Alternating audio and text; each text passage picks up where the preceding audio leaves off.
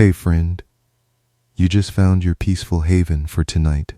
I am the storyteller, and I created this space for people exactly like you who need rest but cannot seem to find it. Let my eerie tales and these gentle rain sounds become your lullaby tonight. You do not need to do anything except close your eyes and listen. Just a handful of ads in the first 10 minutes. Then ad-free for the entire rest of the night. If this little haven brings you comfort, then I would love it if you subscribed and tapped like. Let me know where you are finding shelter tonight in the comments below. You're home now. Let us begin this journey together, right now. There is a quiet, rhythmic mercy in the sound of falling rain. It drops from the dark, sodden clouds in endless silver threads, cascading over the slate gables of Blackwood Manor and weeping down the high, stained glass windows of the library. Outside, the night is absolute, a vast and velvet sea stretching across the northern moors, swallowing the jagged silhouettes of pine and ancient stone. But inside, bounded by soaring walls of dark, polished oak and the sweet, dry scent of thousands of leather-bound folios, the world narrows to a single circle of amber candlelight. Arthur Pendelton leaned back into the tufted leather of his armchair, his long fingers wrapped around the warmth of a porcelain cup. He was a man built from quiet habits and long silences. His hair silvered at the temples, his eyes carrying the heavy, patient weight of 3 decades spent looking into the dark corners of human nature. Retirement had not softened his mind, it had merely slowed the pace of his days, turning the sharp, frantic urgency of his youth into a slow, deliberate cadence.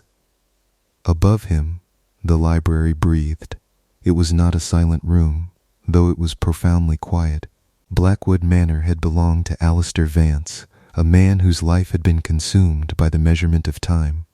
The grand room was a temple to horology.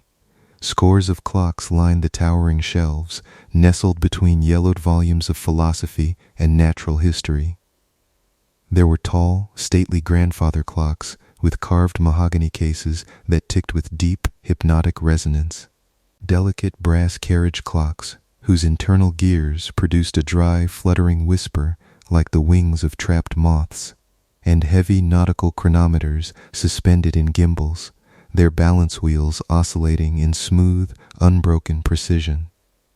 Together, they did not create a chaotic din, but rather a singular, miraculous tapestry of sound, a gentle, asynchronous chorus of clicks, swings, and soft metallic heartbeats that seemed to sink directly into the floorboards, vibrating through the soles of Arthur's shoes. It was a rhythm designed to invite sleep, to lull the wandering mind into a state of heavy, dreamless rest. Yet Arthur remained awake, his eyes fixed on the center of the heavy mahogany desk before him. Arranged in a neat, symmetrical arc upon a runner of dark green velvet were 7 brass objects. They were intricate polyhedrons, each roughly the size of a carriage lantern, their polished surfaces catching the dancing light of the hearth fire. They were covered in fine, micro-etched filigree, interlocking vines, constellations, and dense rows of numerical dials that gleamed like wet gold. A soft, almost imperceptible rustle of fabric sounded from the shadows near the spiral iron staircase. Arthur did not startle. He turned his head slowly toward the gloom, where Julian Vance stepped into the warm perimeter of the candlelight. The late horologist's nephew and sole heir was a young man of thin frame and remarkable stillness. He moved with a gliding, weightless step, wearing a dark wool cardigan that seemed to absorb the dim light around him. His face was pale, his features finely cut and impossibly calm, and his voice, when he spoke, was barely more than a breath, a quiet, velvet whisper that seemed tailored for the silent spaces of the old house. "You have been staring at the 3rd box for nearly an hour, Mr. Pendleton," Julian said smoothly, stepping to the edge of the desk. He did not pour himself tea, nor did he sit. He simply stood, his hands folded neatly before him, his dark eyes reflecting the twin flames of the hearth. "I begin to fear I have set you an impossible task." Arthur offered a faint, dry smile, setting his teacup down on its saucer with a delicate clink. "No task is impossible, Miss Vance," Arthur replied, his own voice low and gravelly, weathered by years of pipe smoke and cool night air. "It is merely a matter of finding where the maker's mind began. Your uncle was a genius of mechanical craft. These are not simple lockboxes, they are thoughts rendered in brass and steel." "He was an enigmatic man," Julian murmured, gazing down at the metallic shapes. "In his final years, after he closed the manor to the village and retired from his commission work, he spent all his waking hours in this room. I would lie awake in the east wing and hear him, the soft tapping of his tiny hammers, the whir of his lathe, the endless, faint music of brass teeth setting into place. When he passed last month, he left no ledger, no journal. Only these 7 boxes, locked fast, resting upon his work table." Julian leaned forward slightly, his shadow stretching long and thin across the Persian rug behind him. "The estate lawyers were insistent that they be opened before the probate can be finalized," Julian continued softly, his dark eyes shifting to meet Arthur's. "They believe there may be deeds buried within them. Bearer bonds, perhaps, or small family heirlooms. But I knew that forcing them with a chisel or a torch would ruin his life's masterwork. I needed someone who understood the logic of secrets, a man who spent his life untangling webs." "You honor my old reputation," Arthur said softly, his thumb gently tracing the smooth seam of his leather notebook. "Though I assure you, unmasking a thief in the burrow is quite different from solving the mechanical riddles of Alistair Vance." "Is it?" Julian asked softly. A faint, inscrutable expression touched the corners of his lips, not quite a smile, but a shadow of one.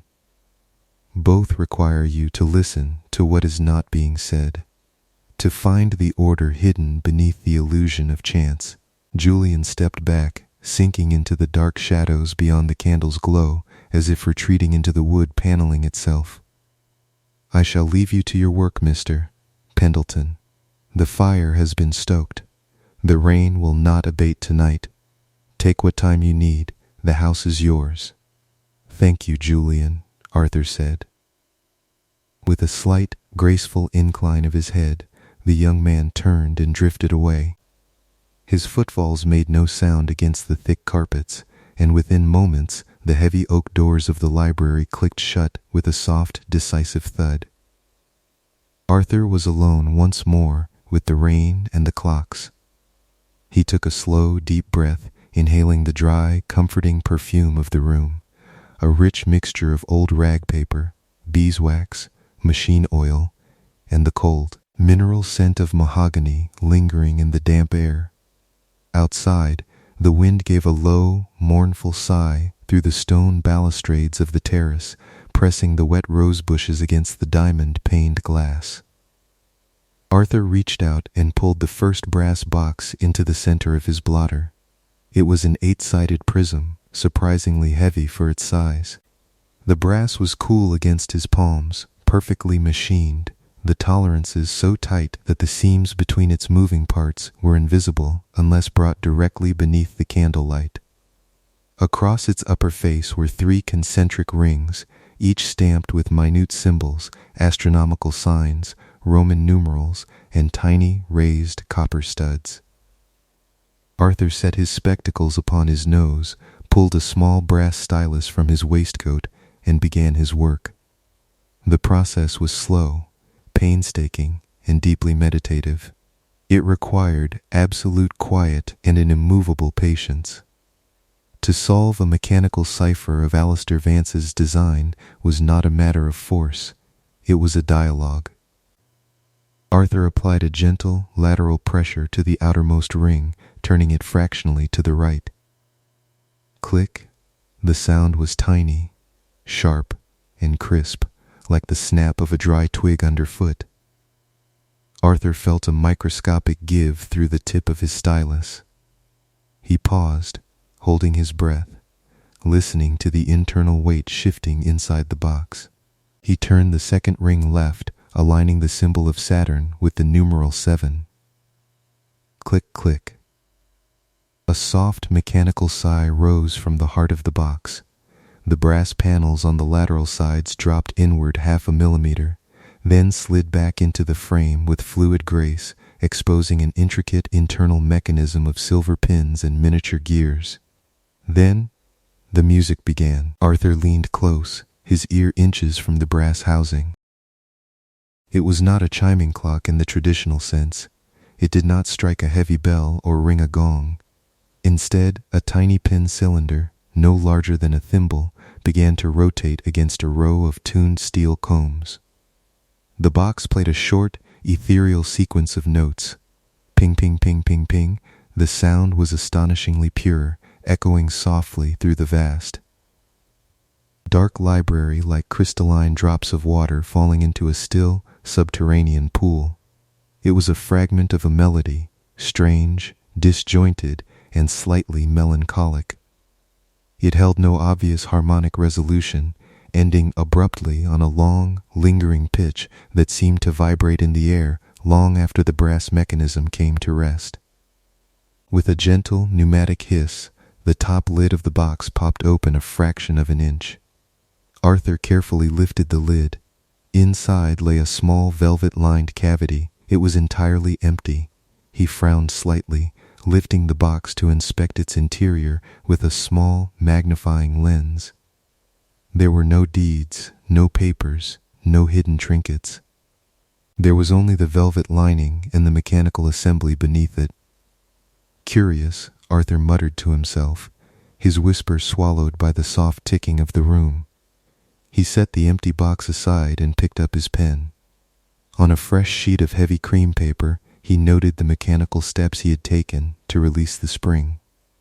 Then, drawing upon his basic knowledge of musical notation, he drew 5 horizontal lines and carefully marked the pitch and sequence of the chimes. The first box had sung 5 notes: E flat, G, C, B, F sharp. He stared at the notes for a long moment. They made little musical sense.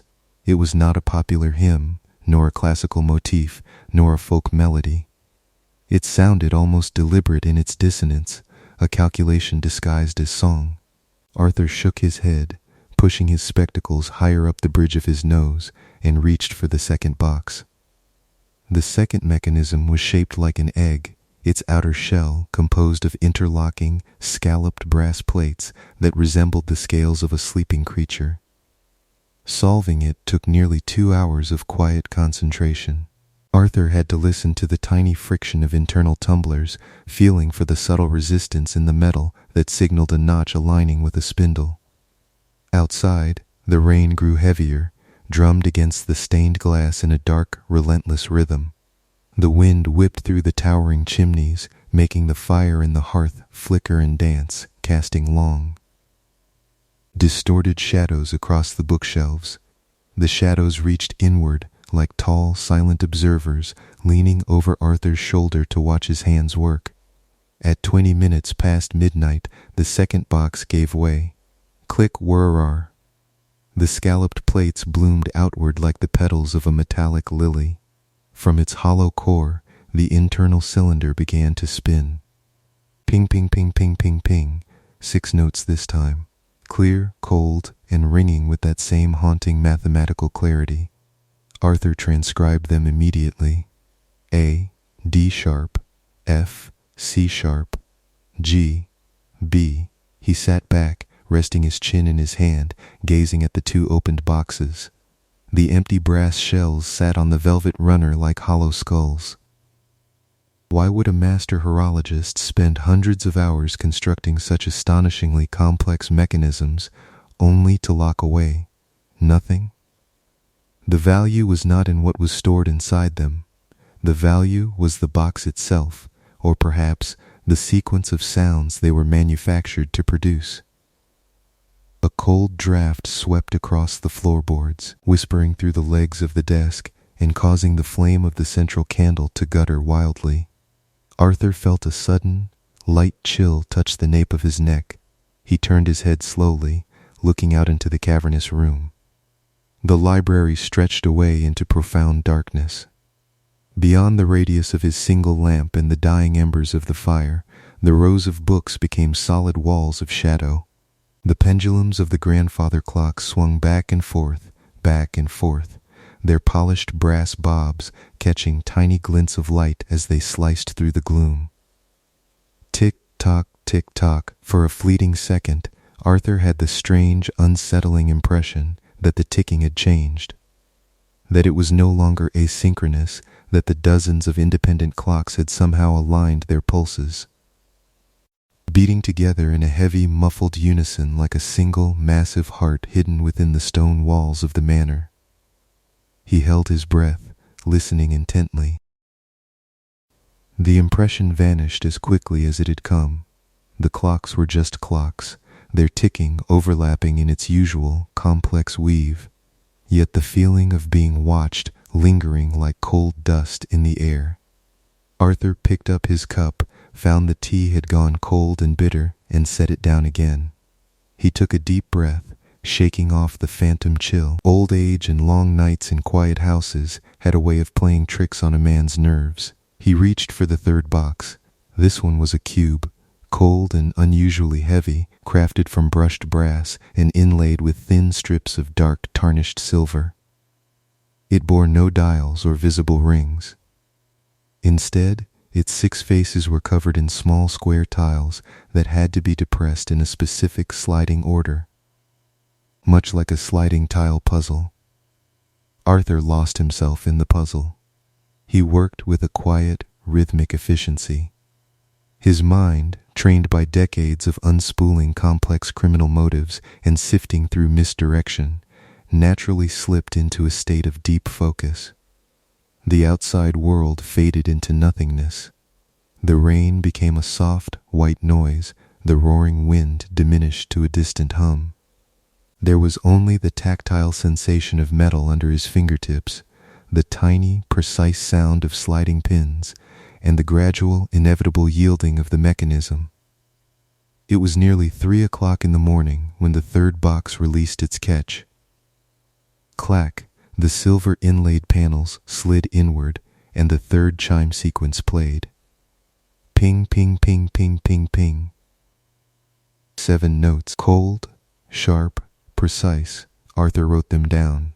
F, B flat, D, G sharp, C, E, A sharp. He leaned back in his chair, rubbing his aching eyes behind his spectacles. The fatigue of the late hour was beginning to settle into his bones, but his mind was far too restless to consider sleep. He lined up his notebook pages side by side under the candlelight, staring at the 3 lines of musical notes he had transcribed. Box 1, E flat, G, C, B, F sharp, box 2, A, D sharp, F, C sharp, G, B, box 3, F, B flat, D, G sharp, C, E, A sharp. He tapped the end of his fountain pen against his lower lip. Alistair Vance was not a composer. Julian had explicitly mentioned during their initial correspondence that his uncle had no love for music, finding the artistic medium too liquid, too imprecise. Why, then, would a man obsessed with absolute mathematical precision construct 7 magnificent puzzle boxes that served no purpose other than to play short, dissonant musical phrases? Arthur's gaze drifted to the wall behind the desk where an old framed map of the county hung. It was a detailed topographical chart from the turn of the century, its paper yellowed with age, showing the sprawling moors, the winding rivers, the small scattered villages, and the jagged coastline 4 miles to the east. A suspicion, faint and cold, began to bloom in the back of Arthur's mind. He picked up his pen again. What if the notes were not meant to be read as music? What if they were a substitution cipher? In classical cryptography, Simple musical ciphers often mapped notes to letters or numbers based on their position on a scale or their frequency values. But Vance was a horologist and a surveyor. He dealt in angles, degrees, minutes, and seconds. Arthur began to experiment. He mapped the notes to their corresponding numerical pitch frequencies, then tried mapping them to standard chromatic indexes, A being 1, A sharp being 2, B being 3, and so on. He worked quickly now, his tired eyes suddenly sharp and burning with investigative intensity. His hand flew across the paper, writing down sequences of numbers, dropping decimal points, rearranging the values into standard geographic coordinates. When he finished converting the first line, the chimes of box 1, he stopped. The ink on the page seemed to turn cold. The numbers translated into a precise set of coordinates: latitude 541204N, longitude 20819W. Arthur turned in his chair and walked slowly to the wall map. He held a small brass ruler against the grid lines, tracing the latitude and longitude until his thumb rested upon a remote spot 3 miles south of Blackwood Manor. It was a desolate, swampy stretch of land known locally as Black Beck Tarn, an abandoned peat bog surrounded by rotting alder trees and sunken granite ridges. Arthur's heart gave a slow, heavy thud against his ribs. He remembered Black Beck Tarn. He remembered it with terrifying clarity. It was October of 1898. Arthur had been a young detective sergeant then, full of vigor and cold determination. A young woman named Eleanor Finch, a seamstress from the nearby village of Oakhaven, had gone missing on her way home from church. A massive search had been conducted across the county. For 3 weeks, police officers, volunteers, and hounds had scoured the countryside. They had found nothing. Eleanor Finch had vanished as if swallowed by the earth itself. The case had gone cold, a dark scar on Arthur's early career, one of the few cases that had haunted his quiet moments for 30 years. Arthur looked back at his notebook, his breath coming slow and shallow. He turned his attention to the second line of notes, the chimes from box 2. With trembling, deliberate care, he converted the notes into their numerical equivalents: latitude 541422N, longitude 21105W. He returned to the map, his eyes searching the grid. The coordinates landed precisely on the abandoned limestone quarries near High Crag, a bleak, dangerous terrain of sheer drop-offs and flooded pits. May of 1905. A local blacksmith's apprentice, Thomas Miller. He had left the tavern in High Crag after sunset and was never seen again. His horse had been found wandering near the edge of the quarry road 3 days later. Another cold case, another missing soul written into the forgotten ledgers of the county archive. Arthur stood frozen in the middle of the library, the quiet ticking of the 60 clocks surrounding him suddenly feeling like an audience of whispered voices, all murmuring at once. The brass puzzle boxes were not mere mechanical curiosities. They were a ledger. A dark, meticulous, brass and steel record of human disappearances. Arthur turned slowly back to the desk, his eyes wide as he stared at the 4 remaining unopened boxes sitting on the green velvet runner. The candlelight glinted off their polished edges, casting sharp golden reflections that looked like small burning eyes in the dark. A slow, creeping terror, cold as seawater, began to coil around his spine. Alistair Vance had not just been an eccentric horologist living in isolation at Blackwood Manor. He had been something far more terrible. He had been a collector of lives, recording his secret, unpunished crimes inside intricate mechanical riddles that only a master cryptographer or a detective could ever hope to unravel. Arthur's thoughts raced, tumbling over one another in the quiet dark. Why now? Why had Julian hired him to open them? Did Julian know what was hidden inside his uncle's mechanisms? He left no ledger, Julian had said softly in his velvet voice. Only these 7 boxes. Was Julian truly ignorant of his uncle's dark legacy, seeking merely to clear the estate? Or was there something far more sinister at play? Arthur felt a sudden, urgent need to know the truth. His weariness vanished, replaced by the sharp, electric adrenaline of an investigator who has touched the edge of a horrifying secret. He sat back down at the desk, his hands steady, despite the cold dread knotting his stomach. He picked up the 4th box. This one was crafted from dark bronze, noticeably heavier and colder than the others. Its sides were carved with intricate interlocking gears that were exposed to the touch. It had no keyholes, no sliding tiles, no external rings. Its opening mechanism relied entirely on a series of internal balance wheels that had to be brought into harmony by gently tilting and rotating the box along 3 axes, allowing gravity to set the internal pins into place. Arthur took a deep, quiet breath, lifting the cold bronze polyhedron into the air. He tilted it 45 degrees to the north. Clack, a soft, metallic weight shifted inside. He rotated it slowly to the west, listening with every fiber of his being. The rain lashed against the library windows with renewed violence, a sudden gust of wind rattling the heavy wooden frames as if something outside were desperately trying to claw its way in. Click. Another tumbler dropped. Arthur worked with agonizing care. Every movement of his wrists was measured, every pause calculated. He was no longer just solving a puzzle, he was digging up graves. With every click of the internal brasswork, he felt as though he were unearthing another voice from the dark, cold mud of the moors.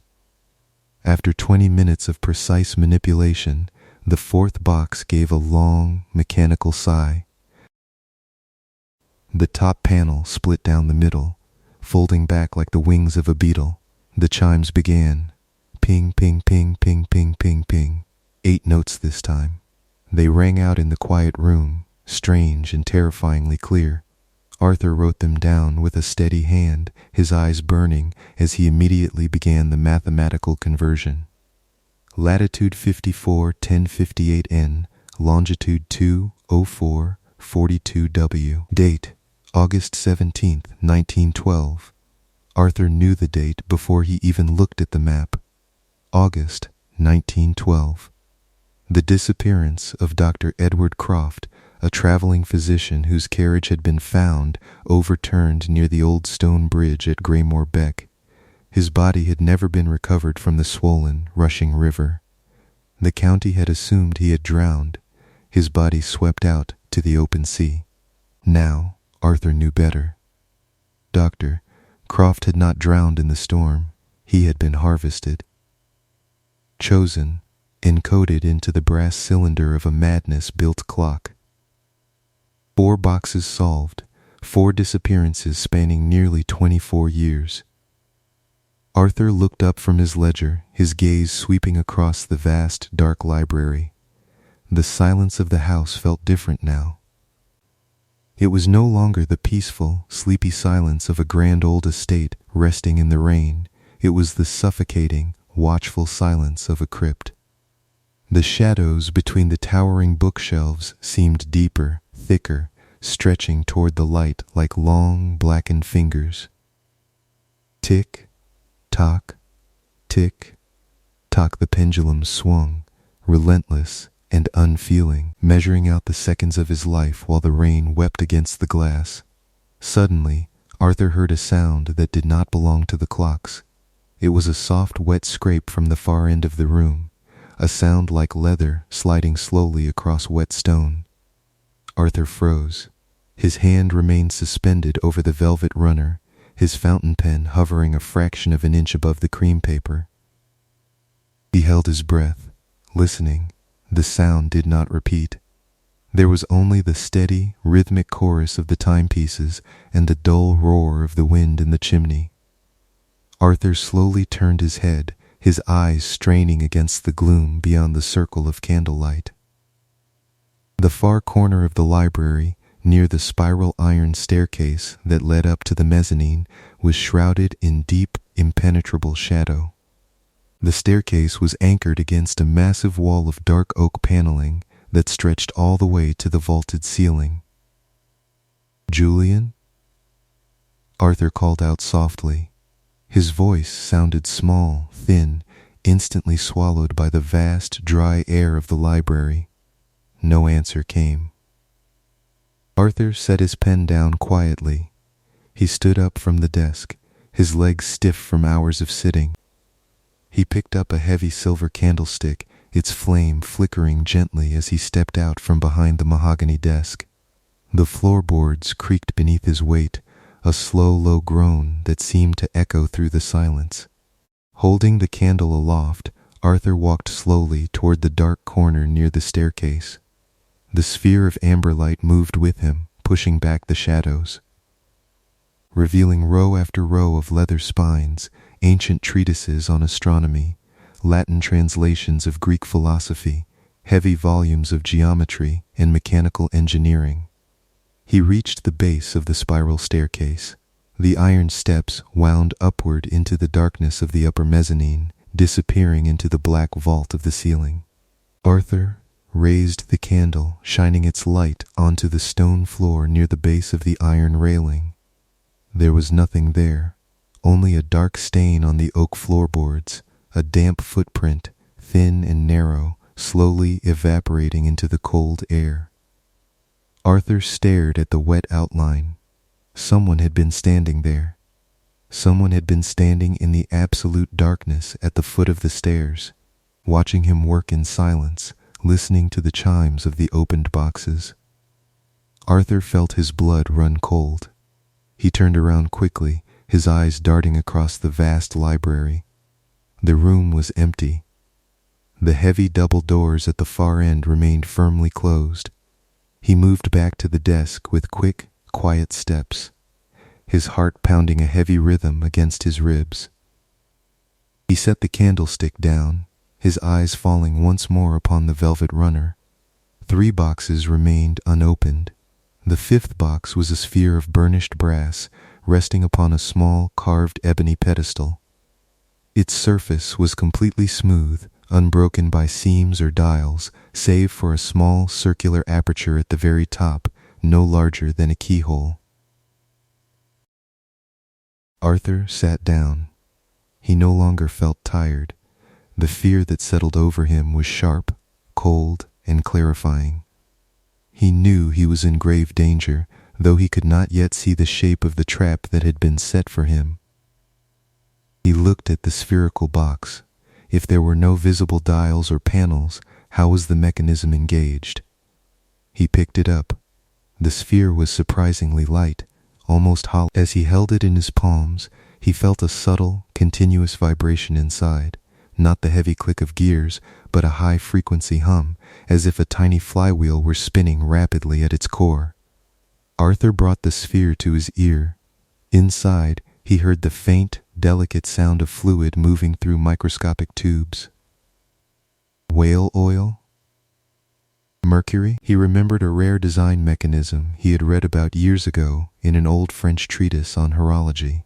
A fluid-based escapement that responded to heat.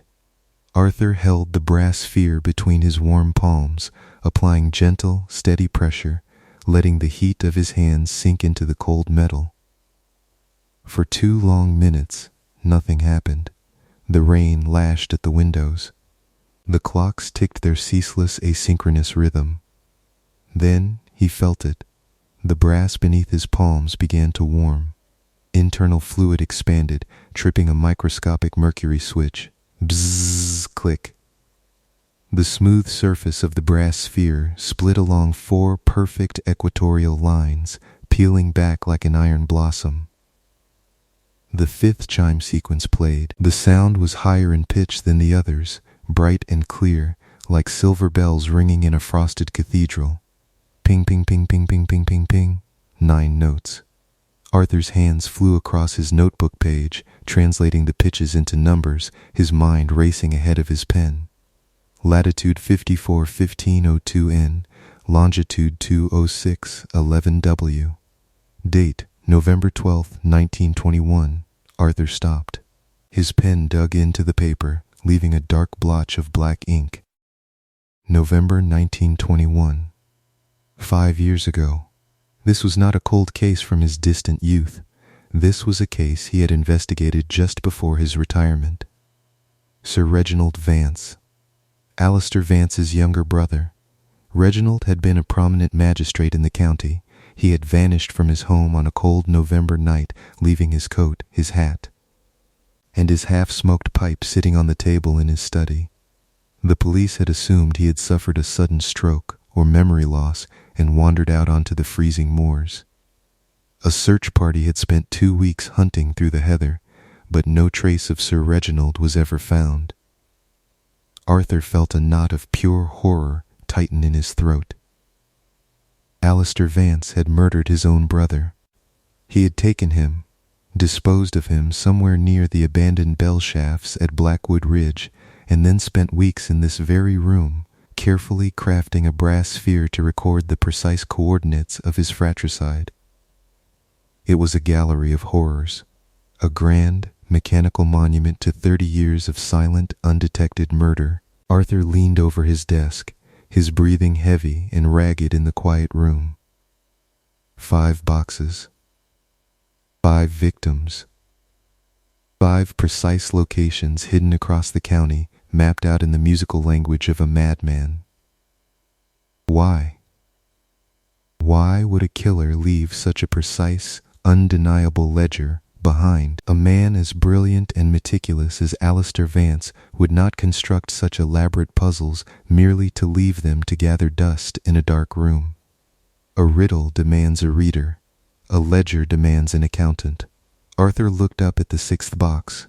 It sat on the velvet runner, larger than the rest, crafted from dark polished steel and banded with heavy brass straps. It looked less like a puzzle box and more like a miniature vault. Arthur's hands were shaking slightly as he reached for it. The air in the library seemed to grow colder, thicker, heavy with the suffocating weight of decades of buried secrets.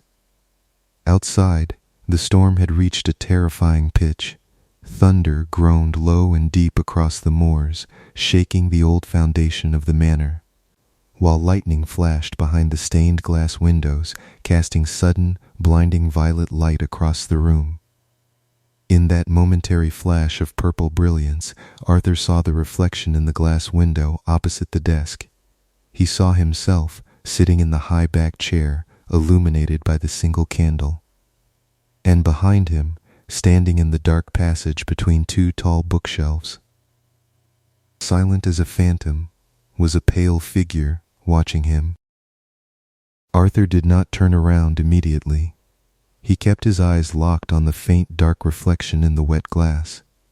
The figure did not move. It stood perfectly still, draped in dark wool, its pale face partially obscured by the deep shadows of the upper shelf. It was Julian. He had not gone to bed. He had been standing there, in the dark, watching Arthur solve the boxes, hour after hour, minute by minute. Arthur's heart pounded against his ribs like a trapped bird. He forced his breathing to remain slow, steady, even. He must not let Julian know he had been seen. Arthur slowly lowered his eyes to the 6th box. The steel vault was sealed with 4 rotating dials, each bearing 24 Roman letters, a classical alphabetic cipher combined with a mechanical tumbler. Arthur knew the key now. He didn't need to guess.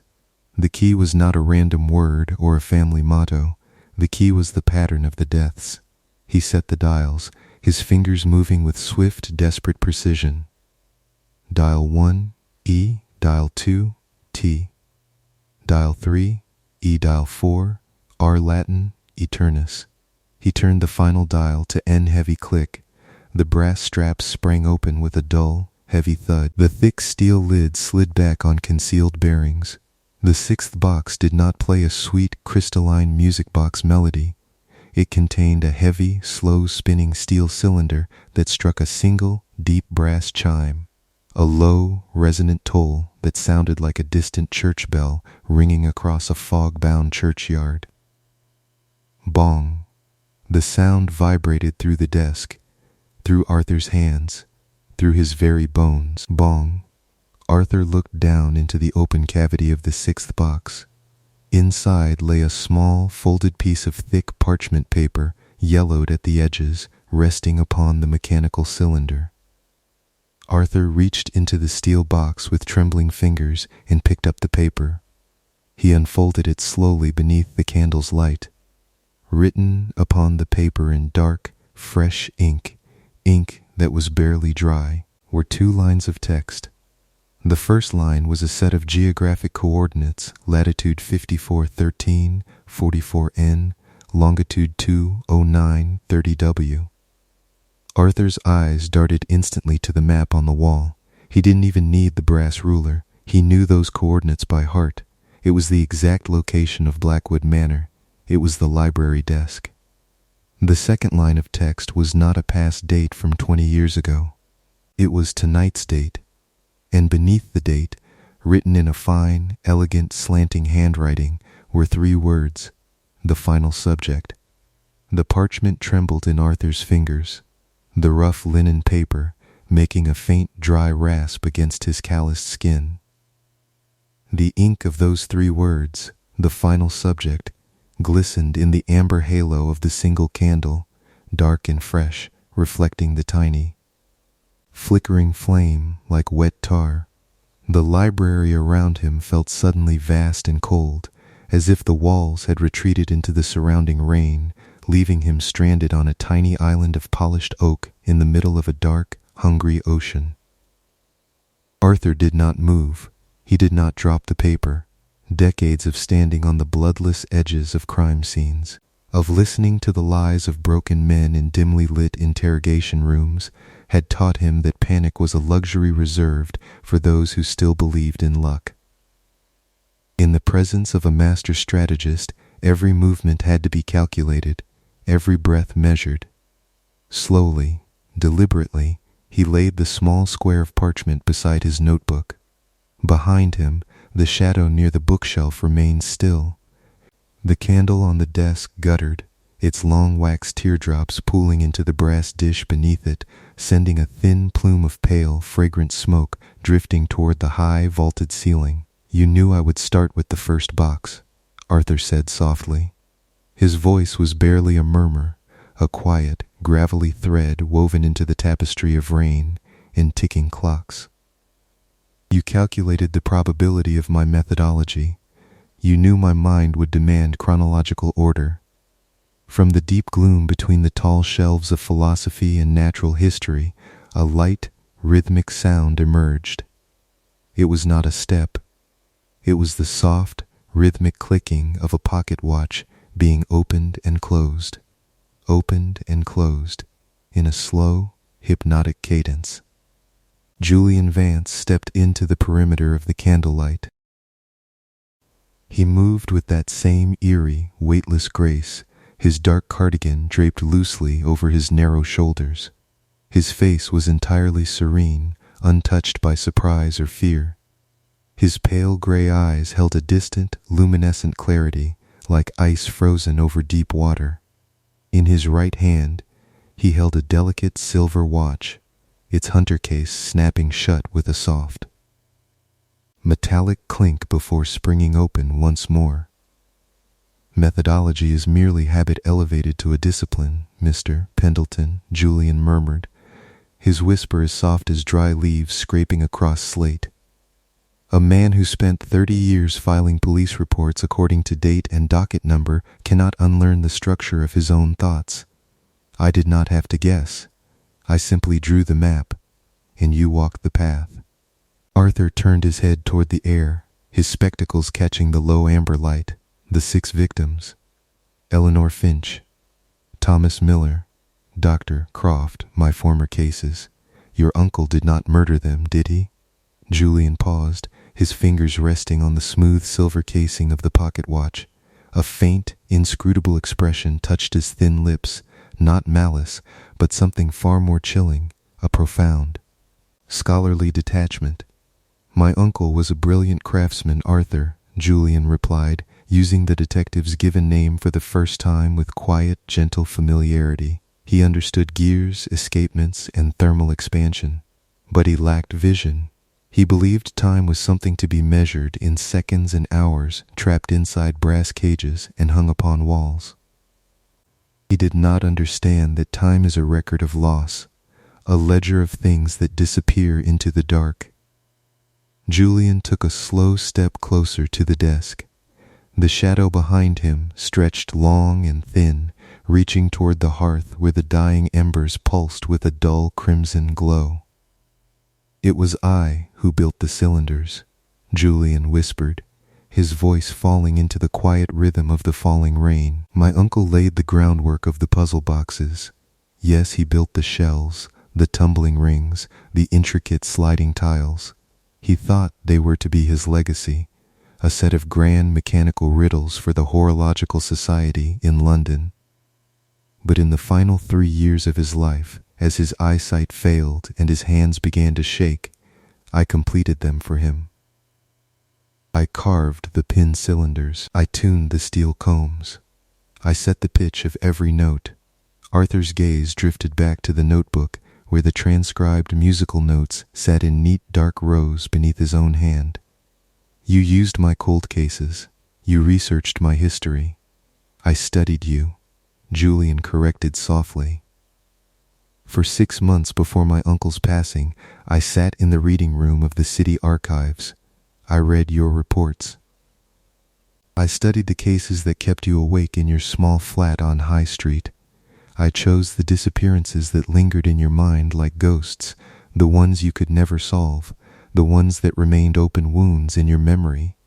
I transformed your failures into music, Arthur. I gave your unresolved grief a key, a frequency, a coordinate."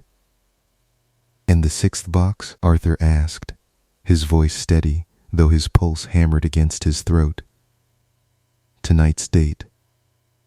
The coordinates of this desk." Julian smiled. It was a gentle, almost affectionate smile that sent a profound, icy chill through Arthur's blood. "The 6th box was not a historical record," Julian said softly. "It was an appointment." Before Arthur could speak, a deep, heavy sound vibrated through the floorboards. It was not the sound of thunder, nor the wind against the slate roof.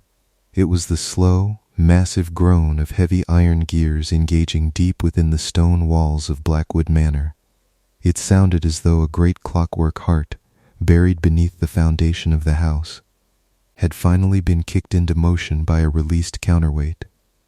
Thunk, deep within the dark oak paneling behind the spiral iron staircase, a series of brass latches released with heavy sequential clicks.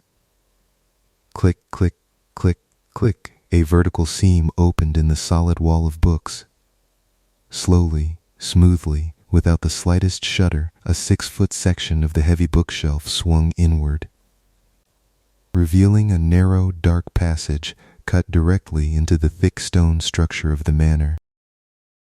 From the dark opening drifted a cool, damp draft.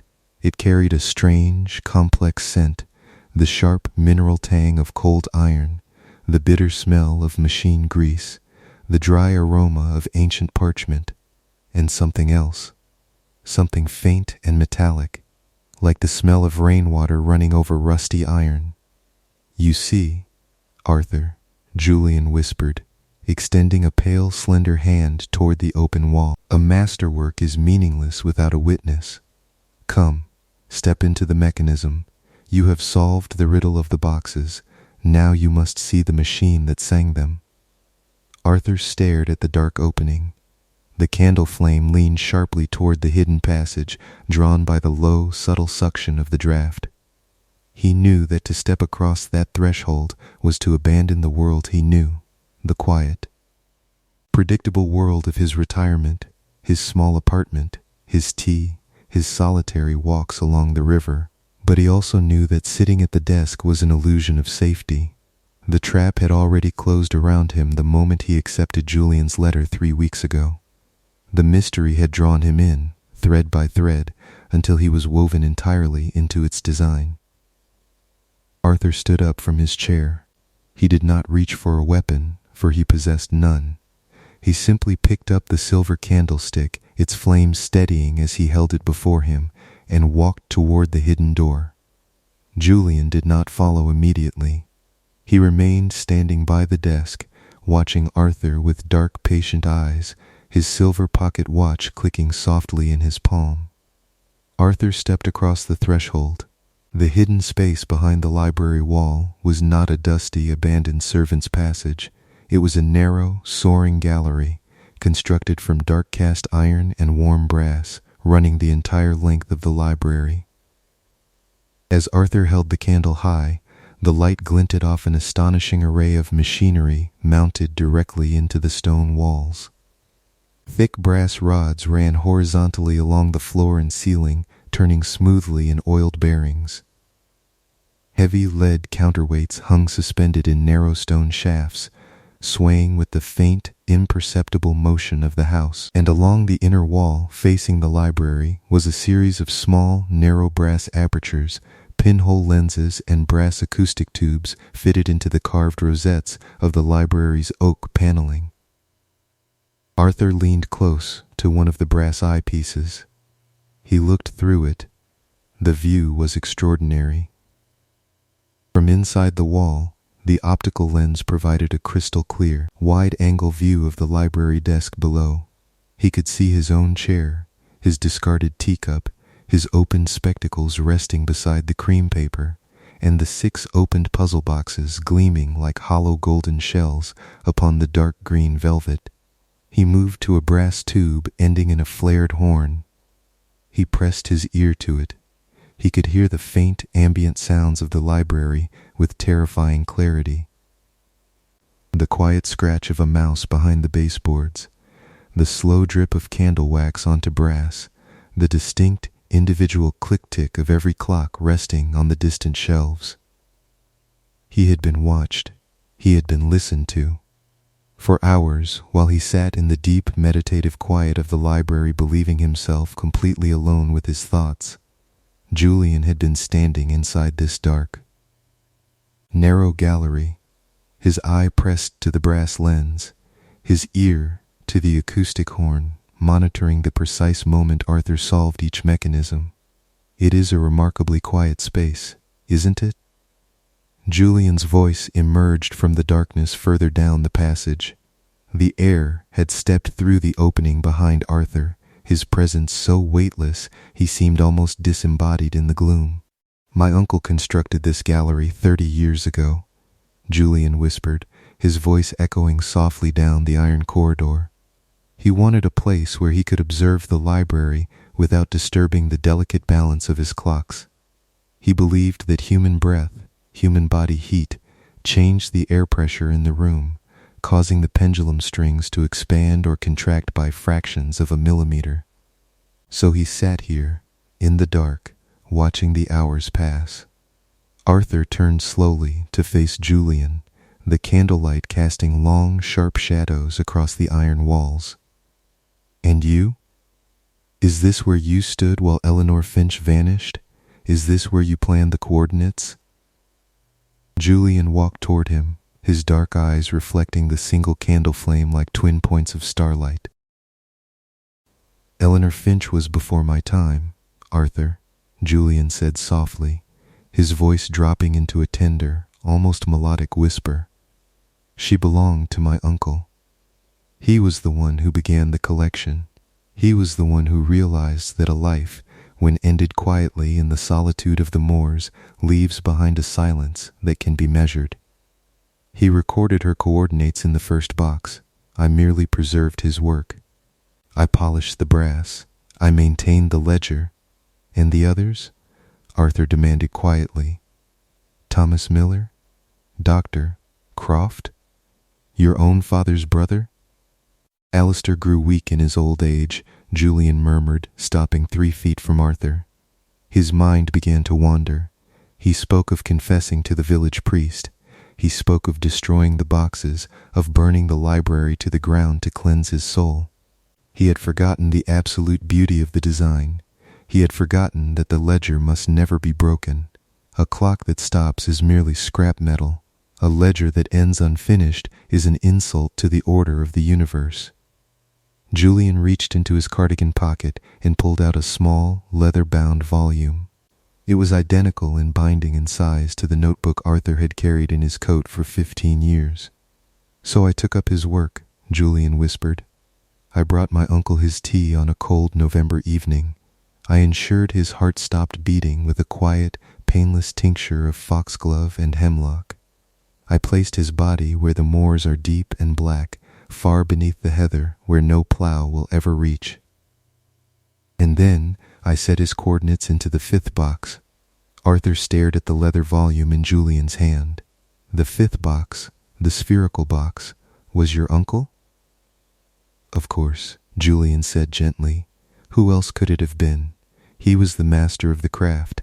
He deserved a box of his own, a fluid, heat-sensitive sphere that would only open when held in warm, living hands." A cold, heavy numbness spread through Arthur's limbs. The psychological trap was complete. Every layer of the mystery he had unraveled tonight had been carefully prepared for him, like a feast laid out for an invited guest. "Why me, Julian?" Arthur asked, his gravelly voice dropping to a low, quiet rasp. "If you have completed your uncle's ledger, if you have recorded his death and hidden his remains, why hire a retired detective from the city to come here and solve them? Why not let the boxes gather dust in the dark?" Julian held up the small leather volume he carried. He opened it slowly, letting the candlelight fall upon its yellowed pages. Arthur looked down. His breath caught in his chest. The pages were filled with handwriting. It was not Julian's neat, slanted script. It was Arthur's own handwriting. The thick, slightly jagged slant, the distinct cross on the capital T's, the dark, heavy pressure of a fountain pen nib. It was an absolute, flawless forgery of Arthur's own penmanship. "I have spent 3 years perfecting your hand, Arthur," Julian whispered softly, his gray eyes shining with quiet triumph. "I have transcribed every case file you ever wrote. I have copied your personal letters, your grocery lists, your retired memoirs. I know the way your wrist turns when you write the letter S. I know the way you space your numbers when you calculate geographic coordinates." Julian flipped to the final pages of the journal. There, written in Arthur's precise, forged script, was a complete, detailed confession. It detailed how Detective Sergeant Arthur Pendelton had become obsessed with his unsolved missing persons cases during the winter of 1898.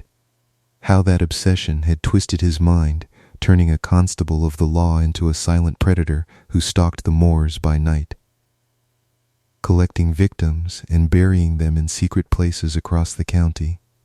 It described how he had befriended the eccentric horologist Alistair Vance, using the old man's workshop to construct 6 brass puzzle boxes to log his own horrific secret legacy. And finally, it described how Arthur, burdened by age, guilt, and failing health, had returned to Blackwood Manor tonight to complete his final work, to open the boxes one last time, to write down their coordinates, and to end his life in the grand library, surrounded by the clocks that had measured his descent into madness. Arthur stared at the forged pages, his mind reeling as the absolute, inescapable horror of Julian's design unfolded before him. "You see, Arthur," Julian whispered, his voice as soothing as the soft fall of rain outside, "the world does not care about the truth. The world only cares about a complete story, a story with a neat, logical resolution. If I leave this house," Arthur began softly. "If you leave this house," Julian interrupted gently, "you will find that the constabulary in the village has already received an anonymous tip. They will arrive here by dawn. They will find the library double locked from the inside. They will find your fingerprints on every brass box.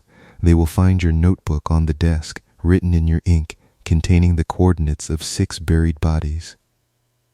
And they will find this journal in your coat pocket, explaining every detail of your 30-year reign of terror. Julian leaned closer, his whisper touching Arthur's ear like a cold draft. You will be arrested before you reach the station, Arthur. You will be tried in the very court where my uncle's brother once sat. You will be condemned by your own handwriting, convicted by your own perfection as an investigator.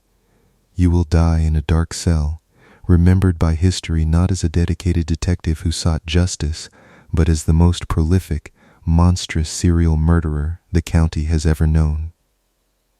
Arthur stood frozen in the dim, narrow corridor, the candle trembling slightly in his grip. The iron walls around him felt as though they were closing in, squeezing the air from his lungs. The trap was absolute. There was no court in the land that would believe a retired solitary detective over the physical evidence laid out in this house. The forged journals, the fingerprints, the coordinates written in his own hand, the web was flawless. And if I stay? Arthur asked, his voice barely audible above the low rumble of the house's clockwork. Julian smiled again, that quiet, beautiful, terrifying smile. He turned and walked slowly back toward the desk in the center of the library, stepping through the open bookshelf door. Arthur followed him as if drawn by an invisible thread, stepping out of the dark gallery and back into the warm, candlelit expanse of the grand room. Julian stopped by the mahogany desk. He reached down into the dark shadows beneath the velvet runner and pulled out a 7th object. It was the final puzzle box.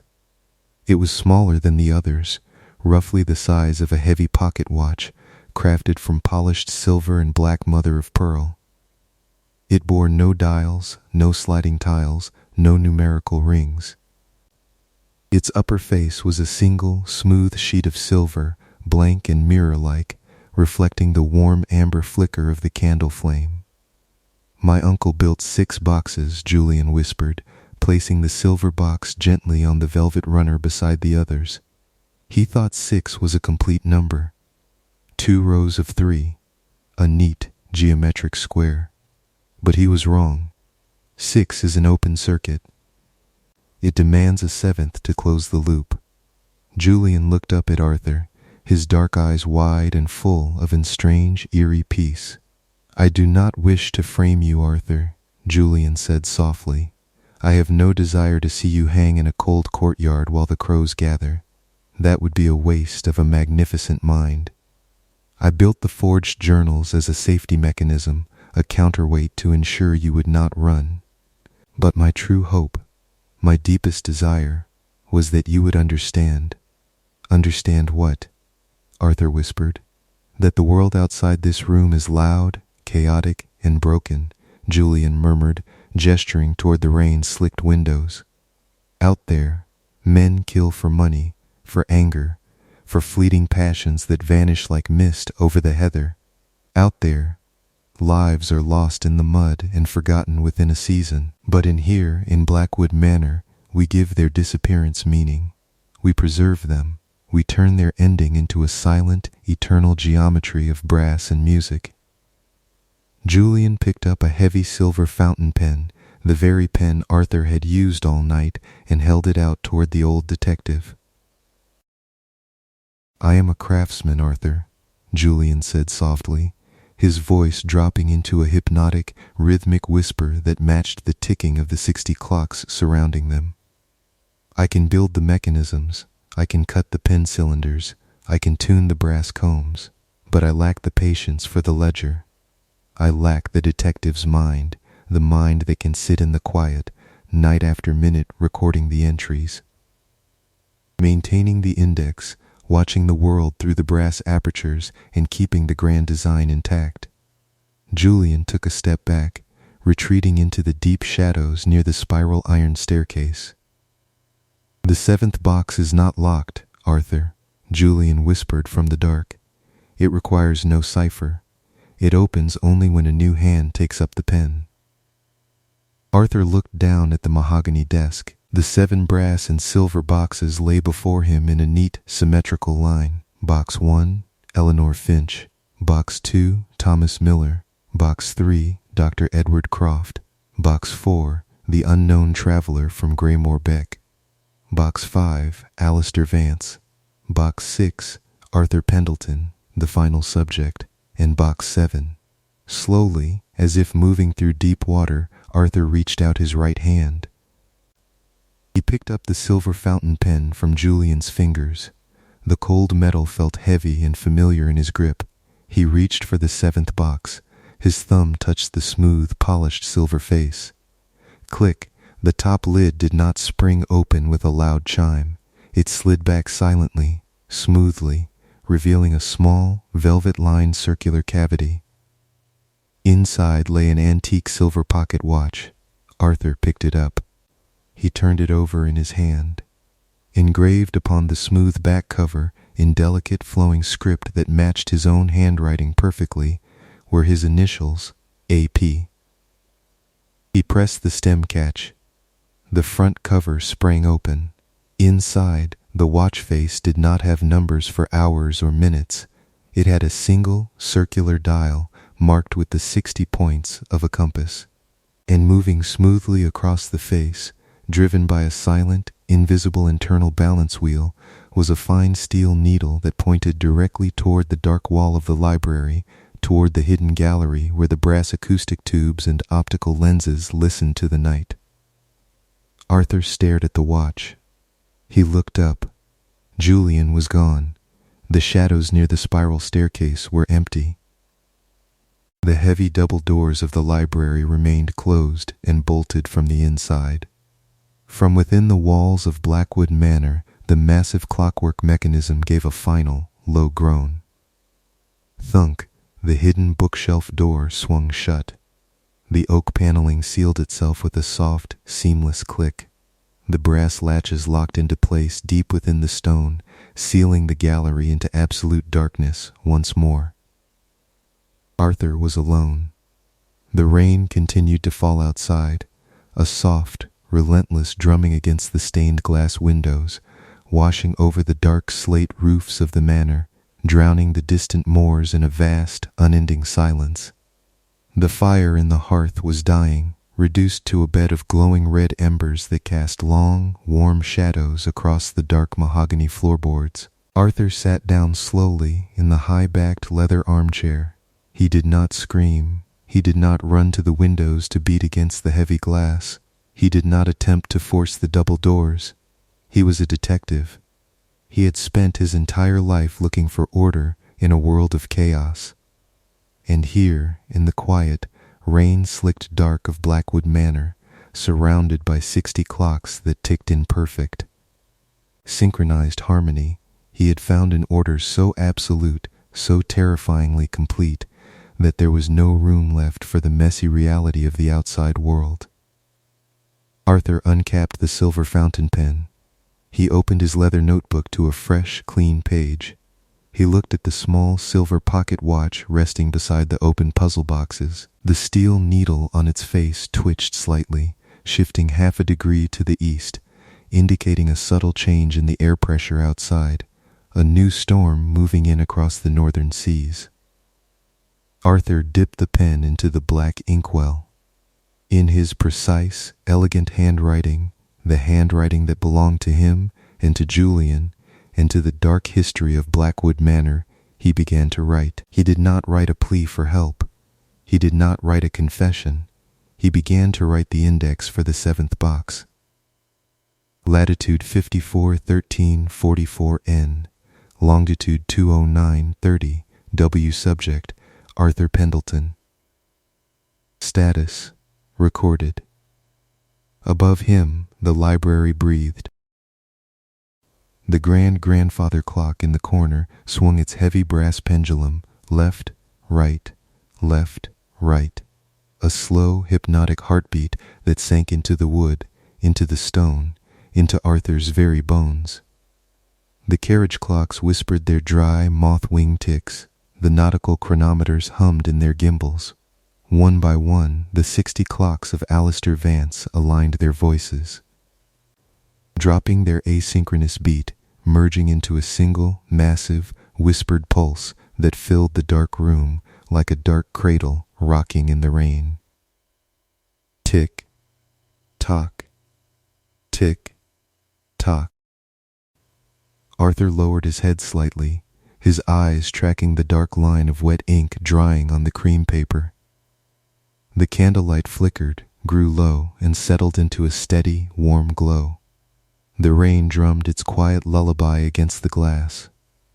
The ledger was open, the pen was in his hand, and the clockwork dark of Blackwood Manor closed around him, warm, quiet, and eternal. The ocean speaks in low, rhythmic sighs beneath the heavy floorboards of the archive, a steady, hypnotic cadence that measures out the hours in dampness and salt.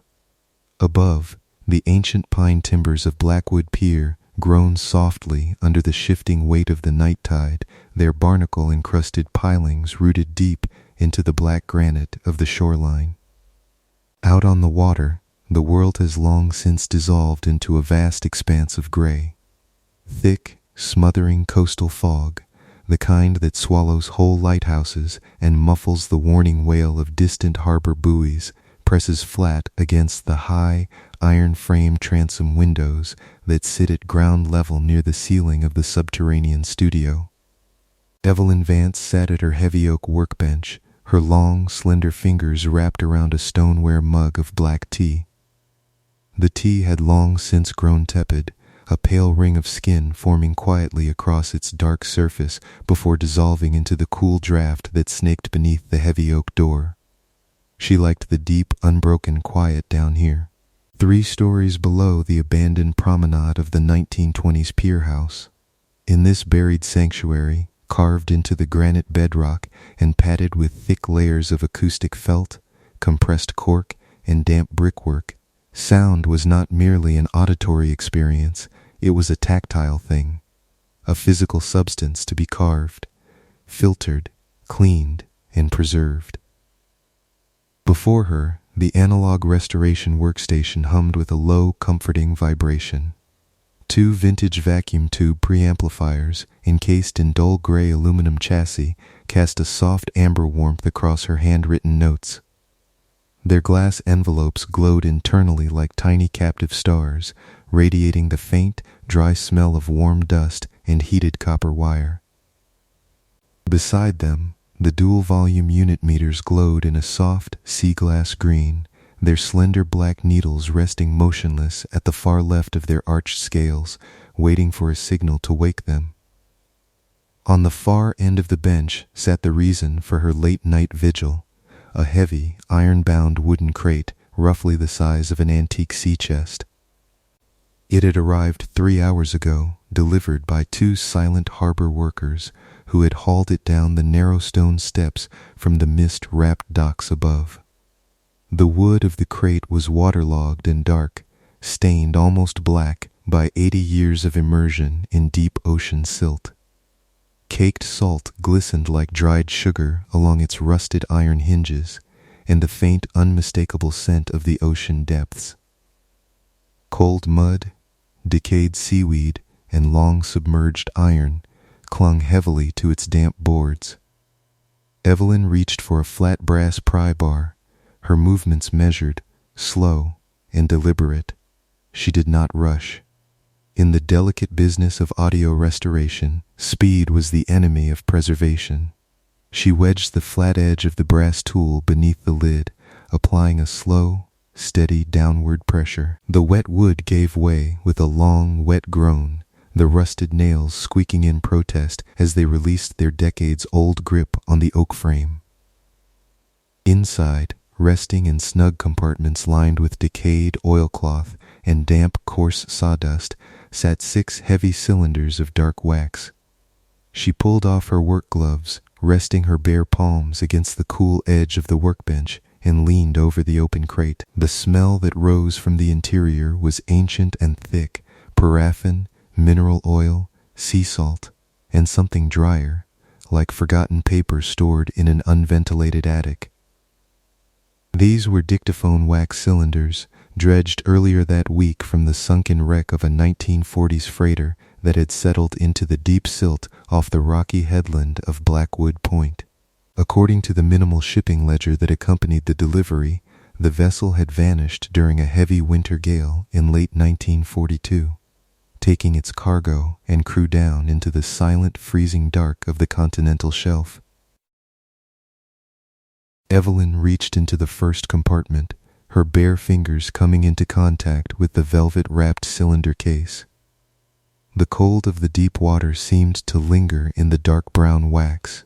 She lifted it out with extreme care, supporting both ends to avoid placing any localized pressure on the fragile walls.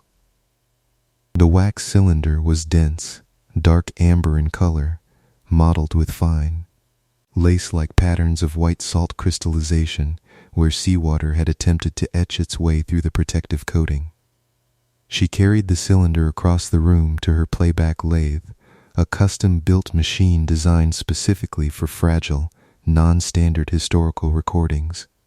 Instead of a traditional heavy steel needle that would slice through degraded historical wax like a knife, her rig utilized an ultra-lightweight sapphire stylus suspended on a counterbalanced floating arm, tuned to exert less than half a gram of tracking force. She aligned the dark wax cylinder onto the velvet-coated aluminum mandrel, sliding it on smoothly until it seated with a gentle, firm friction fit.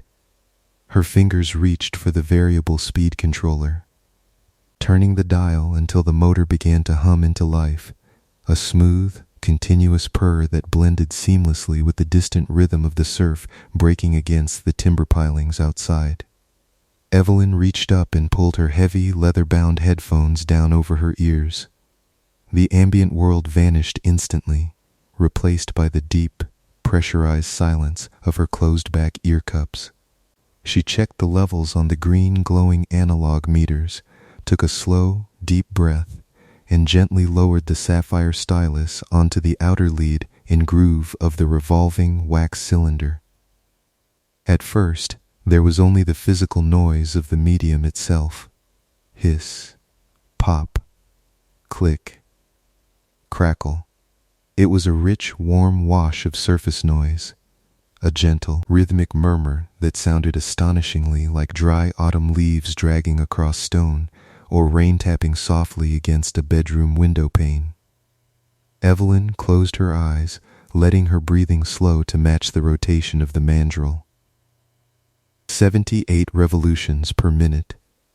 A steady, predictable orbit through time. She reached out blindly to the controls of her analog parametric equalizer, her fingers finding the notched aluminum knobs by memory. She made fine, incremental adjustments, rolling off the low-end rumble of the ocean current that had been physically imprinted onto the soft wax as the freighter settled into the seabed. Slowly, under the touch of her filters, the ocean roar receded, exposing the narrow band of audio frequencies hidden underneath. Beneath the steady crackle of salt degradation, a shortwave radio frequency hum emerged. It was a high-pitched, steady carrier wave, sounding like a fine silver wire pulled taut through the dark background noise. Then came the first voice. It was low, dry, and clipped, carrying the distinct, slightly pinched equalization of a mid-century carbon microphone. Pawn, 2, King 4, Evelyn paused, her graphite pencil hovering half an inch above her yellow legal pad. She did not write immediately. She simply listened, absorbing the spatial acoustics of the recording. The voice was accompanied by a subtle room tone, a tight, boxy reverberation that suggested a small, metal-walled cabin or a radio shack aboard a ship. Silence stretched across the tape for several long seconds, filled only by the soft, steady rhythm of atmospheric static and the faint, musical whistle of radio propagation. Then a second voice answered over the shortwave link. This voice was deeper, slower, and noticeably softer, almost a whisper, as though the speaker were sitting in a completely darkened room, with his mouth positioned mere inches from the microphone grill. Pawn, 2 King 4. Evelyn leaned forward, resting her elbows on the smooth oak surface of her desk, her gaze fixed on the green VU meters as their needles flickered in precise sync with the spoken words. A game of blindfold chess. It was not entirely unusual. Shortwave radio operators on long, lonely night watches during the war often played postal or shortwave chess to pass the grueling. Silent hours, transmitting coordinates back and forth across miles of empty black water. It was a quiet, cerebral ritual designed to keep the mind sharp against the creeping paralysis of ocean fatigue. She pressed the point of her pencil to the paper, writing down the opening moves in neat, precise block lettering. Player A, E4 on player B, E4 or. The cylinder spun on, its dark amber surface gleaming under the focused beam of her gooseneck desk lamp. The stylus tracked smoothly inward, riding the micro grooves that had been cut into the wax 8 decades prior. Knight 2, Kings, Bishop 3. The first voice crackled through the headphones. A 3-second pause.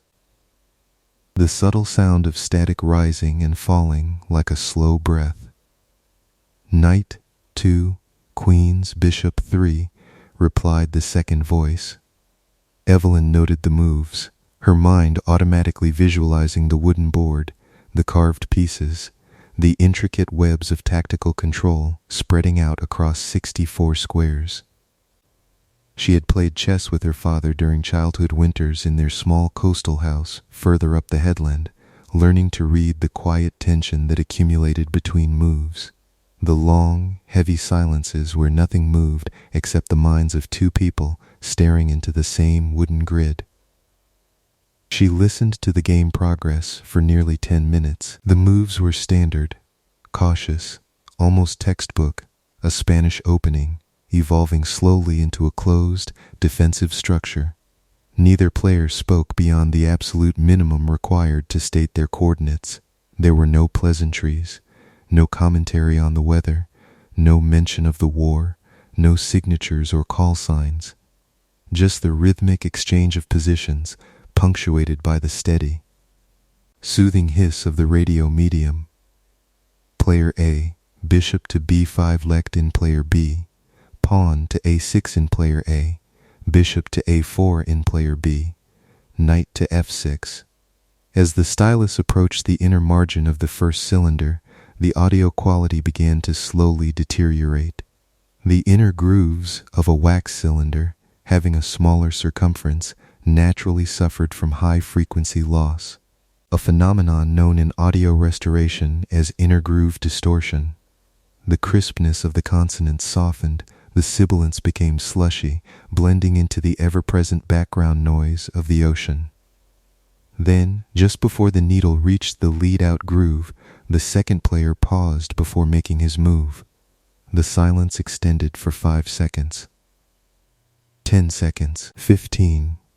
Through her headphones, Evelyn could hear something else beneath the radio static. It was not the hum of the transmitter or the whistle of atmospheric interference. It was a sound recorded locally in the room of the second speaker. A low, wet drip. Then another. Tink, tink, tink. It was the precise, deliberate sound of water falling from a height onto a metallic surface. Evelyn lowered her pencil.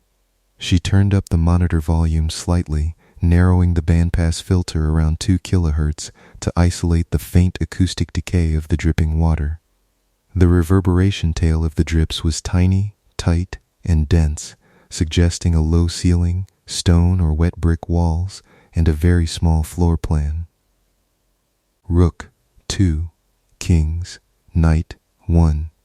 The second voice finally whispered, its tone completely flat, devoid of emotion or fatigue. The stylus reached the end of the wax, entering the smooth inner groove with a soft, repeating click, click, click. Evelyn lifted the tone arm, flipped the mute switch on her console, and slipped off her headphones. The real world rushed back into the silence of the subterranean studio. The contrast was startling. The ambient sound of her archive room was deep and layered. Outside, the tide had risen, the ocean swells now slapping with greater force against the granite foundations of the pier. Every 45 seconds, the distant foghorn on the headland let out its mournful, low-frequency groan. A sound so deep that it bypassed the ears entirely, vibrating as a subtle pressure against the breastbone and causing the tepid liquid in her tea mug to ripple in perfect, concentric circles. In the far corner of her studio, tucked behind a tall stack of archival box files containing 1930s shipping manifests, an exposed copper condensation pipe dripped quietly into a small galvanized bucket. Tink, tink, tink.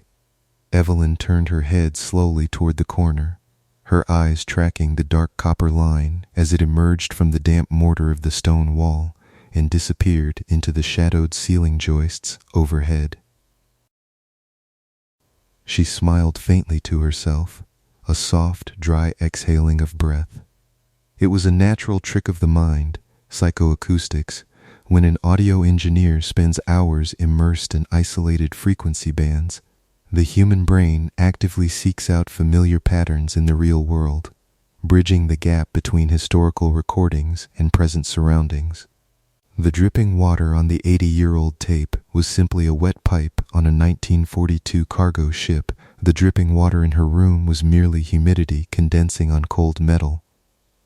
A mundane coincidence of physics. She stood up from her leather stool, stretching her stiff back. Her joints made a small cracking sound in the cool air. She walked across the worn Persian rug that covered the center of the concrete floor, stopping beside the small electric kettle perched on a shelf between two rows of catalog ledgers. She refilled the kettle from a glass carafe, switched it on, and watched the small red indicator light glow to life. The studio was quiet, cozy, and dark. The walls were lined with floor-to-ceiling wooden shelving filled with thousands of historical sound recordings, shellac 78s in brown paper sleeves, aluminum transcription discs, reels of quarter-inch magnetic tape, and rows of carefully labeled zinc canisters containing wax cylinders from the dawn of recorded sound. This subterranean archive had originally been built in 1924 as a secure customs vault for high-value maritime cargo arriving at Blackwood Pier.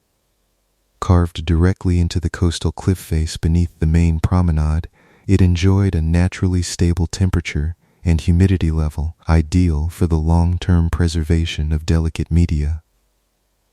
Provided the sea dampness was kept at bay by thick cork insulation and continuous heating. When the pier fell into commercial decline after the war, the Maritime Authority had leased the lower vaults to the Regional Historical Trust, who had eventually hired Evelyn to digitize and catalog their vast, decaying sound collection.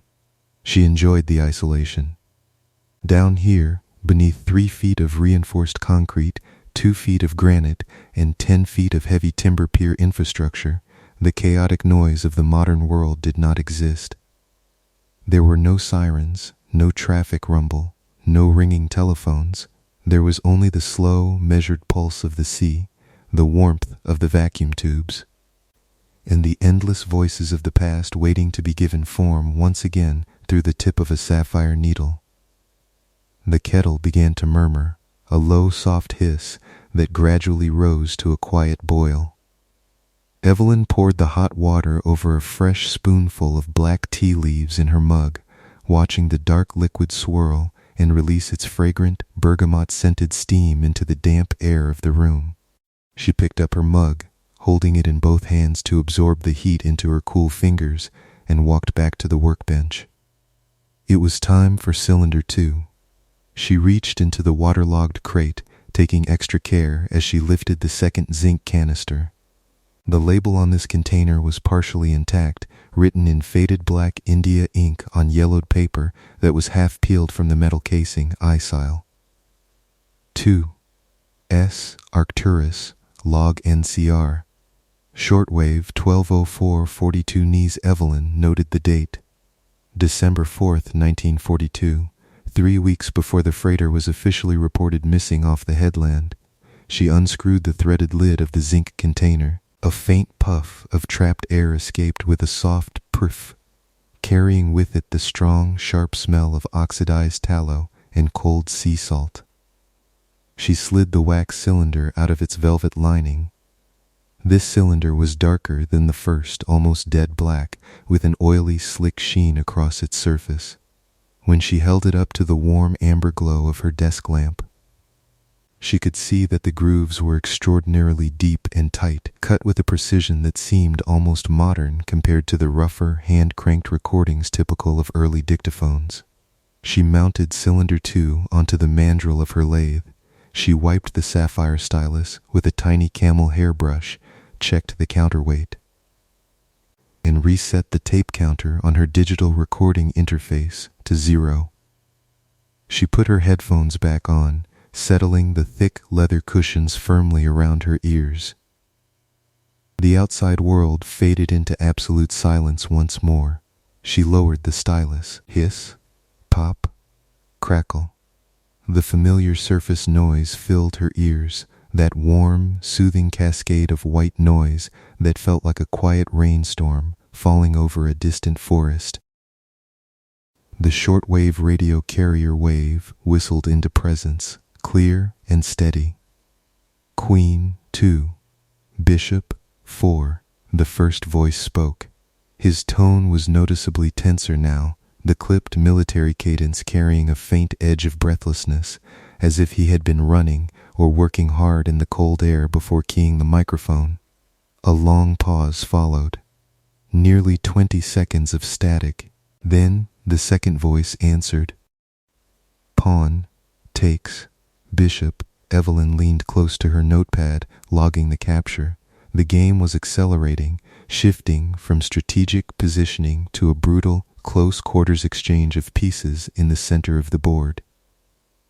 On player A, QC49 on player B, BXC49. She watched the green needles on the VU meters bounce softly, but as she listened to the background noise behind the second player's voice, her fingers tightened around her pencil. The acoustic background on the second player's line had changed. The wet dripping sound was still there. Tink, tink, tink, at the exact same tempo as before.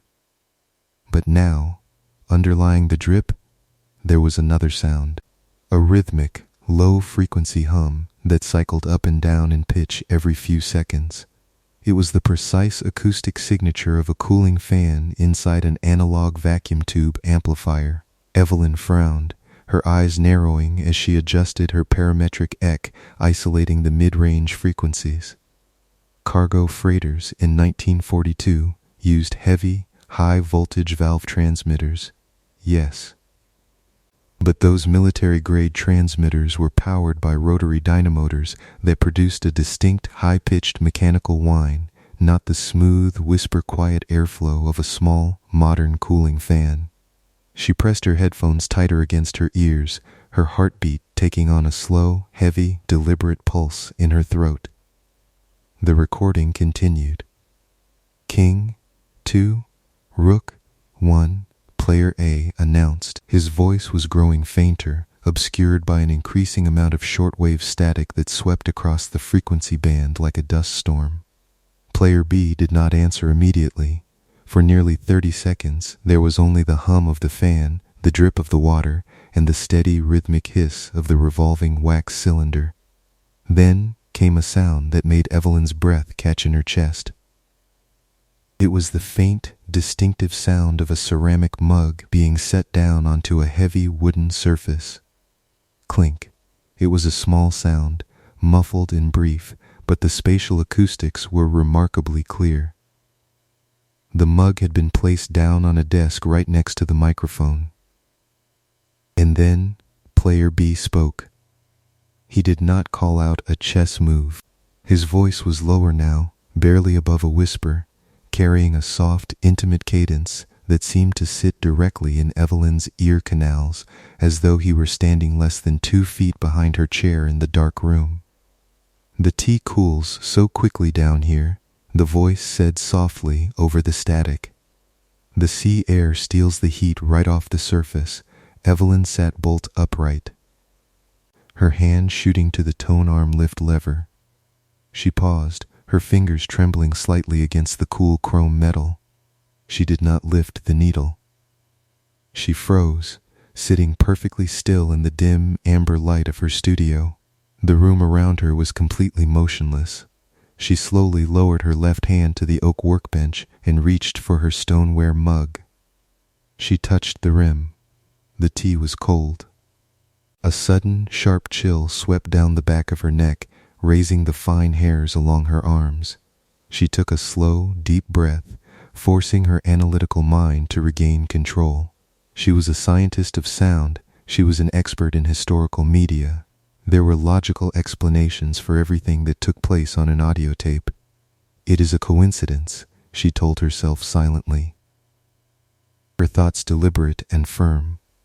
A radio operator in 1942, sitting in a cold cabin on a North Atlantic freighter in December, drinking tea while playing radio chess. Of course his tea was cold. Of course he commented on the sea draft. It is the most mundane human observation imaginable for a man on night watch. She let out her breath in a long, quiet sigh, watching the faint wisps of her vaporized breath vanish into the air of her studio. The temperature in the basement archive was always low, hovering around 55 degrees Fahrenheit to preserve the fragile collections. She leaned back against the leather backrest of her stool, keeping her eyes fixed on the green glowing meters. The tape played on. Bishop, 2, Knight, 5. Player B continued, his voice returning seamlessly to the cold, neutral tone of the chess match, as if the comment about the tea had never occurred. Evelyn swallowed hard, her throat feeling suddenly dry. She picked up her pencil with fingers that felt stiff and cold, and forced herself to write the move down on her pad. 9 player B, BG5 Dex. She monitored the tape for another 5 minutes. The game proceeded in silence, move after move, transmitted across the crackling airwaves of 80 years ago. Player A lost his remaining knight. Player B advanced a pawn deep into enemy territory, threatening a promotion on the queen's side. Yet, despite her rationalizations, Evelyn could not shake the heavy, oppressive feeling that had settled into the corners of the studio. The room suddenly felt smaller. The soundproof acoustic felt, and cork tiles that lined the walls, designed to keep external noise out, now felt like they were keeping something in. The absolute silence of the subterranean vault was no longer comforting. It felt thick, dense, and heavy, pressing against her eardrums like deep water. She looked up at the ground-level transom window near the ceiling. Outside, the fog had pressed right up against the thick, wire-reinforced glass. It was no longer a vague gray mist. It was a solid, milky wall, completely blocking out the faint, sweeping beam of the distant lighthouse. The world above Blackwood Pier had ceased to exist. There was no town, no promenade, no sky, only this small, amber-lit room beneath the waves, suspended in time and damp granite. On the cylinder, Player A spoke again. His signal was deteriorating rapidly now, swallowed by a rising tide of white noise that sounded like crashing surf. Rook, 2, Queens, check. The rest of his sentence was lost in a burst of harsh static, a sharp, tearing sound like dry canvas ripping in half. Player B did not respond. The hum of the cooling fan on Player B's transmission grew louder, clearer, as if the radio equipment were automatically raising its microphone gain to compensate for the lost signal. Through her headphones, Evelyn listened to the soundscape of Player B's room. Tink, tink, tink went the dripping water. And then, beneath the drip and the fan hum, she heard another sound. It was a slow, wet, rhythmic sliding sound, like heavy, waterlogged fabric dragging across raw timber or damp concrete.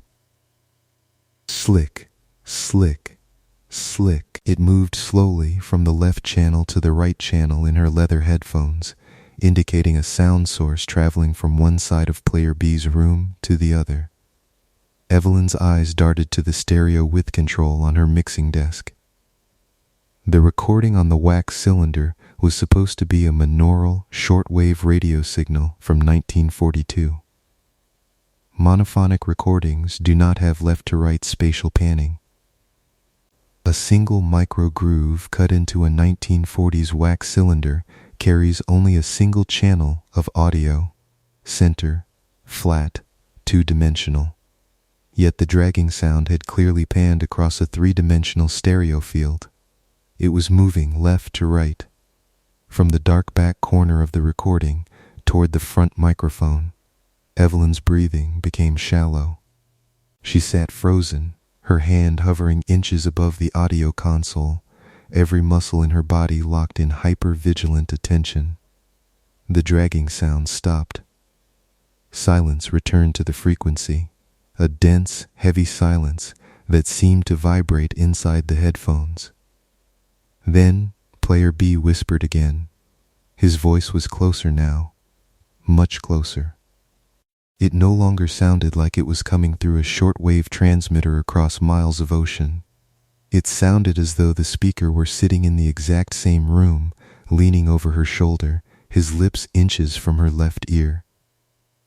"The green light is soft tonight, Evelyn," Evelyn gasped, tearing the heavy headphones off her head and throwing them onto the oak desk. They landed with a heavy thud, the tiny speakers inside still buzzing with the faint, crackling audio from the revolving wax cylinder. Evelyn jumped up from her stool, knocking it backward. It fell onto the Persian rug with a dull, cushioned thud. She stood in the center of the subterranean studio, her heart hammering wildly against her ribs like a trapped bird. Her chest heaved as she drew in lungfuls of the cool, damp, salt-laden air. "Who's there?" she called out. Her voice sounded small, thin, and flat in the heavily damp acoustic environment of the soundproof room. The cork walls absorbed the words instantly, leaving no echo, no decay, just dead, unyielding quiet. No one answered. The studio was empty. The heavy oak door at the far end of the room was firmly closed, its brass deadbolt resting locked in its heavy strike plate. The ground-level transom windows remained sealed, painted over with thick, milky fog. The rows of catalog ledgers sat undisturbed on their shelves. The amber desk lamps glowed steadily. The two vacuum tube amplifiers radiated their soft, warm light, and on the workbench, the dual VU meters continued their silent, rhythmic dance, their needles sweeping gently to the left, then to the right, tracing the invisible contours of the voice coming from the abandoned headphones. Evelyn stood motionless for nearly 2 full minutes, her hand resting against the edge of a steel shelving unit to steady her trembling fingers. "Think," she commanded herself, her internal voice sharp and stern. "Think rationally. You are tired. You have been working 12 hours straight in a soundproof basement with low oxygen and high humidity. It is an auditory hallucination, a stress-induced brain event brought on by isolation and fatigue." She knew the phenomenon. Audio engineers working long hours on degraded vocal tracks often experienced psychoacoustic projection, the brain inserting familiar names, words, or environmental sounds into random patterns of static and white noise. It was the auditory equivalent of seeing faces in the clouds or shapes in the wallpaper. She took 3 slow, deliberate steps toward the workbench. The dark black wax cylinder was still spinning smoothly on the mandrel of the lathe, 78 revolutions per minute, an unbroken black mirror beneath the gooseneck lamp. The headphones lay on their side on the desk. From the tiny speaker drivers inside the ear cups, a faint whispered sound was still audible in the quiet room. Evelyn swallowed her fear, reached down with a trembling hand, and picked up the leather headphones. She did not put them over her ears. She held them 6 inches away, tilting them toward her ear like a small, rustling shell. Through the static, Player B was speaking again. The voice was slow, gentle, almost hypnotic, delivering a rhythmic, steady stream of words that matched the cadence of her own shallow breathing. In and out, the voice whispered softly from the tiny headphone speakers. In and out. Evelyn stared at the headphones in horror. The voice was describing her breathing pattern. Exactly 4 seconds per inhalation, 4 seconds per exhalation. Hold the breath, the voice whispered on the tape. Hold it. Now, Evelyn instinctively stopped breathing. The voice on the wax cylinder paused instantly, as if waiting for her. The static on the tape hummed, a flat, unbroken carrier wave in the dark. 3 seconds passed. 4 seconds. 5. Her lungs began to burn for oxygen. The moment she gave in and drew a sharp, sudden gasp of cold sea air into her throat, the voice on the headphone speakers instantly resumed its slow, whispered narrative. That's it. Let the air back in. Evelyn backed away from the workbench, her hips striking the edge of the catalog table behind her. A stack of paper file folders slipped off the table, spilling white documents across the floor like scattered leaves. This was no historical recording from 1942. This was not a shortwave radio transmission from a lost cargo freighter sunk 80 years ago in the North Pacific. The voice on the wax tape was reacting to her in real time. She looked at the heavy crate on the bench, the wet wood, the dark iron bands, the dried salt, the smell of ancient sea silt. It was all there, tangible, physical, sitting under the warm glow of her desk lamp. She turned her head slowly, her eyes sweeping across the dark corners of the studio. The soundproof basement archive had no secret doors. It had no secondary windows.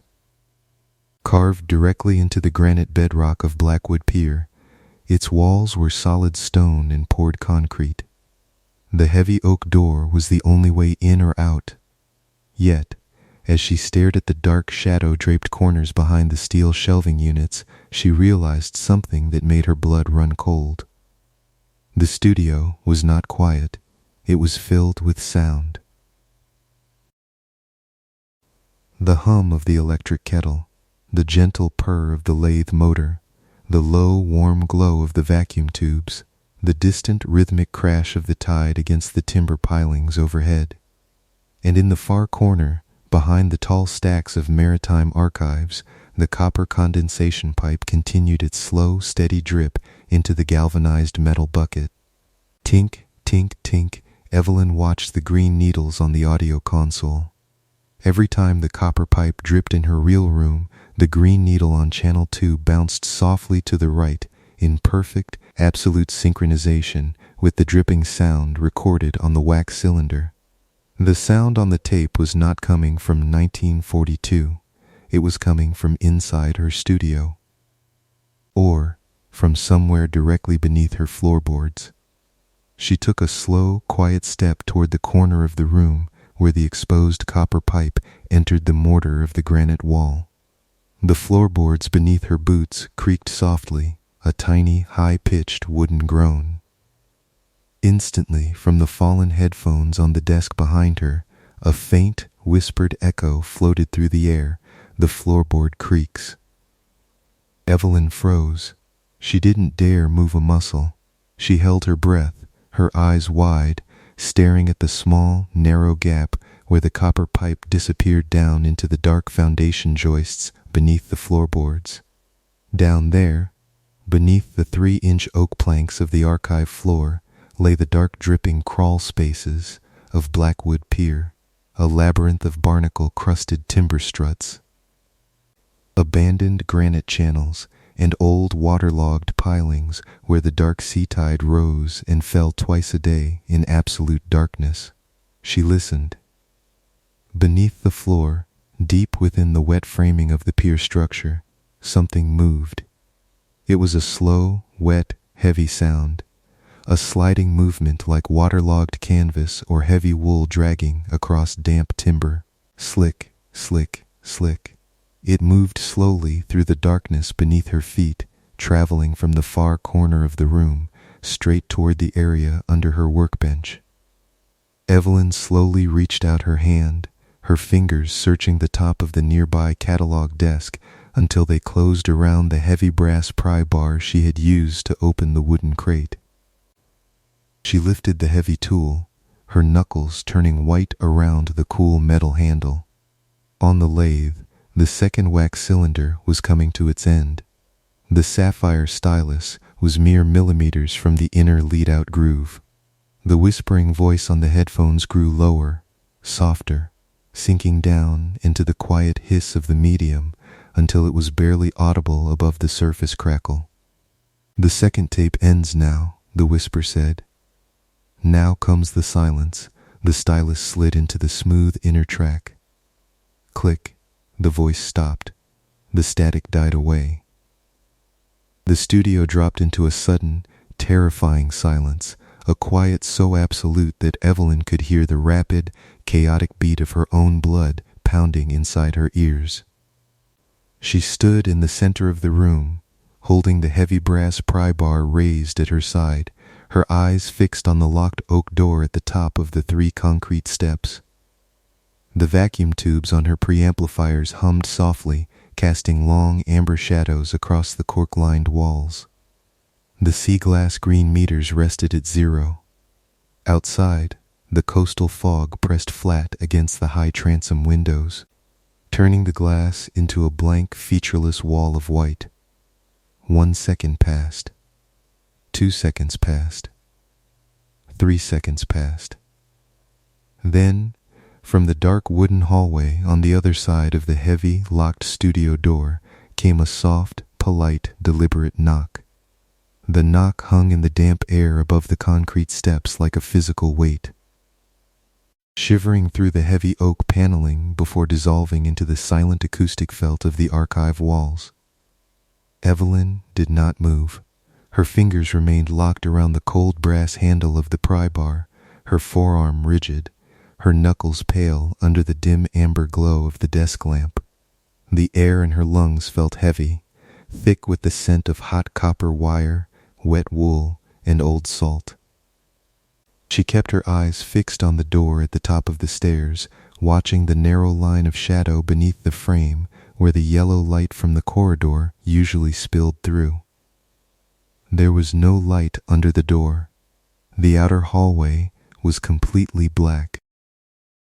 Outside, the ocean let out a long, slow breath against the granite footings of Blackwood Pier. The heavy pine timbers far above her head groaned in response, a deep structural sigh that rippled through the floorboards and passed into the soles of her boots. 45 seconds passed in total, absolute stillness. Then, far out on the headland, the foghorn sounded its low, mournful note, a sound so hollow it seemed to draw all the warmth out of the room. Evelyn took one slow, deliberate step toward the concrete staircase. The leather of her boot made no sound against the thick Persian rug. She climbed the 3 steps, her left hand sliding along the cold, unpainted brick of the wall. She reached the heavy oak door, pressed her ear against the rough timber, and listened. There was no sound of retreating footsteps on the stone stairs outside, no rustle of fabric against the narrow walls, no creak of the heavy iron street gate on the promenade above. There was only the wet, rhythmic slap of dark water against the pilings 3 stories down, and the low, steady vibration of the tide working its way into the rock. She placed her hand on the brass deadbolt. The metal was icy, coated in a fine sheen of cold condensation. With a smooth, practiced movement, she turned the latch. The lock disengaged with a sharp metallic clack that echoed down the dark stairwell outside. Evelyn swung the door open 2 inches. The hallway beyond was empty. The solitary bare bulb that lit the stone passage leading up to the street had burned out or been unscrewed, leaving only a cavernous corridor of pitch-black air. The smell that drifted down from the upper levels was sharp and bitter, the tang of thick coastal fog mixed with the rotting kelp that collected in the high tide line beneath the boardwalk. She stared into the dark for a long moment, the brass pry bar held low at her side. Nothing stirred in the shadows. No hidden watcher stepped forward from the damp recesses of the passage. Evelyn pulled the door shut, turned the deadbolt back into place, and shot the secondary slide bolt into its reinforced steel keeper. She stood at the top of the 3 steps, looking down into her studio. From this elevated vantage point, the subterranean archive looked small, isolated, and impossibly fragile. The green vacuum fluorescent displays of her digital interface pulsed in silent, steady green bars. The twin amber eyes of her vacuum tube preamplifiers cast long, skeletal shadows behind the tall racks of magnetic tape reels. At the center of it all, her restoration lathe sat beneath the sharp cone of light from her desk lamp, its black mandrel holding the second wax cylinder, which had now stopped spinning. Evelyn walked back down the steps, her mind shifting away from panic and turning back toward the familiar, comforting structure of logic. She was a forensic technician. Every sound had a physical source. Every signal had a transmission path. If a voice on an audio recording described the temperature of her tea or the pattern of her breathing, it was not because of ghosts or supernatural echoes trapped in 80-year-old wax. It was because the sound had been captured by a microphone, converted into an electrical voltage, and pressed into a medium. She stepped up to the oak workbench and turned her attention directly to the wooden crate that had arrived 3 hours ago. She pulled the gooseneck desk lamp down until its shade was mere inches above the remaining 4 compartments.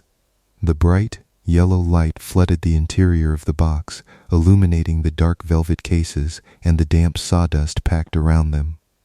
Evelyn reached into her workbench drawer and pulled out a heavy stereo magnifying visor and a small pair of stainless steel precision calipers.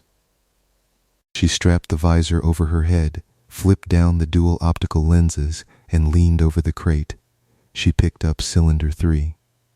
Under 12 times magnification, the story written on the dark surface of the wax began to change. True military dictaphone cylinders manufactured in the early 1940s were pressed from a hard, brown compound of paraffin wax, carnauba, and stearic acid. They possessed a distinct, slightly rough surface texture visible under magnification, tiny, irregular ridges caused by the hand-cranked copper cutters used in wartime field recording units. The surface of cylinder 3 was smooth, perfectly, mechanically smooth. Evelyn adjusted the focus of her magnifying visor, her breath catching in her throat as she examined the leaden groove of the black cylinder. The micro grooves were cut with micro-inch precision at a constant pitch of 200 lines per inch, a density that was entirely impossible to achieve with 1940s mechanical recording equipment. These grooves had been cut with a modern, high-precision diamond stylus mounted on a micro-stepper lathe motor. Even more disturbing was the composition of the cylinder itself.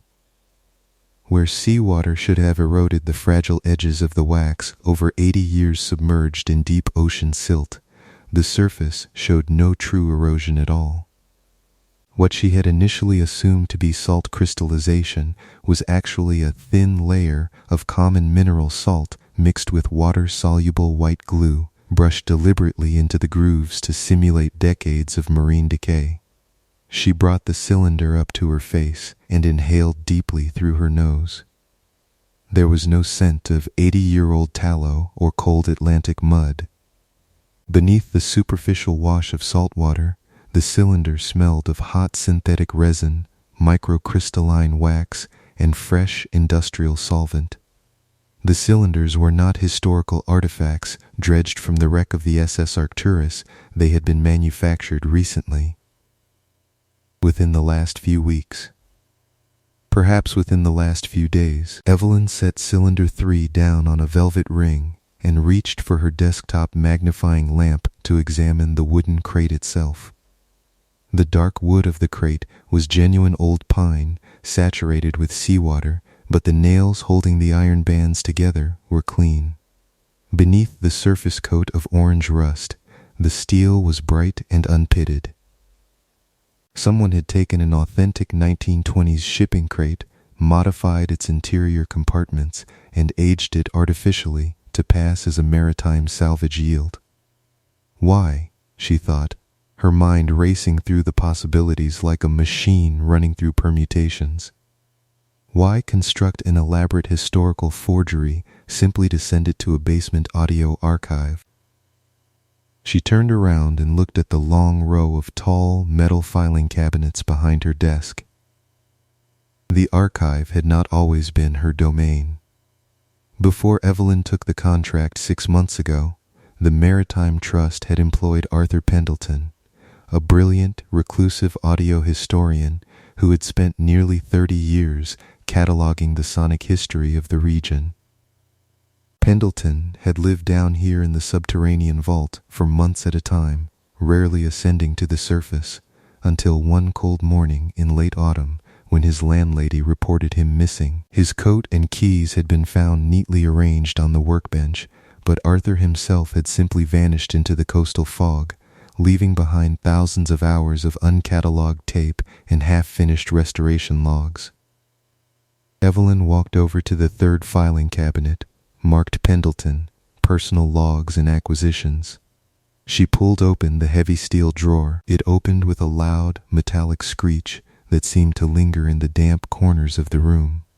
She flipped through the dense rows of brown manila folders, her fingers sliding over decades of handwritten notes, circuit diagrams, and audio schematics. At the very back of the drawer, tucked behind a thick bundle of unused tape splicing blocks, she found a black leather-bound journal. The cover was worn smooth by years of handling, the corners frayed to bare gray thread. She brought the journal to her desk, set it down under the lamp, and opened the front cover. The handwriting inside was small, precise, and tight, written in blue fountain pen ink that had slightly bled into the absorbent paper. She turned the pages quickly, watching the dates roll back through the years. The early entries were mundane, meticulous notes on tape bias adjustments, tube replacement logs for the preamplifiers, and accounts of historical shellac discs purchased at estate sales along the coast. Then, 6 months before his disappearance, the character of Arthur Pendleton's entries changed. The precise, neat lines of handwriting began to slant, becoming larger, looser, and increasingly erratic. October 14th. The acoustic resonance of the vault is changing. I hear the delayed echo again tonight. It is not coming through the monitoring speakers. It is coming from the damp space behind the southern wall, where the old coal chute opens into the pier pilings. I set up the calibration microphone near the copper waterline. The frequency response shows a clear peak at 430 Hz, the resonant frequency of a human throat whispering in a small enclosure. Evelyn turned the page.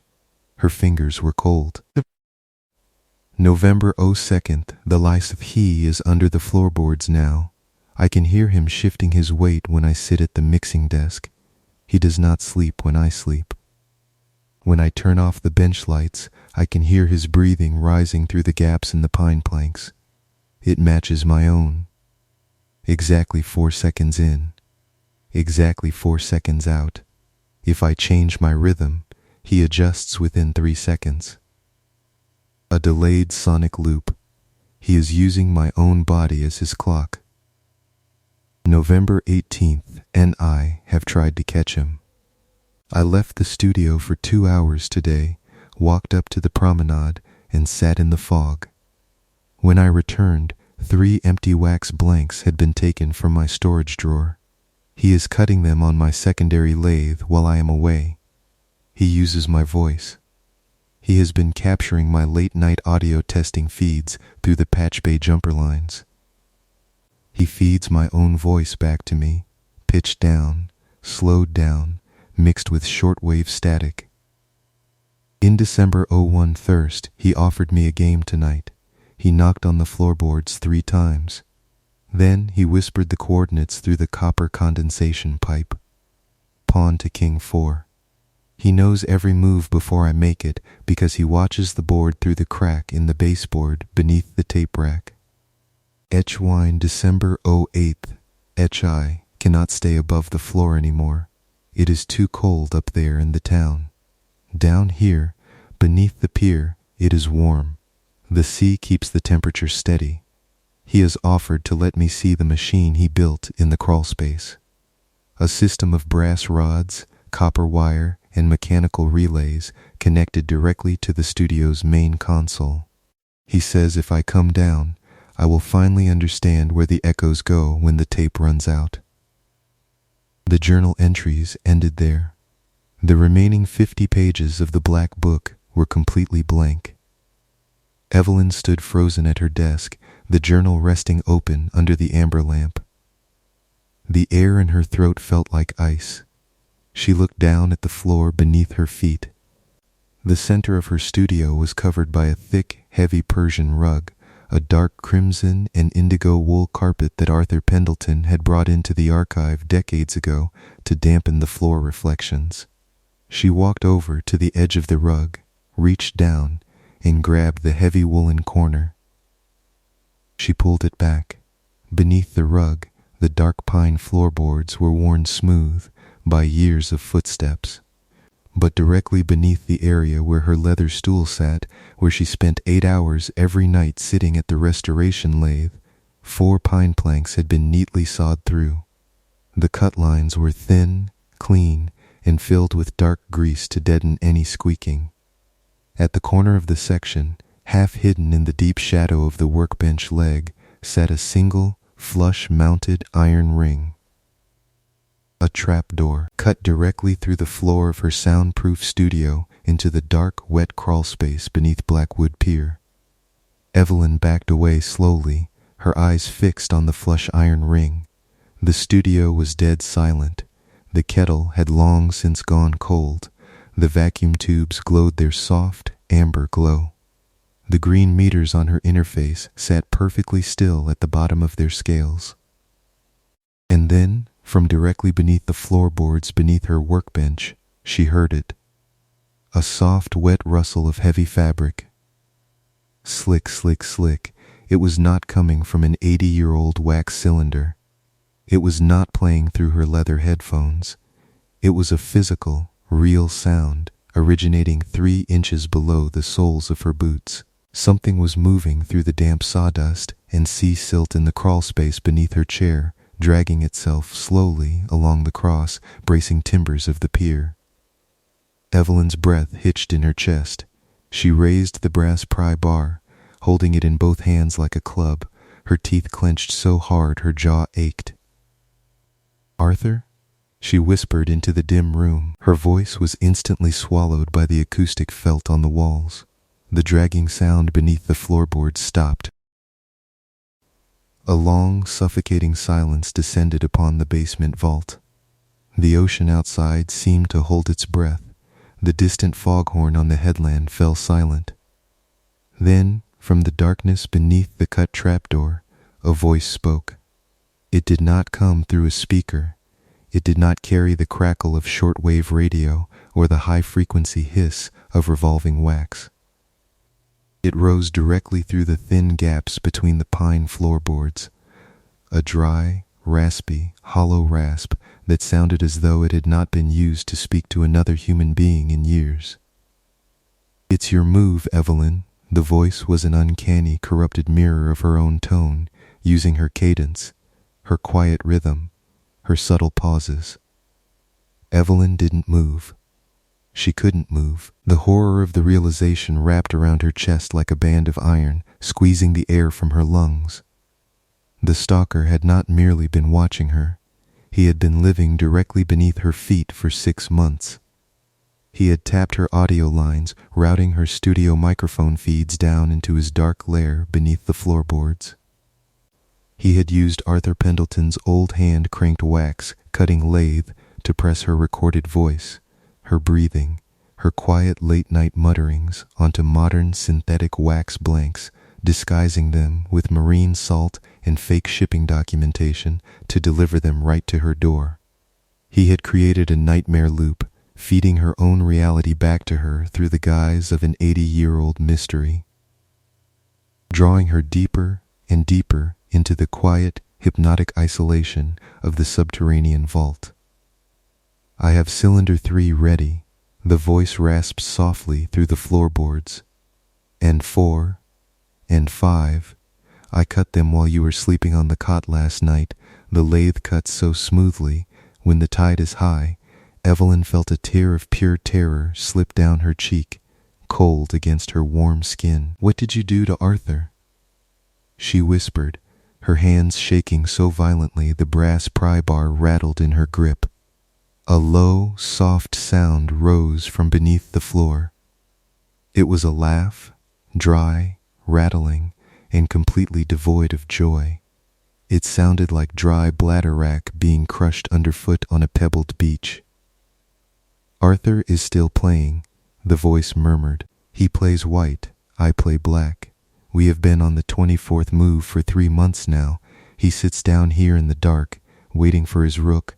The iron ring on the trapdoor gave a tiny sharp clink. Evelyn watched in paralyzed horror as the wooden hatch began to rise. Slowly, millimeter by millimeter, the grease-slicked pine planks lifted upward out of the floorboards. A thick, suffocating draft of cold air poured up into the warm studio from the dark void below. The air smelled of absolute rot. It was the smell of long-buried mud, stagnant seawater, rusted iron, and something else, something sweet, sick, and decaying, like an animal that had crawled into a wall space to die. A hand emerged from the black opening. The fingers were long, thin, and caked in dark gray marine silt. The fingernails were worn down to the quick, caked with dry wax and grease. The skin was impossibly pale, a translucent, sickly white that had not seen sunlight in years. The hand gripped the edge of the floorboards, its knuckles bulging with wire-like strain. Evelyn stepped back, her heel catching on the leg of the catalog desk. She stumbled, her hip crashing against the heavy wooden table, sending a tray of steel stylus needles cascading onto the concrete floor with a loud, metallic spray. The pale hand on the trapdoor didn't flinch. Slowly, the hatch swung wider, leaning back against the dark Persian rug. In the dark square opening cut into the floor, a face appeared. It was a man, but he looked less like a living human being and more like a creature carved from damp salt and cellar dust.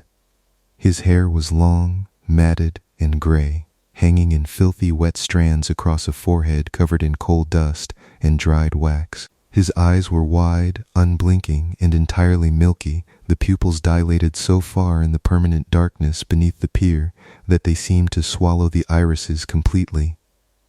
Around his neck hung a pair of heavily modified vintage headphones. The copper wires from the ear cups ran down into his frayed, waterlogged coat, disappearing into the dark crawlspace behind him. He looked up at Evelyn, his milky eyes catching the soft amber glow of the vacuum tube preamplifiers. He did not rush. He did not raise a weapon. He simply rested his chin on the edge of the floorboards, looking at her with a gentle, terrifying familiarity. "Your tea is cold, Evelyn," he whispered softly, his lips barely moving. "Let me come up and warm it for you." Evelyn didn't think. She acted on pure, primal survival instinct. She swung the brass pry bar with all the strength left in her trembling body. The heavy brass bar whistled through the air and struck the heavy oak desk lamp with a shattering crash. The incandescent bulb exploded in a shower of brilliant white sparks, plunging the studio into instant, suffocating darkness. The amber glow of the vacuum tubes died as the power bar tipped over. Snapping its heavy cord from the wall socket, the green fluorescent VU meters went black. The archive was swallowed by the absolute impenetrable darkness of 3 stories below the earth. Evelyn scrambled backward through the dark on her hands and knees, her palms sliding over the loose paper files scattered across the floor. She couldn't see her hand in front of her face. The darkness was total, thick, and blinding.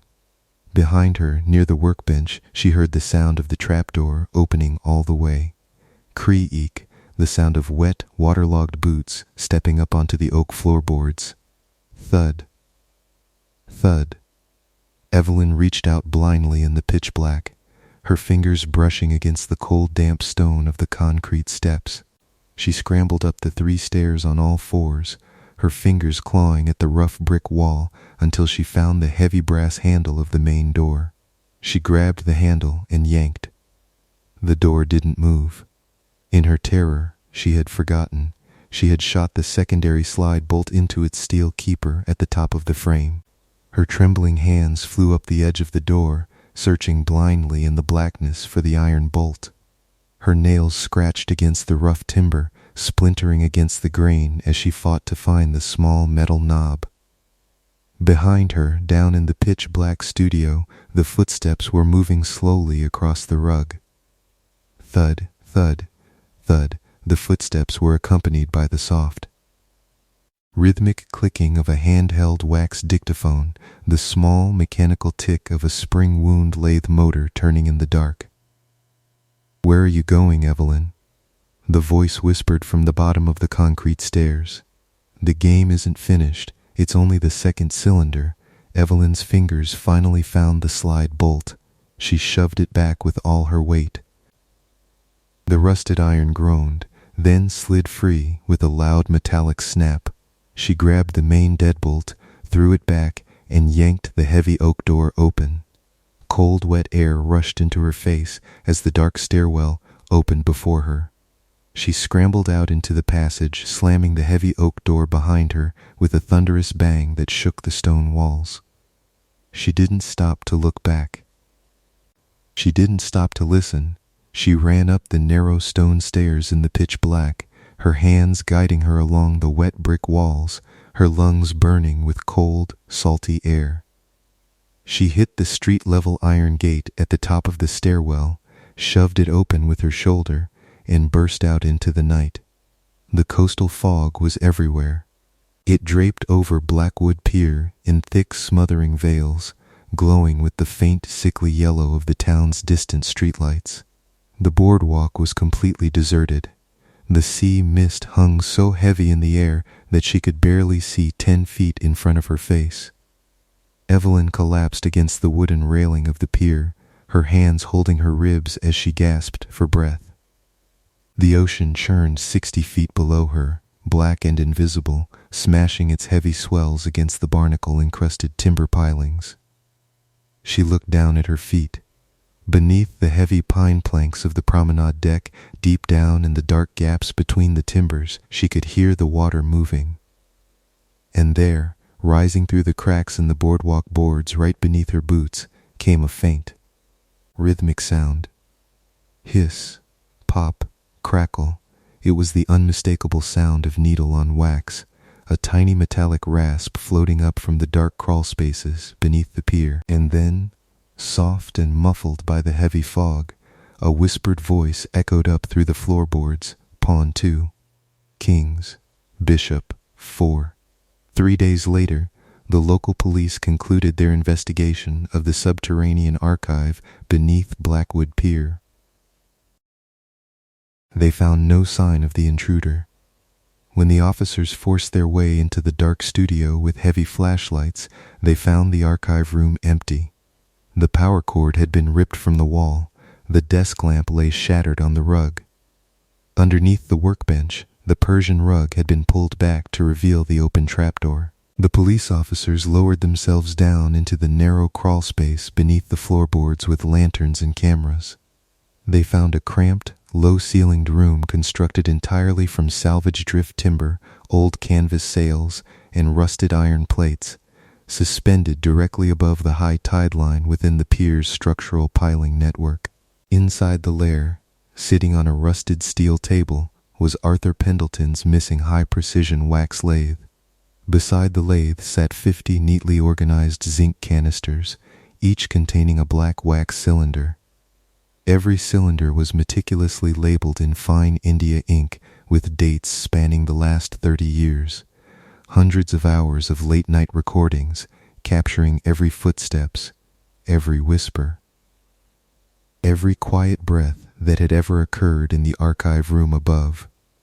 On a small wooden shelf in the corner of the crawlspace, the police found Arthur Pendelton's wool coat, his spectacles, and his pocket watch neatly laid out as if waiting for him to return. Beside the coat sat a small, portable shortwave radio transmitter, its vacuum tube still glowing faintly with a residual, dying warmth. The police declared the area unsafe, condemned the lower vault of the archive, and nailed heavy steel plates over the access door at the top of the stone stairs. The Maritime Trust officially terminated the restoration project, packing Evelyn's handwritten logs into cardboard boxes and moving the remaining collections to an inland facility 40 miles from the coast. Evelyn moved into a small, dry apartment on the upper hillside of the town, far above the reach of the harbor fog. She no longer worked with sound. She took a quiet, administrative job at the town library, spending her days filing property deeds and historical land maps in bright, sunlit rooms filled with the quiet rustle of dried paper. She threw away her headphones. She removed the speakers from her radio. She lived in a world of absolute, deliberate silence. Yet, every night, when the coastal fog rolls in off the Atlantic and wraps its damp gray arms around the town, Evelyn sits in her quiet bedroom, holding a warm cup of tea that she never drinks. She turns off the electric lamps. She sits in the dark, watching the mist press flat against her window glass. And in the deep, unbroken quiet of the night, when the town falls asleep and the ocean tide rises high against the headland, she hears it. It does not come from outside her window. It does not come from the street. It rises softly through the pine floorboards beneath her bed, a low, rhythmic, soothing sound that measures out the hours in dampness and salt. Hiss, pop, crackle, the steady, peaceful sound of a sapphire stylus riding the micro grooves of a revolving wax cylinder. And then, soft and cozy as a dark lullaby whispered into her ear, her own voice echoes gently up through the floorboards, perfectly synchronized with the rhythm of her calm, slow breathing. Rest now, Evelyn. The voice whispers through the dark wood. The tape is almost full, and it's your move, Ninity, 7 steps. That was the count Julian kept in his mind each time he descended into the lower subterranean reaches of Blackwood Manor. 97 narrow spiral treads carved from damp, cold limestone that coiled downward like the throat of some ancient, slumbering beast. With every turn of the stairwell, the frantic drumming of the autumn storm outside softened, transforming from the sharp rattle of rain against high-leaded glass into a low, muffled tremor that vibrated through the bedrock itself. Upstairs, the estate was a labyrinth of echoing corridors, drafty galleries, and faded tapestry. But down here, 40 feet beneath the north wing, the air was still. It carried a heavy, timeless weight, the cool, mineral tang of wet stone, the faintly sweet aroma of drying linseed oil, and the sharp, pine-like edge of pure gum turpentine. Julian carried a single weighted brass lamp, its flame enclosed behind thick, hand-blown glass. The yellow beam danced across the curved walls of the stairwell, illuminating ancient mortar, creeping dark moss, and the delicate white tendrils of dry rot crawling along the damp stone. His leather soles made almost no sound on the stairs. Years spent in the sacred silence of cathedral archives and private conservation vaults had taught him to walk with the quiet reverence of a ghost. At the bottom of the spiral stood the heavy oak door, banded with blackened iron straps. It yielded to his key with a soft, lubricated click. A sound he had spent his first morning perfecting with a few drops of mineral oil. Julian stepped across the threshold and into the vault.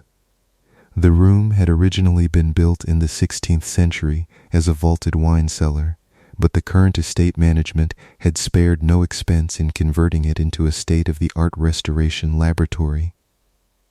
Heavy work tables of thick, oil-rubbed heart pine lined the central bay. Above them swung adjustable brass magnifying lamps with warm, full-spectrum bulbs that cast long, precise cones of golden light into the surrounding gloom. Along the perimeter walls stood rows of apothecary jars and amber glass bottles, their labels hand-lettered in faded India ink, Damar Resine, Venice Turpentine. Spirits of wine, Stoddard solvent, diacetone alcohol. Julian set his lantern down on the central table, the metal base meeting the wood with a dull, reassuring thud. He stood still for a moment, letting his eyes adjust to the darkness outside his lamp's golden circle. He took a slow, deep breath, inhaling the complex, intoxicating scent of his craft. To anyone else, it might have smelled sterile or chemical, but to Julian, it was the smell of preserved time. It was the scent of centuries suspended in amber, waiting for a gentle hand to peel back the veil of age. In the center of the vault, arranged in a wide arc like silent mourners at a vigil, stood 7 tall easels. Each easel held a large canvas, approximately 3 feet wide by 4 feet high. They were the reason he was here. 3 days ago, during the preliminary demolition of a collapsed brick archway in the manor's deepest cellars, workmen had uncovered a sealed double brick cavity. Behind that dry, airless wall, hidden away from light and damp for generations, sat these 7 oil portraits. They had been delivered to Julian wrapped in heavy, oil-soaked canvas. When he had first removed the bindings, his breath had caught in his throat. The paintings were filthy, heavily darkened by centuries of coal soot, nicotine, and oxidized varnish that had turned a thick, tea-colored brown. Large sections of the surfaces had been deliberately painted over with a heavy, pitch-black asphaltum paint, obscuring the faces and backgrounds in an intentional, suffocating darkness. Yet beneath that wall of grime and overpaint, Julian could feel the presence of a master. The brushwork he could glimpse along the edges was astonishingly precise, painted in the tight, luminous style of the late Victorian realism movement, smooth, imperceptible transitions of tone, rich glazes, and an uncanny, lifelike presence that seemed to pulse through the craquelure. Julian walked slowly down the line of easels, his hand hovering an inch above the rough oak frames. The air in the vault was cool and motionless, save for the soft, rhythmically steady whisper of his own breathing. A soft sound echoed down the spiral stairwell behind him. It was not the wind. It was a faint, measured tap of leather against stone. Julian did not start. He turned slowly toward the open iron door. Out of the shadows of the stairwell stepped Mr. Vane, the manor's butler. Vane was a man who seemed to have been constructed entirely of right angles and muted grays. He was tall, lean, and immaculately turned out in a high-collared charcoal suit that looked 50 years out of date, yet fit him with absolute precision. His hair was a silvered steel, combed back flat against a narrow skull. His face was a pale, unreadable mask of smooth skin and sharp cheekbones, devoid of wrinkles despite the faint silvering at his temples. He carried a heavy silver tray upon which sat a porcelain teapot, a single cup, and a small glass plate of biscuits. "Good evening, Mr. Julian," Vane said. His voice was a low, dry whisper, softer even than the rustle of his wool trousers. It seemed to slide into the room without disturbing the air. "I brought your late tea. The storm above is gathering strength. I thought you might appreciate something warm against the chill of the foundations." "Thank you, Vane," Julian replied softly, nodding toward the edge of the nearest work table. "You are remarkably punctual. I lost track of the hour down here." Vane set the tray down without a single click of porcelain against silver. He stood erect, his long, pale hands folded loosely in front of his waist. His gray eyes, cold and clear as rainwater in a bucket, drifted slowly toward the row of 7 silent canvases. "They are unsettling things, aren't they?" Vane murmured, his gaze resting on the dark obscured surface of the first canvas. To be buried behind a wall for so long, one wonders why the master of the house felt it necessary to seal them away in the dark. "Varnish oxidizes," Vane, Julian said, stepping toward his toolkit to select a small bone folder. "And families often bury portraits when the subjects fall out of favor, or when a style becomes distasteful. It is quite common in estates of this age." "Is it?" Vane turned his face slightly toward Julian. In the warm, low light of the magnifying lamp, his pale skin took on a faint, waxen yellow cast. "It seems a terrible effort to lay brick upon brick, to seal out the light, simply for a matter of taste." Julian looked at the butler for a moment. Vane's expression remained utterly placid, his lips set in a thin, neutral line. There was a strange stillness to the man, an absolute lack of the small, unconscious twitches and adjustments that most people make when standing. He did not blink. He simply existed, rooted in the space like one of the cellar's stone pillars. "I suppose we will find out what was worth hiding once I strip away the varnish," Julian said gently. "Indeed," Vane whispered. He bowed his head slightly, a gesture that was both polite and curiously formal. "I shall leave you to your work, Mr. Julian. Please, do not stay up too late. The air in these lower levels can become heavy if one remains exposed to it for too long." "I will be fine, Vane. Good night." "Good night, sir." Vane turned and walked back toward the spiral staircase. His movements were remarkably fluid, his shoes gliding over the flags with a faint shirsh shirsh sound that faded into the winding darkness above. When the sound of the butler's footsteps had completely died away, Julian let out a quiet exhale. He walked over to the tea tray, poured a cup of the dark, fragrant Earl Grey, and took a slow sip. The warmth bloomed in his chest, cutting through the damp chill of the vault. He turned back to the first easel. It was time to begin. Julian pulled his stool close to painting number 1. He adjusted the long, articulated arm of the brass magnifying lamp, lowering the bright bulb until it hung just inches from the top left corner of the canvas. Under the intense, focused light, the smooth black surface of the paint revealed its secrets. A dense, spiderweb network of fine cracks, the craquelure, where the upper layers of paint had dried and contracted over decades. He reached for a small amber bottle labeled Stoddard Solvent / ethyl alcohol 40%. Using a glass pipette, he drew up a tiny amount of the clear liquid. Drip, drip, 2 drops fell into a small porcelain dish. The sharp, clean odor of alcohol rose into the air, mingling with the turpentine. Julian took a long wooden applicator tipped with surgical cotton, dipped it into the solution, and gently tapped off the excess against the rim of the dish. He brought the cotton swab down to the dark, resinous corner of the painting. The technique required absolute patience. One did not scrub a masterpiece, one courted it. Julian applied the swab to the surface, rotating the cotton gently between his thumb and forefinger in tiny, rhythmic circles. Shick, shick, shick. The soft, dry friction of cotton against ancient varnish was a sound Julian had heard thousands of times, yet it never failed to soothe him. It was the rhythm of discovery. Almost instantly, the pale cotton began to discolor, turning a dark, amber yellow as the alcohol dissolved the oxidized resin. Julian lifted the swab, discarded it into a brass waste container, and prepared another. Circle by small circle, inch by tiny inch, he began to peel back the yellowed fog of time. As the heavy varnish dissolved, the upper left background of painting number 1 began to emerge from the darkness. It was not a plain wall, as he had initially assumed.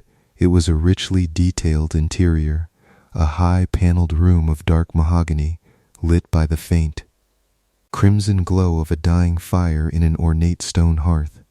Julian worked for nearly 2 hours, completely lost in the hypnotic trance of the restoration. The storm outside had retreated into a distant, rhythmic murmur, an occasional low rumble of thunder echoing down the chimney flues and stairwells like a sigh. The only light in the vast subterranean chamber was the sharp yellow circle on the canvas and the warm glow of his lantern. He moved his swab down toward the center of the painting, clearing the dark overpaint away from the primary figure. The subject was a stern, middle-aged Victorian gentleman. He was dressed in a dark frock coat of immaculate cut, seated rigidly in a high-backed leather chair. His right hand rested on the armrest, his fingers long and skeletal, gripping the polished wood with unnerving intensity. His face was thin, his eyes dark and deeply set beneath heavy, brooding brows. Stunning, Julian whispered to the empty room. The technical brilliance of the painter was astonishing.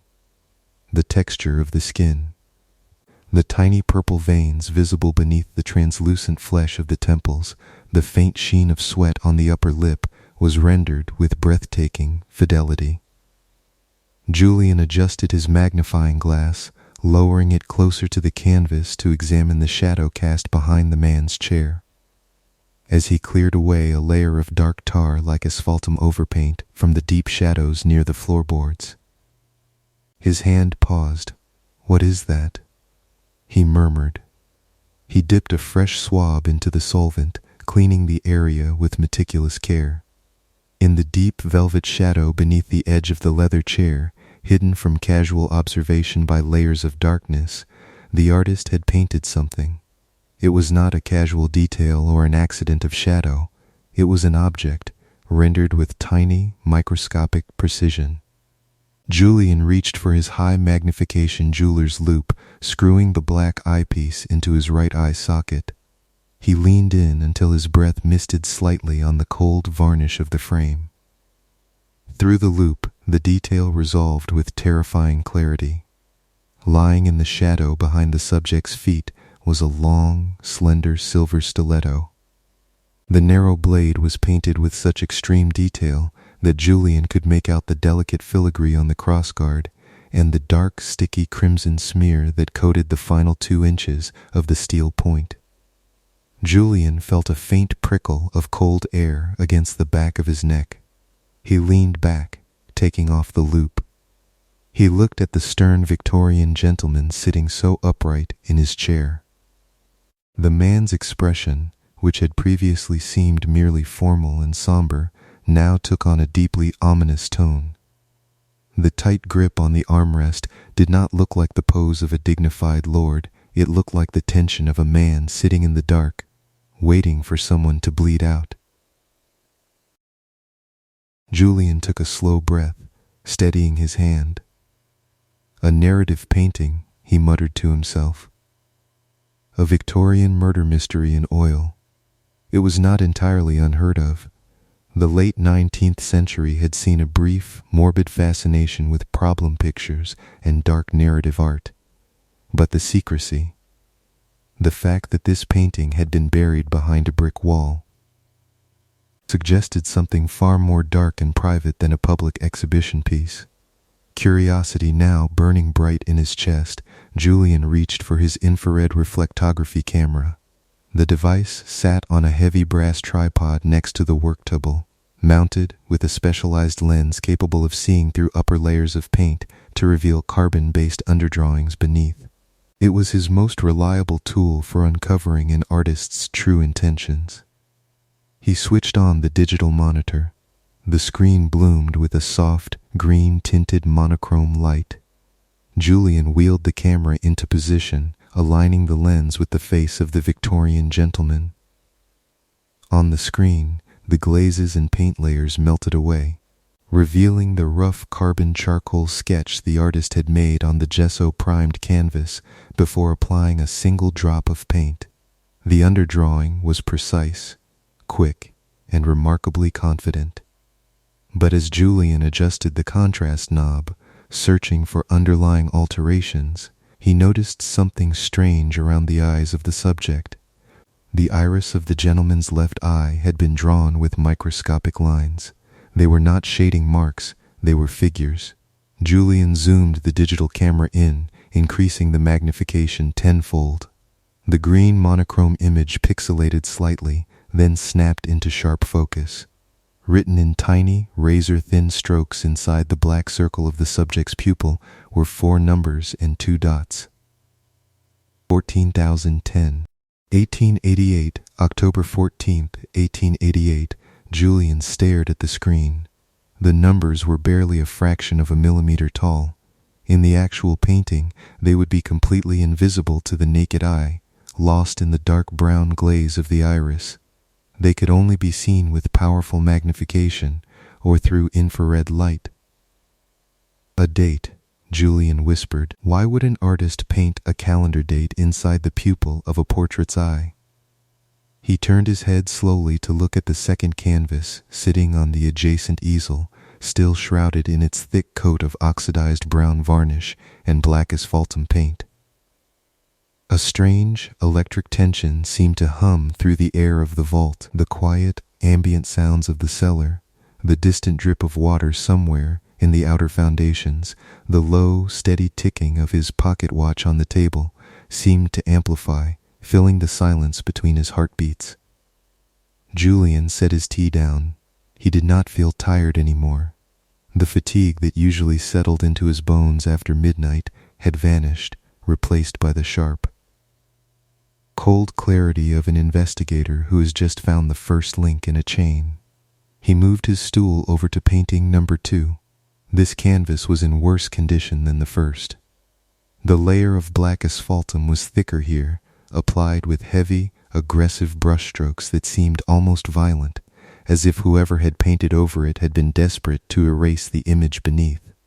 Julian picked up his fine brass scalpel. The blade was paper thin, designed for delicate mechanical cleaning, scraping away brittle, charred paint without scratching the resilient, aged oil film beneath. He held the scalpel at a low 15-degree angle against the top layer of black crust. Shick! A thin curl of black powder detached from the surface and floated down toward the table like a flake of soot. Shick! Shick! Julian worked with steady, surgical precision. His breathing slowed to a barely perceptible rhythm. Inhale, hold, scrape, exhale. The sound of the steel tip gliding over the dry paint was the only sound in the world. Hour after hour slipped away in the deep subterranean darkness. Under his meticulous hands, the black shroud crumbled away, revealing the second portrait. It was a woman. She was young, perhaps 25, with high, delicate cheekbones, pale skin, and raven black hair styled in an elaborate, towering Victorian updo. She wore a gown of heavy, midnight blue velvet, trimmed with dark lace at the throat and cuffs. She was seated in a high-backed armchair near a heavy velvet curtain. Her expression was haunting. Unlike the stern gentleman in the first painting, her mouth was slightly parted, her dark eyes wide and fixed on something just outside the frame, an expression of frozen, silent horror. Julian dipped a cotton swab in his solvent and began to clean the background, his heart beating a quiet, rapid rhythm against his ribs. He searched the shadows near her skirt. It did not take long to find it. Tucked into the heavy folded velvet of her dress, almost completely obscured by the deep blue pigments, was a thin, glistening cord of coiled silver silk, a garrote, its handles carved from small, polished bird bones. Julian felt a cold shiver run down his spine. He did not pause. He immediately grabbed the infrared camera, swinging the lens around until it was centered directly on the woman's face. He looked at the green screen. He adjusted the magnification. He zoomed into her right eye. There, painted into the delicate black lines of her iris in the same microscopic, carbon-based script, was another date. 3011.1894, November 3rd, 1894, 6 years after the first portrait. Julian leaned back, pressing his palms against the cool edge of the pine table.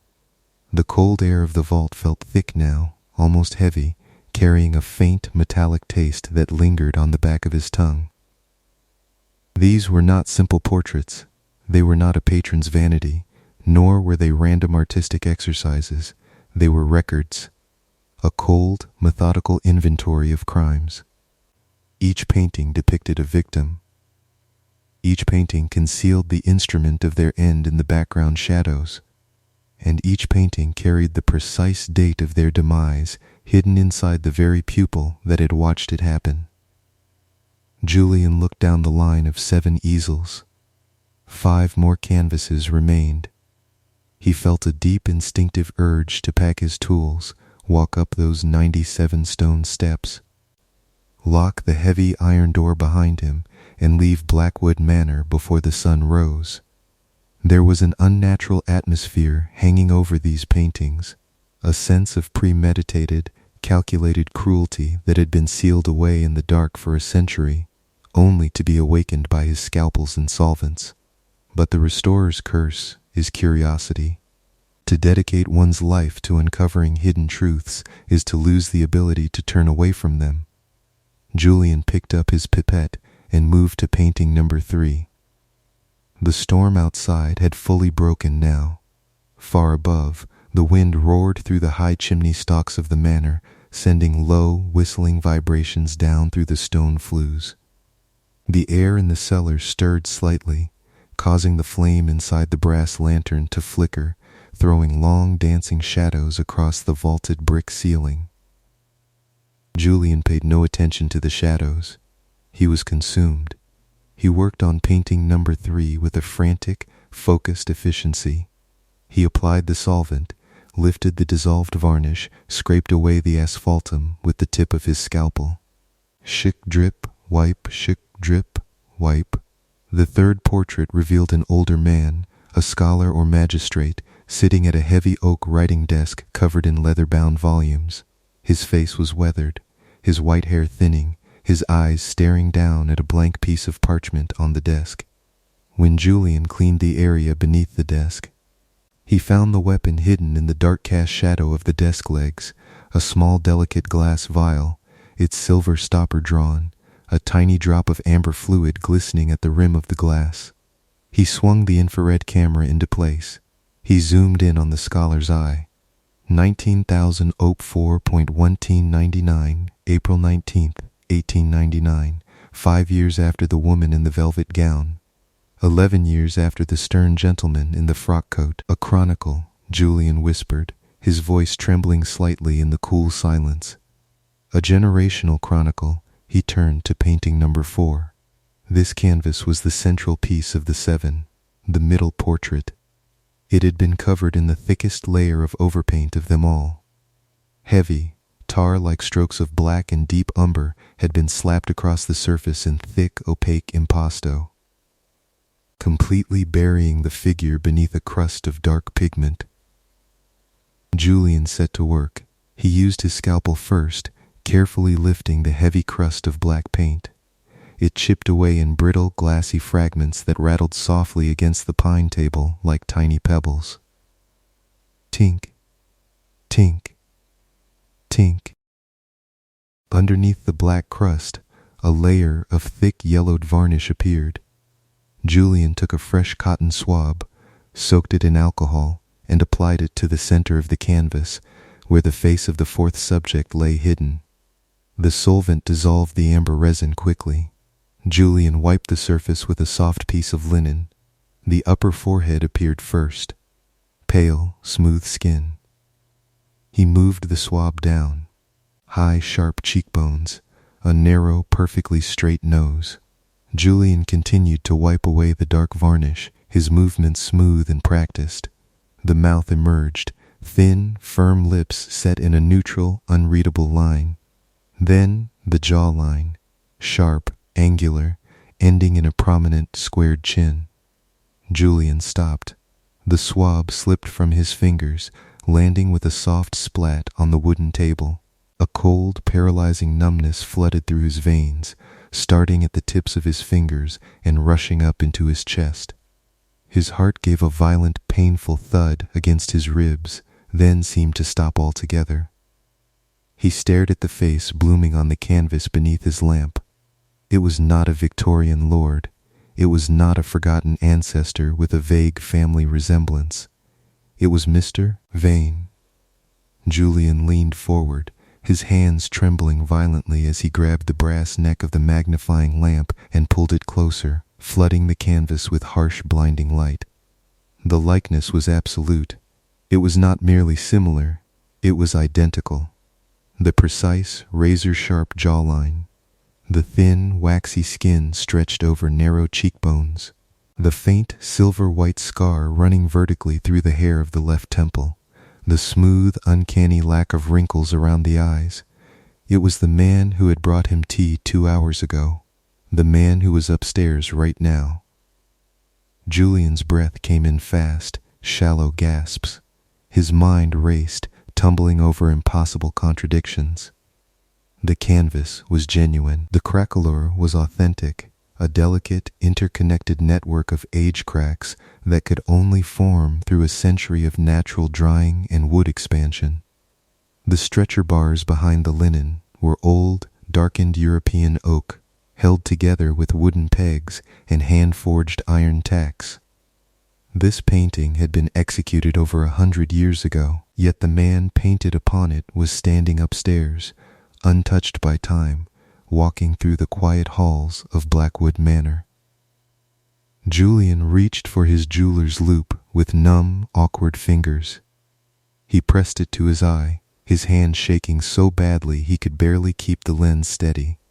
He forced himself to look into the left eye of the portrait of Mr. Vane. He did not even need the infrared camera. The artist had painted this portrait with lighter glazes.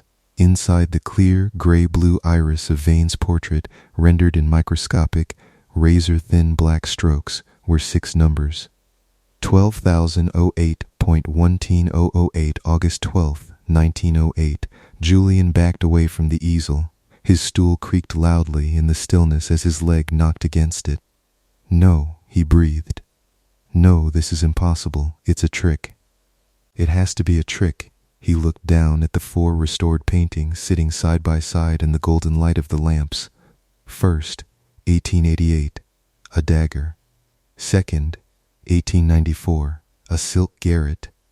Third, 1899, a vial of poison. Fourth, 1908. Mr. Vane. Julian looked at Vane's portrait again. He searched the background shadows near Vane's shoulder. There, emerging from the dark brown glaze behind the butler's left ear, was the weapon hidden in his painting. It was a small, delicate glass pipette, identical to the one sitting on Julian's own work table, dripping a single, clear drop of liquid into a dark velvet cloth. Julian's head snapped around to look at his work table. The amber glass bottles, the open dish of solvent, the faint, sweet, pine-like odor that filled the air of the vault. He took a step back, his foot dragging heavily on the stone floor. A strange, heavy warmth was suddenly creeping into his limbs, a sluggish, creeping lethargy that felt as though his veins were slowly being filled with cold wax. His fingertips felt distant, numb, as if he were wearing thick woolen gloves. From the dark top of the spiral staircase, 40 feet above, came a sound, a slow, measured tap of leather against stone. Step, step, step, someone was coming down the stairs. The 97 stone steps acted as a natural amplifier, carrying the slow, rhythmic cadence of descending footfalls down into the subterranean vault. Step, step, step. Julian stood frozen between the easels, his hand hovering inches above the open dish of solvent. The liquid inside trembled slightly, sending delicate, iridescent ripples across its surface as the vibration traveled through the pine table. In his right eye socket, the heavy black jeweler's loop felt cold and heavy, a dead weight pressing against his brow. The shadow in the arched doorway lengthened, creeping across the damp flagstones until it touched the hem of Julian's leather apron. Then, with the smooth, frictionless grace of an oil drop spreading across silk, Mr. Vane stepped into the golden halo of the magnifying lamp. He held a small silver snuffer in one hand and a freshly trimmed candle in the other. His charcoal suit was as pristine as it had been 2 hours prior, devoid of a single crease or mote of floating dust. His pale face was entirely unruffled, his gray eyes reflecting the warm filament of the bulb like polished slate. "You are working with exceptional speed, Mr. Julian," Vane whispered. His voice was soft, dry, and cool, carrying the gentle rasp of dried tea leaves sliding across paper. Most conservators would have taken days to clear the asphaltum from a single face, yet you have already summoned 4 of them from the dark. Julian tried to speak. He opened his mouth, but his breath caught in the back of his throat, thick and heavy with the scent of turpentine and sweet resinous dammer. When he finally forced his tongue to move, his voice sounded distant to his own ears, muffled, as though he were speaking from the bottom of a deep stone well. "This portrait," Julian rasped, pointing a numb forefinger at the 4th canvas, the face that mirrored the man standing before him with terrifying precision. The crackler, the oxidation of the lead white. "This oil film is over a century old. Vane, how can it be your face?" Vane did not look at the painting immediately. Instead, he stepped closer to the worktable. His long, slender fingers reached out, picking up the small glass pipette Julian had dropped. With practiced, effortless dexterity, he held the glass tube to the light, watching a single amber drop of solvent cling to its narrow tip. "The manor is very old, Mr. Julian," Vane said gently, his tone conversational, almost tender. "Houses of this standing do not merely collect furniture or art, they collect lineages. Roles are established, shapes are repeated. My grandfather stood in these vaulted cellars when the stonemasons sealed the eastern foundation. My father tended to the hearths when the late Lord Blackwood retired from the world. We are a continuous thread, you might say. Features recur when the soil demands a specific fruit. That is not a family resemblance," Julian breathed. He took a slow step backward, but his knees felt strangely loose, like wet clay. The scar on the left temple, the depth of the eye sockets. "It is not a portrait of your ancestor, Vane. It is you." Vane placed the pipette back into its brass rack with a soft, metallic clink. He turned his head slowly, looking directly into Julian's eyes. For a long, motionless moment, the quiet in the room was absolute. Far above, the storm raged against the upper gables of Blackwood Manor, but down here, 40 feet beneath the earth. The silence was a physical weight, a thick velvet blanket that absorbed every sound, leaving only the steady, rhythmic drip-drip of condensation from the moisture-beaded archways. "Does it frighten you, Julian?" Vane asked softly. "Or does it satisfy that dark, meticulous hunger that made you choose this trade? You are a man who spends his life in dark rooms, peeling away the present to find the dead past beneath it. You ought to feel at home here." Vane reached into his coat pocket and withdrew a small, pristine linen handkerchief. He held it out toward Julian. "Your forehead is damp, sir. The vapors down here can be quite intoxicating if one loses oneself in the work. You should wipe your brow. You have 3 more canvases to wake before the night is through." Julian looked at the handkerchief, then at Vane's unblinking gray eyes. A strange, heavy fog was settling over the back of his brain, a soft, numbing warmth that made his thoughts move with agonizing slowness, like spooning cold honey from a jar. He felt no panic now. The sharp edge of terror that had struck him moments ago had dissolved, replaced by a deep, mesmerizing detachment. 3 more, Julian repeated mechanically. Yes, Vane whispered, bowing his head. The 7 must be restored in sequence. That was the agreement of the commission, was it not? The master of the house requires the complete set. He is very particular about completion. Vane turned toward the spiral staircase. I shall leave you to your brushes, Mr. Julian. I will be upstairs. Preparing the upper gallery for their return. Work carefully. The final layers are always the most sensitive. The butler glided back into the darkness of the hall, his movements so smooth he seemed to float above the flags. The faint, rhythmic shirr of his trousers faded up the stairs, count by count, until step 97 swallowed the sound entirely. Julian was alone again. He stood by the pine table for a long time, listening to the soft, steady hum of his own breathing. Inhale, exhale. The air tasted sweeter now, thick, floral, with a heavy honeyed undertone that masked the sharp bite of the alcohol and spirits. He looked down at his right hand. His fingers felt thick, wooden, like the handles of his own tools. When he flexed them, the motion felt delayed, as if his mind were issuing commands to a body submerged under 10 feet of still, dark water. Fumes, he muttered to himself, his voice a low, raspy whisper that barely disturbed the dust motes hanging in the yellow beam of the magnifying lamp. The ventilation, I must have inhaled too much of the Stoddard solvent. He knew he should climb the steps. He knew he should walk out into the cold rain and drive his carriage away from Blackwood Manor. But when he looked at the 5th easel, sitting in the half-shadows just beyond the 4th, an overwhelming hypnotic draft pulled at his consciousness. The dark, unclean surface of the 5th canvas called to him with the quiet, persistent pull of an open window in a quiet room. It was a compulsion deeper than fear, the sacred obligation of the restorer. An unfinished painting was an open sentence, a breath held in suspense. He could not leave it half-spoken in the dark. Julian dragged his heavy stool across the flagstones.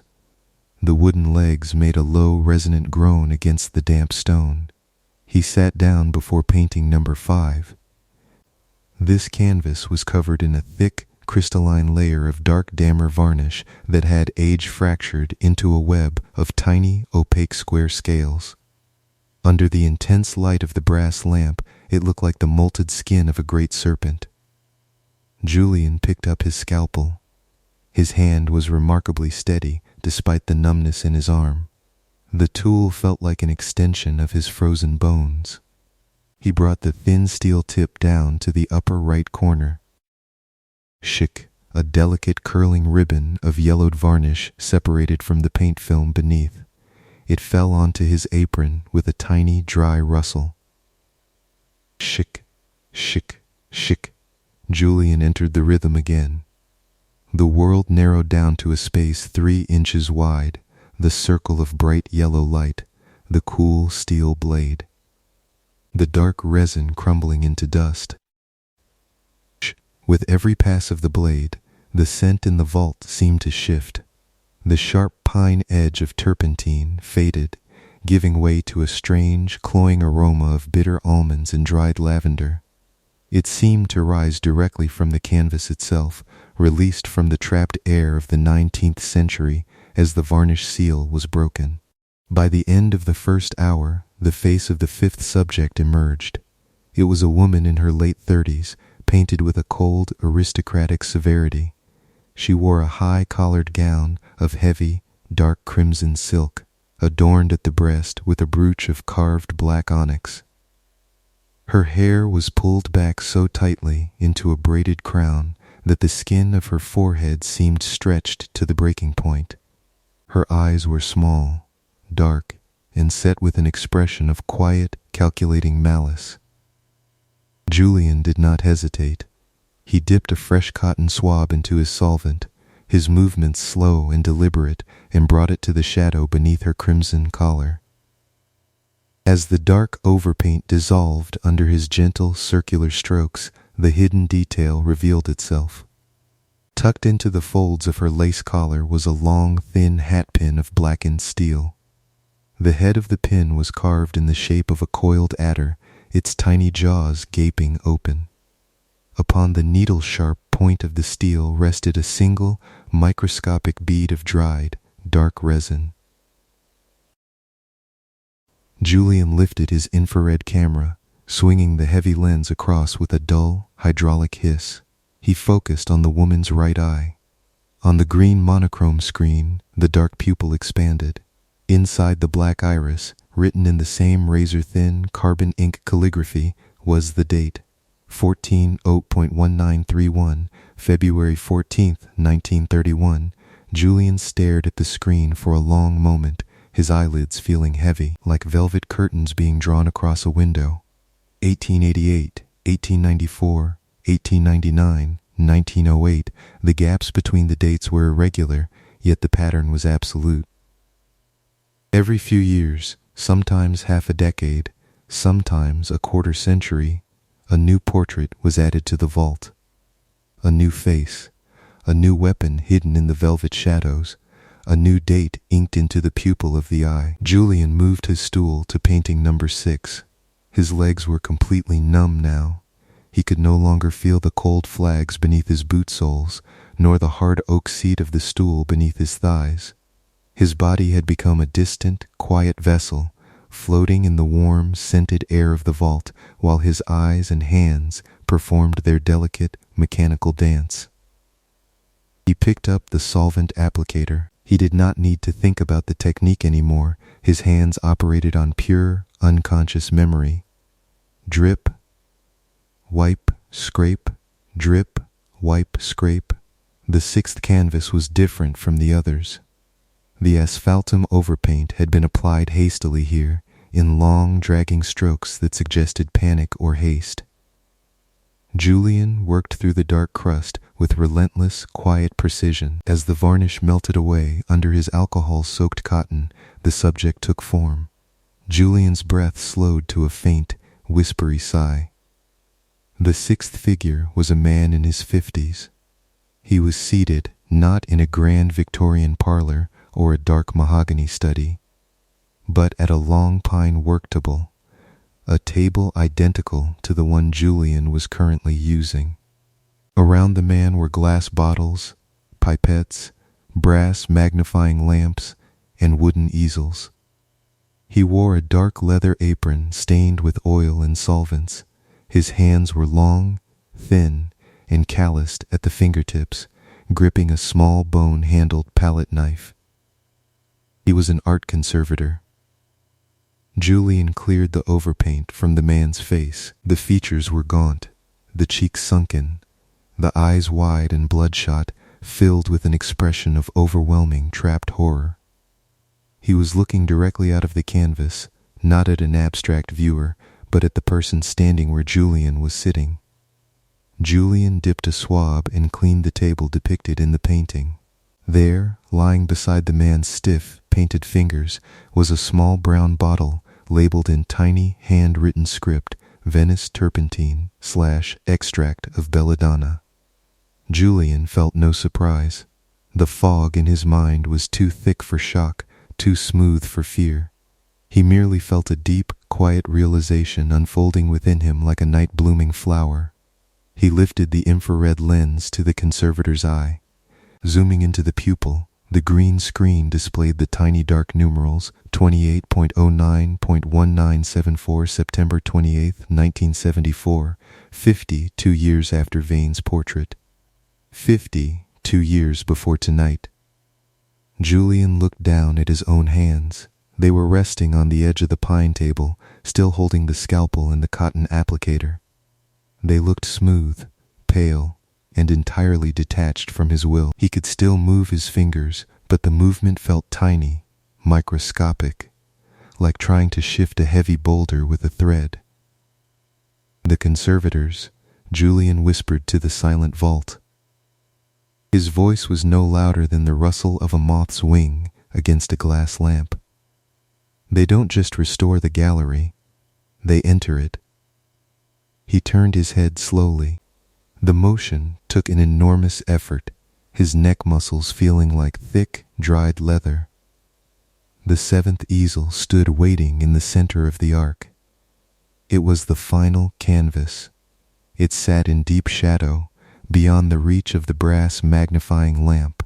The surface was a solid, unbroken wall of pitch-black paint, a void of asphaltum that seemed to absorb the light from his distant brass lantern without reflecting a single ray. Julian did not stand up. He could not. His legs were dead posts beneath him. Instead, he reached out with his right arm, grunting softly as he dragged the articulated brass arm of the magnifying lamp across the table, extending it to its absolute limit until the yellow cone of light flooded the seventh canvas. He picked up his glass pipette. His fingers were so numb he could barely feel the glass bulb between his thumb and index finger. He drew up a measure of the solvent from his porcelain dish, the clear, sweet-smelling liquid he had been using for hours, inhaling its thick, intoxicating fumes in the closed, airless subterranean vault. Drip, drip, drip, 3 drops fell onto the top edge of the seventh painting. Julian picked up his whitest cotton applicator. He dipped it into the liquid and brought it to the black surface. Shk! The dark asphaltum surrendered instantly. It did not resist like the old varnish on the earlier paintings. It melted away in long, dark, oily streaks flowing down the canvas like black tears. Julian rotated the cotton swab. Circle by circle, inch by inch, the background of the seventh painting appeared first. It was not a mahogany study. It was not a Victorian parlor. It was not an abstract shadow. It was a vaulted brick ceiling, curved red bricks held together by lime mortar, stained with dark patches of dampness and white tendrils of dry rot. Julian's eyes widened slightly, his pupils dilating in the yellow lamp light. He cleared more of the surface. Below the brick vault hung a series of brass wall sconces, throwing long, warm cones of light down onto heavy pine work tables. Along the perimeter stood rows of apothecary jars and amber glass bottles, damar resin, Venice turpentine, spirits of wine. Julian cleared the center of the canvas. In the middle of the painted room stood 7 wooden easels, arranged in a wide arc, and sitting on a wooden stool before the 7th easel was a man. He was viewed from behind and slightly to the side. He wore a dark leather apron. His posture was rigid, his head tilted slightly to the left, his right hand extended toward the canvas with a long cotton applicator held between 2 numb fingers. His hair was dark, trimmed short at the neck, identical to Julian's own hair. Julian felt a strange, cold vibration in his chest. It was his heart, beating with an agonizingly slow, rhythmic thud. Thud, thud, thud. He cleared the remaining overpaint from the right side of the canvas, the space just behind the seated figure at the easel. As the dark streaks of asphaltum dissolved under his swab, a second figure emerged from the shadows of the painted cellar. Standing directly behind the seated conservator, just out of his field of vision, was a tall, slender man in a charcoal suit. His hair was silver steel, combed flat against a narrow skull. His skin was pale as wax, his face set in a calm, neutral mask. In his right hand, the man held a small glass vial. In his left, a long, slender brush dipped in dark red pigment. It was Mr. Vane, and he was standing less than 2 feet behind the seated man in the painting, reaching out toward the back of his neck. Julian's breath stopped. He did not need to use the infrared camera. He did not need to zoom into the eye of the painted conservator. In the bottom right corner of the 7th canvas, painted in fresh, wet red oil that glinted under the lamplight, was a date. 23.07.2026, tonight's date. Julian tried to drop the cotton swab, but his fingers would not open. They were locked around the wooden stick in a permanent, rigid grip. The numbness had spread upward through his chest, settling into his neck, his jaw, his tongue. He could feel his lungs moving, a tiny, shallow flutter of air passing through his nose, but he could no longer control the rise and fall of his chest. His body had become an immaculate, frozen statue of stone and bone. A faint, sweet scent drifted into his nostrils from behind, the heavy, honeyed aroma of bitter almonds and lavender, far stronger than it had been at the work table. A soft, cool hand touched the back of Julian's neck. The fingers were long, dry, and terrifyingly light, resting against his skin like the legs of a sleeping spider. "You have done exquisite work, Mr. Julian," a voice whispered directly into his right ear. The voice was soft, dry, and smooth as silk sliding over glass. Mr. Vane Julian could not move his head.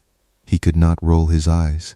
He could only stare straight ahead at the 7th canvas, where the yellow light of the lamp illuminated the painted image of himself sitting at the easel, with Vane standing over him. "It is always such a delicate process," Vane murmured, his breath cool against Julian's ear. "The solvent must be absorbed slowly through the skin and lungs over many hours. If it acts too quickly, the restorer panics and the muscles tense. It ruins the posture, you see. The master requires absolute serenity in his subjects. The face must reflect total, hyper-aware stillness." Julian tried to scream, but no sound came from his throat.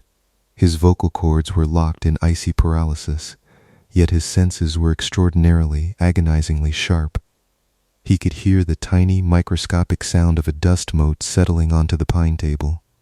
He could hear the soft, rhythmic drip of water in the distant cellar wall. He could hear the low, deep resonance of Vane's steady heartbeat, a slow, ancient cadence that seemed to beat once every 10 seconds. "The world above believes these paintings are historical artifacts," Vane whispered, his hand moving gently from Julian's neck to rest on his shoulder. "They do not understand that the gallery is not a collection of the past. It is a vessel, a sanctuary. Every half-century, the estate requires a new conservator to preserve the cycle. You do not merely clean the faces, Julian, you give them your breath, your stillness, your permanence." Julian felt Vane reach down. With gentle, practiced care, the butler lifted Julian's right hand, the hand still holding the wooden cotton applicator, and adjusted the fingers slightly, setting them into a more elegant, relaxed pose. "There," Vane murmured softly, "exquisite, a true master at his work." Vane stepped around the side of the table, entering Julian's fixed field of vision. He carried a small wooden palette set with fresh oil paints, titanium white, ivory black, raw umber, and a deep, rich crimson. In his right hand, he held a fine, pointed sable brush. Vane set an 8th easel down next to the 7th. Upon it rested a blank, gesso-primed canvas, fresh, white, and clean, waiting for its first layer of ground. "You will not feel any pain, Julian," Vane said softly, stepping up to the blank canvas. "The neurotoxin in the Venice turpentine does not destroy the mind. It merely releases it from the burden of movement. You will remain exactly as you are, hyper-aware, completely conscious, suspended in the quiet stillness of this vault for centuries." Vane dipped his sable brush into the raw umber pigment. He turned to look at Julian. His gray eyes were soft, almost compassionate, reflecting the warm yellow circle of the magnifying lamp. "The storm outside will clear by morning," Vane whispered, his brush hovering an inch above the white canvas. "The manor above will grow quiet, the upper rooms will be locked, and down here, in the cool dark earth, we shall have all the time in the world." Vane brought the brush down to the canvas. Shook. The soft, wet sound of hair against primed linen echoed through the subterranean vault, a dry, rhythmic cadence that matched the steady ticking of the clock on the wall. Shk! Julian sat motionless on his stool. The yellow light of the magnifying lamp bathed his face in a warm golden glow. He could not blink. He could not turn away. He could only watch as the tip of Vane's brush began to trace the outline of his own forehead on the blank white canvas. Shk! Far above, the last thunder of the night rumbled softly through the bedrock, fading into a low, gentle murmur that dissolved into the subterranean silence. Shk! The scent of turpentine and lavender filled the air, thick and sweet. Shk! Julian's breath was a faint, imperceptible thread of air, rising and falling in the absolute quiet of the cellar. Shk! And in the deep, cool dark beneath Blackwood Manor, the gallery of forgotten faces claimed its newest portrait. The rain did not merely fall against the high glass skylights, it settled over the retreat like a heavy, velvet shroud.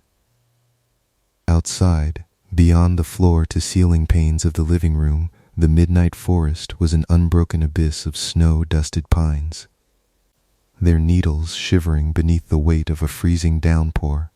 Inside, the world was composed entirely of warm teak, clean, minimalist lines, and an eerie, heavy quiet that seemed to absorb the very air you breathed. Thomas stood in the center of the vast, open-plan sanctuary, his fingers resting lightly against the smooth grain of a low cedar credenza. The house had been built in the late 1960s by an architect whose name had long since faded from public record, buried deep in the foothills of an isolated valley 3 hours north of any major city. It was a masterpiece of mid-century isolationism, a structure designed to yield entirely to its surrounding environment while holding the harshness of the elements at absolute bay. Above him, the rain beat a rhythmic, endless cadence against the sloped glass roof, a dark, watery symphony that should have filled the interior with a comforting roar. Yet, because of the house's peculiar acoustic construction, the sound arrived inside not as a thunderous storm, but as a muffled, rhythmic murmur. It sounded like seawater washing over soft sand miles away, filtered through layers of dense felt and sound-dampening insulation. Thomas drew a slow, deliberate breath.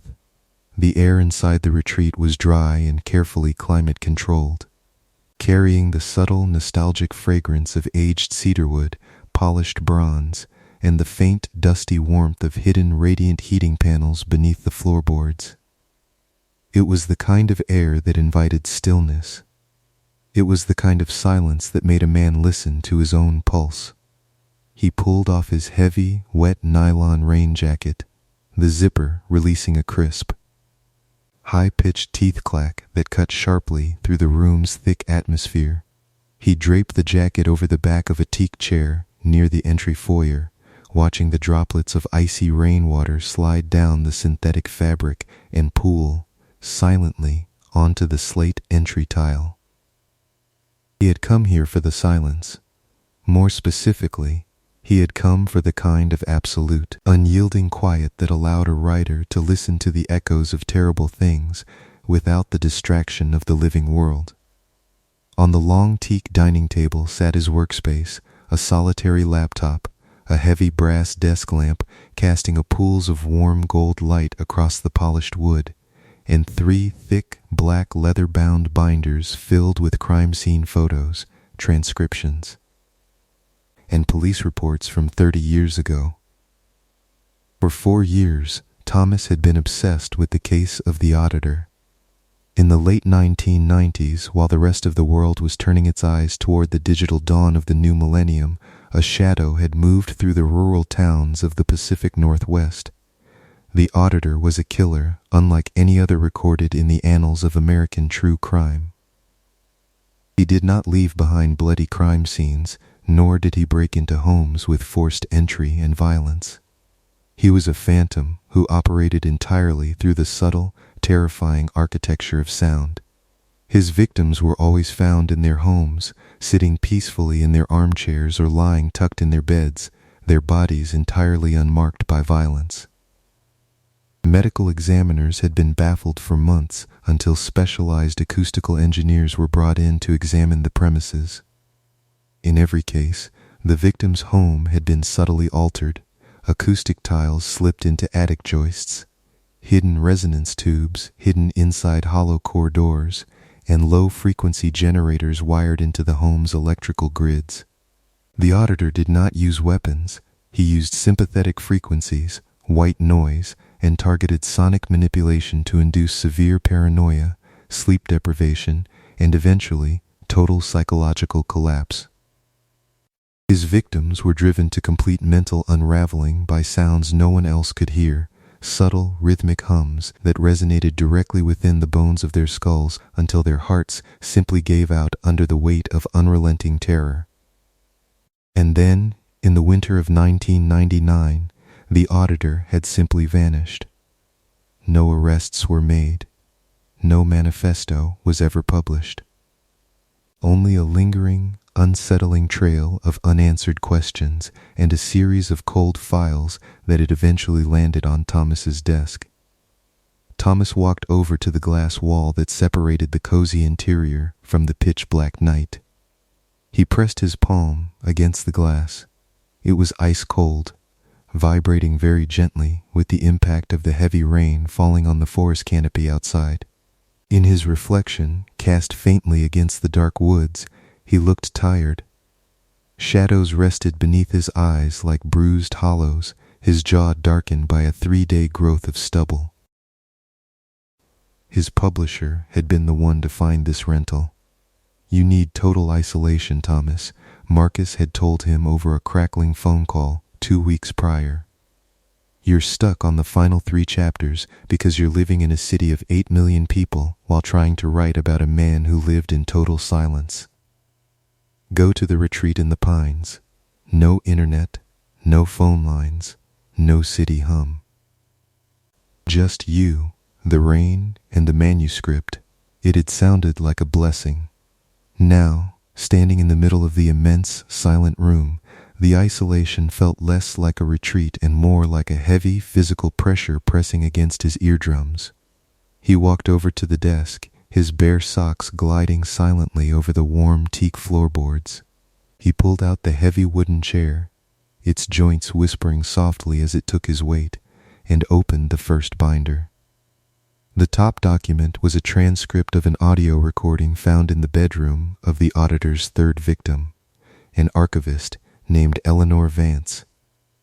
Eleanor had kept a tape recorder by her bed during the final weeks of her life, trying desperately to capture the phantom sounds that were keeping her awake night after night. Thomas ran his fingers over the printed words, reading them aloud in a quiet, hushed whisper that barely disturbed the stillness of the room. "Day 14, Thomas read softly. It isn't a voice. It isn't music. It's a weight. Every night at precisely 2:14 a.m., the room begins to breathe. I can feel it in my teeth before I hear it in my ears. A low 30 hertz thrum that makes the glass in the windows vibrate just enough to hum. He is listening to me. I know he is listening to me because whenever I change my breathing, the hum changes its pitch." Thomas stopped reading. He rested his chin in his hand, gazing at the small red standby light glowing from the home's high-end stereo receiver nestled in the corner cabinet. The light was a single, tiny crimson dot in the darkness, unblinking, watching him like a quiet, artificial eye. The house was astonishingly quiet. Mid-century architecture often suffered from thin walls and drafty windows. But this building had been engineered with a bizarre, almost obsessive attention to sound isolation. The walls were double-framed and lined with thick, sound-deadening cork and felted wool behind the teak paneling. The floorboards were laid over floating rubber gaskets, absorbing every step so completely that walking through the house felt like floating through a dream. He checked his watch. It was 1:45 a.m. A sudden, sharp craving for coffee swept over him, not for the caffeine, but for the grounding, mundane ritual of it. The sound of water boiling, the scrape of a spoon against ceramic, the warm, bitter aroma filling the pristine air. He stood up and walked toward the minimalist kitchen alcove. The countertops were made of dark honed granite, cold to the touch. As he filled the small stainless steel kettle at the tap, the sound of rushing water splashed into the sink with startling clarity. In this hyper-damped environment, every tiny noise was magnified tenfold. The click of the stove igniter sounded like a small firecracker. The blue flame catching beneath the burner hissed like an angry snake. While he waited for the water to heat, Thomas wandered down the short hallway that led off the main living space. The retreat was built into the slope of a granite hillside, meaning the front of the home levitated on concrete piers above the forest floor, while the rear bumped directly into the earth itself. At the far end of the hallway was a heavy, flush-mounted door crafted from the same dark teak as the walls. Unlike the other doors in the house, which were light and glided smoothly on hidden tracks, this door possessed a massive, polished brass lever handle. It looked more like the hatch of a ship or the entrance to a commercial recording studio than a bedroom door in a residential home. Thomas had noticed it when he first arrived, but he had assumed it was simply a utility closet or the owner's private storage room. Now, standing in the dim light of the hallway, his curiosity pulled at him with a quiet, irresistible gravity. He reached out and laid his hand on the brass lever. It was cool and heavy. He pressed down with a soft pneumatic hiss, the sound of a thick, airtight rubber gasket releasing its pressure seal. The heavy door swung open an inch. Beyond lay a flight of narrow concrete steps descending into pitch-black darkness. Thomas hesitated. The smell that drifted up from the stairwell was entirely different from the rest of the house. It lacked the dry, heated warmth of cedarwood. Instead, it smelled of chilled concrete, cold iron, static electricity, and something deeper, the dusty, unmistakable scent of old paper and magnetic tape. He reached into his pocket, pulled out his phone, and clicked on the flashlight. The narrow beam of white light sliced through the darkness, illuminating the stark, utilitarian descent. "Hello?"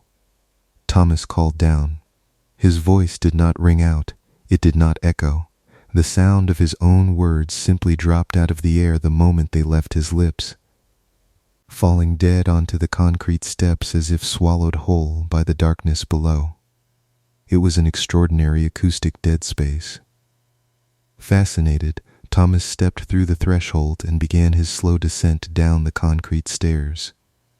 With every step he took, the faint, faraway sound of the rain hitting the glass skylights upstairs faded further and further away until, by the time his boots touched the bottom landing, the storm had disappeared entirely. He was standing in a reinforced acoustic cellar. The room was vast, easily 30 feet square, but felt oddly intimate due to its construction. The walls were lined completely with dark gray, wedge-shaped foam acoustic panels, interrupted at regular intervals by perforated teak baffles designed to absorb and scatter sound waves across every conceivable frequency. The ceiling was low, suspended on heavy steel isolation springs that hung visible from the concrete joists above. It was a sanctuary built within a vault, a room designed to ensure that no sound from the outside world could ever enter, and no sound generated within could ever escape. In the center of the room sat a single piece of furniture, a heavy, low-slung teak work table. On top of the table sat a single desk lamp with a green glass shade, its cord winding down to an outlet set flush into the floor. Thomas walked slowly toward the table, the soles of his shoes making a faint, muffled thud-thud-thud against the floating rubberized floor. He reached out and clicked the chain on the green glass lamp. A warm emerald glow spilled across the polished wooden surface. Directly in the center of the table was a square cutout in the teak paneling, revealing a flush-mounted steel floor safe. The digital keypad was dark, but to Thomas's surprise, the heavy steel handle was turned vertically. Unlocked, he knelt beside the table, his heart beating a quiet, rapid rhythm against his ribs. He laid his hand on the steel handle and pulled upward. The heavy door hinged open silently on smooth, oil-dampened bearings. Inside the safe lay two things. The first was a vintage, portable reel-to-reel tape recorder, a pristine, museum-grade Nagra 4S, its brushed aluminum casing gleaming in the green lamplight. Its dual analog VU meters rested at 0, their yellowed glass faces pristine and dust-free. The second was a heavy, gray cardboard storage box. On the side of the box, written in precise, mechanical black ink, were the words, Room Archive, Retreat Op 4. Thomas sat back on his heels, his breath catching slightly in his throat. The silence of the cellar was so profound that he could hear the faint, high-pitched ringing of his own nervous system. The natural auditory hallucination that occurs when the human ear is deprived of all ambient sound. He reached into the safe and lifted the cardboard box onto the teak desk. He removed the lid. Inside were 6 round plastic tape reels, each enclosed in its own clear hard shell case. Every reel was meticulously labeled with a date and a timestamp. The first reel was labeled October 14th, 1998 occupant A. The second, March 22nd, 2004 occupant B. The third, August 11th, 2011 occupant C. The fourth, January 5th, 2017 occupant D. The fifth, November 19th, 2022 occupant E. And the sixth reel, resting at the very bottom of the stack, had a label that made Thomas's blood turn instantly to ice water. The label on the sixth reel read, July 23rd, 2026 occupant F. Thomas stared at the handwriting. Today's date. He pulled his hand back as if the plastic case were burning hot. He blinked hard, looking at the clear case lying in the green glow of the desk lamp. July 23rd, 2026. That was today. The day he had arrived at the retreat.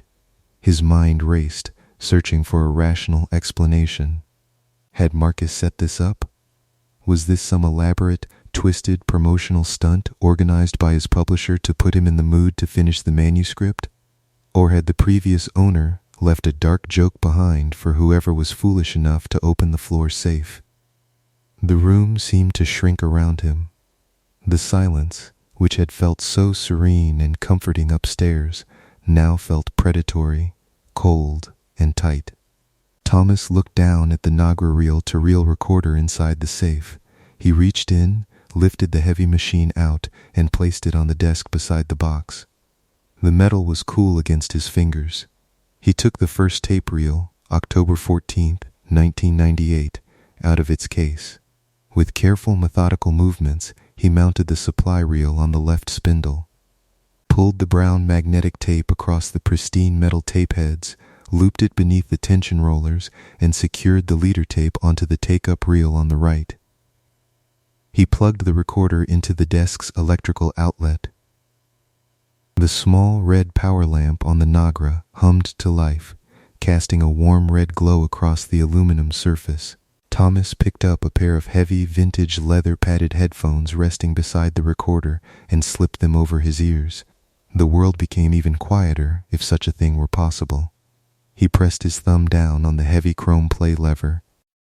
Click. The reels began to spin. A soft, mechanical whir filled the air as the magnetic tape glided smoothly across the playback head.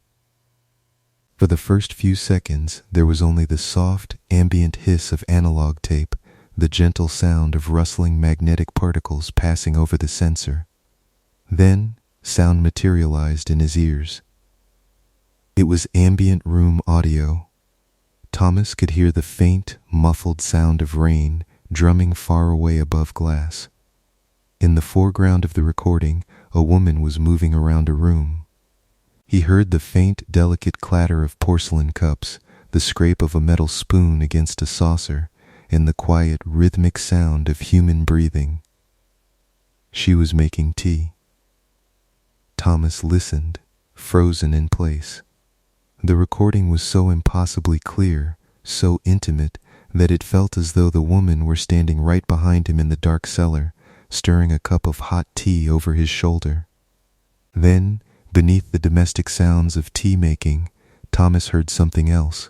It was a sound so low, so deep, that it felt less like an auditory sensation and more like a physical vibration inside his chest. A continuous rhythmic thrumming sound. It hovered at roughly 30 hertz, a low-frequency acoustic hum that pulsed with the steady, unwavering cadence of a mechanical heart.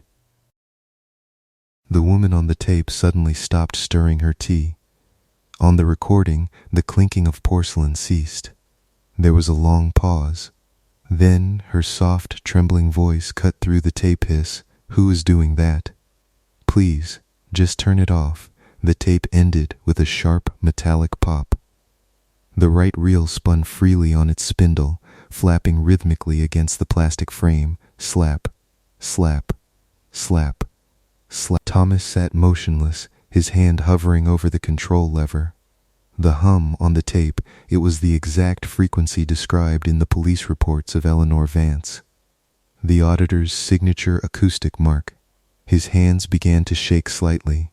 He reached out, stopped the machine, and removed the first reel. He grabbed the fifth reel, November 19th, 2022, occupant E. He mounted it quickly, threaded the magnetic leader through the tension arms, and slammed the lever down to play. Click. The tape whirred. This time, the audio was male. Heavy, ragged breathing filled Thomas's headphones. He heard the distinct sound of wood creaking, a man pacing back and forth on teak floorboards. "I know you're in the walls," the man's voice rasped on the tape. His tone was frayed, shattered by days of severe sleep deprivation. "I brought a microphone down here to the basement. I caught the frequency, 32 hertz. It's coming from the air ducts. You built it into the frame, didn't you? You built the whole damn house around it." Beneath the man's unraveling voice, the same low rhythmic hum pulsed steadily in the background. "Answer me," the man screamed into the microphone on the tape. "Who are you recording this for? Who is listening to this?" A heavy crash sounded on the tape, the sound of something heavy being thrown against a wall, followed by absolute suffocating silence. Then the tape ran out, the end of the reel flapping wildly against the aluminum housing. Slap, slap, slap, slap. Thomas's throat felt bone dry. His heart was hammering against his ribs like a trapped bird. These weren't random recordings. These were ambient audio logs of every person who had ever stayed in this house over the last 3 decades. Every occupant had been subjected to the same sonic torment. Every occupant had been recorded, tracked, and archived. The house was not a sanctuary. It was an acoustic trap. Slowly, reluctantly, Thomas's eyes drifted back to the cardboard box on the desk, to the 6th reel. July 23rd, 2026, occupant F. His mind screamed at him to stop. Every instinct he possessed told him to shut the safe, run up the concrete stairs, throw his wet jacket over his shoulders, get into his car, and drive as far away from this desolate pine forest as the roads would take him. But he was an investigator. He was a man who spent his life chasing shadows down dark corridors, trying to find where the monsters lived. He couldn't leave without knowing. With trembling fingers, Thomas lifted the 6th reel out of the box. The plastic case was cold. He popped the latch and removed the spool. He removed the 5th tape, placed the 6th reel onto the left spindle, and carefully threaded the dark brown ribbon across the heads. His breath came in short, shallow hitches, fogging the polished aluminum surface of the Nagra recorder. He lowered his hand to the control lever. He pressed play. Click, the reels began their smooth, hypnotic spin. At first, there was only the familiar, soft hiss of magnetic tape sliding over the heads. Then, sound emerged from the dark ambient background. It was the sound of heavy rain far away, muffled by heavy glass and layers of soundproof insulation. Then came the distinct, heavy sound of a front door opening and closing with a solid, airtight thud. Thomas froze. On the tape, heavy footfalls sounded across slate tile.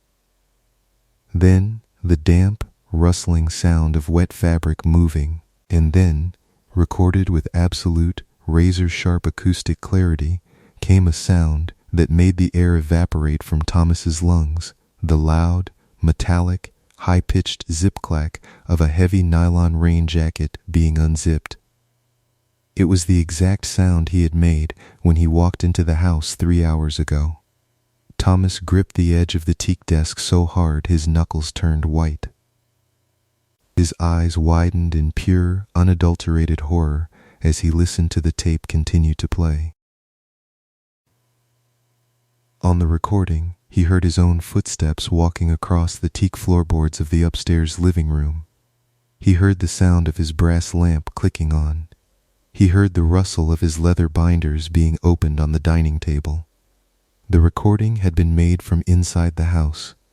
Not yesterday, not last week, 3 hours ago. And beneath the quiet, horrifyingly familiar sound of his own heavy breathing, as he sat down at the dining table upstairs, a faint, subterranean frequency began to rise through the tape hiss. A low, rhythmic 30 hertz hum. It wasn't coming just from the headphones. Thomas slowly pulled the heavy leather pads away from his ears and let them drop around his neck. The quiet in the cellar was absolute. And then, coming from the perforated teak baffles set deep within the concrete walls of the room, he felt it before he heard it. A tiny, subtle vibration in the fillings of his teeth. A physical pressure settling heavily against his eardrums. The house was breathing, and it was listening to him. The low-frequency vibration did not diminish as Thomas backed away from the teak desk. It seemed to blossom through the soles of his shoes, traveling upward through the bones of his ankles and settling into the deep, hollow cavity of his chest. It was a physical presence, dense and heavy, as if the very air inside the acoustic cellar had grown thick as cold oil. He turned and bolted up the narrow concrete steps, his socked feet striking the smooth steps in a frantic, muffled sequence. With every step upward, the darkness of the stairwell yielded to the warm, amber spill of light from the main floor above. He burst through the heavy teak threshold and grabbed the polished brass lever, slamming the vault-like door shut behind him. The heavy rubber gaskets compressed with a soft, airtight fish, sealing the cellar away once more. Thomas stood in the dimly lit hallway, his chest heaving, his palm pressed hard against the cool, teak door. Up here, in the main sanctuary of the retreat, the midnight rain was still falling, a endless, muffled whisper against the sloped glass skylights. The smell of cedarwood and dry, radiant warmth was comforting, almost deceptive in its familiarity. But the quiet was no longer peaceful. It had transformed into something watchful, taut, and suffocating. He turned his gaze toward the front entry foyer. The slate tiles glinted beneath the soft wall sconces. Near the door, his wet rain jacket still hung over the back of the teak chair. Dark droplets of rainwater clinging to the synthetic fabric. Above the heavy mahogany front door, the sleek, brushed aluminum housing of the home's digital security panel glowed with a single green LED indicator. Thomas walked toward the exit, his movements deliberate, his pulse drumming a frantic rhythm in his throat. He reached out and pressed his thumb to the keyless entry panel. Nothing happened. The small digital screen did not flash its usual numeric prompt. Instead, with a sharp, heavy clack, the internal deadbolts engaged automatically, driving 3 reinforced steel pins deep into the solid doorframe. A second later, A soft motorized whine echoed from above as the secondary security plates slid down within the tracks, sealing the main entrance completely. The green indicator light vanished, replaced by a solid, unblinking red dot. Thomas grabbed the heavy brass handle and pulled with all his weight. The door did not budge an inch. It felt as solid and unyielding as a slab of granite. "No," he whispered, the word vanishing instantly into the sound dampening felt behind the wall paneling. "No, no, no." He turned and hurried toward the wide floor-to-ceiling glass panels that overlooked the dark pine forest. Outside, the downpour raged in total silence behind the triple-paned acoustic glass.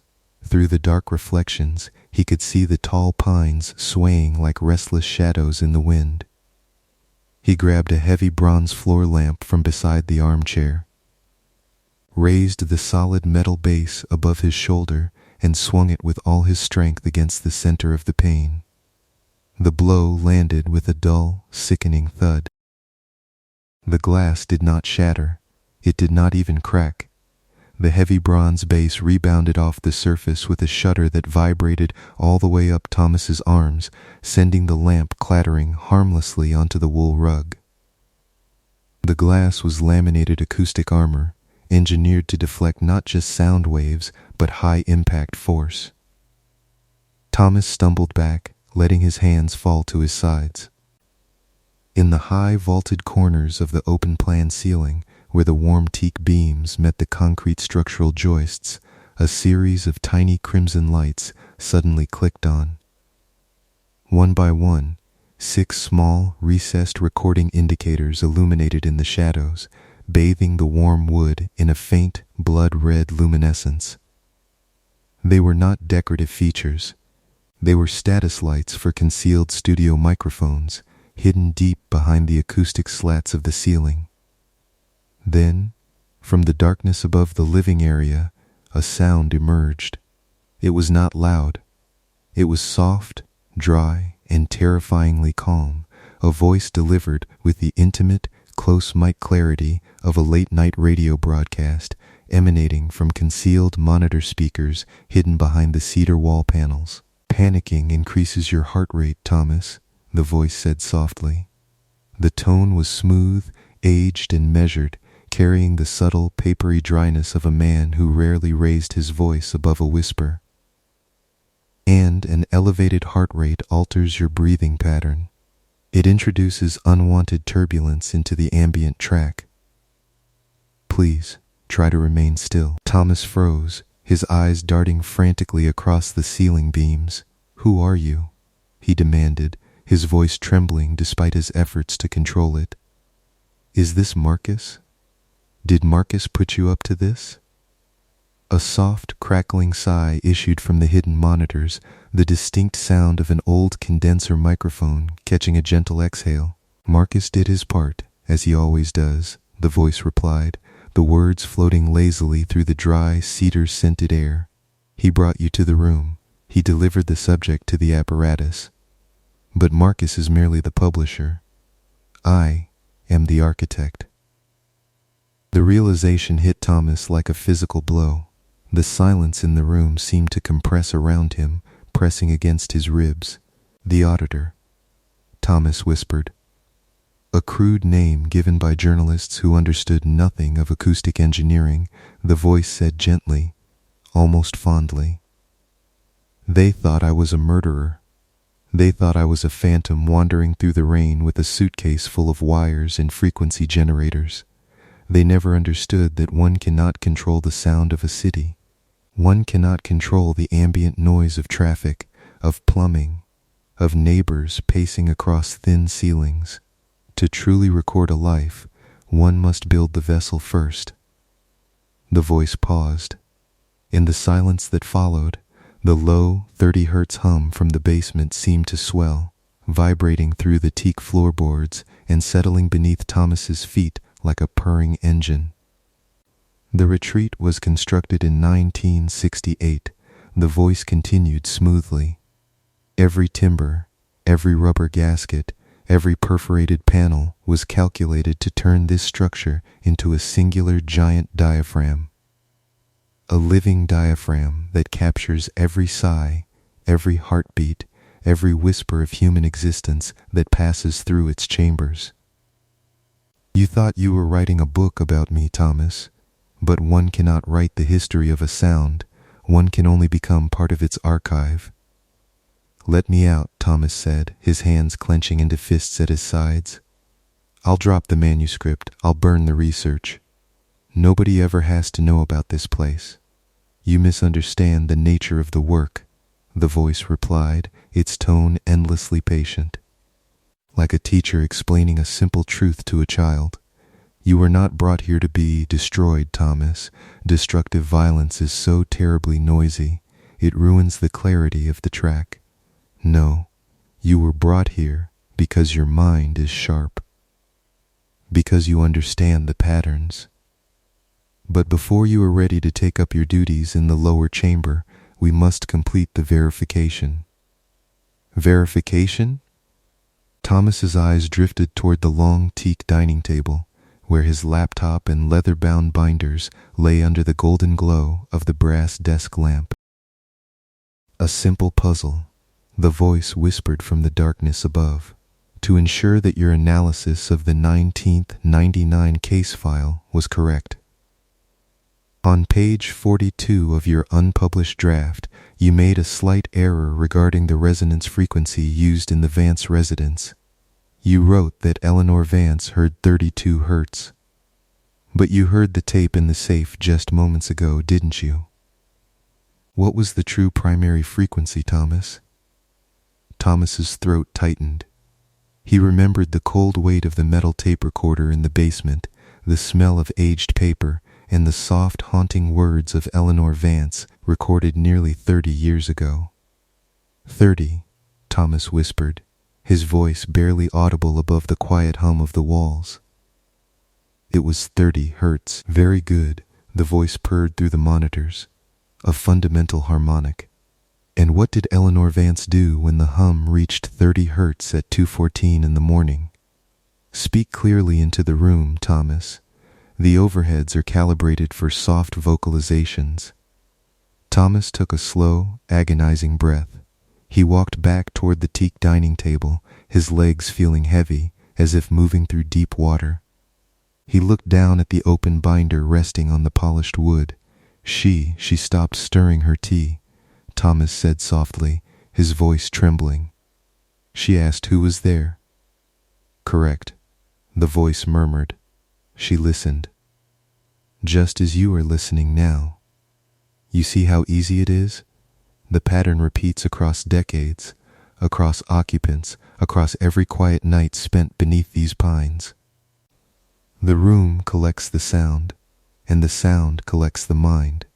Thomas reached out and picked up the second black binder, the one containing the publisher's structural notes and geographic research that Marcus had provided before the trip. With shaking fingers, he flipped through the glossy pages until he reached the appendix, a set of high-resolution scans of the original architectural blueprints for the retreat.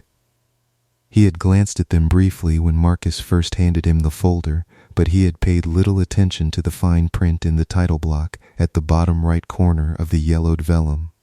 Now, under the warm, bright light of the brass desk lamp, Thomas stared at the small, elegant copperplate script of the draftsman's signature block. Designed by M.V., Architectures 1968, approved for construction, Marcus Vance. Thomas dropped the binder onto the table. The heavy paper slammed against the teak wood with a sharp crack that echoed softly off the cork-lined walls. Marcus Vance, his publisher.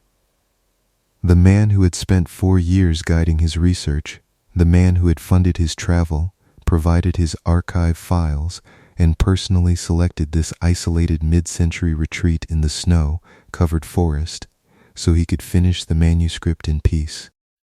Marcus Vance was Eleanor Vance's brother. And Marcus Vance was the architect. He didn't find this place for me, Thomas breathed, his eyes wide as he stared at the red recording lights glowing in the ceiling. He built it with you. Or he is you. A low, resonant sound issued from the hidden monitors, a soft, warm laugh that sounded unnervingly close, as if a man were leaning over Thomas's shoulder, whispering directly into his ear.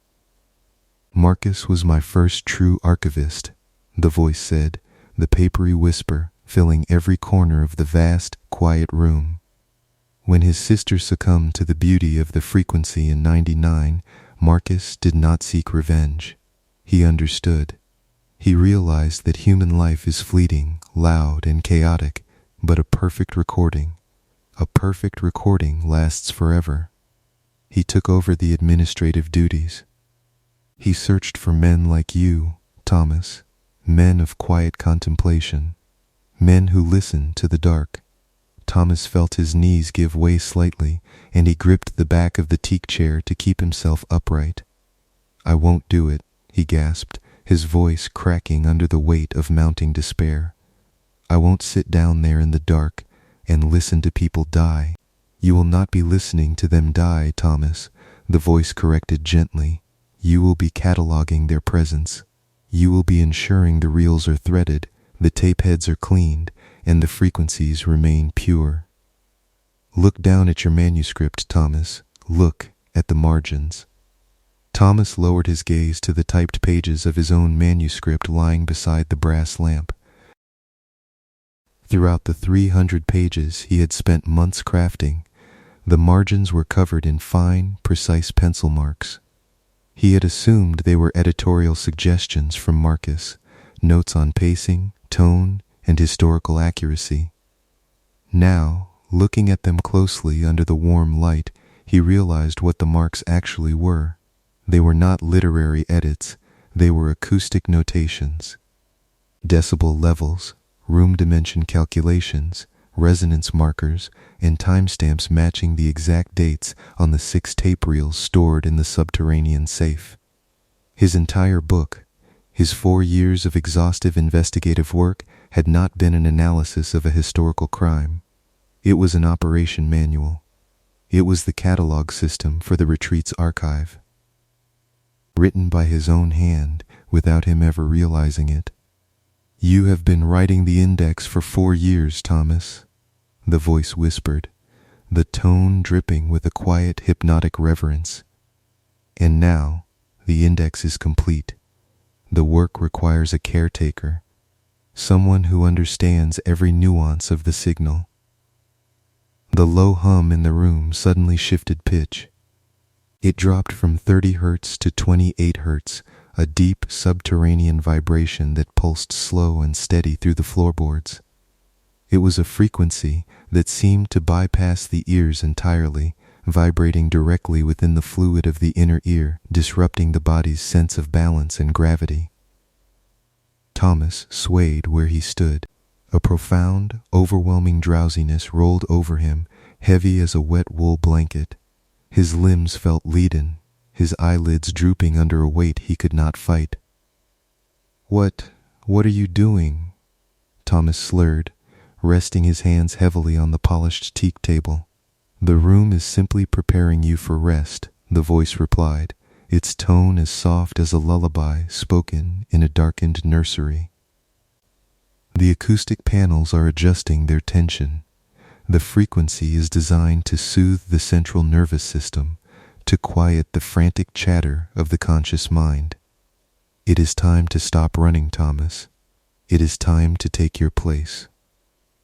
Thomas tried to take a step toward the glass wall, to raise his hand, to shout, but his muscles refused to obey the commands of his tired brain.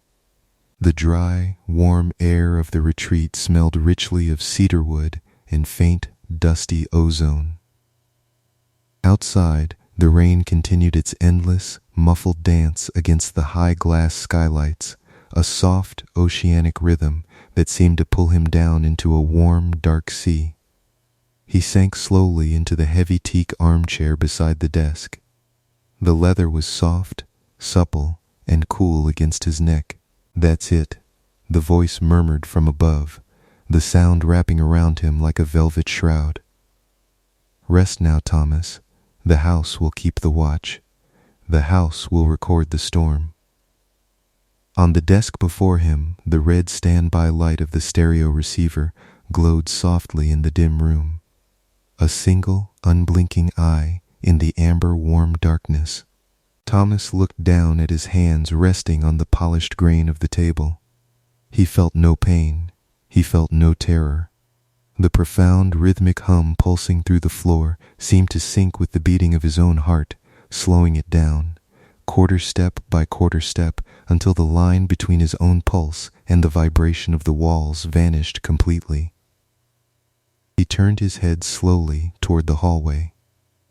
The heavy teak door leading down to the acoustic cellar stood slightly ajar, a thin sliver of cool dark shadow visible through the crack.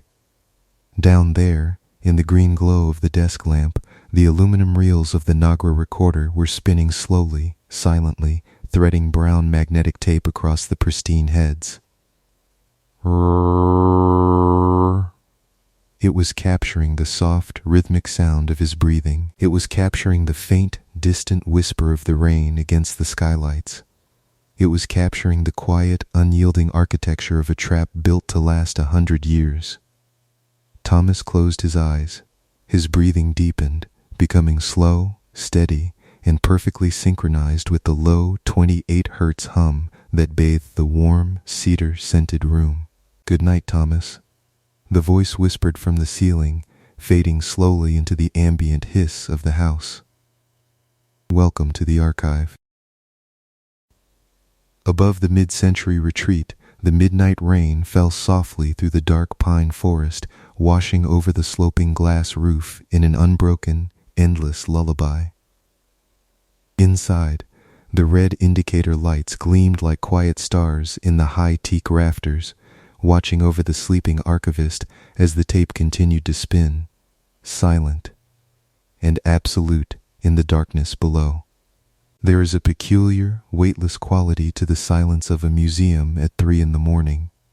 It is not the absence of sound, but rather a dense, accumulating layer of it, the slow settling of oak floorboards, the low, breathy hum of climate control vents exhaling chilled air into cavernous spaces, and the rhythmic, distant drumming of rain against the high iron-framed skylights far above. Clara adjusted the strap of her canvas satchel and let the narrow beam of her flashlight sweep across the polished expanse of the Grand City History Museum's central atrium.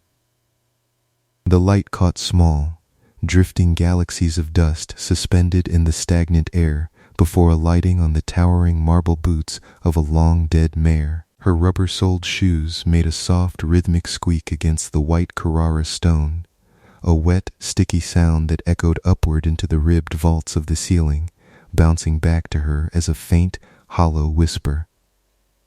She loved this shift. The overnight maintenance and cataloging rotation was an assignment most of the curatorial staff avoided. Citing the creepy stillness of the dark galleries or the unsettling feeling of being watched by hundreds of glass-eyed taxidermy specimens and cold bronze busts. But for Clara, the night was predictable. It was orderly. The daylight hours were cluttered with school groups, sticky fingerprints on display cases, and the incessant chatter of tourists. The night belonged only to the artifacts, the architecture, and the steady, comforting routine of her rounds. She paused at the base of the grand staircase, pulling a silver pocket watch from her vest. Its ticking was sharp and metallic, a small, reliable pulse in the vast, sleeping building. 2:15. Outside, the rain had intensified, turning from a steady drizzle into a relentless, lashing downpour that rattled the skylights in their lead frames. The draft that swept through the atrium smelled of damp pavement, cold river silt, and the ubiquitous, underlying scent of the museum itself. Beeswax polish, old paper, dry rot, and aged leather. Clara turned toward the east wing, her beam illuminating the gilded wooden sign suspended above the archway, medieval and Renaissance antiquities. This was the oldest section of the building, constructed in the late 19th century when the museum's founder, Silas Vance, had imported entire stone hearths, stained glass panels, and timber ceilings from dismantled European manors. The air here was noticeably colder, carrying a sharper, metallic tang that always settled on the back of Clara's tongue like coin copper. She walked slowly down the long corridor, her flashlight beam flicking methodically from left to right. On either side, suits of 14th century plate armor stood mounted on velvet-draped pedestals like motionless sentinels. In the dim amber glow of the emergency egress lights, their empty visors seemed to track her progress, the cold steel reflecting the faint, trembling circle of her flashlight beam. She knew every piece in this hall by heart. She knew that the third suit of armor on the left had a small dent near the left armpit, likely caused by a crossbow bolt during some forgotten skirmish in the marches. She knew that the tapestries depicting the hunt of the unicorn had a faint, sweet smell of lavender beneath their centuries of dust.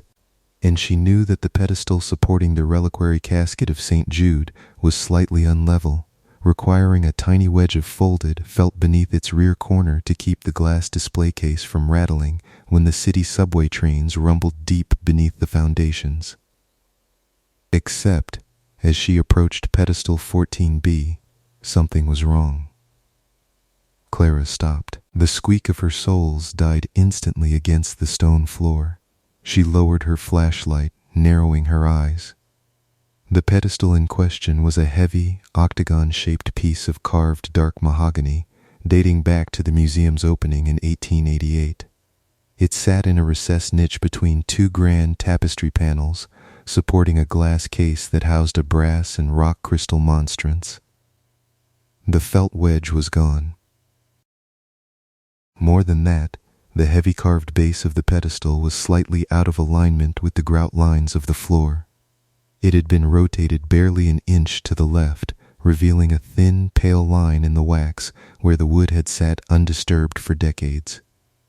Clara approached slowly, her heartbeat picking up a subtle, quickened rhythm. In a building this old, structural shifts happened, but mahogany pedestals weighing upwards of 300 pounds did not move on their own. Maintenance wasn't scheduled to touch this hall until next Tuesday. "Hello?" she called out. Her voice was quiet, a low whisper designed not to carry too far, yet in the vaulted hall it sounded thin and frail. It stretched out across the dark, bouncing off the hollow chest plates of the Iron Knights and fading into the gloom of the upper mezzanine. No answer came. Only the steady, soothing thrum of the storm beating against the glass overhead and the faint, rhythmic ticking of her pocket watch. Clara stepped up to the pedestal. She set her heavy metal flashlight down on the polished floor, angling the beam upward so it bathed the dark mahogany in a soft, raking light. She reached out, her gloved fingers tracing the intricate acanthus leaves carved into the wood's lower trim. Her fingers snagged on a microscopic seam. She paused, pressing gently. The wood yielded with a tiny, pneumatic hiss, a sound so soft it was nearly lost beneath the noise of the rain. A hidden latch inside the pedestal released, and a narrow section of the mahogany paneling swung forward on oiled, silent hinges, revealing a hollow cavity within the structure that was entirely absent from the museum's architectural blueprints. Clara leaned in, her breath catching in her throat. Inside the dark alcove sat an object wrapped in oilskin cloth. Dust covered the fabric, but it was clear the bundle had been disturbed recently. The dust was smeared around the edges, as if someone had pulled it out and replaced it within the last few hours. Reaching inside, Clara felt a chill radiate from the wood, despite the ambient warmth of her canvas gloves. She gently lifted the bundle out. It was unexpectedly heavy, dense and solid like a paving stone. She set it carefully on the flat edge of the pedestal base and unknotted the oiled string securing the cloth. The fabric fell away to reveal a massive leather-bound ledger. The leather was dark calfskin, stained a deep, bruised plum color, worn smooth at the corners and cracked along the spine from age. Thick brass clasps bound the right edge, tarnished to a dull, greenish gold. There was no title on the cover, no gold leaf stamping, no accession number, no museum barcode. It was completely uncatalogued. Clara touched the brass clasp. Its coldness bit through her cloth glove. With a soft clack, the spring latch released, and the heavy volume settled open in her lap as she sank down into a kneeling position on the cold marble floor. The first thing that hit her was the smell. It was not the familiar, dusty scent of old paper, but something sharper, more complex. It smelled of dried iron gall ink, ozone, crushed lavender, and a faint, sickly undertone of tallow. The pages were thick, hand-milled vellum, pale yellow and stiff. Clara turned the heavy flyleaf. The first page bore no title, only a date, written in precise, elegant copperplate script with black ink that had faded over time into a dark sepia, October 14th, 1874. Beneath the date was a ledger grid, meticulously ruled by hand in faint red ink. The columns were labeled with sharp mathematical precision: time of entry, subject name/description, stride length, week pulse respiration, route observed, psychological disposition. Clara stared at the page, her flashlight beam casting long, dramatic shadows across the fine script.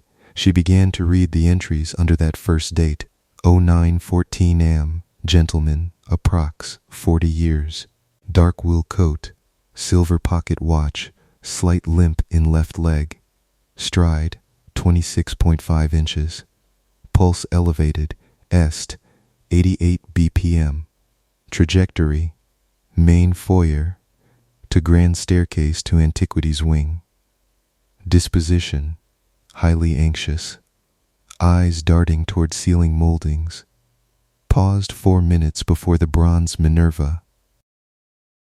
02 am, woman, middle-aged, accompanied by young girl, green silk bonnet, stride 21.0 inches, respiration calm, shallow, trajectory, atrium circle, paused at Roman coin display, disposition, distracted, melancholic, subject wiped tear from left cheek at 10:15 am. Clara turned the page. The entries continued, line after line, page after page. Every single entry detailed a visitor to the museum with horrifying, microscopic precision. The unknown author had logged not just where people walked, but the exact length of their steps, the rhythm of their breathing, the micro-expressions on their faces, and the subtle, unconscious habits they displayed as they wandered through the galleries. She turned 50 pages, the heavy vellum rustling softly like dry autumn leaves in the vast, silent room. The handwriting subtly changed across the pages, sometimes slanting slightly to the right, sometimes growing tighter and more compact, but the clinical, unnerving tone remained absolute. August 12th, 1923, 02:40 p.m., Arthur Pendelton. Gray bowler hat. Stride, 28.1 inches. Respiration, 16 breaths/min. Trajectory, medieval gallery, pedestal 14B. Disposition, obsessive. Touched the edge of the display glass 3 times with right thumb. Clara felt a cold knot tighten in her stomach. She recognized that name. Arthur Pendelton had been a local industrialist, a prominent patron of the museum whose portrait hung in the administrative wing on the 3rd floor. She had read his biography during her onboarding archivist training. She pulled her personal tablet from her satchel, her fingers suddenly feeling stiff and clumsy. She connected to the museum's local digital archives, typing Pendleton's name into the search bar while keeping her flashlight focused on the yellowed ledger page. The archive record loaded, displaying a digitized news clipping from the City Gazette, dated August 14th, 1923. Prominent industrialist dies in tragic tramway accident. Clara's breath caught. Arthur Pendelton had died on August 14th, exactly 48 hours after his visit to the museum logged in the ledger.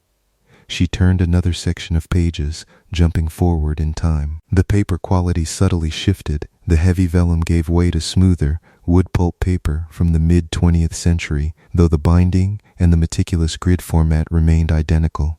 November 3, 1968, 11:15 a.m., Julian Vance. Descendant of the founder, tweed jacket, carrying leather ledger case, stride, 29.0 inches, pulse rate, 74 BPM, trajectory, upper mezzanine to armor gallery, disposition, calm, resolute, observed looking at wrist chronometer 7 times in 10 minutes. Clara checked the digital archives again, her heart thumping against her ribs like a trapped bird. November 5, 1968, Julian Vance dies after falling from the high iron footbridge over the river gorge during an evening stroll. Precisely 48 hours. She turned page after page, her movements growing faster, more frantic, the soft shish of the vellum pages flapping through the dark like the wings of a night bird. June 19, 1985, Marcus Miller. Died June 21, 1985. April 4, 1999, Clara Higgins. Died April 6, 1999. September 12, 2012, David Chen. Died September 14, 2012. Every single person profiled in the ledger, hundreds of them, spanning over a century, had died in sudden, inexplicable accident precisely 48 hours after their visit was recorded in this book. The silence of the museum seemed to close in around her, thick, heavy, and suffocating. The drumming of the rain overhead took on a darker, more insistent cadence, like iron hammers beating against the glass roof. The suits of armor lining the hall felt closer now, their dark steel visors leaning inward, watching her read. "This is impossible," Clara whispered to the empty air. Her voice didn't even echo, it was instantly swallowed by the cold velvet drapery and the heavy stone walls. "It's just a coincidence, a sick record kept by an obsessed archivist." But as an archivist, she knew statistics. She knew the cold, unyielding reality of data. 1 coincidence was a curiosity. 3 was a pattern. Dozens was a mathematical law. Her hands began to tremble as she flipped toward the very back of the ledger. The paper changed again. The final 50 pages were bound in high-grade, contemporary cotton rag paper, heavy and crisp. She reached the last written page. Unlike the earlier entries, which were written in faded sepia or dark vintage fountain pen ink, the ink on this page was dark, midnight blue. It possessed a wet, oily sheen that caught the bright white light of her flashlight beam. The handwriting was fresh. Clara leaned down, her chest pressing against the cold mahogany of the pedestal. Her flashlight beam shaking so violently that the shadows on the wall danced like frantic ghosts. The entry was dated today, July 23, 2026, 01:50 am. Clara Thorne. Night archivist. Clara stopped reading. Her blood turned to ice water in her veins. Her throat constricted so tightly she couldn't swallow. The entry continued, the handwriting sharp, elegant, and chillingly precise. Stride length, 24.2 inches, irregular due to worn heel on right boot. Heart rate, 82 BPM, rising rapidly to 110 BPM upon opening pedestal 14B. Respiration, shallow, 22 breaths per minute. Trajectory, central atrium to medieval wing, arriving at pedestal 14B at precisely 02:14 am. Current disposition, terrified. Subject is currently kneeling on the stone floor, holding the ledger in her lap, light beam trembling against the page. Her eyes are moving across these exact lines at 02:18 am. Clara dropped the ledger. It hit the marble floor with a heavy booming thud that shattered the silence of the hall, echoing down the long dark gallery like a gunshot. She scrambled backward, her hands slipping on the smooth stone, her heart hammering violently against her ribs. Her breath came in short, jagged gasps that rasped in her throat. The flashlight rolled across the floor, its beam spinning wildly. illuminating the cold faces of the stone statues, the empty visors of the suits of armor, and finally coming to rest against the base of a pillar. Pointing back toward the dark entrance of the hall, written in fresh ink, dated today, describing her right now. Someone was in the museum with her. Someone had been watching her from the shadows, tracking her steps, measuring her pulse, recording her terror in real time. Clara snatched her flashlight off the floor, scrambling to her feet. Her rubber soles slipped slightly on the polished marble before finding purchase. She backed away from the ledger, her light beam sweeping frantically across the dark gallery. "Who's there?" she screamed. Her voice ricocheted off the high stone ceiling, multiplying into a chorus of frantic, hollow shouts that faded into the darkness. "Who's there? Who's there? Who's there?" No one answered. The gallery was still. The empty suits of armor stood silent on their velvet pedestals. The tapestries hung motionless in the damp draft. The rain continued its relentless, hypnotic drumming against the glass skylights high above. Clara stood frozen in the center of the aisle, her flashlight beam trembling in her hand. The cold air swept through the hall, carrying the smell of beeswax, old leather, and now something else, a faint, distinct scent of fresh blue ink and wet wool. Her mind raced through the possibilities, each one more horrifying than the last. The museum was locked from the inside. The security system was active. She had set the perimeter alarms herself at 11 o'clock. The motion sensors in the main galleries were online. If anyone had entered through a door or window, the control panel at her desk would have sounded its harsh electronic alarm, which meant whoever wrote that entry hadn't come from the outside. They were already inside. They had been inside all night. Clara looked down at the ledger lying open on the floor. In the dim spill of her flashlight light, the wet blue ink seemed to gleam like a warning eye. Every person profiled died in an unexplained accident precisely 48 hours after their visit. The sentence repeated in her mind, a relentless, terrifying loop. 48 hours. If the ledger was accurate, if the pattern that had held true for over 100 years applied to her. Her time had already begun ticking down the moment she walked into this hall. Paranoia, thick and suffocating, wrapped itself around her chest. She looked toward the dark archway leading back to the atrium. The shadows there seemed deeper now, more solid, as if waiting to swallow her whole. Every dark corner held the potential silhouette of a figure. Every soft crease in a tapestry looked like the drape of a coat. She forced herself to breathe, taking 3 slow, deep inhalations, trying to stabilize her racing heart just as she had been taught during her emergency training. But how could she remain calm when the book on the floor had already recorded her elevated pulse before she even felt the fear? She had to know more. She couldn't just run out into the night without understanding what this was. If this was a game, a sick psychological trap set by a stalker, she needed information to survive it. Slowly, carefully, Clara stepped back toward the ledger. She knelt down, avoiding touching the open pages directly with her bare hands, though she had pulled off her canvas gloves in her panic. Using the tip of her flashlight casing, she carefully hooked the edge of the final page to turn it back, looking for any other notes, any floor plans, or any sign of who had written it. As the page turned, a small, folded piece of thick cream paper slipped from between the leaves and drifted down to the stone floor. Clara picked it up. It was an old paper map, a hand-drawn floor plan of the Grand City History Museum, heavily annotated with red grid lines, tiny geometric symbols, and precise compass bearings. At the bottom of the map, written in the same fresh, midnight blue ink, was a single line of text.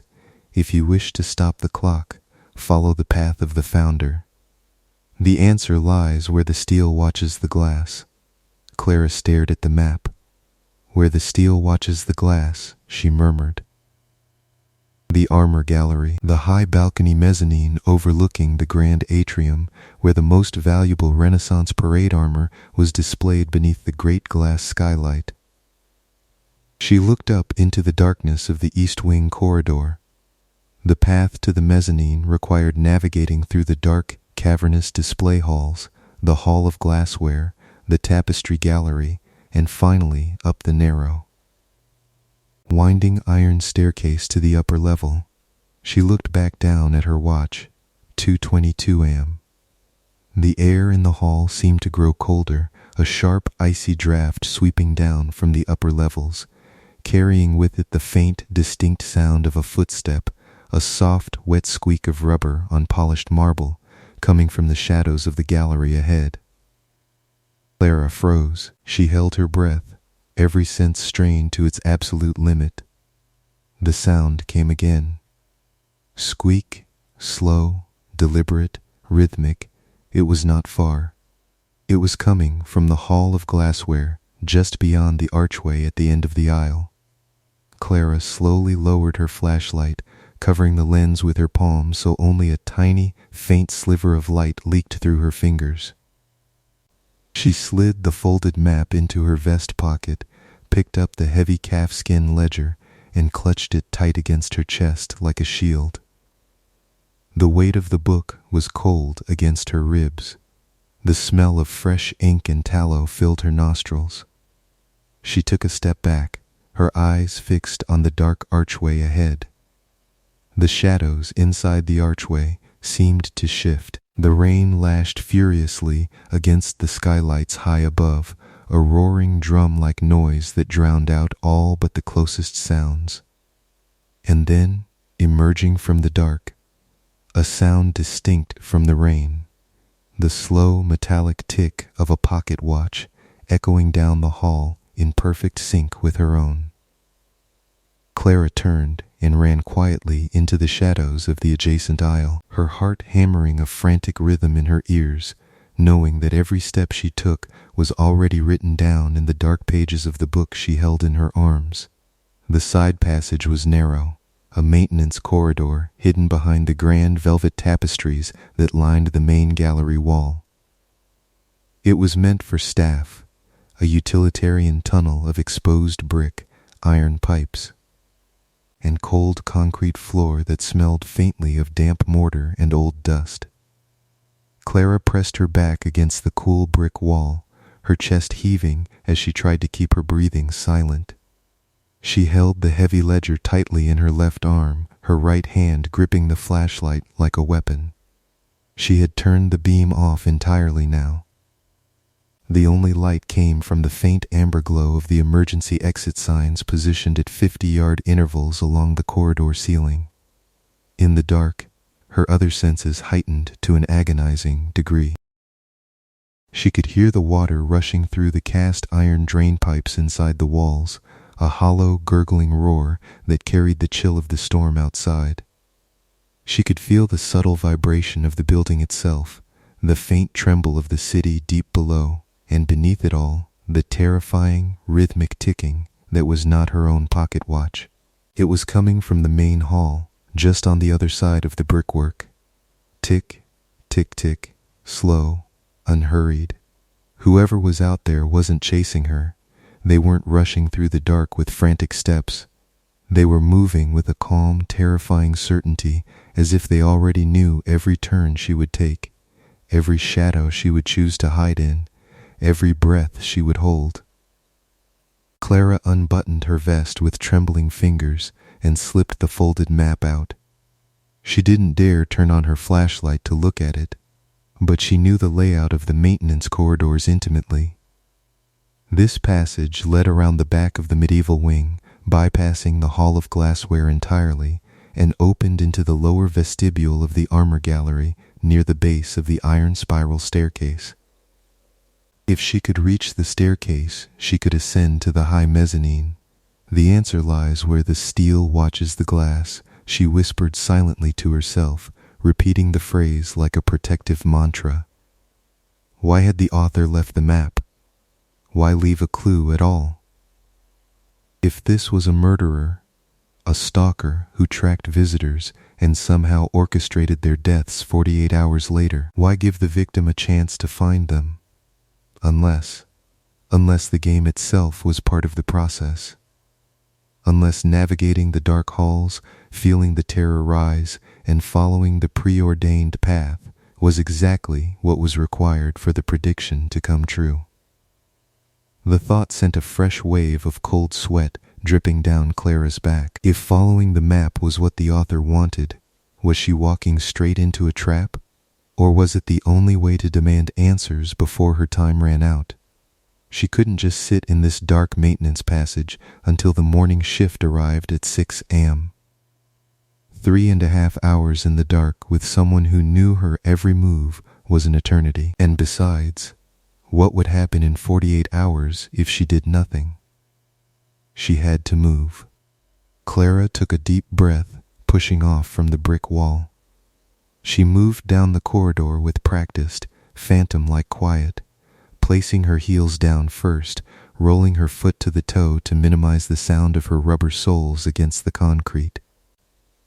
The corridor curved to the right, following the outer wall of the museum building. Here, the noise of the storm was louder, a dull, thundering roar of rain striking the exterior masonry and cascading down the copper gutters outside. She reached the heavy, reinforced oak door at the end of the corridor. It was the service entrance to the armor gallery. Clara paused, her hand hovering over the cold brass latch. She pressed her ear against the wood. Silence. No footsteps. No ticking watch.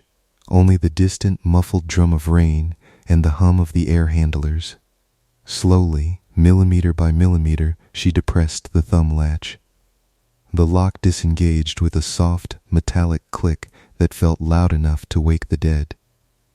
She pulled the door open just enough to slip her body through, squeezing into the dark expanse of the armor gallery. The gallery was massive, double height, stretching upward toward the towering glass skylight that formed the building's roof. In the faint watery moonlight filtering through the storm-clouded glass high above, the hall looked like a submerged cathedral.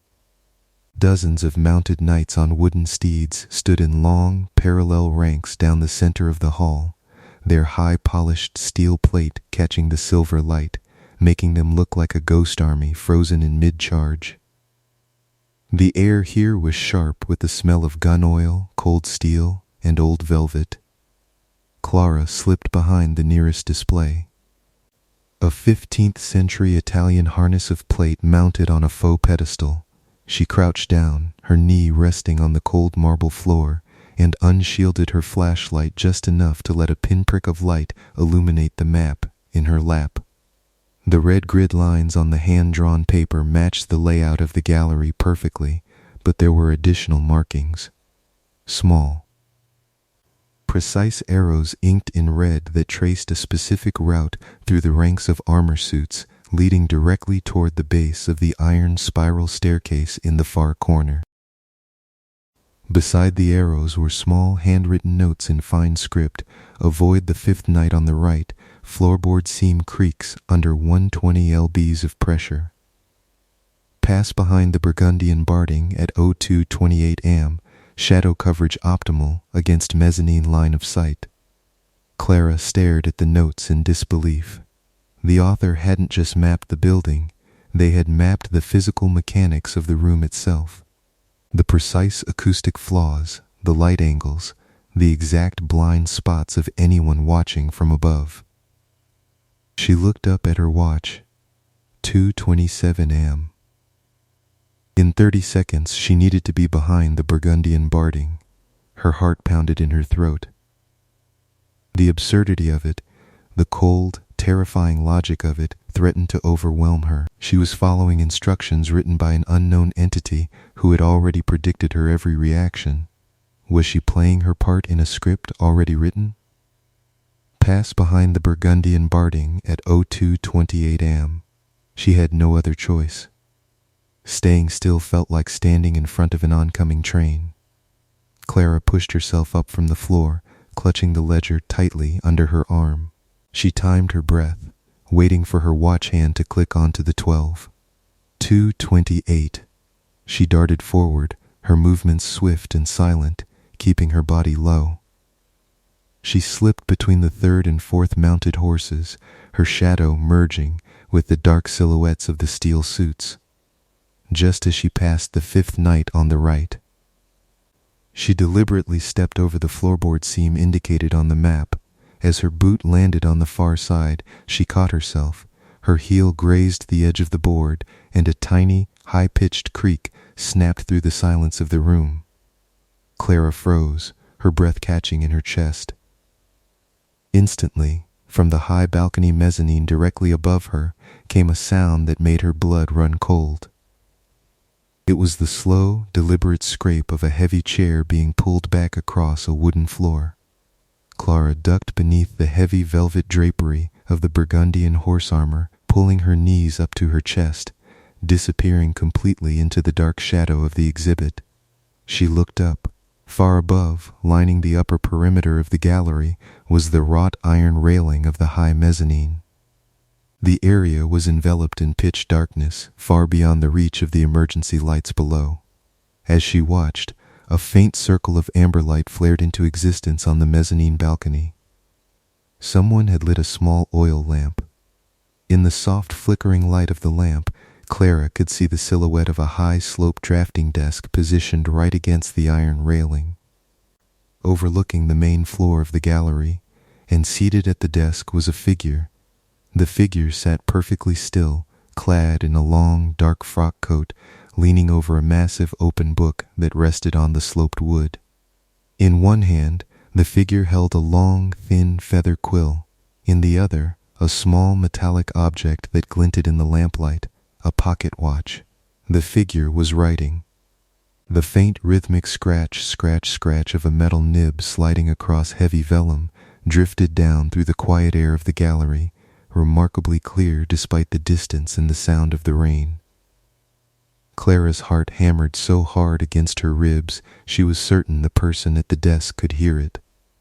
The person was logging her right now. Logging her mistake with the floorboard, logging her current hiding spot beneath the Burgundian horse armor. A cold, fiery rage suddenly flared through Clara's terror, burning away the paralysis that had gripped her since opening the pedestal. This was her museum. These were her galleries.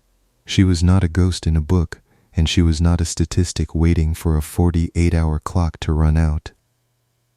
She looked down at the map in her hand. The red arrows didn't end at the bottom of the spiral staircase. They continued up the stairs, tracing a path around the back of the upper mezzanine racks, arriving directly behind the drafting desk. The heavy door hinged open silently on smooth, oil-dampened bearings. Inside the safe lay two things. The first was a vintage portable reel-to-reel tape recorder, a pristine, museum-grade Nagra 4VS, its brushed aluminum casing gleaming in the green lamp light. Its dual analog VU meters rested at 0, their yellowed glass faces pristine and dust-free. The second was a heavy, gray cardboard storage box. On the side of the box, written in precise, mechanical black ink, were the words, Room Archive, Retreat 04. Thomas sat back on his heels, his breath catching slightly in his throat. The silence of the cellar was so profound that he could hear the faint, high-pitched ringing of his own nervous system. The natural auditory hallucination that occurs when the human ear is deprived of all ambient sound. He reached into the safe and lifted the cardboard box onto the teak desk. He removed the lid.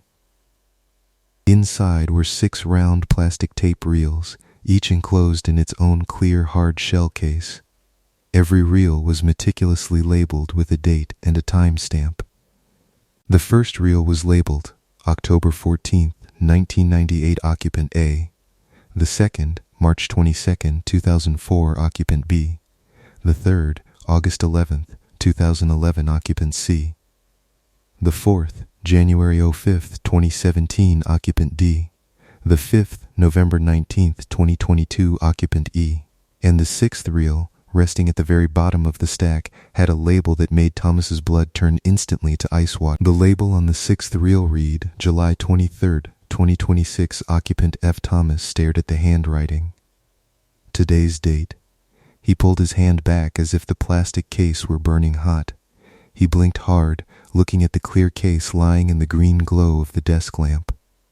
July 23rd, 2026. That was today. The day he had arrived at the retreat. His mind raced, searching for a rational explanation. Had Marcus set this up? Was this some elaborate, twisted promotional stunt organized by his publisher to put him in the mood to finish the manuscript? Or had the previous owner left a dark joke behind for whoever was foolish enough to open the floor safe? The room seemed to shrink around him. The silence, which had felt so serene and comforting upstairs, now felt predatory, cold, and tight. Thomas looked down at the Nagra reel-to-reel recorder inside the safe. He reached in, lifted the heavy machine out, and placed it on the desk beside the box. The metal was cool against his fingers. He took the first tape reel, October 14th, 1998, out of its case. With careful, methodical movements, he mounted the supply reel on the left spindle, pulled the brown magnetic tape across the pristine metal tape heads, looped it beneath the tension rollers, and secured the leader tape onto the take-up reel on the right. He plugged the recorder into the desk's electrical outlet.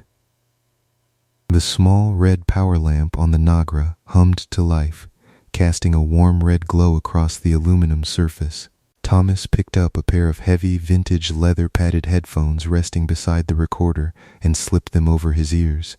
The world became even quieter, if such a thing were possible. He pressed his thumb down on the heavy chrome play lever. Click.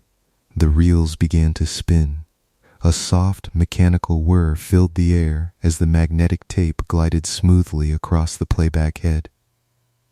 For the first few seconds, there was only the soft, ambient hiss of analog tape, the gentle sound of rustling magnetic particles passing over the sensor. Then, sound materialized in his ears. It was ambient room audio. Thomas could hear the faint, muffled sound of rain drumming far away above glass. In the foreground of the recording, a woman was moving around a room. He heard the faint, delicate clatter of porcelain cups, the scrape of a metal spoon against a saucer, and the quiet, rhythmic sound of human breathing. She was making tea. Thomas listened, frozen in place. The recording was so impossibly clear, so intimate, that it felt as though the woman were standing right behind him in the dark cellar, stirring a cup of hot tea over his shoulder. Then, beneath the domestic sounds of tea-making, Thomas heard something else. It was a sound so low, so deep, that it felt less like an auditory sensation and more like a physical vibration inside his chest. A continuous, rhythmic thrumming sound. Mm-mm-mm-mm-mm-mm.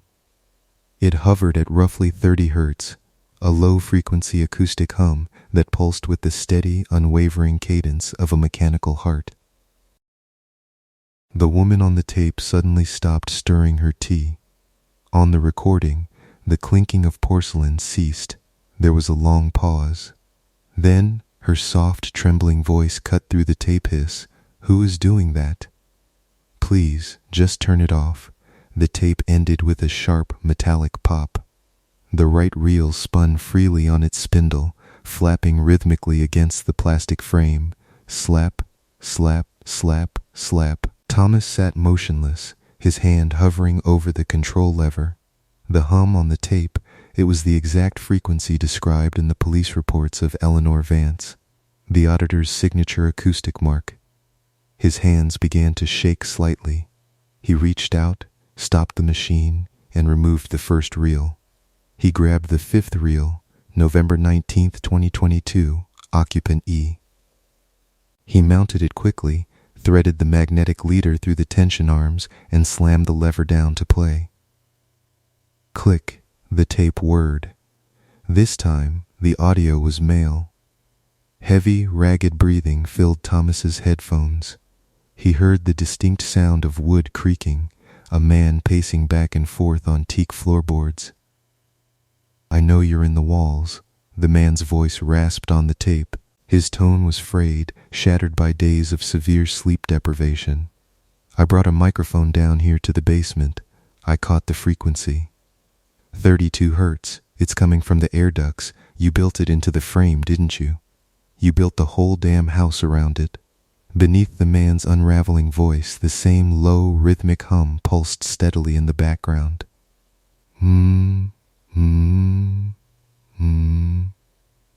"Answer me," the man screamed into the microphone on the tape. "Who are you recording this for? Who is listening to this?" A heavy crash sounded on the tape, the sound of something heavy being thrown against a wall, followed by absolute suffocating silence.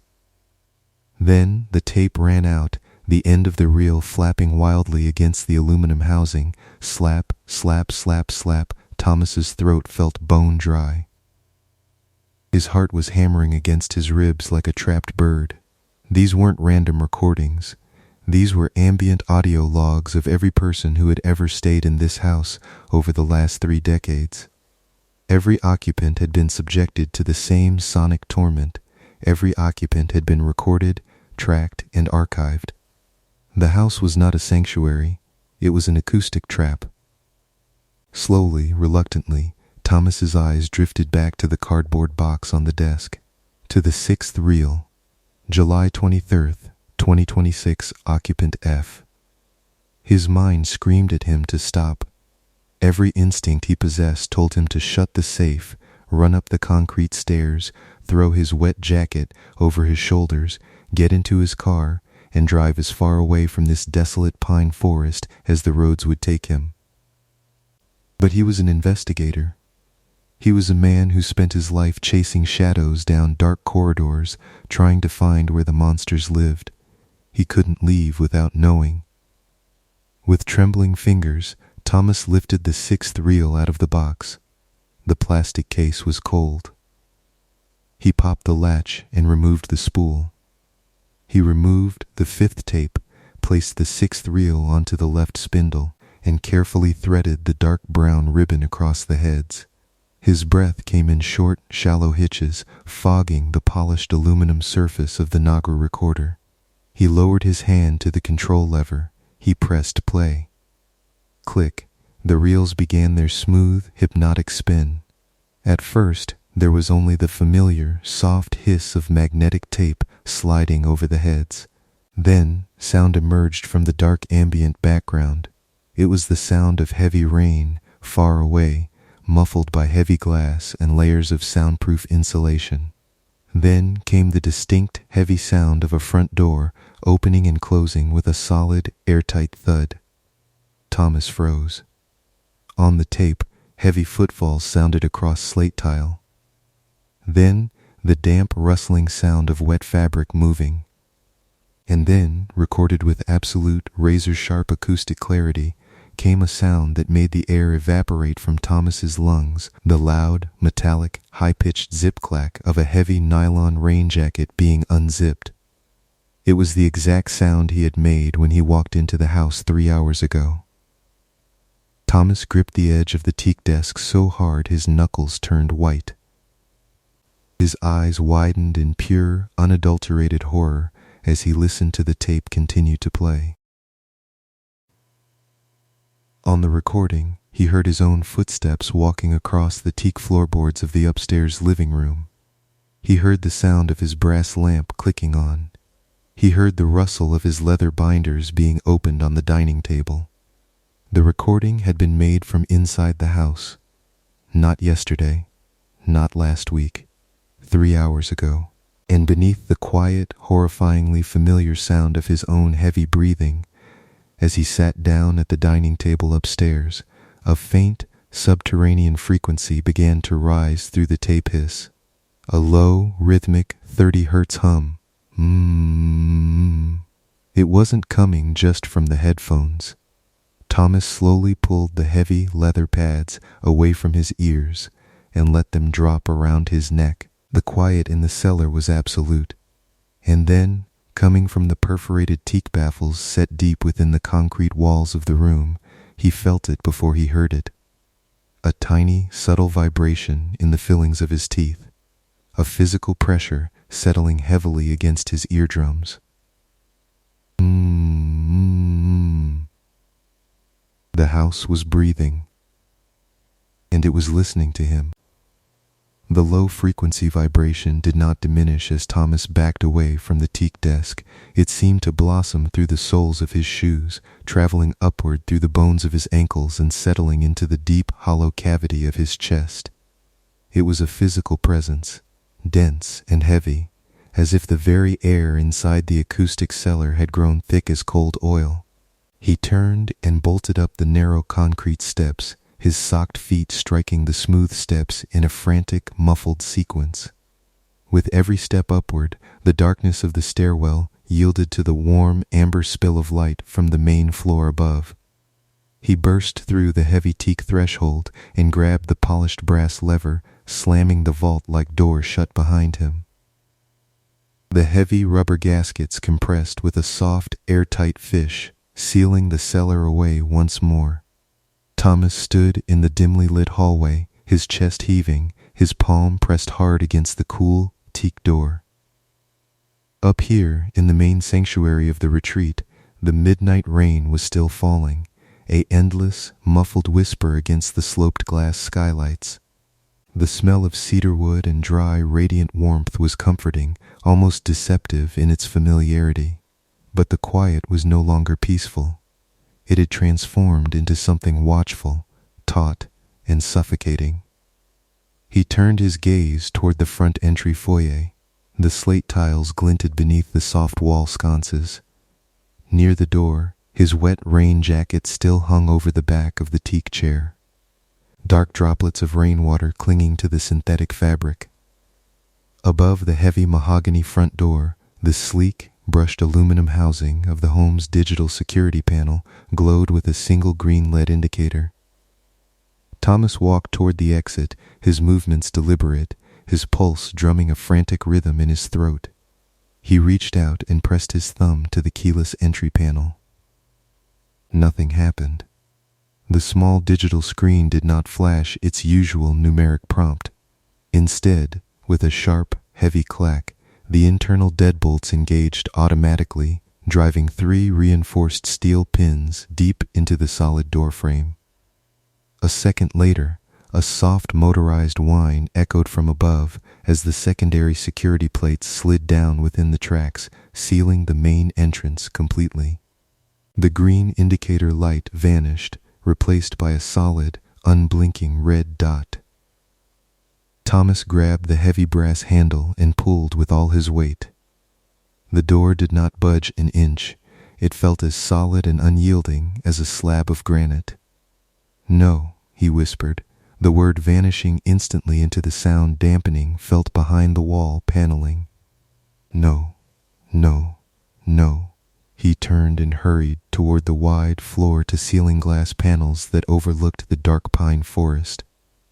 Outside, the downpour raged in total silence behind the triple-paned acoustic glass. Through the dark reflections, he could see the tall pines swaying like restless shadows in the wind. He grabbed a heavy bronze floor lamp from beside the armchair, raised the solid metal base above his shoulder, and swung it with all his strength against the center of the pane. The blow landed with a dull, sickening thud. The glass did not shatter. It did not even crack. The heavy bronze base rebounded off the surface with a shudder that vibrated all the way up Thomas's arms, sending the lamp clattering harmlessly onto the wool rug. The glass was laminated acoustic armor, engineered to deflect not just sound waves, but high-impact force. Thomas stumbled back, letting his hands fall to his sides. In the high vaulted corners of the open-plan ceiling, where the warm teak beams met the concrete structural joists, a series of tiny crimson lights suddenly clicked on.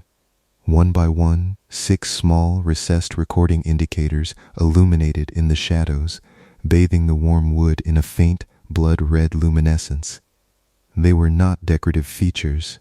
They were status lights for concealed studio microphones, hidden deep behind the acoustic slats of the ceiling.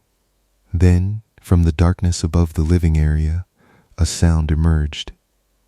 It was not loud. It was soft, dry, and terrifyingly calm, a voice delivered with the intimate, close mic clarity of a late-night radio broadcast, emanating from concealed monitor speakers hidden behind the cedar wall panels. "Panicking increases your heart rate, Thomas," the voice said softly. The tone was smooth, aged, and measured, carrying the subtle, papery dryness of a man who rarely raised his voice above a whisper. "And an elevated heart rate alters your breathing pattern.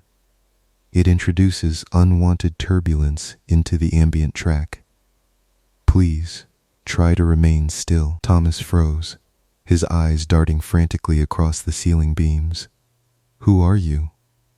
he demanded, his voice trembling despite his efforts to control it. "Is this Marcus? Did Marcus put you up to this?" A soft, crackling sigh issued from the hidden monitors, the distinct sound of an old condenser microphone catching a gentle exhale. "Marcus did his part, as he always does," the voice replied, the words floating lazily through the dry, cedar-scented air. "He brought you to the room. He delivered the subject to the apparatus. But Marcus is merely the publisher. I am the architect." The realization hit Thomas like a physical blow. The silence in the room seemed to compress around him, pressing against his ribs. "The auditor," Thomas whispered. "A crude name given by journalists who understood nothing of acoustic engineering," the voice said gently, almost fondly. "They thought I was a murderer. They thought I was a phantom wandering through the rain with a suitcase full of wires and frequency generators. They never understood that one cannot control the sound of a city. One cannot control the ambient noise of traffic, of plumbing, of neighbors pacing across thin ceilings. To truly record a life, one must build the vessel first." The voice paused.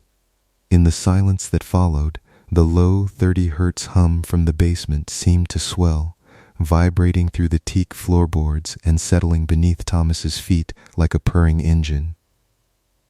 "The retreat was constructed in 1968, the voice continued smoothly. Every timber, every rubber gasket, every perforated panel was calculated to turn this structure into a singular giant diaphragm. A living diaphragm that captures every sigh, every heartbeat, every whisper of human existence that passes through its chambers." "You thought you were writing a book about me, Thomas, but one cannot write the history of a sound. One can only become part of its archive." "Let me out," Thomas said, his hands clenching into fists at his sides. "I'll drop the manuscript. I'll burn the research. Nobody ever has to know about this place." "You misunderstand the nature of the work," the voice replied, its tone endlessly patient, like a teacher explaining a simple truth to a child. "You were not brought here to be destroyed, Thomas. Destructive violence is so terribly noisy, it ruins the clarity of the track. No, you were brought here because your mind is sharp, because you understand the patterns. But before you are ready to take up your duties in the lower chamber, we must complete the verification." "Verification?" Thomas's eyes drifted toward the long teak dining table, where his laptop and leather-bound binders lay under the golden glow of the brass desk lamp. "A simple puzzle," the voice whispered from the darkness above. "To ensure that your analysis of the 1999 case file was correct. On page 42 of your unpublished draft, you made a slight error regarding the resonance frequency used in the Vance residence. You wrote that Eleanor Vance heard 32 hertz. But you heard the tape in the safe just moments ago, didn't you? What was the true primary frequency, Thomas?" Thomas's throat tightened. He remembered the cold weight of the metal tape recorder in the basement, the smell of aged paper, and the soft, haunting words of Eleanor Vance recorded nearly 30 years ago. 30, Thomas whispered, his voice barely audible above the quiet hum of the walls. It was 30 hertz, very good, the voice purred through the monitors. A fundamental harmonic. And what did Eleanor Vance do when the hum reached 30 hertz at 2:14 in the morning? Speak clearly into the room, Thomas. The overheads are calibrated for soft vocalizations. Thomas took a slow, agonizing breath. He walked back toward the teak dining table, his legs feeling heavy, as if moving through deep water. He looked down at the open binder resting on the polished wood. She stopped stirring her tea, Thomas said softly, his voice trembling. She asked who was there. Correct, the voice murmured. She listened, just as you are listening now. You see how easy it is? The pattern repeats across decades, across occupants, across every quiet night spent beneath these pines. The room collects the sound, and the sound collects the mind. Thomas reached out and picked up the second black binder, the one containing the publisher's structural notes and geographic research that Marcus had provided before the trip. With shaking fingers, he flipped through the glossy pages until he reached the appendix, a set of high-resolution scans of the original architectural blueprints for the retreat. He had glanced at them briefly when Marcus first handed him the folder, but he had paid little attention to the fine print in the title block at the bottom right corner of the yellowed vellum. Now, under the warm, bright light of the brass desk lamp, Thomas stared at the small, elegant copperplate script of the draftsman's signature block. Designed by M.V. Architectures, 1968. Approved for construction, Marcus Vance. Thomas dropped the binder onto the table. The heavy paper slammed against the teak wood with a sharp crack that echoed softly off the cork-lined walls. Marcus Vance, his publisher. The man who had spent 4 years guiding his research, the man who had funded his travel, provided his archive files, and personally selected this isolated mid-century retreat in the snow-covered forest so he could finish the manuscript in peace. Marcus Vance was Eleanor Vance's brother, and Marcus Vance was the architect. He didn't find this place for me, Thomas breathed, his eyes wide as he stared at the red, recording lights glowing in the ceiling. He built it with you.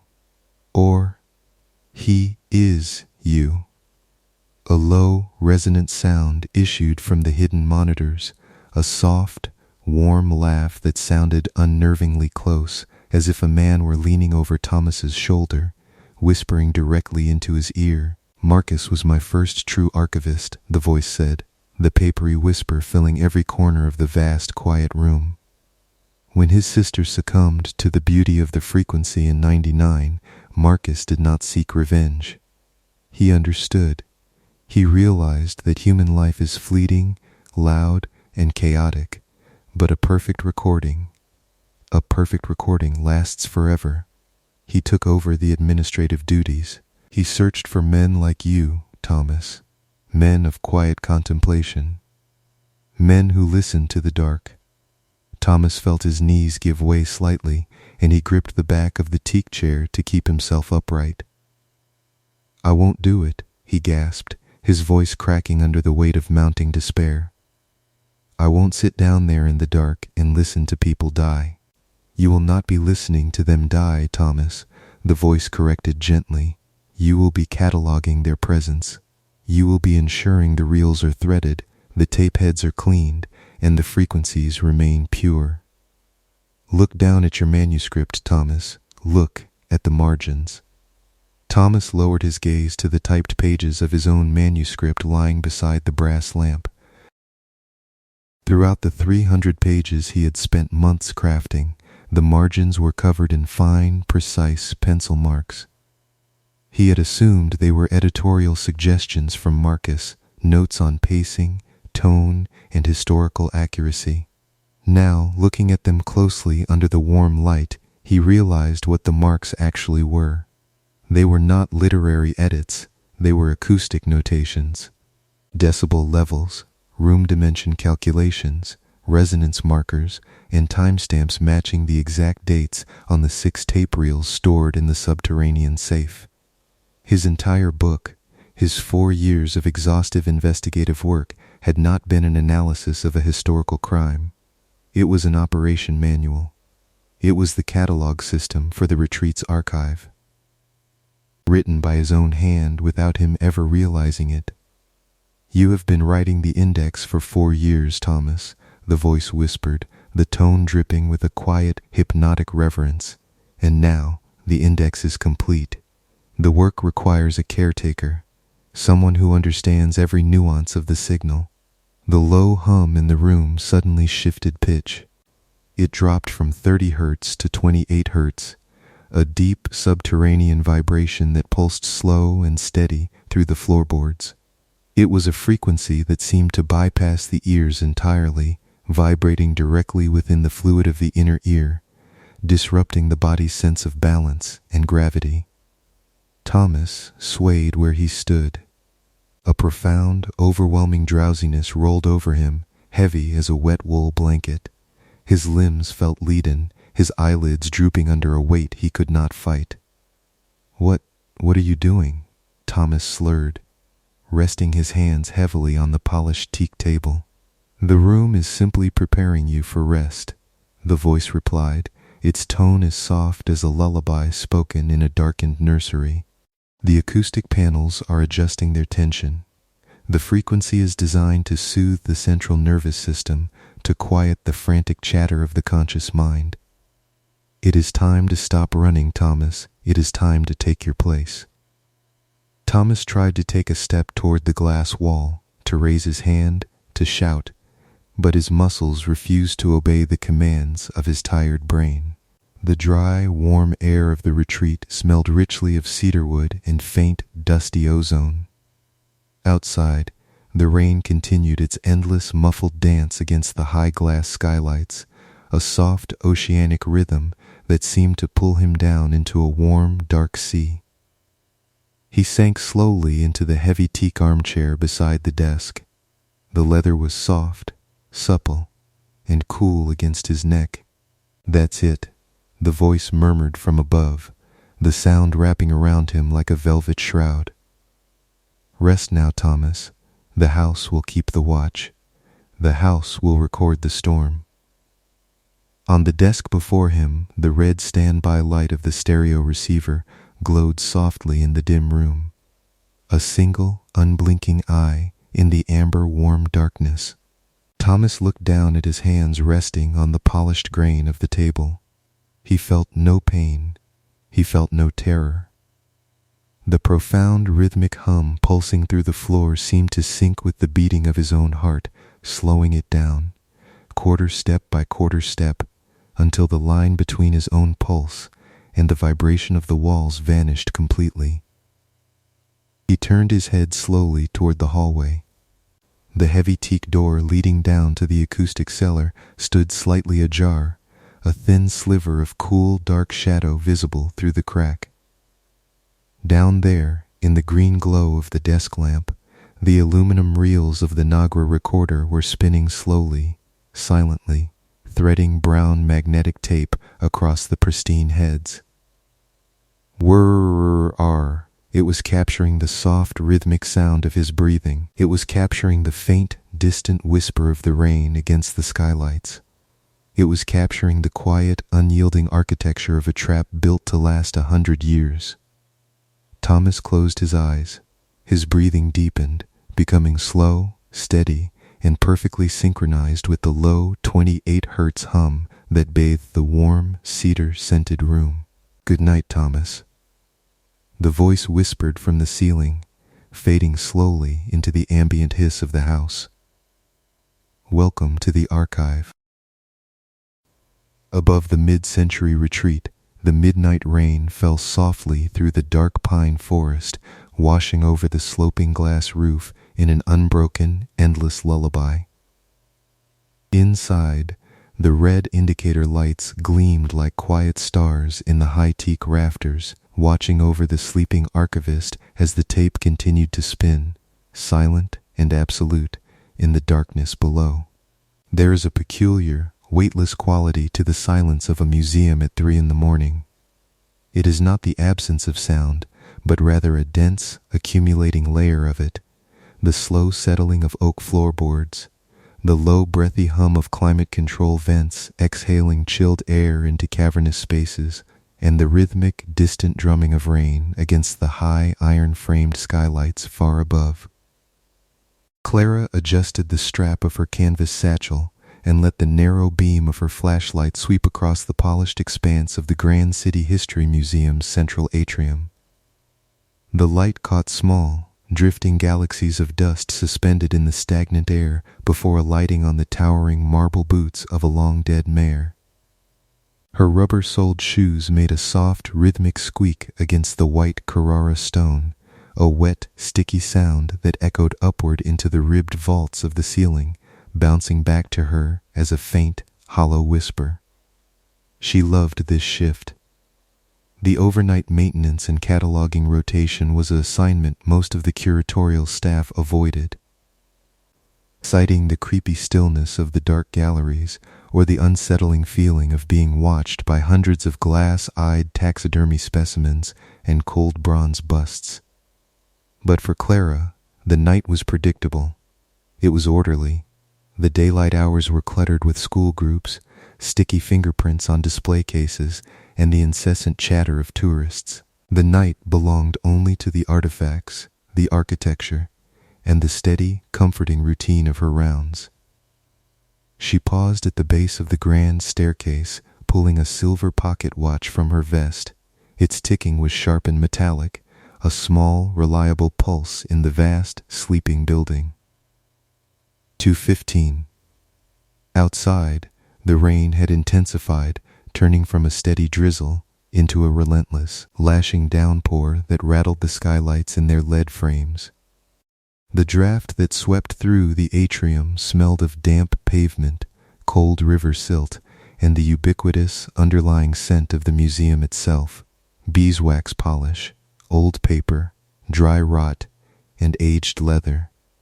Clara turned toward the east wing, her beam illuminating the gilded wooden sign suspended above the archway, Medieval and Renaissance Antiquities. This was the oldest section of the building, constructed in the late 19th century when the museum's founder, Silas Vance, had imported entire stone hearths, stained glass panels, and timber ceilings from dismantled European manors. The air here was noticeably colder, carrying a sharper metallic tang that always settled on the back of Clara's tongue like coin copper. She walked slowly down the long corridor, her flashlight beam flicking methodically from left to right. On either side, suits of 14th century plate armor stood mounted on velvet-draped pedestals like motionless sentinels. In the dim amber glow of the emergency egress lights, their empty visors seemed to track her progress, the cold steel reflecting the faint, trembling circle of her flashlight beam. She knew every piece in this hall by heart. She knew that the third suit of armor on the left had a small dent near the left armpit, likely caused by a crossbow bolt during some forgotten skirmish in the marches. She knew that the tapestries depicting the hunt of the unicorn had a faint, sweet smell of lavender beneath their centuries of dust, and she knew that the pedestal supporting the reliquary casket of St. Jude was slightly unlevel, requiring a tiny wedge of folded felt beneath its rear corner to keep the glass display case from rattling when the city subway trains rumbled deep beneath the foundations. Except, as she approached pedestal 14B, something was wrong. Clara stopped. The squeak of her soles died instantly against the stone floor. She lowered her flashlight, narrowing her eyes. The pedestal in question was a heavy, octagon-shaped piece of carved dark mahogany, dating back to the museum's opening in 1888. It sat in a recessed niche between two grand tapestry panels, supporting a glass case that housed a brass and rock crystal monstrance. The felt wedge was gone. More than that, the heavy carved base of the pedestal was slightly out of alignment with the grout lines of the floor. It had been rotated barely an inch to the left, revealing a thin, pale line in the wax where the wood had sat undisturbed for decades. Clara approached slowly, her heartbeat picking up a subtle, quickened rhythm. In a building this old, structural shifts happened, but mahogany pedestals weighing upwards of 300 pounds did not move on their own. Maintenance wasn't scheduled to touch this hall until next Tuesday. "Hello?" she called out. Her voice was quiet, a low whisper designed not to carry too far, yet in the vaulted hall it sounded thin and frail. It stretched out across the dark, bouncing off the hollow chest plates of the iron knights and fading into the gloom of the upper mezzanine. No answer came. Only the steady, soothing thrum of the storm beating against the glass overhead and the faint, rhythmic ticking of her pocket watch. Clara stepped up to the pedestal. She set her heavy metal flashlight down on the polished floor, angling the beam upward so it bathed the dark mahogany in a soft, raking light. She reached out, her gloved fingers tracing the intricate acanthus leaves carved into the wood's lower trim. Her finger snagged on a microscopic seam. She paused, pressing gently. The wood yielded with a tiny pneumatic hiss, a sound so soft it was nearly lost beneath the noise of the rain. A hidden latch inside the pedestal released, and a narrow section of the mahogany paneling swung forward on oiled, silent hinges, revealing a hollow cavity within the structure that was entirely absent from the museum's architectural blueprints. Clara leaned in, her breath catching in her throat. Inside the dark alcove sat an object wrapped in oilskin cloth. Dust covered the fabric, but it was clear the bundle had been disturbed recently. The dust was smeared around the edges, as if someone had pulled it out and replaced it within the last few hours. Reaching inside, Clara felt a chill radiate from the wood. Despite the ambient warmth of her canvas gloves, she gently lifted the bundle out.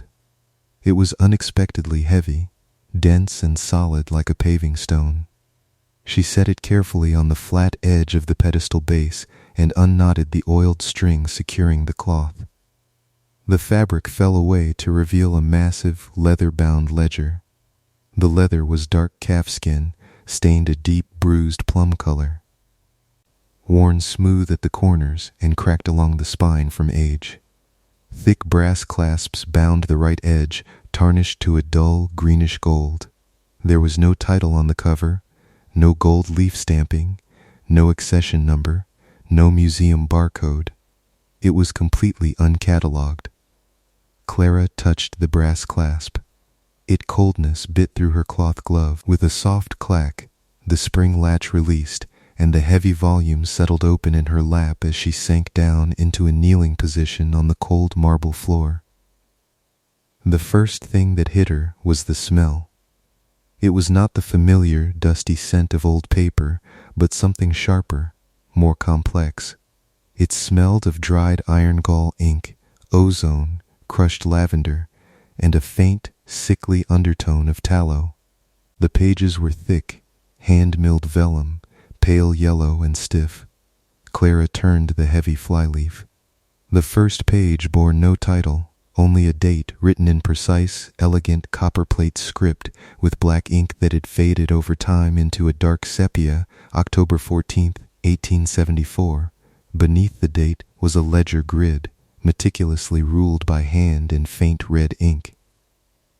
The columns were labeled with sharp mathematical precision: time of entry, subject name/description, stride length, pulse, respiration, route observed, psychological disposition. Clara stared at the page, her flashlight beam casting long, dramatic shadows across the fine script.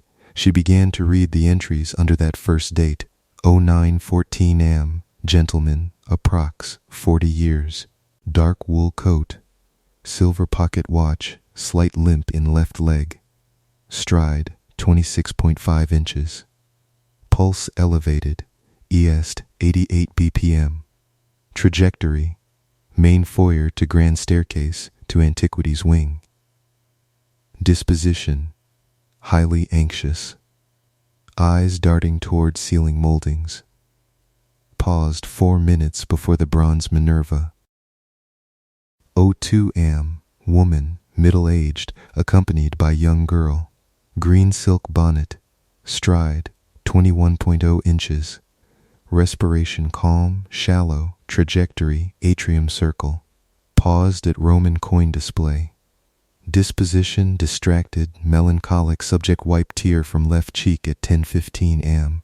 Clara turned the page. The entries continued, line after line, page after page. Every single entry detailed a visitor to the museum with horrifying, microscopic precision.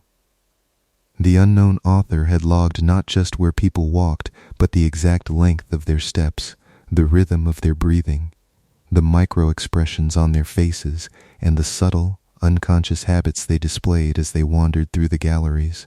She turned 50 pages, the heavy vellum rustling softly like dry autumn leaves in the vast, silent room.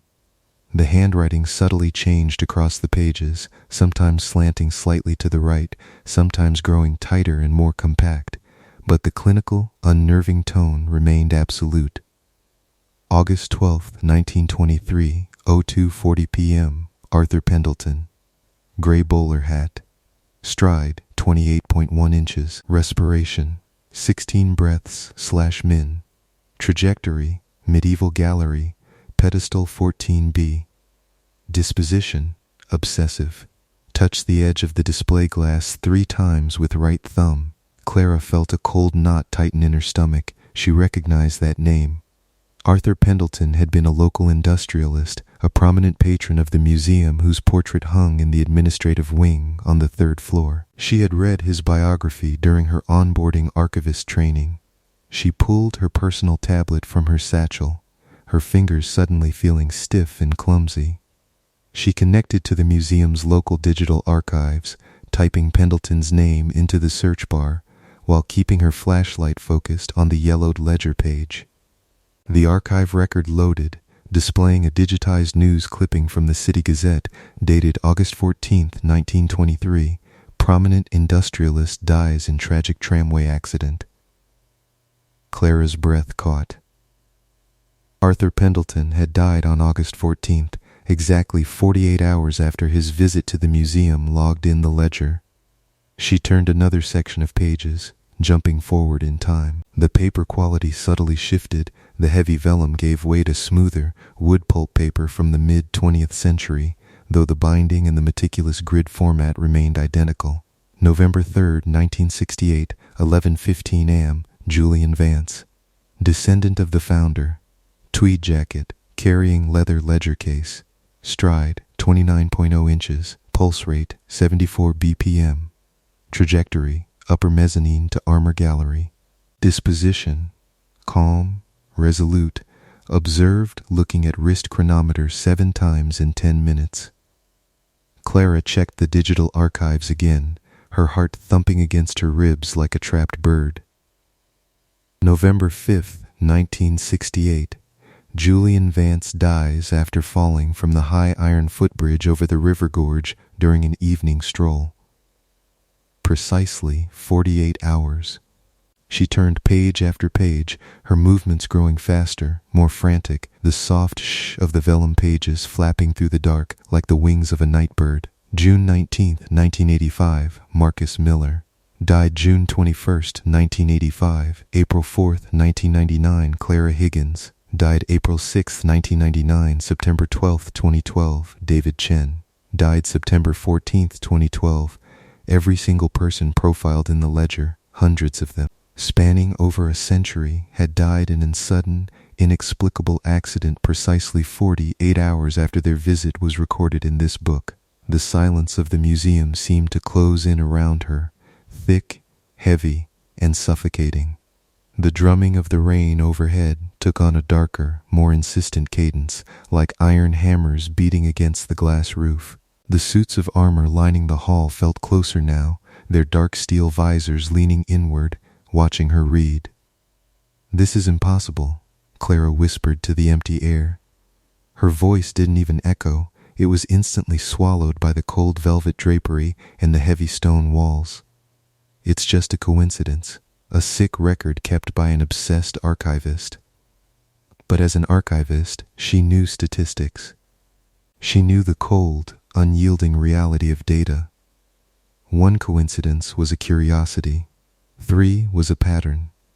Dozens was a mathematical law. Her hands began to tremble as she flipped toward the very back of the ledger. The paper changed again.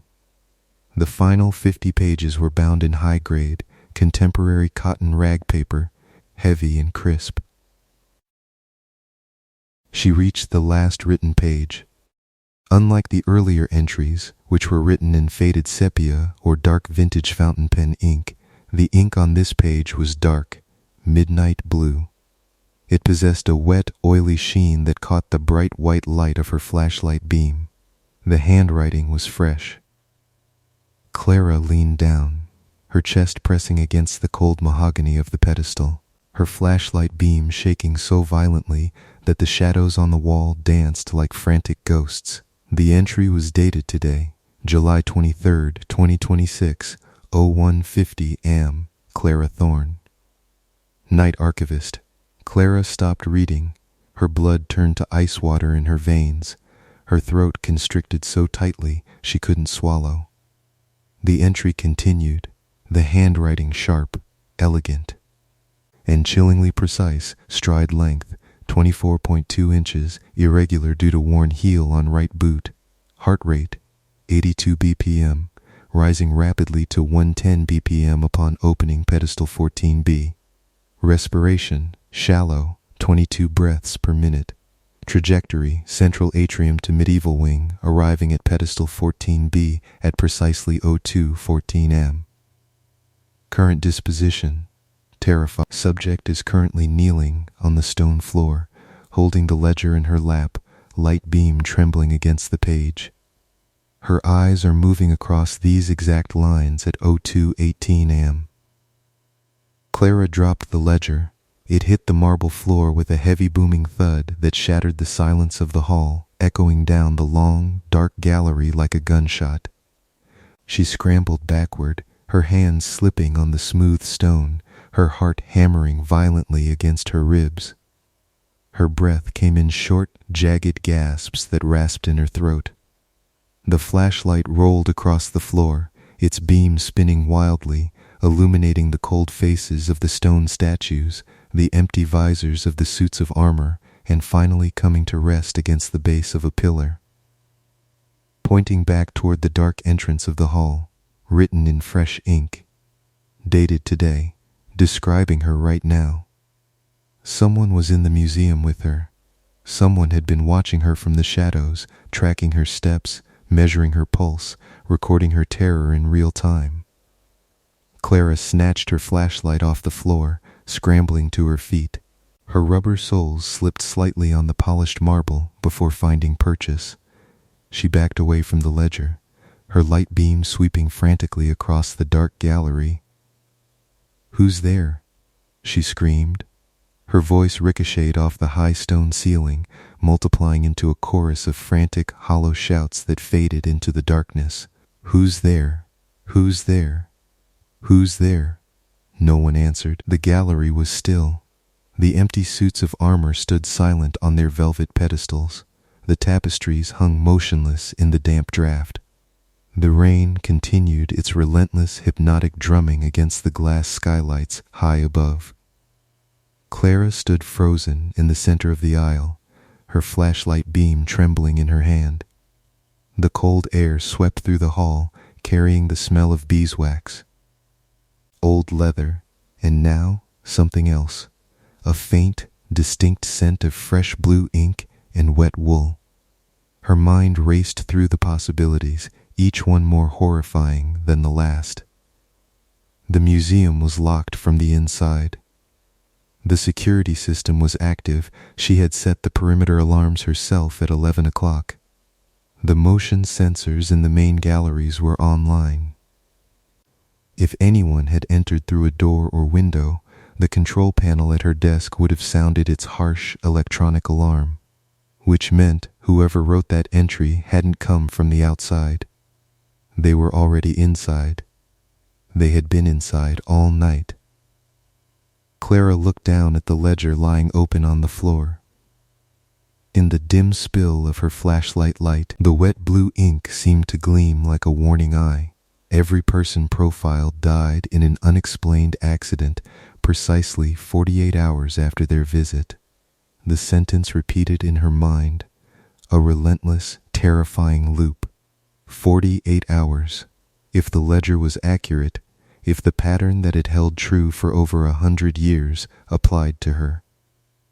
Her time had already begun ticking down the moment she walked into this hall. Paranoia, thick and suffocating, wrapped itself around her chest. She looked toward the dark archway leading back to the atrium. The shadows there seemed deeper now, more solid, as if waiting to swallow her whole. Every dark corner held the potential silhouette of a figure. Every soft crease in a tapestry looked like the drape of a coat.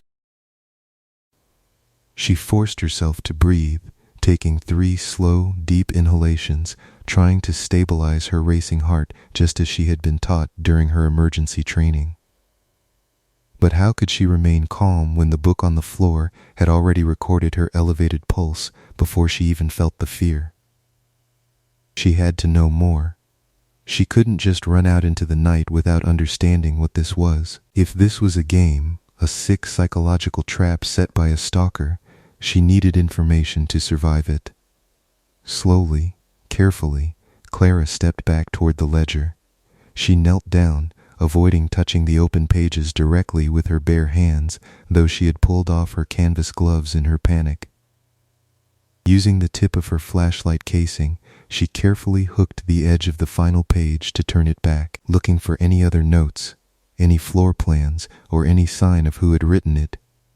As the page turned, a small, folded piece of thick cream paper slipped from between the leaves and drifted down to the stone floor. Clara picked it up. It was an old paper map, a hand-drawn floor plan of the Grand City History Museum, heavily annotated with red grid lines, tiny geometric symbols, and precise compass bearings. At the bottom of the map, written in the same fresh, midnight blue ink, was a single line of text. If you wish to stop the clock, follow the path of the founder. The answer lies where the steel watches the glass. Clara stared at the map. Where the steel watches the glass, she murmured. The armor gallery, the high balcony mezzanine overlooking the grand atrium, where the most valuable Renaissance parade armor was displayed beneath the great glass skylight. She looked up into the darkness of the East Wing corridor. The path to the mezzanine required navigating through the dark, cavernous display halls, the hall of glassware, the tapestry gallery, and finally up the narrow, winding iron staircase to the upper level. She looked back down at her watch, 2:22 a.m. The air in the hall seemed to grow colder, a sharp, icy draft sweeping down from the upper levels, carrying with it the faint, distinct sound of a footstep, a soft, wet squeak of rubber on polished marble, coming from the shadows of the gallery ahead. Clara froze. She held her breath, every sense strained to its absolute limit. The sound came again. Squeak, slow, deliberate, rhythmic. It was not far. It was coming from the hall of glassware, just beyond the archway at the end of the aisle. Clara slowly lowered her flashlight, covering the lens with her palm so only a tiny, faint sliver of light leaked through her fingers. She slid the folded map into her vest pocket, picked up the heavy calfskin ledger, and clutched it tight against her chest like a shield. The weight of the book was cold against her ribs. The smell of fresh ink and tallow filled her nostrils. She took a step back, her eyes fixed on the dark archway ahead. The shadows inside the archway seemed to shift. The rain lashed furiously against the skylights high above, a roaring drum-like noise that drowned out all but the closest sounds. And then, emerging from the dark, a sound distinct from the rain, the slow metallic tick of a pocket watch echoing down the hall in perfect sync with her own. Clara turned and ran quietly into the shadows of the adjacent aisle, her heart hammering a frantic rhythm in her ears, knowing that every step she took was already written down in the dark pages of the book she held in her arms. The side passage was narrow, a maintenance corridor hidden behind the grand velvet tapestries that lined the main gallery wall. It was meant for staff, a utilitarian tunnel of exposed brick, iron pipes, and cold concrete floor that smelled faintly of damp mortar and old dust. Clara pressed her back against the cool brick wall, her chest heaving as she tried to keep her breathing silent. She held the heavy ledger tightly in her left arm, her right hand gripping the flashlight like a weapon. She had turned the beam off entirely now. The only light came from the faint amber glow of the emergency exit signs positioned at 50-yard intervals along the corridor ceiling. In the dark, her other senses heightened to an agonizing degree. She could hear the water rushing through the cast iron drain pipes inside the walls, a hollow, gurgling roar that carried the chill of the storm outside. She could feel the subtle vibration of the building itself, the faint tremble of the city deep below, and beneath it all, the terrifying, rhythmic ticking that was not her own pocket watch. It was coming from the main hall, just on the other side of the brickwork. Tick, tick, tick, slow, unhurried. Whoever was out there wasn't chasing her. They weren't rushing through the dark with frantic steps. They were moving with a calm, terrifying certainty, as if they already knew every turn she would take, every shadow she would choose to hide in, every breath she would hold. Clara unbuttoned her vest with trembling fingers and slipped the folded map out. She didn't dare turn on her flashlight to look at it, but she knew the layout of the maintenance corridors intimately. This passage led around the back of the medieval wing, bypassing the hall of glassware entirely, and opened into the lower vestibule of the armor gallery near the base of the iron spiral staircase. If she could reach the staircase, she could ascend to the high mezzanine. The answer lies where the steel watches the glass, she whispered silently to herself, repeating the phrase like a protective mantra. Why had the author left the map? Why leave a clue at all?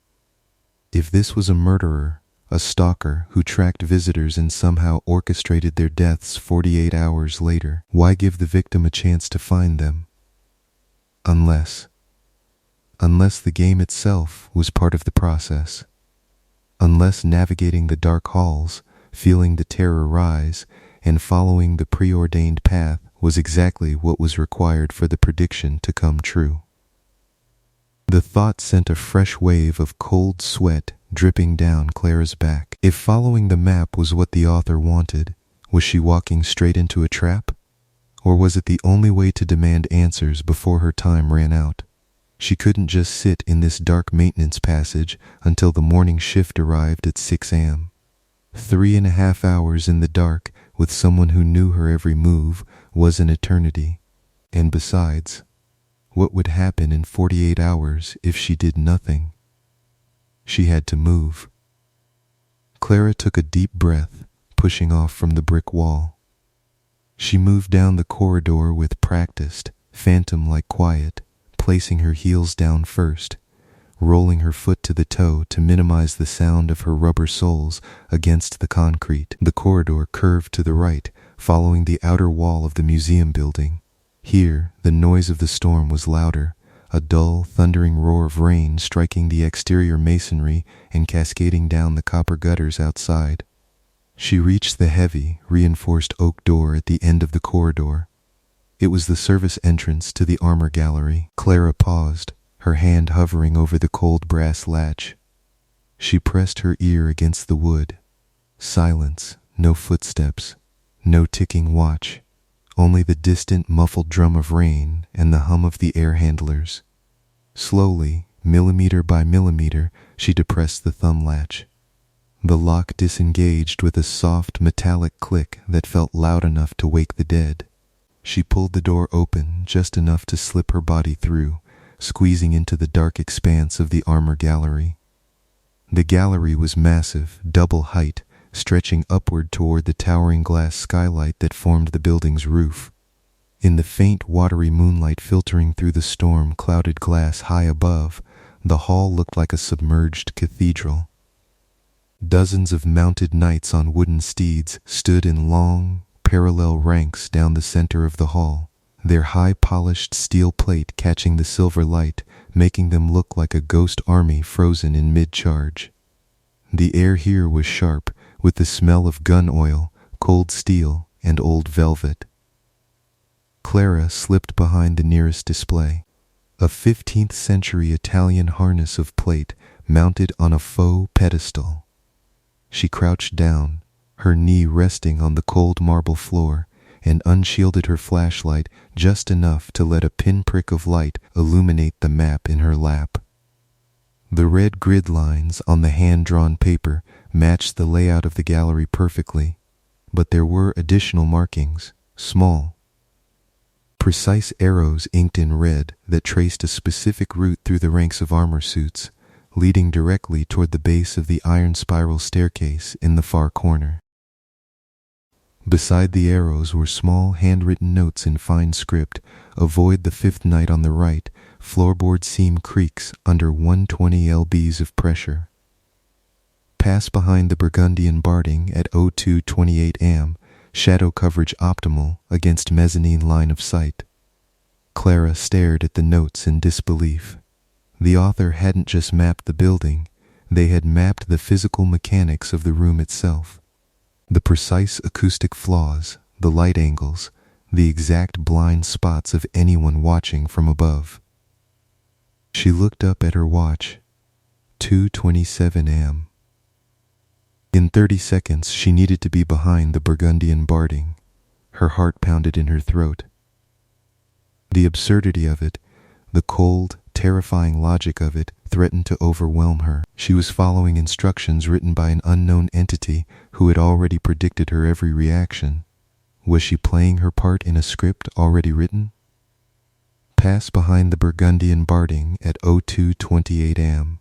She had no other choice. Staying still felt like standing in front of an oncoming train.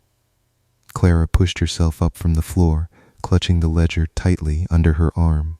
She timed her breath, waiting for her watch hand to click onto the 12. 2:28. She darted forward, her movements swift and silent, keeping her body low. She slipped between the third and fourth mounted horses, her shadow merging with the dark silhouettes of the steel suits. Just as she passed the fifth knight on the right, she deliberately stepped over the floorboard seam indicated on the map. As her boot landed on the far side, she caught herself. Her heel grazed the edge of the board, and a tiny, high-pitched creak snapped through the silence of the room. Clara froze, her breath catching in her chest. Instantly, from the high balcony mezzanine directly above her, came a sound that made her blood run cold. It was the slow, deliberate scrape of a heavy chair being pulled back across a wooden floor. Clara ducked beneath the heavy velvet drapery of the Burgundian horse armor, pulling her knees up to her chest, disappearing completely into the dark shadow of the exhibit. She looked up. Far above, lining the upper perimeter of the gallery, was the wrought iron railing of the high mezzanine. The area was enveloped in pitch darkness, far beyond the reach of the emergency lights below. As she watched, a faint circle of amber light flared into existence on the mezzanine balcony. Someone had lit a small oil lamp. In the soft flickering light of the lamp, Clara could see the silhouette of a high-sloped drafting desk positioned right against the iron railing, overlooking the main floor of the gallery, and seated at the desk was a figure. The figure sat perfectly still, clad in a long, dark frock coat, leaning over a massive open book that rested on the sloped wood. In one hand, the figure held a long, thin feather quill. In the other, a small metallic object that glinted in the lamplight, a pocket watch. The figure was writing. The faint rhythmic scratch of a metal nib sliding across heavy vellum drifted down through the quiet air of the gallery, remarkably clear despite the distance and the sound of the rain. Clara's heart hammered so hard against her ribs she was certain the person at the desk could hear it. The person was logging her right now, logging her mistake with the floorboard, logging her current hiding spot beneath the Burgundian horse armor. A cold, fiery rage suddenly flared through Clara's terror, burning away the paralysis that had gripped her since opening the pedestal. This was her museum. These were her galleries. She was not a ghost in a book, and she was not a statistic waiting for a 48-hour clock to run out. She looked down at the map in her hand. The red arrows didn't end at the bottom of the spiral staircase. They continued up the stairs, tracing a path around the back of the upper mezzanine racks, arriving directly behind the drafting desk. Beside the final arrow was a single, terrifying annotation. 02:35 am. The archivist ascends the stair. The pen is passed. Clara looked at her watch. 2:31 am. She had 4 minutes. She tightened her grip on the heavy calfskin ledger, using its substantial weight as an improvised weapon if necessary. She backed out from beneath the velvet drapery, keeping her eyes fixed on the flickering amber light of the lamp on the high balcony. The figure at the desk did not move. The rhythmic scratch of the quill continued, steady, precise, and relentless. Clara took a step forward, deliberately stepping around the creaking floorboards, moving like a shadow across the cold marble floor toward the dark iron spiral staircase tucked into the far corner of the gallery. Every sound in the room seemed amplified 1,000-fold. The rustle of her canvas vest, the soft brush of her sleeve against the ledger, the distant, roaring thrum of the rain against the glass roof high above. She reached the base of the staircase. The iron steps were open-work lattice, cold and dark, coiling upward into the gloom of the upper level like the spine of a metallic serpent. Clara placed her hand on the cold iron handrail. Her fingers were clammy, her knuckles white. She looked up into the darkness of the stairwell. 02:35 am. The archivist ascends the stair. She began to climb. The iron treads of the spiral staircase yielded no sound beneath Clara's tread, as if the dark metal itself absorbed the force of her footsteps. Each step upward carried her higher into the chill, stagnant air that gathered beneath the vaulted ceiling of the armor gallery. Above, the glass skylights rattled softly in their lead caching, a low, rhythmic vibration that felt less like a storm and more like the heavy, distant breathing of the building itself. With every turn of the coil, the gallery below receded into a sea of muted amber and velvet black. The ranked suits of plate armor, mounted upon their wooden steeds, resembled quiet, drowned figures resting on the floor of a dark lake. Clara kept one hand firmly on the cool iron railing, her fingers following the smooth curve of the banister, while her left arm pressed the dark calfskin ledger tight against her side. Her watch clicked softly against her wrist. 2:33 am.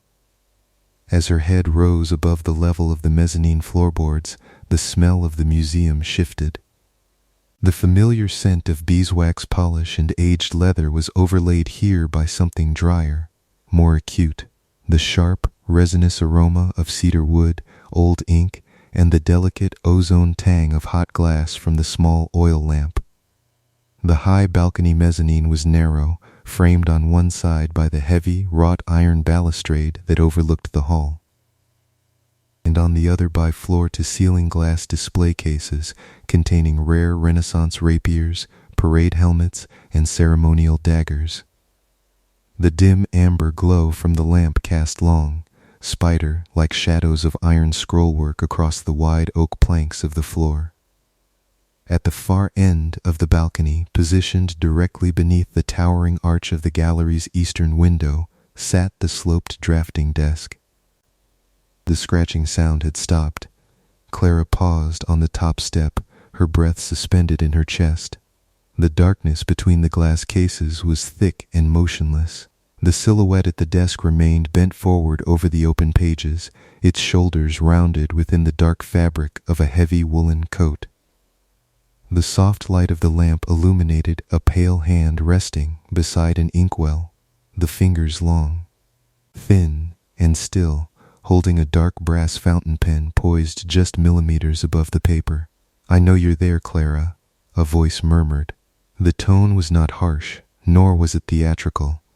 It was low, dry, and familiar, a soft, paper-thin whisper that carried the calm, measured cadence of a lecture given in an empty classroom.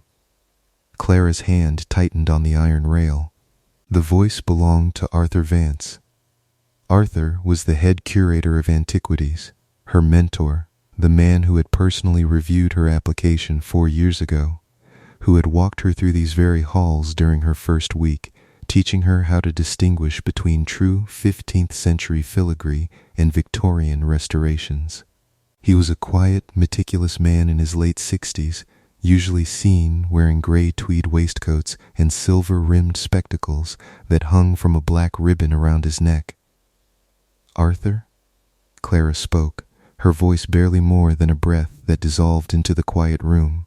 The figure at the desk did not turn immediately. Instead, he carefully set the brass pen down in the groove of the wooden desk. The tiny clack of metal on oak echoing softly down the length of the balcony. He picked up a small brass blotter, pressing it gently against the fresh ink on the page before him with a practiced, rhythmic motion. "You arrived at the base of the stairs at precisely 2:34, Arthur said quietly, his voice carrying a gentle, almost weary affection. "A minute behind the ideal projection, but entirely within the expected margin of error for a subject experiencing acute psychological distress. Your heart rate, I suspect, is currently hovering near 120 beats per minute." Clara stepped off the staircase onto the oak floorboards. Her soles made no sound, but the silence between them felt stretched, taut like a wire pulled to its absolute limit. "What is this book, Arthur?" she asked, raising the heavy ledger slightly. Her voice was steady now, anchored by a strange, cold clarity that had settled over her mind. "Why are there names in here? Why did David Chen, Julian Vance, Arthur Pendelton, why did all of them die 48 hours after they were logged in this book?" Arthur turned slowly in his high-backed leather chair. The lamplight caught the side of his face. He looked tired, far older than he had when she had seen him leaving the administrative offices at 7 o'clock that evening.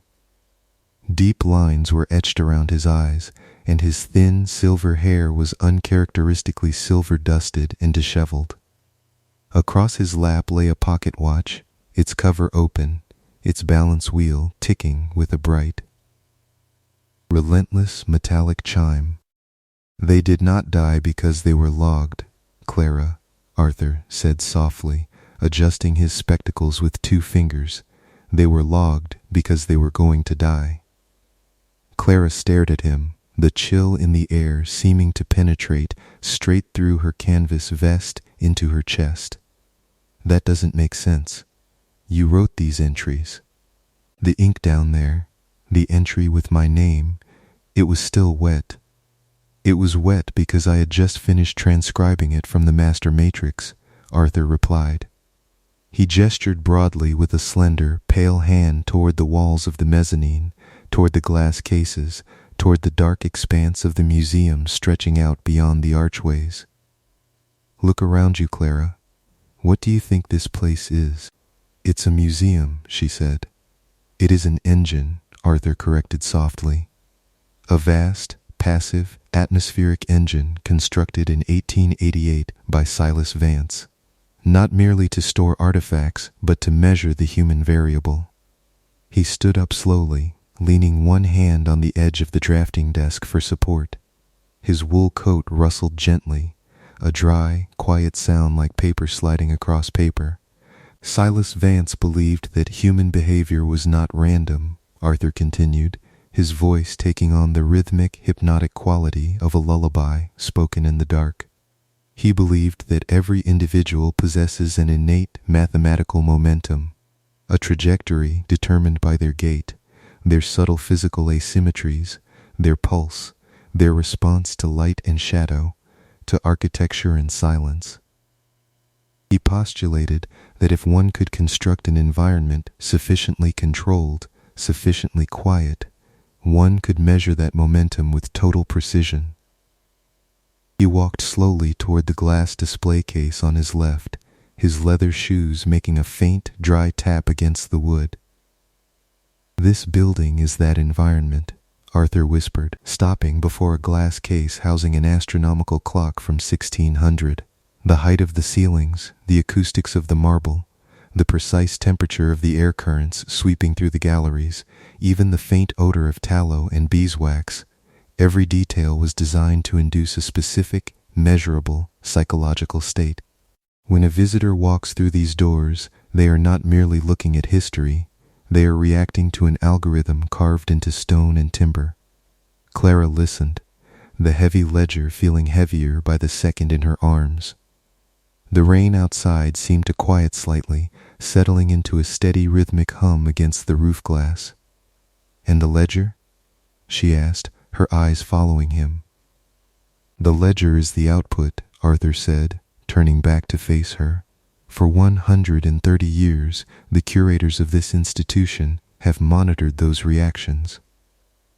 Silas Vance discovered that certain movement patterns, certain micro-divergences in a subject's stride, a specific elevation in heart rate when standing before particular geometries, indicate a fatal rupture in their behavioral trajectory, a moment where their internal momentum becomes incompatible with the physical world outside.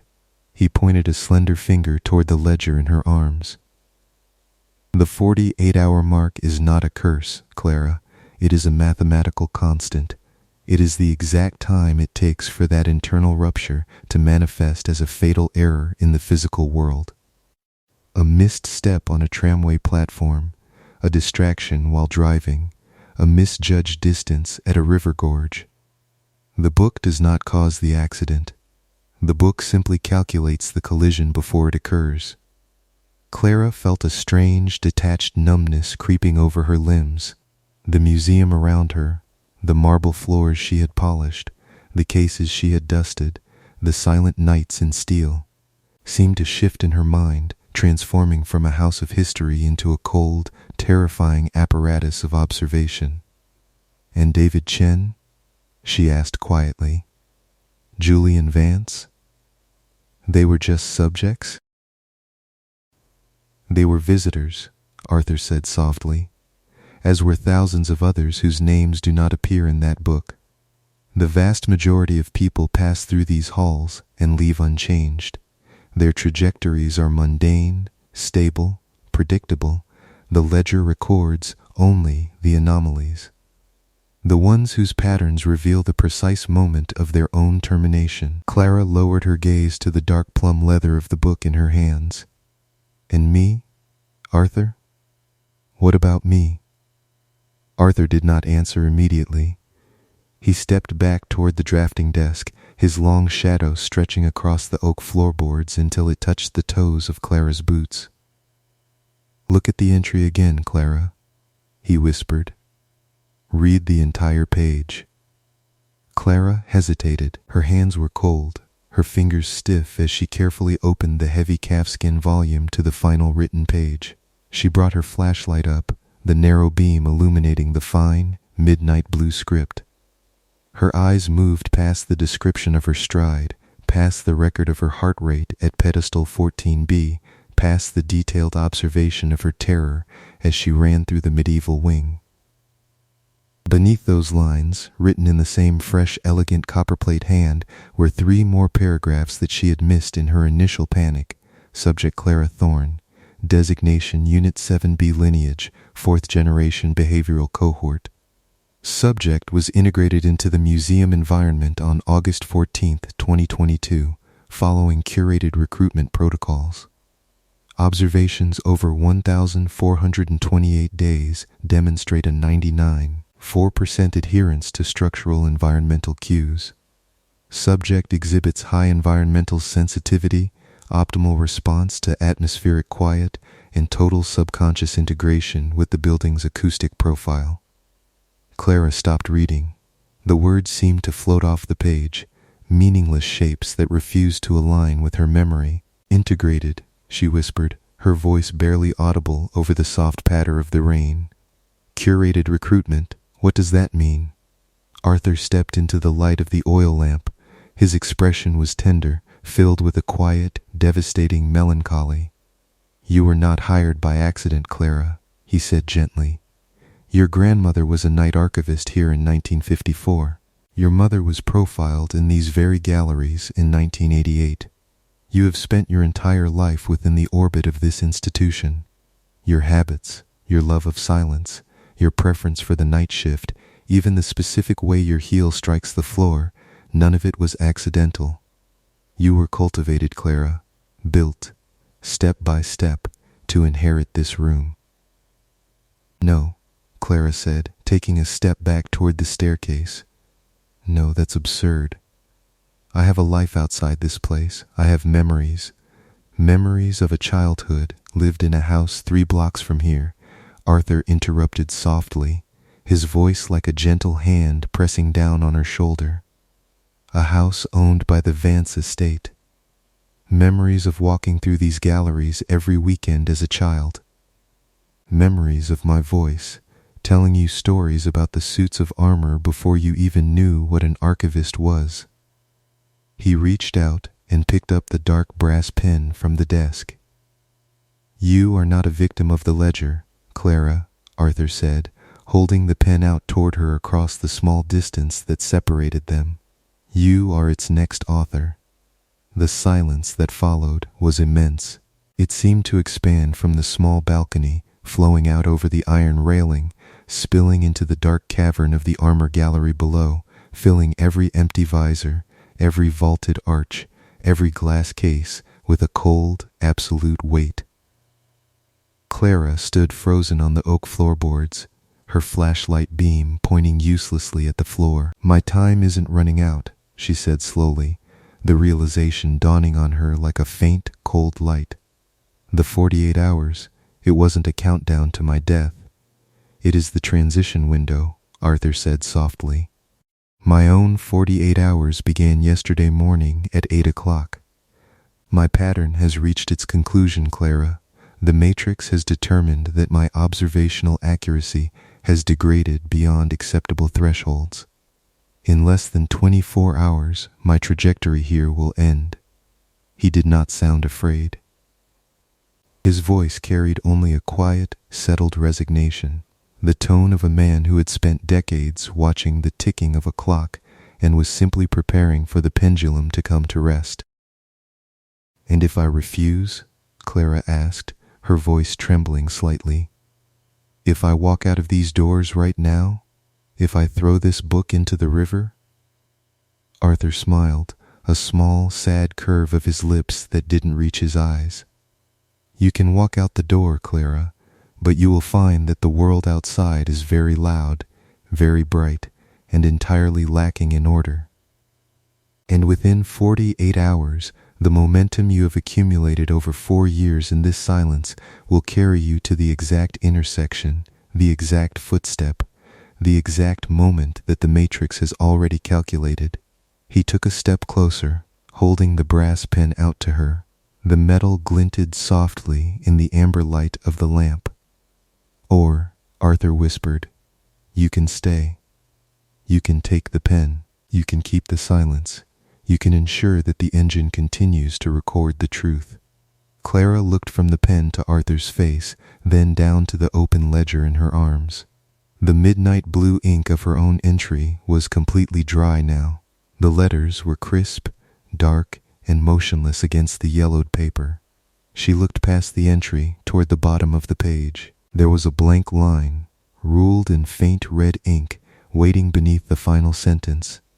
A place reserved for the next time, the next stride length, the next heart rate measured in the quiet dark of the halls below.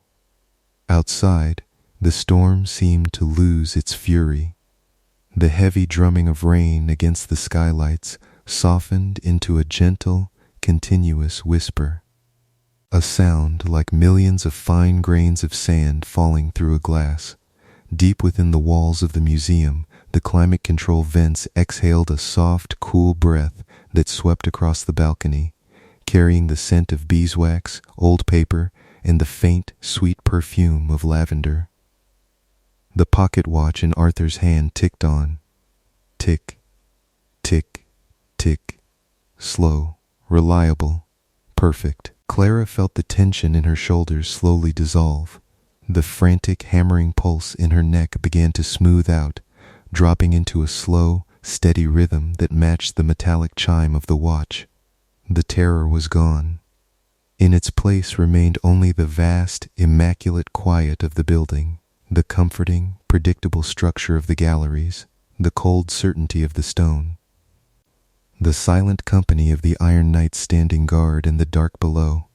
She realized, with a quiet, chilling certainty, that she didn't want to leave. The world outside the heavy bronze doors of the museum felt distant, chaotic, and formless. Here, everything had a place. Everything was logged. Everything was understood. Slowly, deliberately, Clara reached out her right hand. Her gloved fingers touched the cold brass barrel of the fountain pen. Arthur let go. The pen felt light in her hand, perfectly balanced, its weight familiar yet profound. Arthur offered her a small, approving nod. He stepped back from the drafting desk, taking his pocket watch from his lapel and placing it gently beside the oil lamp. He pulled his heavy wool coat tighter around his shoulders and turned toward the narrow iron staircase that led down into the dark gallery. "The shift is yours, Clara," he whispered softly, his footsteps making a faint, dry shh against the floorboards as he walked away. "Keep the light low. The shadows are where the data lives." Clara did not turn to watch him descend. She heard the soft, rhythmic tap of his shoes on the iron steps, a slow, unhurried cadence that gradually faded into the deep, quiet expanse of the hall below. She heard the faint squeak of his soles against the marble of the main aisle, moving toward the grand atrium, moving toward the bronze exit doors, moving toward the end of his 48 hours. Then the museum was silent once more. Clara walked slowly to the sloped drafting desk. She set her heavy flashlight down beside the brass lamp, letting its cool white light merge with the warm amber glow. She pulled the high leather chair forward and sat down. The oak wood of the chair was smooth and cold beneath her.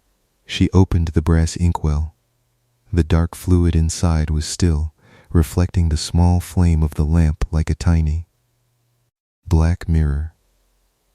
Clara dipped the nib of the pen into the ink. She wiped the excess tip against the rim of the glass with 2 precise, practiced taps. She looked over the iron railing of the mezzanine, out into the cavernous, beautiful darkness of the armor gallery. Far below, the suits of plate armor stood motionless in their long, silent ranks, their empty visors pointing forward into the dark. A draft swept through the upper balcony, rustling the heavy vellum pages of the ledger with a sound like a soft, collective sigh. Clara placed the nib of the pen against the blank line at the bottom of the page. She held her breath, listening to the vast, sleeping building, listening to the slow settling of the oak, the faint hum of the vents, the rhythmic patter of the dying rain against the skylights high above, and the steady, quiet beat of her own heart. 02:42 am, she began to write, her script neat, elegant and perfectly horizontal. Subject Arthur Vance, exiting the facility. Stride length, 22.1 inches, slight hesitation on the right foot. Pulse rate, 62 BPM, steady. Trajectory, mezzanine to main atrium, proceeding toward the bronze doors. Disposition, resolved. She finished the entry with a delicate flourish of her wrist. She picked up the brass blotter, pressing it gently against the fresh, wet ink, feeling the subtle give of the paper beneath her hand. She set the blotter down, leaned back in the high leather chair, and waited for the next sound in the dark. The rain did not merely fall against black rock light. It drove itself sideways, atomized by the gale into a fine, freezing needle spray that found every seam in a canvas jacket, every gap in a storm shutter, every crack in the centuries-old mortar. Mark stood on the wet granite landing, listening to the engine of the supply launch fade into the vast, dark roar of the North Atlantic. The boatman, a weathered local named McInnes, who spoke only in grunts and curt warnings, had refused to linger even long enough to help haul the gear inside. He had dumped the canvas sea bags onto the slippery stone step, cast off his lines before the boat had even settled into the trough of a swell, and turned his bow back toward the mainland 6 miles west, where the low, smudge-like silhouette of the coast was already being swallowed by the advancing storm front. Now, Mark was alone. He drew a long, slow breath through his nose. The air was heavy with the sharp, metallic tang of ozone, the bitter stench of wet kelp, and the cold, mineral dampness of stone that had stood in salt water for over 150 years. Above him perched atop 40 feet of solid black basalt and 80 feet of dressed granite. The great lantern room cast its sweeping beam out into the void. It was a modern automated halogen lamp now, turning on silent electric-driven bearings, but the light it threw was still the same blinding, icy white that had cut through these waters since the tower was commissioned in 1858. Thumpware. Thumpware. Even from the ground level, through 3 feet of solid granite wall, the subtle, rhythmic pulse of the rotating assembly hummed through the rock itself. It vibrated up through the soles of Mark's boots, a slow, patient heartbeat that would be his sole companion for the next 6 days. He turned his flashlight toward the entrance. The outer door was a massive slab of hard oak, banded in rusted iron straps that had turned black and scabby under decades of salt exposure. Mark reached out and grasped the iron latch. The metal was so cold it burned his bare skin. He pressed down. The mechanism moved with a heavy, mechanical groan, a sound that seemed to waken something sleeping in the hollow belly of the tower. He pushed the door inward, stepped across the raised copper threshold designed to keep out the creeping ocean spray, and dragged his heavy gear bags inside. The moment the heavy door swung shut and clicked into its frame, the deafening roar of the Atlantic softened into a deep, thunderous murmur. It was the sound of a distant furnace or a giant lung exhaling against the base of the rock. The interior of the lower entry room was pitch black save for the thin, yellow beam of Mark's flashlight dancing across the walls. The air inside was instantly warmer, but thick with the stagnant smells of age, dry lime mortar, cold slate, old grease, and that faint, undeniable sweetness of long-abandoned places. The smell of dust that had lain undisturbed since the last keeper clicked the lock and went ashore. Mark set his flashlight down on a wooden bench built into the curve of the wall. He reached into his coat pocket, pulled out his digital audio recorder, and clicked the switch. The small red light blinked once, twice, then stayed solid. October 12th, Mark spoke softly, his voice low and hushed, barely louder than a whisper, as though he were reluctant to shatter the deep, heavy silence that had settled inside the granite walls. Arrival at Black Rock Light. 1840 hours. The storm has arrived ahead of schedule, Barometer is dropping fast. McKinn's made the drop, but he wouldn't stay. Didn't even take the coffee I offered him. Said the water around Blackrock gets thick when the tide turns during an October squall. Mark paused, listening to his own breath echo faintly in the tight circular space. The tower feels intact, he continued, his tone methodical, investigative, solid, no obvious signs of damp damage on the ground level, though the air is frigid. I'll establish my base in the old keeper's parlor on the second floor. Tonight I begin examining the archive files. He clicked the recorder off and slid it back into his pocket. He took a moment to adjust to the environment, his senses hyper-attuned to every subtle vibration. He was here for one reason. December 15th, 1911. It was one of the sea's most persistent, eerie mysteries, a puzzle that had fascinated maritime historians, sensationalist journalists, and folklorists for more than a century.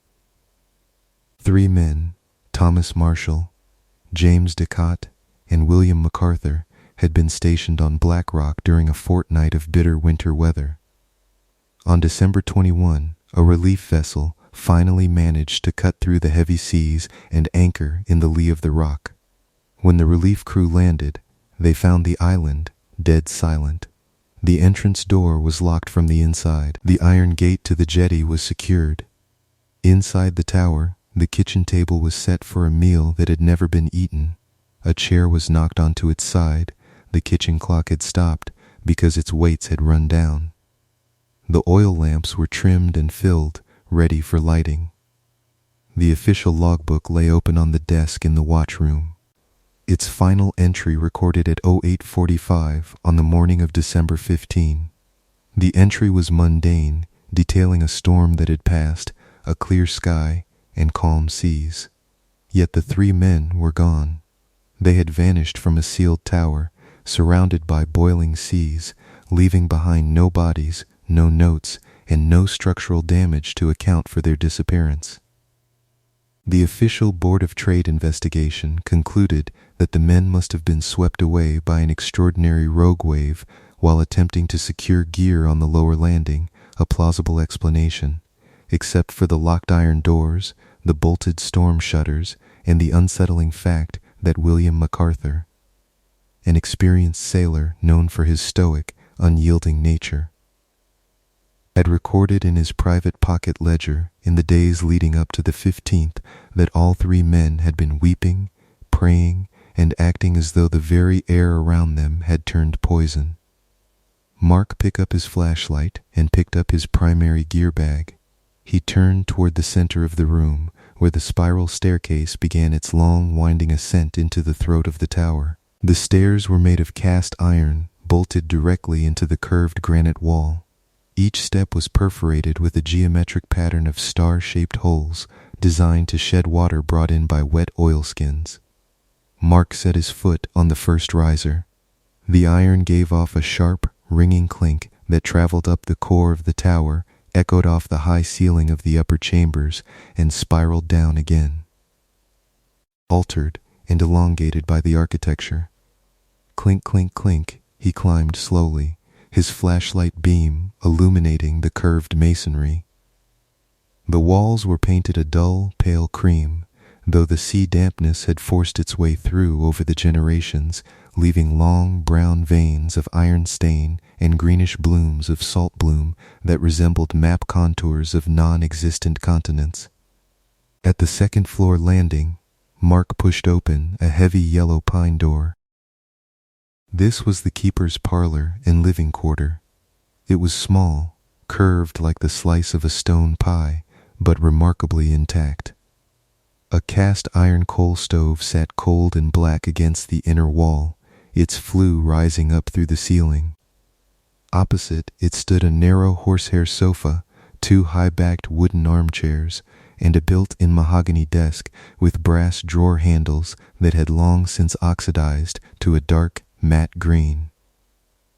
Mark set his bags on the floor. The sound of his own footfalls was muffled here by a thick, hand-braided wool rug that smelled faintly of old tallow and lavender. He walked over to the narrow lancet window that faced east, out toward the open sea.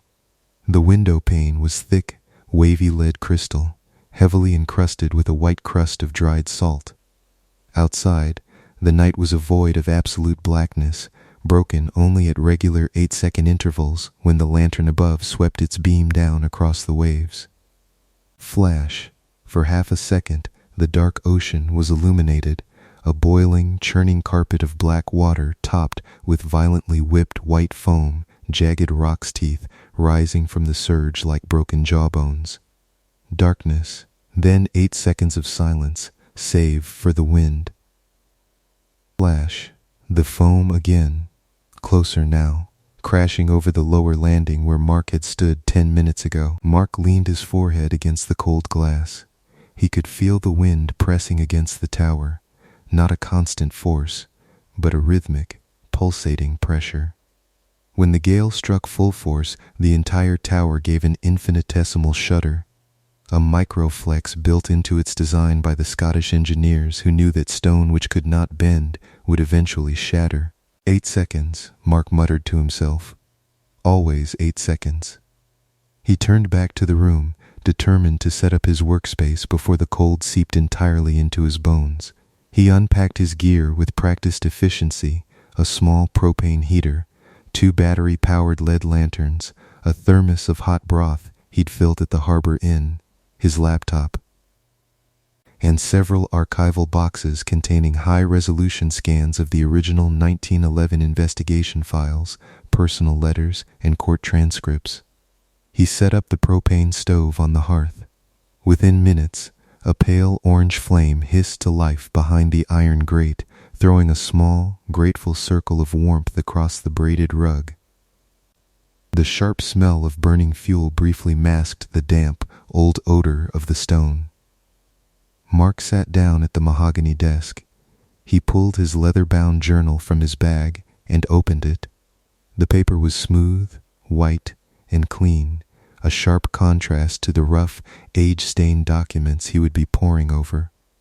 He picked up his fountain pen, uncapped it, and wrote the date at the top of the page.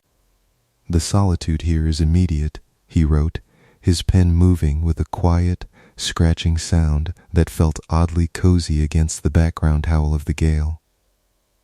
"It does not wait for nightfall to settle. It is built into the stone itself. The tower acts as a resonator for the sea. Every swell is amplified through the basement. Every wind gust whistles through the keyholes. It is easy to see how 3 men, trapped in this space for weeks during an Atlantic winter, might begin to hear things in the noise. The human brain craves patterns. In total isolation, when presented with random noise, wind, waves, iron creaking, the mind will invent a signal." He paused, resting the tip of his pen against the paper. He looked up at the wall beside the desk. Hanging there was a brass-framed barometer, its glass cracked down the middle like a lightning bolt. The black needle was pinned all the way to the left, deep into the zone marked stormy/change. Beneath it, scratched into the plaster by some long-forgotten fingernail or nail point, were 3 small, tally-mark groupings. Mark leaned closer, holding his flashlight up to the marks, 4 vertical lines crossed by a diagonal line. 3 times. 15 days. December 1st to December 15th, Mark whispered. He felt a chill that had nothing to do with the draft coming from the window. He returned to his bag, reaching deep into the padded compartment where he kept his most precious piece of research. A file handed to him 3 weeks ago by an archivist at the Maritime Museum in Edinburgh. The file had been found tucked behind the drawer lining of an old mahogany watch desk that had been removed from Black Rock Light during its automation overhaul in 1978. It was not an official document. It was a secondary logbook, a slender, leather-bound notebook with water-warped covers and scorched edges. Unlike the official logbook left open on the table in 1911, this book was written entirely in a dense, hand-drawn cipher. Mark laid the notebook on the desk under the soft white light of his lead lantern. He opened the cover. The first few pages were ruined by water damage. The ink was a pale, bluish blur that bled across the grid paper like sea moss. But as he turned to page 12, the writing became sharp, precise, and shockingly legible. It was not English. It was not Latin. It consisted of vertical columns of 5-digit numbers, interspersed with small geometric symbols, triangles with dots at their centers, intersecting circles, and long, dash-like strokes arranged in rhythmic groupings. Mark pulled out his preliminary transcription sheet. He had spent the last 2 weeks using a basic frequency analysis program to try and crack the first section. What he had uncovered so far made no logical sense in the context of standard lighthouse keeping. He read his own transcribed notes aloud, his voice barely a murmur in the quiet room. 0412 signal received from the north-northeast trough. Duration, 6 seconds. Intensity, subvisible. Pattern, 3141. We did not answer with the primary oil lamp as instructed by the board. James insisted on using the copper reflector shutter.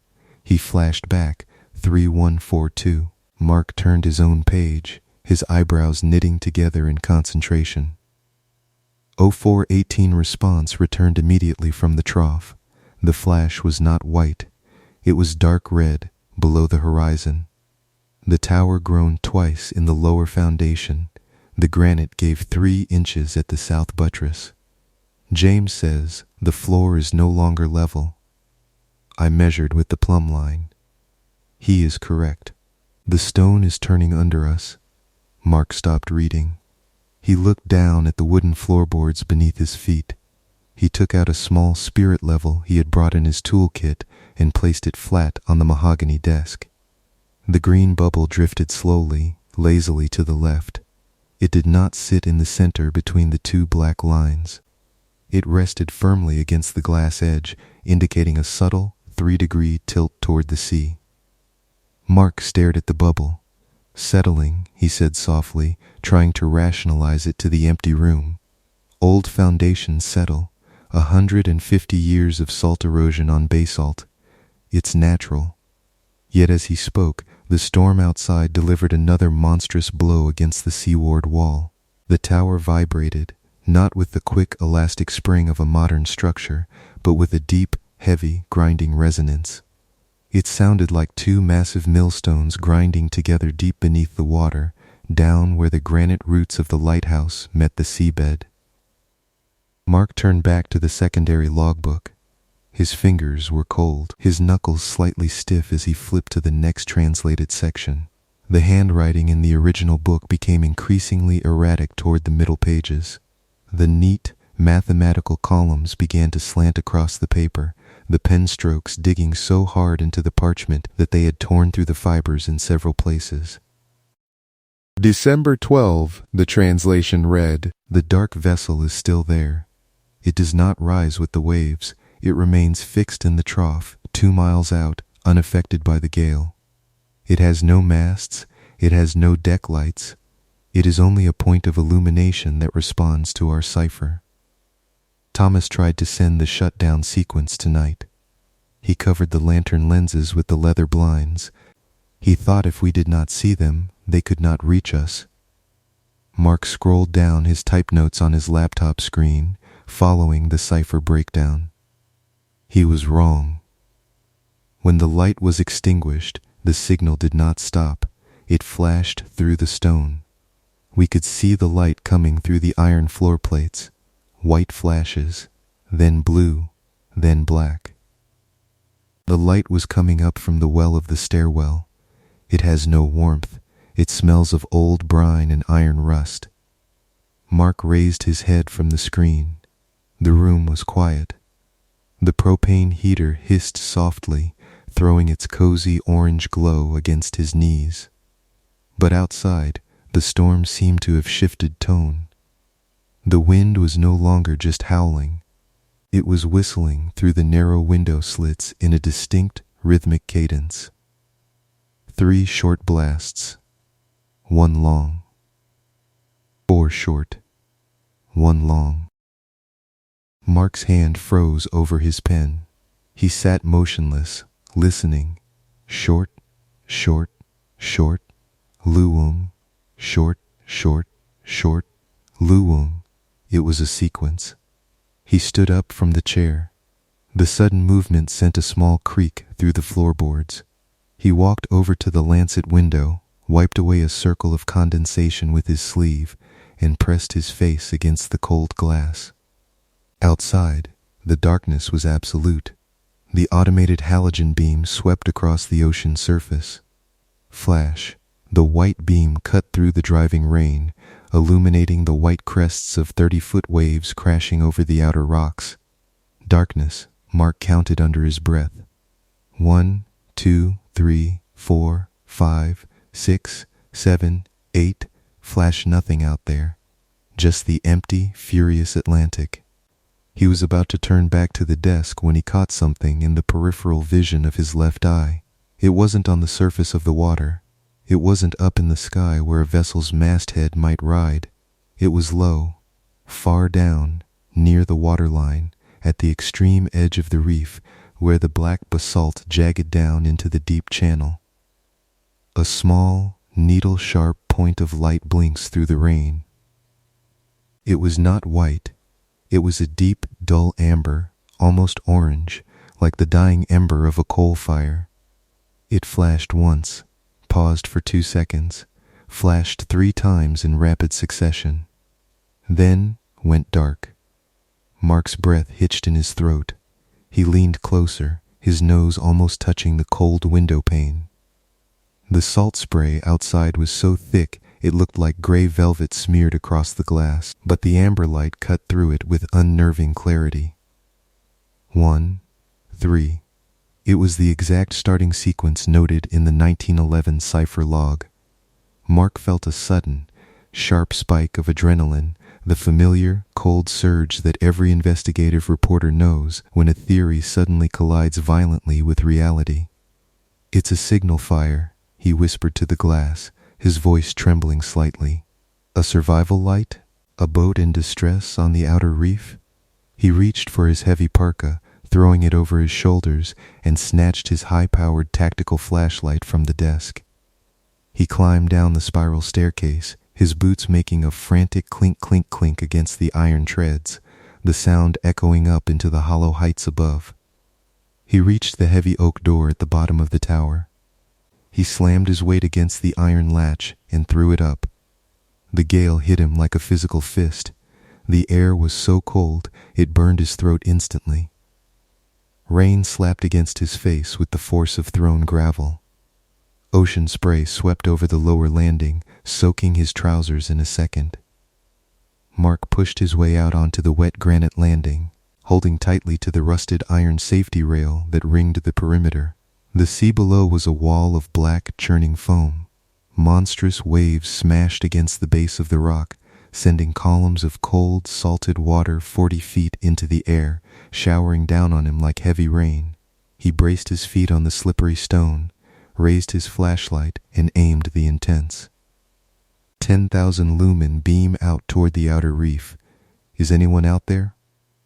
He shouted into the storm. His voice was instantly snatched away by the roar of the gale, rendered pathetic and small against the acoustic fury of the Atlantic. He swept the beam back and forth across the black rocks. Nothing, only wet basalt, white sea foam, and tangled mats of torn kelp churning in the swells. Then he saw it again. Not out on the rocks, not on a ship. The amber light flashed from directly beneath the surface of the channel water, 50 yards off the eastern point.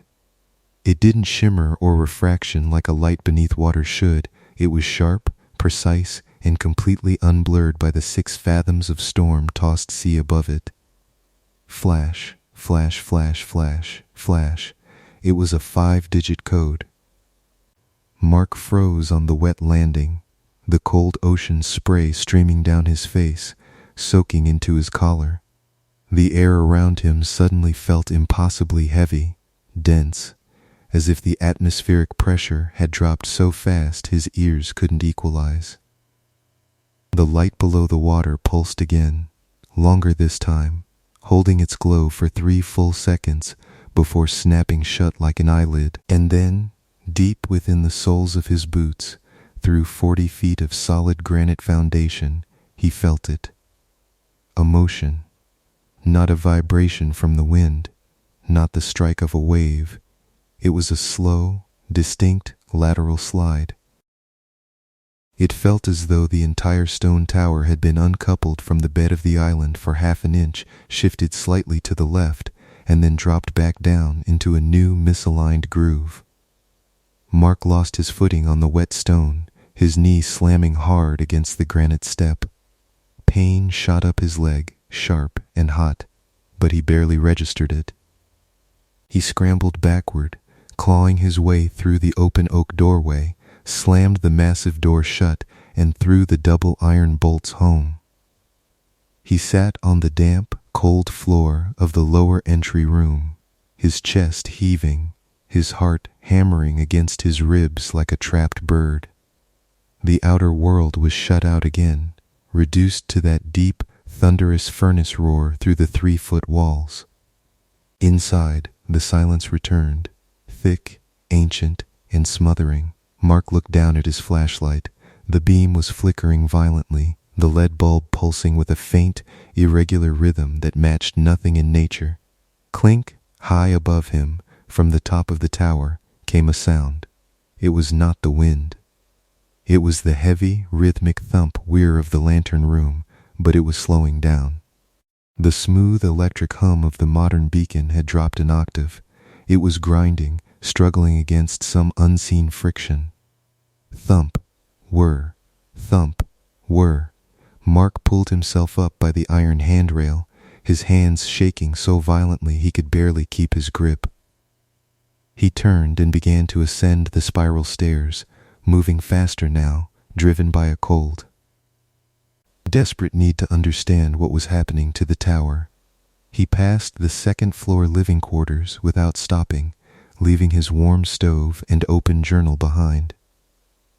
He climbed higher, past the old oil storage room on the 3rd floor, where rusted iron tanks sat in rows like dormant torpedoes, past the old winch room on the 4th floor, where dusty ropes and wooden blocks hung from overhead beams like dried game.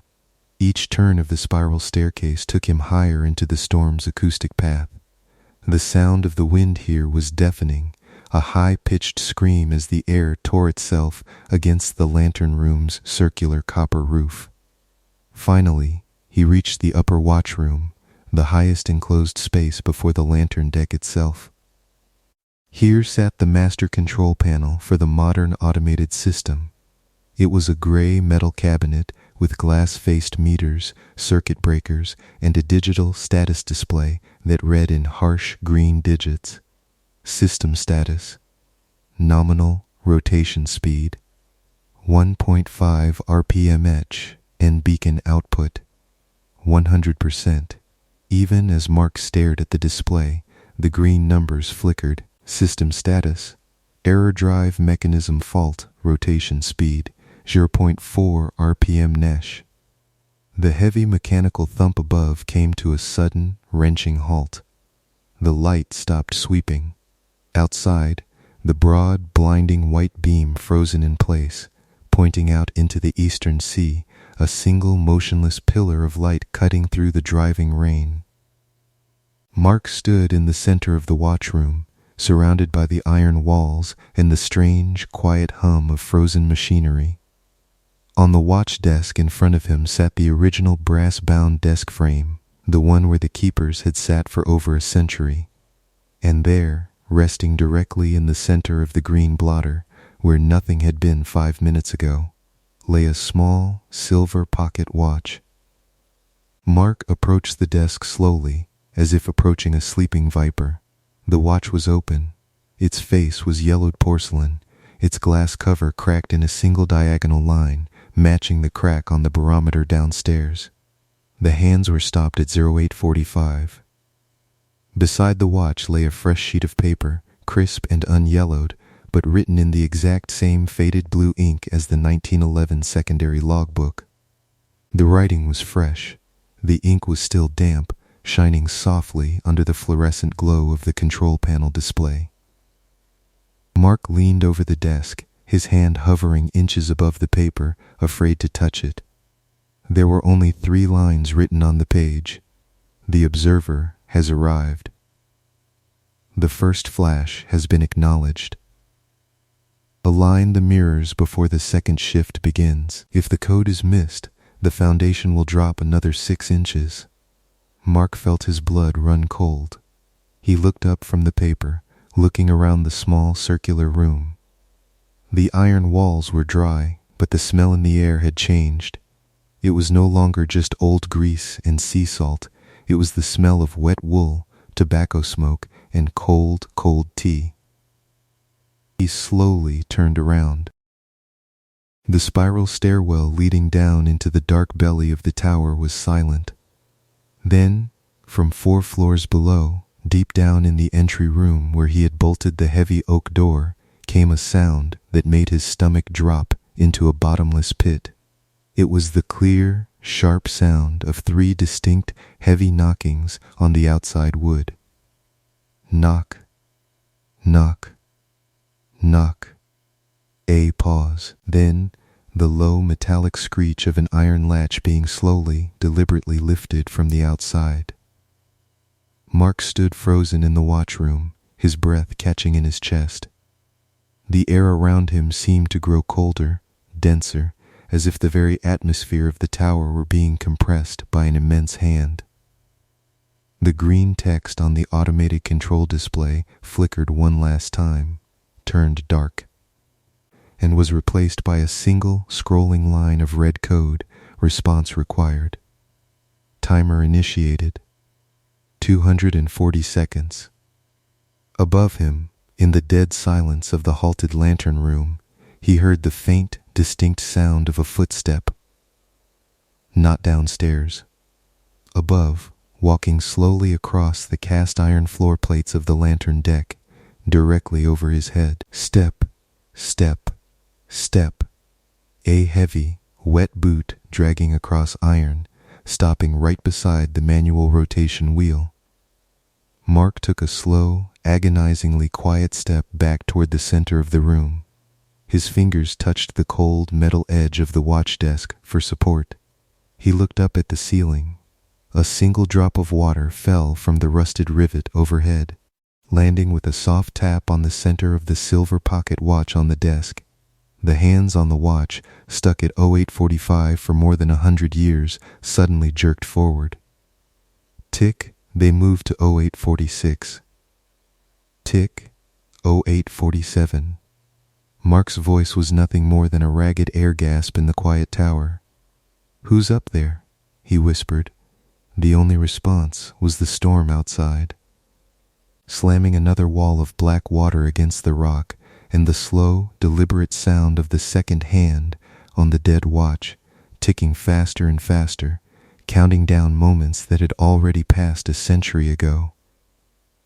He backed up until his shoulder pressed against the damp granite of the outer wall. The cold was radiating through his coat now, a deep, mineral ice that seemed to soak directly into his bone marrow. He knew he should run down the stairs. He knew he should bolt for the door, even if it meant throwing himself into the boiling 30-foot surf of the Atlantic. That was what sanity demanded. That was what any rational man would do when the boundaries of time and space began to fray at the edges like old canvas in a gale. But he couldn't move. His legs felt leaden, anchored to the 3-degree slope of the stone floor. Because deep down, beneath the immediate terror, the investigative journalist in him, the part that had spent 3 years obsessed with the missing keepers of Black Rock, recognized the terrifying beauty of the trap. This wasn't a haunt. It wasn't a ghost story told over ale in a mainland pub. It was an equation, a mathematical, precise, and cold mechanism that had been set into motion the moment he stepped off the supply launch and allowed the heavy oak door to click shut behind him. The cipher wasn't just a record of what had happened to Thomas Marshall, James Ducat, and William MacArthur in December of 1911. It was an instruction manual. And he was the next operator. Mark reached down with a trembling hand and picked up the secondary logbook from where he had left it on the desk. He turned to the final written page, the one he hadn't yet translated back in his warm parlor room. The geometric symbols on the paper seemed to dance under the unstable light of his flashlight. Triangles, circles, dashed lines. He began to run his thumb down the column, his eyes scanning the numbers, his mind frantically applying the frequency key he had memorized. G41892 point translation. The beacon must not remain static. Static light invites the lower floor to settle. G33107 point translation. They are not coming from the sea, they are coming up through the rock. G00000. Natch translation. The game ends when the observer stops answering. Mark swallowed hard, his throat dry as ash. From the stairwell below, the sound began again. It wasn't footsteps this time. It was the sound of dripping water. Drip, drop, drip, drop. A steady rhythmic splash against the iron steps coming up from the darkness of the lower levels. It was moving upward, floor by floor. First floor, entry room. Second floor, parlor room, where his stove was still burning, heating an empty chair. Third floor, oil storage. It was climbing with a slow, deliberate patience, as if whoever, or whatever, was carrying that salt water had all the time in the world. Mark looked back up at the lantern room hatch in the ceiling. The small iron trapdoor that led directly into the glass dome above was unbolted. A thin line of black space showed where it was cracked open an inch. Through that gap, he could hear the wind howling around the halogen housing. And beneath the wind, a voice. It was low, raspy, and worn thin by salt and age, whispered through the iron mesh as though speaking directly into Mark's ear, the cipher. "Lad," the voice breathed, smelling faintly of cold pipe tobacco and dried weed. "The cipher's waiting. You have 3 minutes before the next wave hits the reef. Flash back or let the tower sink another foot." Mark lowered the logbook. His hands had stopped shaking. A strange, eerie calm, the cold crystal clarity that comes with absolute cornered desperation, settled over his mind. He looked at the control board. The red scrolling text was still counting down. Nanny 180 seconds, nanny 179 seconds. He turned, grabbed the iron ladder mounted to the wall, and began to climb toward the open hatch of the lantern room. Each rung was freezing, slick with oil and sea spray, but he climbed with steady, deliberate discipline. He reached the top, pushed the heavy iron trapdoor fully open, and hoisted himself up onto the glass-walled deck of the main light. The world here was pure storm. The lantern room was a massive circular cage of heavy cast iron frames and thick, curved glass panes, 8 feet tall, surrounding the great optic assembly in the center. Outside, the rain was a violent white curtain, illuminated by the fixed, unmoving beam of the halogen lamp pointing straight out into the dark eastern void. The room was freezing. One of the lower glass panes on the seaward side was cracked, a thin ribbon of salt water spurting through with every gust of wind, spraying across the iron floor. In the center of the room, standing right beside the primary rotation gear, was the watch desk chair.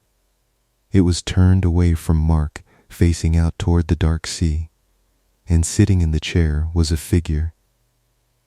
It wore a heavy, yellow oilskin coat, slick with wet, dark water that pooling on the floor beneath its boots. The coat's wide brim was pulled low over its neck, obscuring its head completely from behind. The figure did not move. It did not turn around. It simply sat there, staring out into the black ocean through the salt-crusted glass, its bare, pale right hand resting on the handle of a heavy copper mirror shutter. Mark stayed on his knees by the open hatch, his chest rising and falling in shallow, quiet breaths. "MacArthur?" Mark asked, his voice barely audible over the roar of the gale hitting the glass dome. The figure did not answer. Slowly, painfully, the right hand raised one finger, pointing out through the rain-streaked window, out into the blackness of the eastern reef. Mark followed the line of that pale, dead finger. Down through the 30-foot waves, down into the deep, churning channel where no ship could survive. The amber light flashed again. 1, 4, 2, a pause. Then, from deep within the base of the tower, so far down it felt as though it were coming from the mantle of the earth itself, came a long, sickening metallic screech. The iron floor beneath Mark's knees tilted another 2 degrees.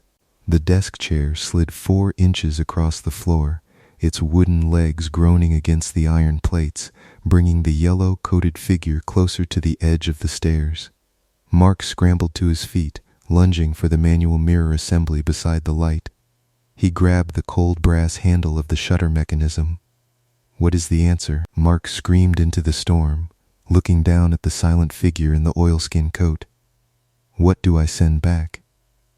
The red timer in his head, the clock that was ticking away in the watchroom below, was down to seconds now. The figure did not turn around. But from inside the deep hood of the oilskin coat, a voice whispered, a sound like dry paper sliding across granite. "Look at the glass, reporter. Look at the reflection." Mark froze. He raised his eyes to the salt-encrusted glass pane directly in front of him, the one reflecting the interior of the lantern room against the absolute blackness of the night outside. He saw the halogen lamp. He saw himself, wide-eyed, soaked in salt spray, holding the brass shutter handle. He saw the figure in the yellow coat sitting in the chair behind him, and then he saw what lay beyond the glass. It wasn't the open ocean. It wasn't the empty dark of the North Atlantic. Reflected in the glass, illuminated by the single fixed beam of the lighthouse, was another tower, identical to Black Rock Light, rising from the black water 200 yards away, pointing its own blinding white beam directly back into Mark's eyes. And sitting in the lantern room of that second tower, holding a copper shutter handle, was a man wearing a canvas jacket, holding a notebook, staring back at him through the storm. It was Mark. He stared at his own reflection across the dark channel. A reflection that wasn't mirroring his movements, but standing 2 seconds ahead of him, raising its hand to pull the copper shutter mechanism. Mark's breath caught in his lungs. The amber light didn't come from a ship. It didn't come from a reef. It was coming from the other side of the glass. The count hit 0, and with a thunderous, bone-shattering crack, the stone beneath his feet dropped another foot into the dark water below. The vibration from the structural drop trembled through the soles of Mark's boots, settling deep into the marrow of his legs. It was not a violent shudder, but a slow, heavy groan of stone slipping against iron, a sound like 2 continent-sized grinding stones meeting deep beneath the sea. For a long, breathless minute, the lantern room was utterly still. Outside, the storm continued its relentless assault, but inside the glass dome the air felt strangely frozen, suspended in a thick, suffocating silence. The halogen lamp remained fixed, casting its motionless, blinding shaft of white light out into the churning blackness. And there, reflected in the salt-encrusted glass pane directly before him, sat the image of the Twin Tower, a dark, identical monolith rising from the crest of the simulated reef, its own unblinking light staring back into Mark's eyes. Mark looked down at his hands. They were braced against the cold, polished rim of the manual mirror shutter. The brass felt heavy, ancient, and unnaturally smooth, as though generations of palms had worn away every micro-imperfection in the metal. Beside the shutter mechanism, the small digital display on the automated control box flickered violently, its green numbers bleeding into a sharp crimson warning. Manual override engaged. Alignment tolerance, 0.04 degrees. Response window, closing. Mark drew a slow, deliberate breath through his nose. The air tasted of ozone, cold iron, and that strange flat mineral salt that seemed to coat every surface in the room. He forced his mind to disengage from the rising panic, channeling every ounce of his investigative training into the immediate task. He looked at the cipher sheet pinned beneath the brass weight on the watch desk. 41892. The code demanded a counter sequence. In the original 1911 secondary logbook, Keeper James Duckett had written that the light must not be returned directly, but reflected through an offset of 4 degrees south-southwest to account for the curvature of the submerged reef. Mark gripped the primary alignment wheel. The iron wheel groaned as he turned it, the internal gears clicking with a deep, resonant clack, clack, clack that echoed down through the hollow core of the tower. Above his head, the heavy brass frame holding the secondary parabolic mirror shifted. The mirror was 3 feet across, its silvered surface hand-ground and flawless, catching the intense white beam of the halogen lamp and bending it into a narrow, concentrated pencil of light. He aligned the sight mark on the brass casing with the notched scale carved into the iron ring.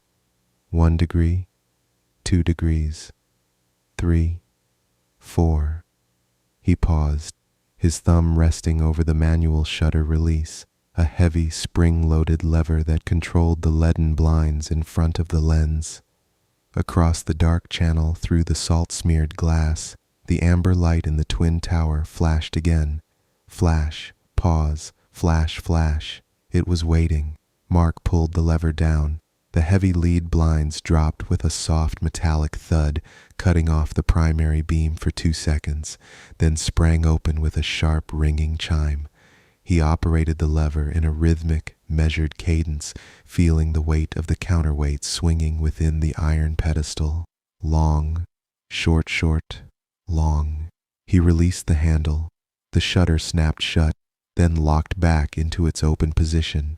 The white beam cut back through the driving rain, striking the parabolic mirror of the twin tower across the dark water. For 5 long, agonized seconds, nothing happened. The wind screamed around the copper roof of the lantern dome. The rain rattled against the glass panes like thrown sand. Mark held his breath, his hands still gripping the cold brass levers, his eyes fixed on the distant point of light. Then, deep beneath his feet, the grinding sound began again. It was not the drop he had felt before. It was a slow, deliberate, counter-rotational movement. The entire stone structure seemed to rise 3 inches, smoothing out the sharp 3-degree tilt that had thrown the parlor room off balance. The green bubble level in Mark's mind settled back toward the center. The heavy iron floor plates ceased their vibration, returning to a state of absolute motionless solidity. Across the channel, the amber light in the twin tower flickered once, turned a pale, neutral white, and then slowly faded into the swirling sea fog until it was indistinguishable from the rain. On the control panel, the red error text vanished, replaced by a soft amber scrolling line. Sequence acknowledged. System stabilized, holding at current latitude. Mark let out a long, ragged exhale. His knees felt weak, almost hollow, as if the tension that had held his body rigid for the last hour had suddenly dissolved, leaving him exhausted. He turned slowly away from the control board. The yellow oilskin coat still sat in the watch chair beside the rotation assembly. Mark approached it cautiously, his boots making a soft, damp friction sound against the iron floor. The coat had not moved during the entire ordeal. It remained slumped forward, its wide brim pulled low over the collar, dripping water onto the floorboards in a steady, rhythmic cadence. Drip, drip, drip. Mark reached out a hand. His fingers hovered an inch from the dark, salt-crusted canvas of the shoulder. "Who are you?" he whispered, his voice dry and scratchy in his throat. There was no answer, only the wind outside and the rhythmic drop of water. Mark closed his hand around the canvas shoulder and pulled back gently. The coat gave way instantly, collapsing backward over the iron chair frame with a dry, rustling sound. It was empty. There was no man inside, no keeper, no body. The heavy oilskin jacket, the salt-stained trousers, and the cracked leather boots were stuffed with nothing more than coarse, dried seagrass and bundled horsehair, the kind used to pack delicate maritime instruments during transit. Resting inside the empty cowl of the hood, where a man's head should have been, was a simple brass-bound wooden box, its lock already undone, its lid resting slightly ajar. Mark stood in the quiet lantern room, staring down at the empty clothes. The terror that had gripped him earlier began to transform into something else, a deep, analytical coldness. This was not a ghost. This was an arrangement, a set piece, a carefully constructed scene designed to evoke a specific, calculated psychological response. He reached into the cowl of the coat and picked up the brass-bound box. It was light, smelling faintly of cedar, beeswax, and old varnish. Inside lay a second leather-bound notebook, identical in size and binding to the cipher log he had found downstairs in the parlor desk, along with a heavy double-bitted iron key attached to a stamped brass tag. The tag was stamped with a single 4-digit number, Room 04, sub-level basement. Mark picked up the notebook. He opened the cover. Unlike the first log, which was filled with columns of cryptic 5-digit numbers and hand-drawn geometric symbols, this book was written in clear, precise copperplate handwriting using dark black fountain pen ink that showed no signs of water damage or fading. The first entry was dated December 16, 1911, the day after the three keepers had officially vanished from Black Rock Light. Mark turned toward the stairs, carrying the box, the key, and the notebook with him. He descended the spiral staircase slowly, step by step, his flashlight beam cutting through the damp, cool air of the tower core. The rhythmic clink, clink, clink of his boots on the iron treads felt different now, less like a frantic flight and more like a measured march down into the heart of a long-buried secret. He passed the upper watchroom, where the modern automated control box now hummed with a quiet, efficient fan sound. He passed the fourth-floor winch room and the third-floor oil storage, where the rows of rusted iron tanks sat in the shadows like sleeping guardians. When he reached the second-floor parlor, he stopped. The room was warm.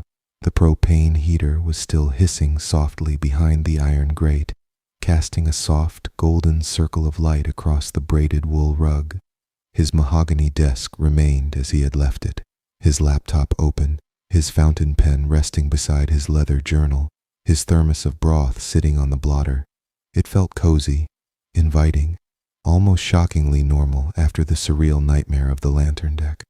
Mark sat down in the high-backed wooden armchair. He placed the new notebook on the desk under the clean, white light of his LED lantern. He opened the book to the first page and began to read aloud, his voice low, measured, and whispered, filling the quiet space of the parlor room. December 16th, 1911, 02 hours. The experiment with Keepers Marshall, Ducat, and MacArthur has concluded. Subject MacArthur reached cognitive exhaustion at 1840 hours on the fourth day of isolated exposure. Subject Ducat initiated the shutter response incorrectly during the third cipher phase, resulting in the planned structural displacement of the upper living quarter. Subject Marshall discovered the lower bulkhead door at 0412 hours on the fifth day. All three subjects have been successfully transferred to the mainland facility via the subterranean access transit. Mark stopped reading. His fingers tightened around the edge of the parchment page. He read the passage again, his eyes lingering on the words, subterranean access transit, and mainland facility. He turned to the next page, notes on isolation protocol, Project Janus. The human mind, when placed in total geographic isolation and subjected to rhythmic, low-frequency acoustic stimulus, e.g., wind in excess of 40 knots, repeating wave patterns against stone foundations, will naturally attempt to construct narrative coherence from random sensory inputs. When presented with an artificial interactive signal, specifically a light source that mimics intelligent counter-response, the subject will abandon objective reality within 96 to 120 hours, adopting the internal logic of the cipher system to rationalize their distress. The structural shifts, achieved via hydraulic dampening plates, mounted between the granite base and the basalt bedrock, provide the necessary physical validation to solidify the delusion. Mark sat back in the chair. The room around him was quiet, save for the steady, soothing sound of the rain against the narrow lancet window. He looked down at his own leather journal on the desk. He looked at his entry from earlier that evening, October 12th, arrival at Black Rock Light, 1840 hours. He picked up his fountain pen, uncapped it, and looked at his watch. His wristwatch, a simple, rugged mechanical field watch he had worn for 5 years, was running smoothly. The second hand swept across the black dial with a quiet, rhythmic tick-tick-tick. The date window read 16D, October 16th. Mark stared at the watch dial. When McInnes had dropped him off at the granite landing, it was October 12th. He had been on Black Rock Light for how long? He thought back to his memory of the arrival. He remembered the boat ride through the fog. He remembered the heavy ocean swell rolling beneath the hull of the launch. He remembered McInnes dropping the canvas sea bags onto the slippery stone step and turning his boat back toward the mainland 6 miles west. Or did he? Mark closed his eyes, forcing himself to trace the memory back further, past the harbor inn, past the drive down the coast. He remembered the harbor, but he couldn't remember the name of the town. He remembered the inn room, the faded floral wallpaper, the smell of fried fish and old tea, but he couldn't recall a single face from the tap room. He couldn't remember paying the bill.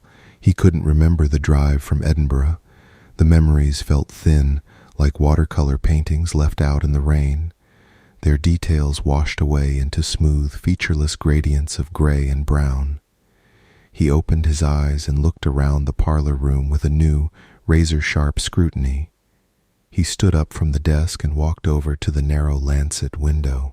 He reached out his hand and touched the leaded glass pane. It was cold, wet with condensation on the inside, but as he pressed his fingertips firmly against the frame, he noticed something he had missed before. The window frame was not iron. It was painted steel, secured into the surrounding granite wall with modern, countersunk Allen head screws that had been coated with a thick layer of textured gray epoxy to mimic hand-chiseled mortar. Mark pulled a small folding pocket knife from his trousers. He opened the blade, pressed the tip into the stone wall beside the window frame, and carved a small 2-inch stroke into the surface. The stone gave way easily, offering no resistance. It wasn't granite. It was high-density, fiber-reinforced architectural concrete, cast in curved blocks to imitate the interior masonry of an 1850s lighthouse tower. Beneath the thin, gray surface coat of lime wash lay a layer of modern sound-dampening acoustic foam and a woven steel mesh.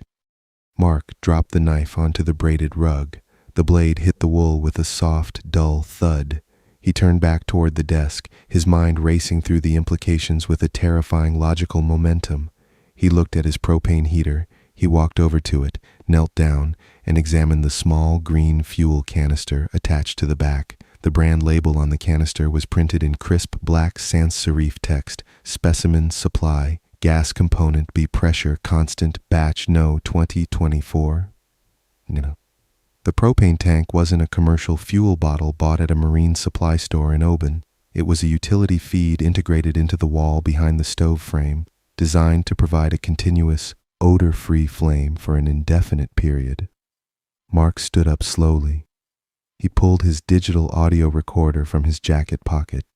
He rewound the recording, past his voice notes from arrival, past the ambient recordings of the storm, all the way back to the very first file saved on the flash memory card.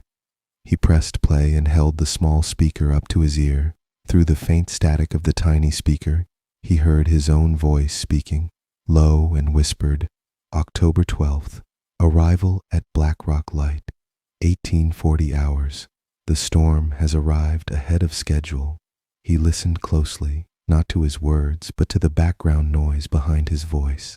Beneath the soft rumble of the simulated ocean waves and the whistling wind, there was a steady, high-frequency electrical hum. It was a distinct 60-cycle AC line hum, accompanied by the subtle, rhythmic click-whir of an industrial refrigeration unit cycling on and off every 4 minutes. It was the acoustic footprint of a closed environment testing facility. Mark felt no sudden surge of panic now. The fear had burned itself out, replaced by a deep, quiet, almost peaceful sense of clarity. He picked up the heavy, double-bitted iron key from the desk, the one he had retrieved from the brass box in the lantern room. He turned and walked back out onto the spiral stairwell landing. Instead of climbing up toward the lantern room, he began to descend. He passed the ground floor entry room, where his heavy canvas gear bags still lay beside the oak door. He looked at the oak door, the massive iron straps, the rusted latch, the copper threshold, all constructed with breathtaking, painstaking historical accuracy. He walked past the entry landing and descended the final flight of iron steps, a narrow, steep ladder that led down into the dark storage cellar beneath the tower floor. This was where the coal sacks had been stacked. Heavy, coarse burlap bags filled with black lump coal, smelling of dust and damp earth. Mark reached the bottom of the cellar. The air here was cool, still, and completely dry. He walked over to the rear wall, where the coal sacks were piled 6 feet high against the curved stone.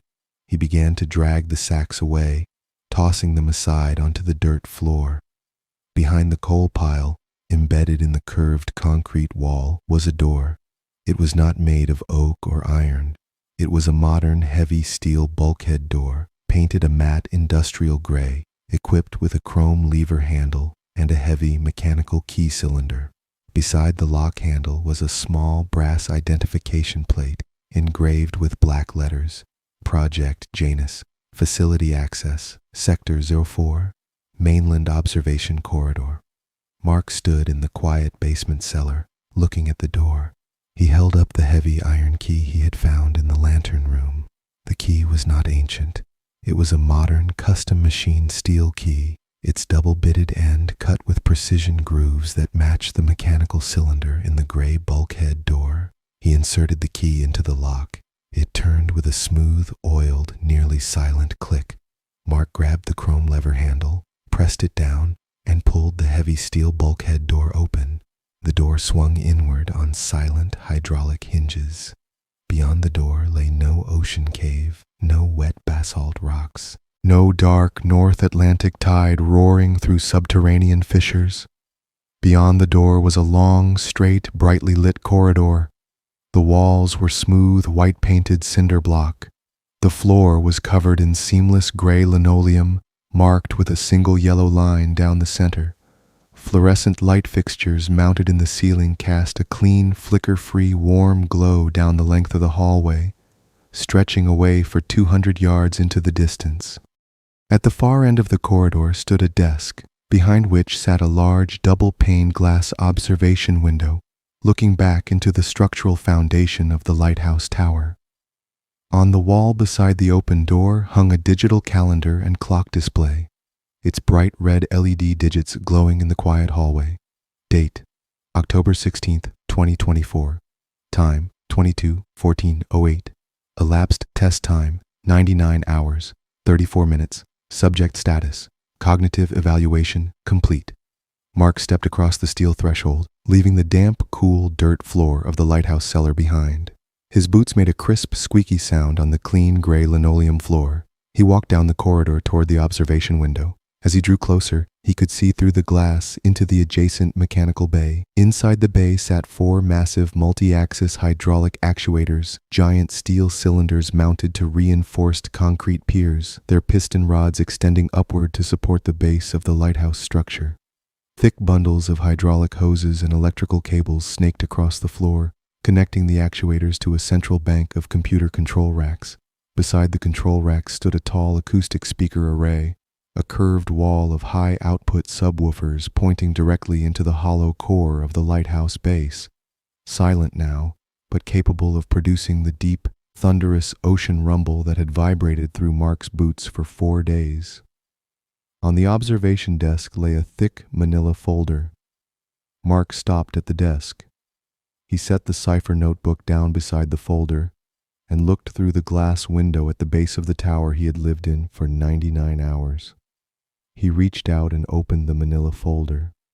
On the first page was a high-resolution photograph of himself, taken at the harbor 2 weeks before the project began. Beneath the photograph was a neatly typed dossier. Subject ID M842, Mark Vance. Assignment: Historical Archival Research, Cipher Decryption, Stress Profile, High Resilience, Detective Methodology. Objective: Evaluate individual adaptation to closed-loop simulated Gothic environment. Summary of performance. Subject: Demonstrated exceptional analytical retention. Subject correctly decoded cipher sequence 01 through 04 within allocated parameters. Subject engaged with structural stabilization protocol prior to critical foundation tolerance failure. Conclusion: The Gothic historical framework remains the most effective vector for inducing controlled psychological immersion without triggering immediate reality rejection in high-intelligence subjects. Mark read the summary twice, his expression calm, his eyes tracing the clean black lettering on the white paper. He turned the page. Attached to the back of the dossier was a single sheet of yellowed parchment, an original document from the Edinburgh Maritime Museum archives, dated January 12, 1912. It was an official memorandum from the Commissioners of Northern Lighthouses regarding the investigation into the disappearance of Thomas Marshall, James Duckett, and William MacArthur. The document read, regarding the events at Black Rock Light, December 1911. It is the opinion of this board that no storm, however severe, could account for the complete vanishing of 3 experienced men from a locked stone tower without leaving trace or debris upon the rocks. We must accept that the men did not fall into the sea. They entered the light, and the light retained them. Mark rested his hand flat on the cool laminate surface of the observation desk. He looked back down the long white corridor toward the open steel door of the lighthouse cellar. Through the doorway, he could see the bottom of the iron spiral staircase, illuminated by the dim, warm light of the lantern he had left burning on the second-floor parlor desk. The silence in the facility corridor was absolute. There was no wind here, no rain hammering against steel frames, no smell of sea salt or wet wool. It was clean, warm, sterile, and perfectly quiet. Mark stood at the desk for a long time, listening to the soft, rhythmic hum of the facility's air filtration system. Then slowly, he picked up his fountain pen from his coat pocket. He opened the cipher notebook he had carried down from the lantern room, the second logbook, and turned to the final blank page at the back. He uncapped the pen, pressed the iridium nib to the smooth white paper, and began to write in his neat, precise hand. October 16th, he wrote, his pen moving with a quiet, soothing scratch across the parchment. The cipher is complete. The tower is stable. The second observer has completed the alignment. He paused, holding the pen tip over the paper, watching the black ink absorb slowly into the fibers. He looked back through the observation window at the giant hydraulic pistons supporting the tower base. He realized then, with a deep, lingering sense of quiet peace, that it did not matter whether the granite walls were real stone or cast concrete. It did not matter whether the ocean outside was the wild North Atlantic, or 1,000 gallons of recirculated water in an underground tank 40 miles inland. The isolation was real. The tower was real. The game of light and shadow, of codes flashed across the dark and answered in the quiet hours before dawn, that was the only truth that remained. Mark capped his pen and slid it back into his pocket. He picked up the notebook, turned away from the observation desk, and began to walk slowly back down the long white corridor. He reached the open steel bulkhead door, stepped across the threshold, and pulled the heavy door shut behind him. The mechanical latch engaged with a soft, final click. He walked across the dry dirt floor of the cellar, climbed the narrow iron ladder, and re-entered the ground floor entry room. He climbed the spiral stairs to the second-floor parlor. The propane heater was still burning, throwing its cozy, warm orange glow across the braided wool rug. His chair was waiting by the mahogany desk. The narrow lancet window showed only the dark, rain-streaked night outside, the synthetic gale howling softly against the leaded glass in its steady 4-minute loop. Mark sat down in the armchair. He pulled the braided wool blanket from the back of the sofa, draped it over his shoulders, and leaned his head back against the soft horsehair cushion. He closed his eyes. Above him, high in the glass dome of the lantern room, the automated beacon began its slow, silent rotation once more, sweeping its broad, brilliant beam of white light through the darkness, around and around, in an endless, peaceful circle that kept the night at bay. And in the quiet, cozy warmth of the stone room, surrounded by the soft ticking of the clock and the steady rhythm of the rain, Mark finally slept. The rain had been falling for 3 days, a persistent, needle-fine drizzle that wrapped the valley in a shroud of damp charcoal gray. It settled over the rusted smokestacks and abandoned freight yards of Oak Haven, slicking the cobblestones and turning the river into a churning vein of black water. Vance pulled his trench coat tighter around his collar as his sedan idled at the curb, its windshield wipers beating out a slow, wet rhythm against the glass. Thump wash, thump wash. Across the empty street stood the St. Jude Hotel.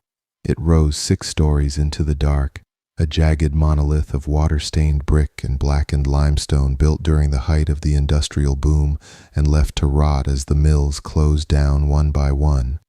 Above its grand, arched entryway, a neon sign flickered behind a curtain of falling water. Only 3 letters remained fully lit, STJ, casting an erratic amber bleed across the soaked pavement below. The rest of the sign hummed with a low, dying buzz, a sound that seemed to vibrate directly into the bones of Vance's jaw. Vance turned off the engine. The sudden silence inside the car was heavy, filled only by the rhythmic tapping of raindrops against the steel roof. He reached into the passenger seat and picked up the thick manila case file. He didn't need to open it. The details were already etched behind his eyelids. Dr. Julian Fenn, 52 years old, a brilliant, notoriously reclusive mathematician from the State University, whose work on nonlinear predictive systems had earned him quiet renown in narrow academic circles. 3 weeks ago, Dr. Fenn had packed a single leather valise, cleared out his bank accounts, and checked into the St. Jude Hotel. The hotel log showed he had been assigned to room 4B. He had never checked out. His car remained parked in the alley behind the hotel, covered in a thin skin of yellow leaves and soot. Yet, when the local authorities searched the premises at the family's frantic requesting, room 4B was locked from the inside, dead-bolted and bolted shut.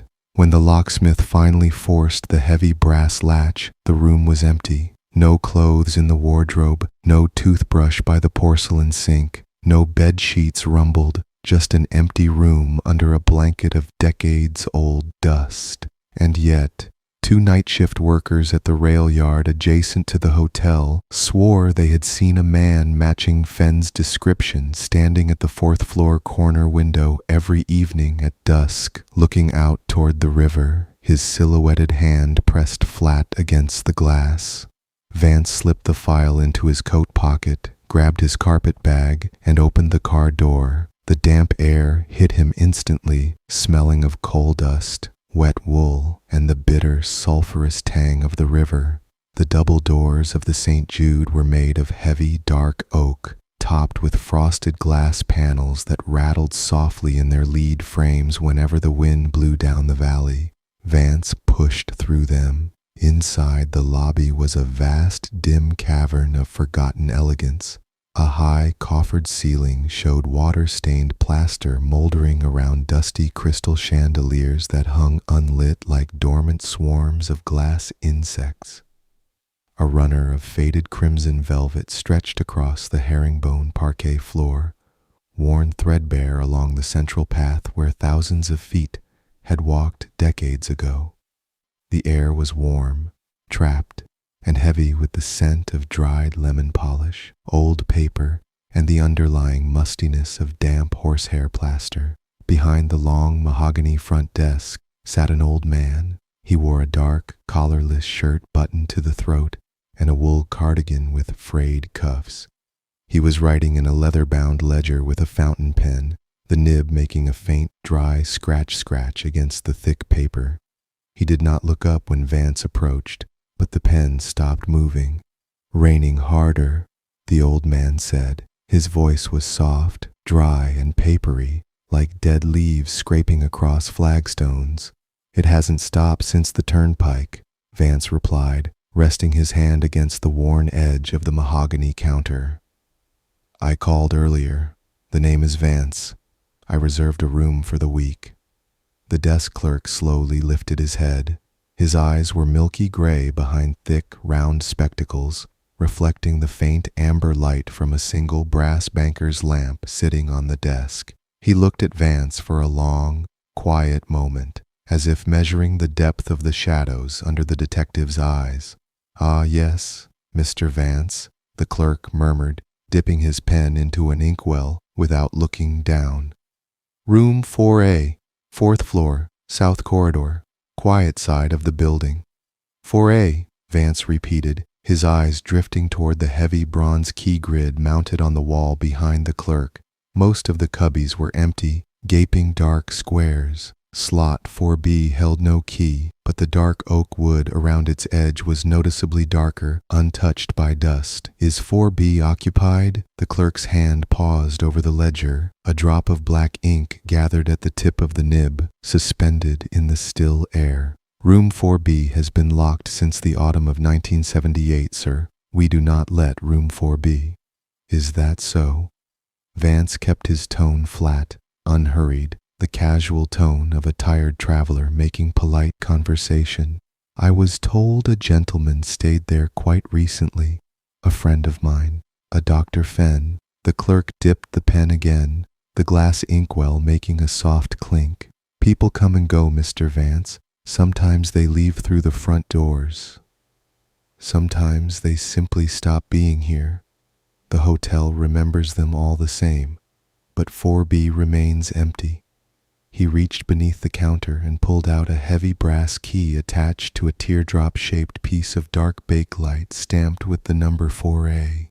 He set it down softly on the polished wood between them. The metal made a dull, weighted sound. "The elevator is to your left," the clerk said, his voice dropping an octave, slipping into a hypnotic, rhythmic cadence that seemed to match the distant, slow dripping of water somewhere in the basement. "It takes a few moments for the cables to draw up. Be patient with it. The 3rd floor landing sticks in the damp." "Thank you," Vance said, taking the key. The metal was surprisingly cold against his palm. He turned toward the iron cage of the elevator at the far end of the lobby. As he walked, the carpet swallowed the sound of his footsteps completely. The only noise was the distant muffled rumble of the storm outside, and the rhythmic steady ticking of a tall grandfather clock standing in the shadow of the grand staircase. Tick-tock, slow and unhurried, marking time in a building that seemed to have abandoned it long ago. The elevator was an antique birdcage of wrought iron and tarnished brass. Vance pulled back the heavy accordion gate, stepped inside, and slid the gate shut until the latch caught with a metallic clack. He turned the copper handle on the control pedestal Deep within the bowels of the building, a large electric motor groaned into life. With a shiver of iron cables and a high singing tension, the cage began to rise. Vance watched the lobby sink beneath him through the iron scrollwork, the clerk back to his writing, the yellow glow of the banker's lamp, the high dark windows weeping with rain. The lift crawled upward with agonizing slowness. Floor 2, the floorboards groaned. Floor 3, just as the clerk had said. The elevator shuddered to a temporary halt at the third-floor landing, the iron cables whining above him like taut piano wires, before slowly clearing the lip and continuing upward. Floor 4, the lift clanked to a halt, bouncing once on its thick steel springs. Vance slid the gate open and stepped out onto the fourth-floor corridor. If the lobby was dim, the corridor was practically twilight.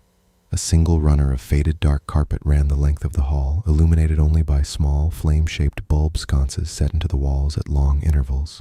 The wallpaper was a heavy Victorian damask with a raised velvet pattern of stylized lilies, but years of ambient moisture had caused it to peel away near the ceiling, curling inward like dry parchment. In several places, dark, water-shaped stains blossomed across the paper, resembling ancient, faded maps of uncharted continents. The silence here was absolute, layered, and thick. It wasn't merely the absence of sound, it was a physical presence, a heavy blanket of cool air that smelled faintly of old wool, ozone, and damp cedar. Vance walked down the hall, his leather overnight bag swinging gently at his side. He passed room 401, 402, 403. The brass numerals on the mahogany doors were dark with patina. He stopped in front of room 4B. The door looked identical to all the others, yet Vance felt an instinctive cold prickle at the nape of his neck as he stood before it. The keyhole was dark and blank. He leaned in slightly, his breath held in his chest. From behind the thick mahogany panel of 4B, there was no sound, no movement, no rustle of sheets or shadow passing beneath the door frame. Yet the air in front of 4B felt distinctly cooler, carrying a sharp microscopic draft that smelled faintly of warm dust and dry heated glass, an electrical smell completely out of place in the damp, decaying hotel. Vance stood there for a long moment, staring at the tarnished brass plate, 4B. Then, pulling his gaze away, he stepped to the door directly opposite, room 4A. He inserted the heavy brass key into the lock. The mechanism was surprisingly smooth, turning with a soft, lubricated click. He turned the knob and pushed the door open. The room was vast and high-ceilinged.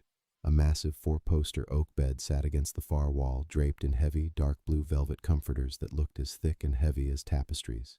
To the right, a wide bay window overlooked the industrial valley, its sheer lace curtains fluttering gently from a tiny, imperceptible draft leaking through the ancient wooden window sashes.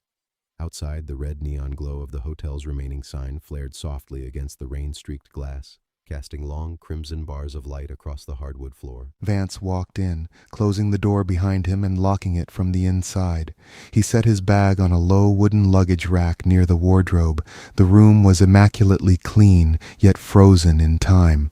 On the heavy oak nightstand beside the bed sat a small brass lamp with a frosted glass shade, a white ceramic pitcher and basin, and an object that immediately caught Vance's attention.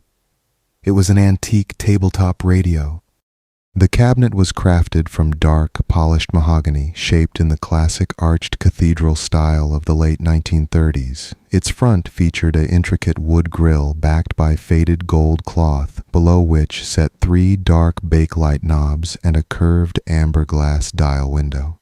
Vance stepped closer, his fingers resting lightly on the cool wood of the nightstand. The radio was plugged into a heavy braided fabric cord that ran down behind the baseboard. It looked well maintained, the glass dial free of dust, reflecting the soft red light from the rainy window outside. He leaned down. Inside the dark interior of the radio's cabinet, visible through the rear vents, rested several large glass vacuum tubes. They were cold, gray, and dormant. Vance unbuttoned his coat and hung it inside the deep, dark interior of the oak wardrobe, which smelled strongly of cedar and mothballs. He took his revolver from its leather shoulder holster and laid it neatly inside the top drawer of the nightstand, beside his small notebook and a silver pocket watch. He stepped over to the bay window and pulled back the heavy velvet drapes. Below, the town of Oakhaven was swallowed by the dark and the rain. The distant river hummed, a flat white hiss against the rocks. Across the valley, the high silhouette of the abandoned iron foundry stood like a black skeletal carcass against the low, bruised purple clouds. Somewhere far off down the track line, a freight train sounded its horn, a long, mournful, low tone that vibrated through the window glass and faded into the rain. It was 10:45 p.m. Vance sat on the edge of the tall mattress. The springs groaned softly under his weight. He opened his notebook and began to review his notes on Dr. Fenn. Fenn's last journal entry, dated 3 days before his disappearance. The noise is not random, it never was. The atmosphere acts as a conductor, but the source is local. Room 4B is the focal node. The numbers are coming through the glass. If the equation balances, the past ceases to exert a vector force. Vance ran a finger over the handwritten words. Vector force. Fenn was a scholar of probability, a man who believed that human actions were not chaotic events, but predictable waveforms governed by hidden mathematical laws. If you knew the variables, the temperature, the barometric pressure, the precise guilt carried by a human heart, you could calculate the exact moment a life would shatter, or when a tragedy would occur. Vance closed the book. He turned off the small brass bedside lamp. The room plunged into a soft, dark twilight, painted only by the rhythmic, amber and red pulse of the neon sign outside filtering through the lace curtains. The sound of the rain was hypnotic, steady, tapping 1,000 soft little fingers against the window pane. Tap, tap, tap, drip, drip, drip. Vance lay back on the heavy pillows, his hands resting on his chest. He did not close his eyes fully. He stared up at the high ceiling, watching the amber light stretch and distort in the shadows. He listened to the house, the deep, structural groans of the wood, the faint, distant rattle of the elevator cables resting in their shaft, the soft draft sighing beneath the door. Hours slipped away like water through fingers. 1 a.m., 2 a.m. The hotel seemed to sink deeper into the night, settling into the earth. The air in the room grew colder, crisp with the scent of wet stone coming off the outer walls. Vance remained perfectly still, his breathing slow, shallow, and even. In the quiet, his own heartbeat was a quiet, steady thrum against his ribs. Then, at precisely 3:14 a.m., the quiet changed. It was not a loud noise, but a subtle shift in the room's atmospheric pressure. The skin on Vance's arms prickled. A faint, low humming sound began to resonance through the floorboards, not from his room, but from across the hall. Vance turned his head slowly toward the nightstand. Without anyone touching it, without the click of a switch or the turning of a knob, the dark amber dial of the cathedral radio began to glow. It started as a dull, faint orange thread deep within the glass window. Slowly, as the glass vacuum tubes behind the cabinet began to warm up, the orange light deepened into a warm, rich amber glow. A faint smell drifted into the quiet air of the bedroom, the smell of heated dust, warm glass, bakelite, and a trace of ozone. Vance sat up, his movements silent, deliberate. The radio's speaker cloth began to vibrate softly. At first, it was merely the gentle, warm crackle of static, a hypnotic, rustling sound that sounded strikingly like dry autumn leaves blowing across a concrete patio, or the soft, distant murmur of an ocean tide rolling over tiny pebbles. Shh! Crackle! Shh! It was a soothing, quiet sound, yet Vance's muscles coiled tight. He swung his legs over the side of the bed. His bare feet touched the cool, polished hardwood. He didn't turn on the lamp. He sat in the amber light radiating from the radio dial, watching the small glass window. The static smoothed out, deepening into a low velvet hum. And then, woven directly into the center of the white noise, a voice emerged. It was a voice that did not seem to possess volume or physical weight. It was a low, dry, hypnotic whisper, as if someone were standing inches from the radio grill, breathing their words directly into the cloth. The cadence was rhythmic, perfectly spaced, monotone, and flat.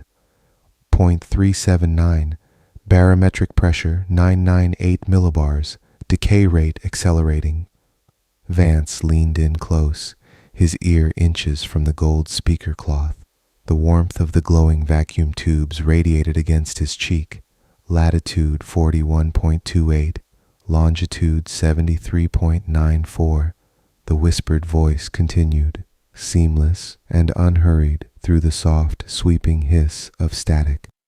Intersection of Mill Street and 3rd. Time index 0842. Mass 4,000 kilograms. Velocity 48 kilometers per hour. Friction coefficient 0.02. Vance grabbed his notebook and pencil from the nightstand drawer. In the amber glow of the dial, his hand moved quickly, writing down the sequence of numbers and words as the whispered voice read them out.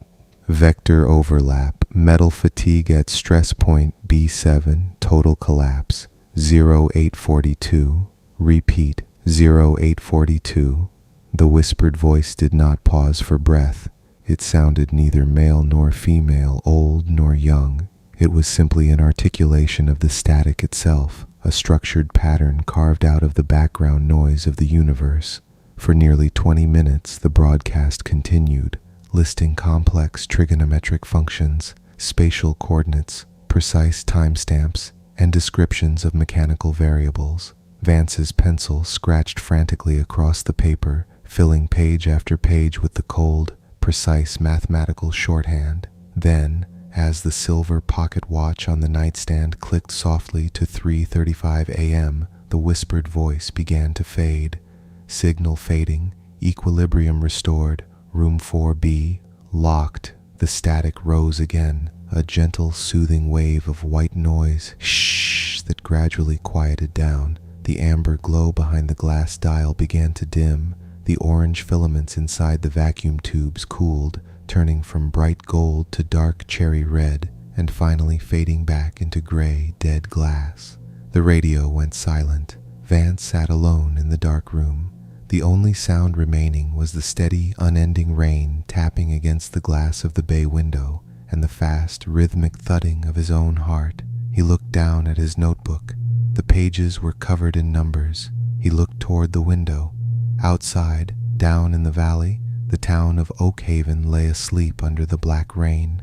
The intersection of Mill Street and 3rd, he knew it. It was the narrow iron-frame bridge that crossed the river right next to the old abandoned flour mill, a slippery brick-paved choke point used by morning coal trucks heading to the power plant. Time index 8:42 a.m. Vance did not sleep for the rest of the night. He sat in the high-backed armchair by the window, watching the rain trace endless shimmering paths down the glass, his revolver resting on his lap, his notebook open beside him. When dawn finally arrived, it was not a burst of sunlight, but a slow, dismal lightening of the sky from pitch black to a pale, bruised ash gray. The rain did not let up. It merely softened into a steady, suffocating mist that hung over the rooftops like steam. At 7:45 a.m., Vance put on his coat, tucked his notebook into his pocket, and left the room. The 4th floor corridor was silent. As he passed room 4B, he paused. The door remained closed, locked, and cold. But as he stood there, he smelled it again, that faint, unmistakable odor of heated vacuum tubes and warm dust lingering in the air right outside the brass lock. He took the stairs down to the lobby, avoiding the slow, creaking elevator. The lobby was empty except for the desk clerk, who sat in the exact same position as the night before, his silvered eyes staring blankly at the open ledger in front of him. He did not look up as Vance walked past the desk and stepped out through the heavy oak doors into the morning rain. Vance drove his car down the winding, slick streets toward the river district. The town was just waking up. A few muted headlights cut through the morning fog. Smoke rose lazily from industrial chimneys down the valley. He pulled his car to a stop on a gravel pull-off 50 yards before the Mill Street Bridge. It was an ancient, single-lane iron truss bridge with a wooden deck covered in a layer of wet asphalt. Below it, the river ran high and fast, dark brown and swollen with rain, smashing against the stone abutments with a dull, hollow roar. Vance checked his pocket watch. 8:35 a.m. The rain drizzled down his hat brim, dropping onto his coat collar. He stood near a rusted guardrail, watching the road. The air was cold, smelling of river mud and wet wood. 8:38 a.m., a light delivery van crossed the bridge safely, its tires making a wet, sloshing sound across the timbers. 8:40 a.m., Vance's pulse quickened. The silence of the morning seemed to stretch out, pulled taut like a wire. He pulled the notebook from his coat and reread the transcribed whisper. Intersection of Mill Street and 3rd. Time index 0842. Mass 4,000 kilograms. Velocity 48 kilometers per hour. Friction coefficient 0.02. 8:41 a.m. From up the hill on Mill Street came the heavy, grinding rumble of a large engine. Down the slick, rain-soaked asphalt came a yellow coal truck, its bed loaded high with wet, dark anthracite. Its heavy tires were spray-casting rooster tails of water into the air. Vance watched it approach, his fingers tightening around the edge of his pocket watch. The truck was moving too fast for the wet incline, roughly 30 miles per hour, 48 kilometers per hour. At precisely 8:42 a.m., the truck reached the steep curve leading onto the narrow bridge entry. The driver hit the brakes. Vance saw the bright red brake lights flare against the misty gray air, but on the slick, oil-stained asphalt with a friction coefficient near 0, the heavy tires lost their grip entirely. The rear of the 4-ton coal truck swung out wildly. The heavy steel vehicle skidded sideways across the wet street, its tires screaming against the asphalt. A high, horrifying sound that echoed off the brick walls of the nearby flour mill. With a thunderous metallic crash, the heavy steel bumper slammed directly into the structural support frame of the bridge's east truss, stress point B7. The iron beam buckled instantly under the massive momentum, snapping with a sound like a rifle shot. The wooden decking shattered. The rear axle of the truck sheared clean off, dropping the heavy bed down onto the fractured deck, spilling tons of black coal into the churning river below with a tremendous splash. The driver's cab swung around, bouncing hard against the stone abutment before coming to a violent, dead stop, steam hissing wildly from its crushed radiator. Silence returned to the valley, broken only by the hiss of escaping steam, the roar of the swollen river beneath the broken bridge, and the steady, quiet patter of the rain falling on Vance's coat. Vance stood frozen on the gravel pull-off, his pocket watch still ticking in his palm. 8:43 a.m. The prediction was exact, down to the minute, down to the mass, the velocity, the structural point of failure. Vance turned slowly and began walking back toward his car. His hands were steady, but a deep, cold numbness had settled into his chest. This was not magic. This was not superstition. It was something far more terrifying. A absolute, unyielding mathematical certainty. Dr. Fenn hadn't gone mad. He had found something inside the St. Jude Hotel, or rather, something inside room 4B had found him. 30 minutes later, Vance pushed open the heavy oak doors of the St. Jude Hotel lobby. The sudden transition from the cold, loud rain outside to the warm, trapped stillness of the interior was disorienting. The air smelled of old polish and dry dust. The grandfather clock ticked away in the shadows, tick-tock, tick-tock. The desk clerk was still there, sitting behind the long mahogany counter, dipping his fountain pen into the black inkwell. Vance walked directly to the counter. He didn't speak immediately. He stood there, dripping rainwater onto the threadbare red velvet runner, his eyes fixed on the old man's pale face. "The bridge on Mill Street," Vance said, his voice quiet, low, and steady. "An accident occurred at 8:42. The desk clerk did not stop writing. The nib scraped across the paper. Scratch, scratch.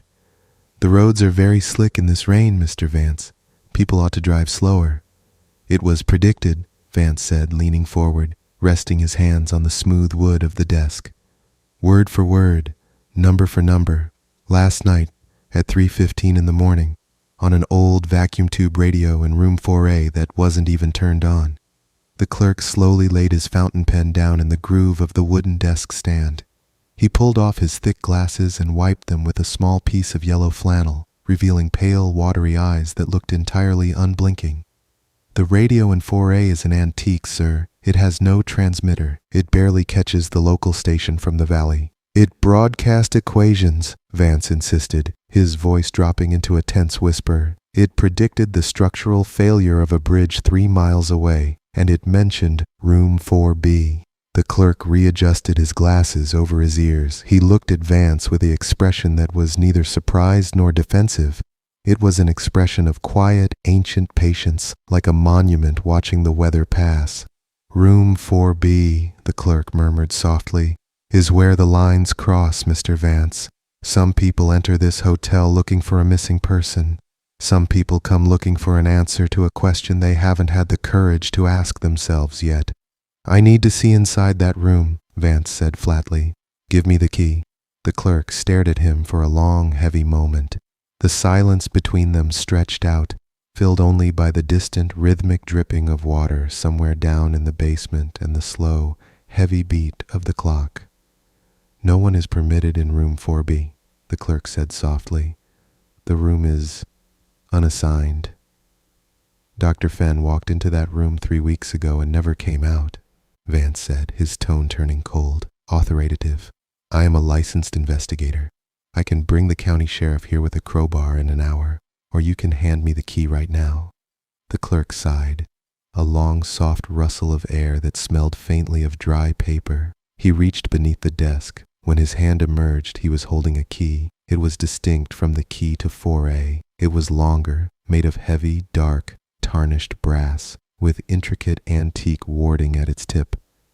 Attached to it was a teardrop-shaped piece of black bakelite, stamped with clean, sharp white lettering, 4B. The clerk did not hand it to Vance directly. He laid it gently on the center of the mahogany counter, right in the soft ring of amber light cast by the banker's lamp. "If you take that key, Mr. Vance, you must understand something," the clerk whispered, his voice falling into that same hypnotic, rhythmic cadence that seemed to vibrate in the back of the throat. "Room 4B does not hold what you think it holds. It is very quiet in there, very clean. The dust does not settle, but once the tubes warm up, you cannot turn the dial back." Vance reached out. His fingers closed around the heavy, cold brass of the key. "I've spent 20 years looking into dark rooms, clerk," Vance said quietly. "They're all made of the same 4 walls." "No," the clerk whispered, picking up his fountain pen once more. "Not this one." Vance turned and walked toward the iron cage of the elevator. He didn't wait for the lift this time. He took the grand staircase, his leather shoes making no sound on the heavy carpet runner. Up he went floor by floor, ascending into the dim, quiet twilight of the hotel. 2nd floor, the air grew warmer, heavier. 3rd floor, the faint smell of ozone and wet cedar strengthened. 4th floor, Vance stepped out onto the long corridor. The sconces flickered softly against the peeling lily wallpaper. The water stains stretched across the ceiling like dark, silent storm clouds. Everything was frozen, motionless, held in a delicate, breathless suspense. He walked down the hall, his hand inside his coat pocket, his fingers tightly wrapped around the cold brass key to room 4B. He stopped in front of the door. 4B. He stood there for a long moment, listening. From inside the room, there was no sound of footsteps, no sound of breathing, no rustle of fabric. But as he leaned closer to the dark mahogany wood, he heard it, faint, microscopic, but unmistakable. A gentle rhythmic crackle, a low hypnotic warm hum of vacuum tubes slowly idling in the dark, emitting a tiny, invisible wave of white noise that seeped through the keyhole and washed over his face like a warm, dry wind. Vance lifted his hand, brought the heavy brass key to the keyhole, and slowly slid it into the lock. The key turned in the heavy iron lock with a single, remarkably smooth click, a sound so soft and lubricated it barely registered against the low, steady drumbeat of the rain outside. Vance paused, his hand remaining on the cold brass knob. For a long moment he simply stood in the dim, velvet-shadowed corridor of the 4th floor, listening. Behind him the hotel was silent, wrapped in its blanket of moldering damask, wet cedar, and aging wallpaper. But through the dark mahogany paneling of room 4B, the low, hypnotic hum of idling vacuum tubes vibrated directly into the palm of his hand. It was a subtle, rhythmic vibration, warm and continuous, like the purr of a sleeping animal hidden inside the wood. He pushed the door inward. It opened without a sound. No groan of iron hinges, no scraping of worn floorboards against the sill. The door glided open on oiled brass joints, releasing a gentle puff of air against Vance's face. It was not the damp, musty draft of a long-abandoned hotel room. The air that flowed out of room 4B was dry, crisp, and exceptionally warm. It smelled faintly of heated copper, dry paper, beeswax polish, and the clean metallic tang of ozone, the exact scent of an electrical workshop operating at peak efficiency. Vance stepped across the threshold, his leather shoes settling onto the floor. But there was no soft, muffling carpet here. Underfoot was a floor of polished, dark walnut planks, so immaculately maintained that the red and amber light filtering through the window reflected off the surface like firelight on still water. He reached for the light switch beside the frame, his fingers finding a toggle of heavy tarnished brass set into a bakelite plate. He clicked it down. A soft amber illumination bloomed across the room. It did not come from a harsh overhead bulb, but from several small, shaded brass desk lamps positioned around the space, each fitted with a low-wattage carbon filament bulb that cast long, golden pools of light across the dark wood. Vance took a slow, deep breath, his eyes scanning the space. Room 4B was completely, unnaturally clean, where room 4A had been marked by decades of neglect, peeling wallpaper, water-stained ceilings, and thick blankets of gray dust. Room 4B was pristine. The high plaster ceiling was a flawless, creamy white, free of a single crack or watermark. The dark walnut paneling that lined the walls was polished to a deep mirror-like sheen. There was no dust. Not a single floating mote danced in the golden light of the desk lamps. The room was a vacuum of purity, preserved in amber, untouched by the decay that was slowly consuming the rest of the St. Jude Hotel. And it was not set up as a guest room. There was no four-poster bed, no ceramic wash basin, no wardrobe. The entire room had been converted into an elaborate mid-century analog listening post. Along the west wall ran a massive custom-built workbench made of heavy slate mounted on iron legs. Arranged along its surface in neat, methodical rows were banks of electronic equipment, their steel faces painted in dark olive green and charcoal gray. Large illuminated VU meters sat behind glass windows, their slender black needles trembling almost imperceptibly against cream-colored dials. Rows of brass toggle switches, detented bakelite knobs, and copper grounding straps linked the units together. In the center of the workbench sat two large, professional reel-to-reel tape decks. Their massive 12-inch aluminum reels were turning so slowly that their motion was nearly invisible to the eye, feeding thin, chocolate-brown magnetic tape through polished steel heads with a quiet, endless whir-click, whir-click. Beside the tape deck sat a small, round green screen, a cathode ray oscilloscope. Across its glass face, a bright, glowing green line traced a continuous, smooth sine wave, undulating softly up and down in absolute rhythm with the low, invisible static hanging in the room. And against the far wall, directly beneath the high, arched bay window, sat the source of the heat. It was a console radio of monumental proportions. Unlike the tabletop cathedral model in Vance's room, this was a custom-engineered console cabinet crafted from heavy mahogany and brass.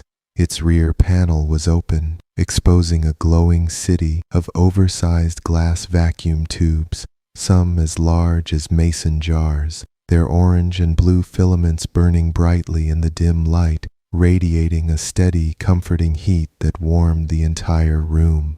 Vance walked slowly toward the center of the room. The silence here was different from the silence in the corridor. It was thick, cushioned, and heavy, framed by the soft, endless tap-tap-tap of the drizzle against the immaculate window glass.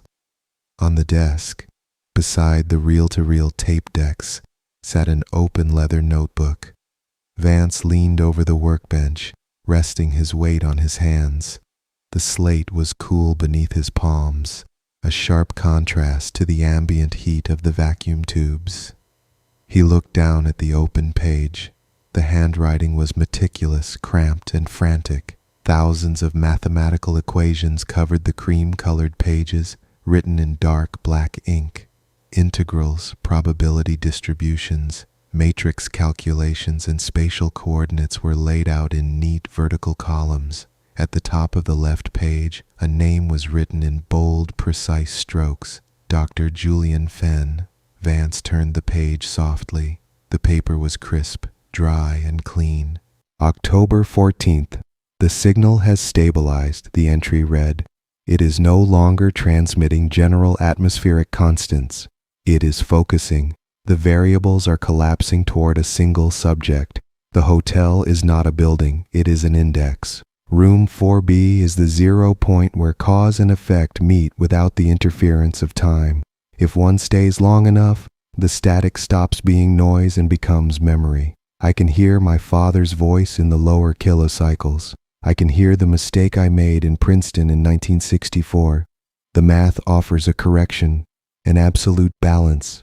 Vance ran his thumb over the ink. It was dry, but the impression of the pen nib was deep, etched hard into the fiber of the paper. He looked around the room again. There was no sign of Dr. Fenn himself. No discarded coat, no half-empty teacup, no crumpled paper in the brass wastebasket beside the desk. Yet the tape reels were turning. The oscilloscope was tracing its soft green wave. The vacuum tubes were burning hot. It was as if Fenn had stepped out of the room only a fraction of a second before Vance had turned the key, or as if Fenn had simply faded into the electronic ecosystem of the room itself, absorbed into the warm mahogany and glowing glass. Vance stepped toward the bay window. He looked out through the glass. From here, on the corner of the 4th floor, the view of Oakhaven was vast and shadowy. The rain-slicked roofs of the town tumbled down toward the black, churning river. The amber glow of the hotel's flickering neon sign cast long, glowing ribs of light across the dark floorboards of the room, turning the brass switches on the console into gleaming drops of fire. Beside the console stood a single deep armchair. It was upholstered in thick, dark blue leather, its seat cushion bearing the soft, indented impression of a human body, a depression so fresh that the leather still seemed to hold a faint, lingering warmth. Vance looked at his pocket watch. The hands read 3:02 a.m. A quiet, profound stillness settled over Vance's mind, the investigative urgency that had carried him up the stairs, the tension in his shoulders, the sharp, analytical edge he had cultivated over 20 years of private work. All of it seemed to soften, dissolving into the warm, dry air of room 4B. He sat down in the blue leather armchair. The leather was supple, wrapping around him with a soft, quiet sigh as the air escaped the cushions. It was extraordinarily comfortable, supporting his back, resting his tired arms against the wide, padded armrests. He leaned his head back against the leather headrest and closed his eyes for a moment. The soundscape of the room enveloped him. It was a symphony of quiet, lulling textures, the soft, rhythmic tapping of the rain against the bay window, tap, tap, tap, the distant, gentle groan of the hotel's wooden frame settling into the wet earth, the low, rhythmic whir click of the magnetic tape reels, and above it all the continuous, velvety shh of white noise emanating from the large mahogany radio console. It was not a cold or mechanical sound. It was cozy, dark, and deeply comforting, like sitting beside a crackling hearth on a freezing winter night. 3:10 a.m. Vance opened his eyes. The green line on the oscilloscope screen began to change. Its smooth, undulating sine wave began to compress, spiking into sharper, more complex patterns. The illuminated needles on the cream-colored VU meters trembled, swinging gently to the right, hovering in the soft amber zone of the dial. Deep inside the massive mahogany console, the large glass vacuum tubes flickered, their orange filaments brightened, glowing with a deep, radiant intensity that cast long, golden shadows across the slate workbench. The static in the room shifted, the smooth background hiss gathered density. It seemed to pour out of the console's woven gold speaker cloth, expanding until it filled every corner of room 4B, wrapping around Vance like a heavy wool blanket. Crackle. It was the sound of a rain-drenched world compressed into pure frequency, and then, precisely at 3:15 a.m., the voice returned. It did not come merely from the speaker grill of the radio. Because of the room's unique acoustic design, the voice seemed to emanate from the walls themselves, from the dark walnut paneling, from the floorboards beneath his feet, from the very air lingering inches from Vance's ear. It was a whisper, soft, dry, layered, and impossibly clear. It possessed a calm, hypnotic cadence, perfectly measured, smooth as silk, and cold as stone. Subject identification, Vance. The voice whispered through the warm crackle of static.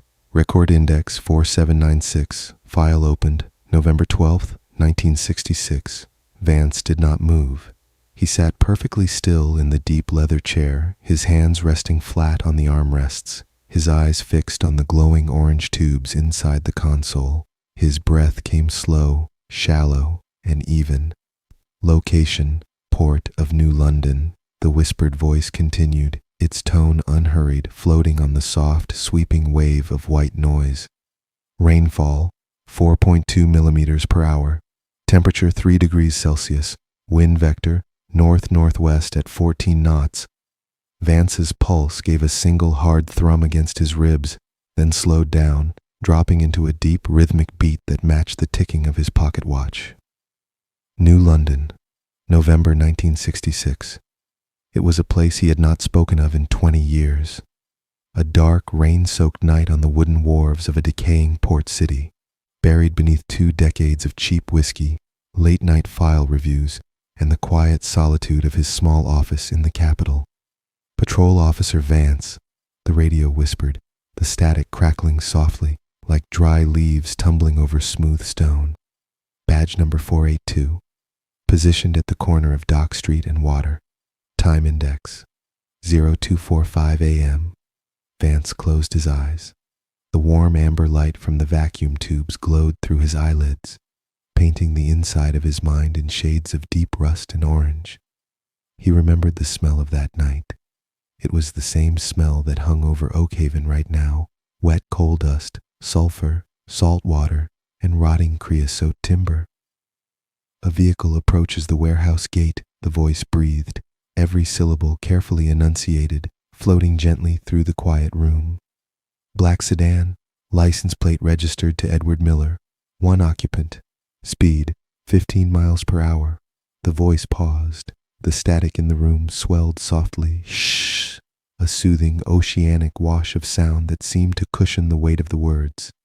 Officer Vance steps from the doorway, the whisper continued, weapon unholstered. The driver, Edward Miller, reaches for his glove compartment to retrieve his registration. A movement in the dark, a flash of silver metal. Vance felt his fingers tighten imperceptibly against the leather armrests. He remembered the flash. He remembered the sudden, deafening pop of his service revolver echoing off the brick warehouse walls. He remembered the sharp, acrid smell of burnt gunpowder cutting through the cold ocean mist. He remembered opening the driver's side door of the black sedan. He remembered the quiet, terrible realization as he looked inside. Miller's hand was not holding a gun. It was holding an envelope, a thick, cream-colored envelope containing a permit to unload timber after hours. Miller was 32 years old. He had a wife named Clara and a 4-year-old daughter who wore a yellow raincoat. Error calculation, the voice in the static whispered, its tone remaining completely flat, gentle, and devoid of judgment. Reaction time, 0.4 seconds. Fear coefficient, 92%. Probability of threat, 0.00. Actual threat, 0. The oscilloscope screen flared bright green.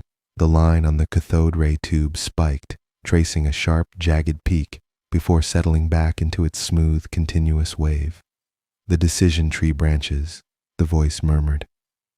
Officer Vance looks down at the envelope. He looks at the silent wharf. He looks at his own service weapon. The scale tips. The choice is made. Vance opened his eyes slowly.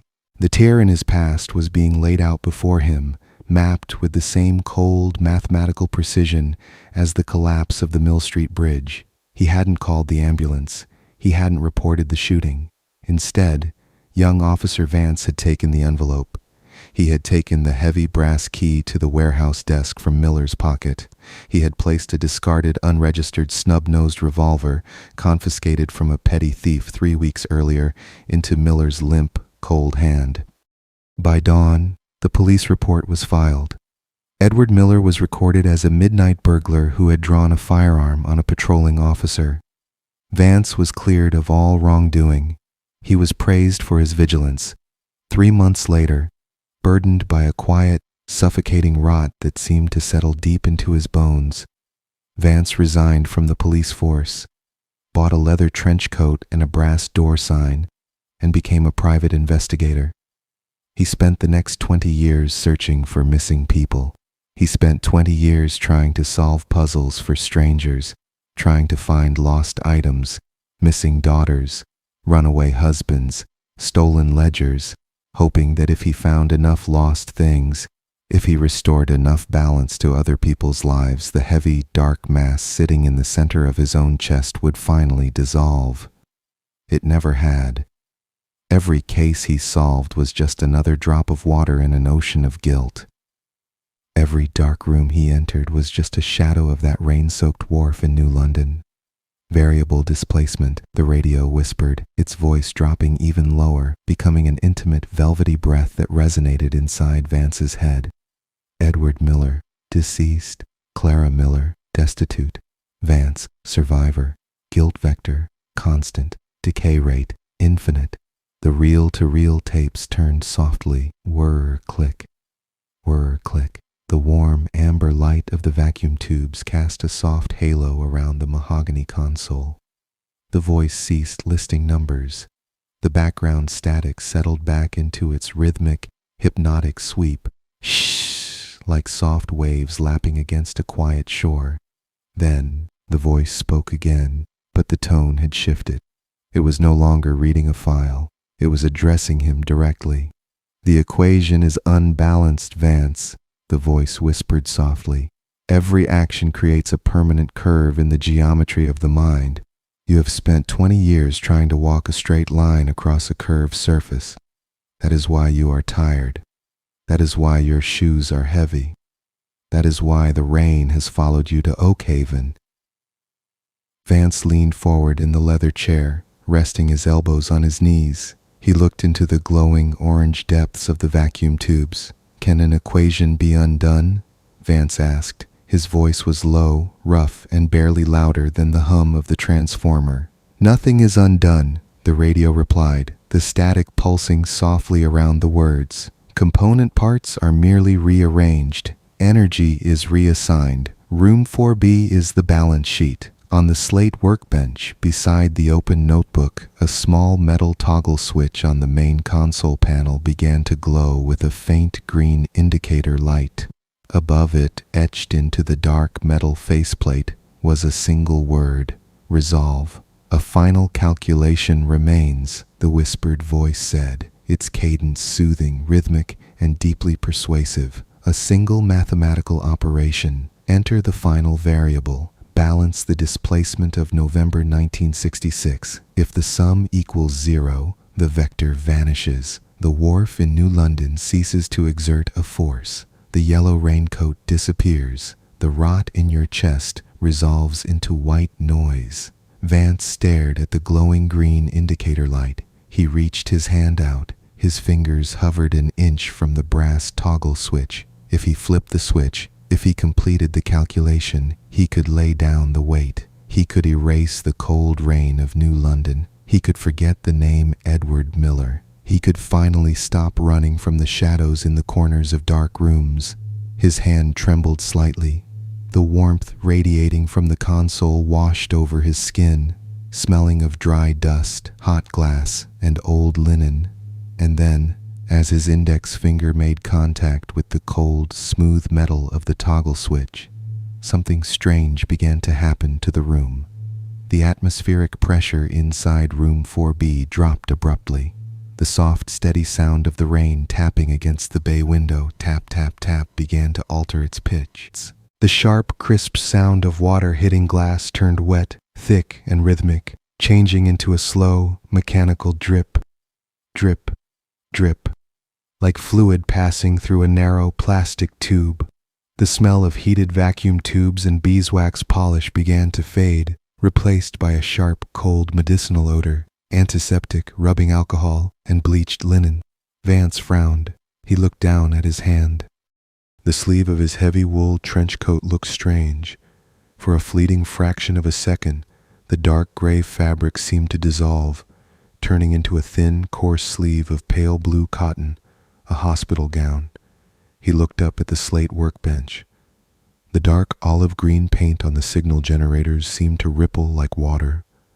Through the solid steel panels, Vance saw phantom outlines, high-tech medical monitors, digital heart rate displays tracing sharp, flickering light spikes, and clear plastic bags of saline solution hanging from tall, stainless steel poles from somewhere vast and impossibly far away, beyond the dark mahogany walls of the St. Jude Hotel, beyond the rain-drenched valley of Oakhaven. A voice echoed. It was not the whispered voice of the radio console. It was a human voice, dry, clinical, and tired, speaking in a bright, tiled room. Brainwave activity in the temporal lobe is spiking again, a man's voice said, sounding as if he were speaking through a long copper pipe underwater. Look at the EEG monitor. Sector 4B shows intense localized resonance. A woman's soft voice replied, Is he responding to the neural therapy protocol? It's hard to tell, the man said, his footsteps making a sharp squeak sound on polished linoleum. Patient Vance has been in a catatonic state for 740 days. The guilt-induced trauma from his time on the police force created a closed psychological loop. His mind built a sanctuary, a construct to process the unresolved guilt. Vance pulled his hand back from the toggle switch. The room around him vibrated. The dark walnut paneling flickered between solid wood and the cold white tiled walls of an intensive care room. The glowing orange vacuum tubes shifted, momentarily revealing the digital readouts of a complex neurological stimulation array attached to a frame above a bed. The St. Jude protocol, the doctor's distant voice explained, his words merging with the soft hum of the radio transformer. We create an analog simulation inside the patient's subconscious, a quiet hotel, a missing person case, an isolated room equipped with an analytical interface.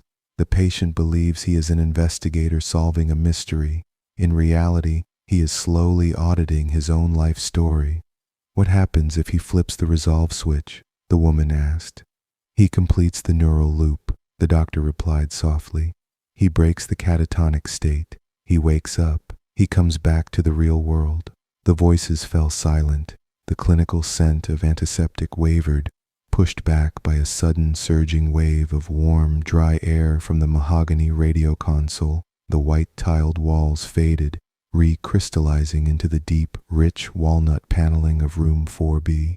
The plastic tubing dissolved back into the heavy copper wiring running along the baseboards. The dripping saline became, once again, the gentle, soothing tapping of the autumn rain against the arched bay window. Room 4B stabilized around him. Vance sat frozen in the blue leather armchair, his heart hammering against his ribs. He understood now. There was no St. Jude Hotel in Oakhaven. There was no Dr. Julian Fenn. Fenn was merely another patient, or perhaps a previous projection of Vance's own analytical mind, a ghost created to guide him to this room. The desk clerk with his silver eyes and old fountain pen was just a guardian, an internal threshold warden designed to keep his mind locked within the safety of the construct.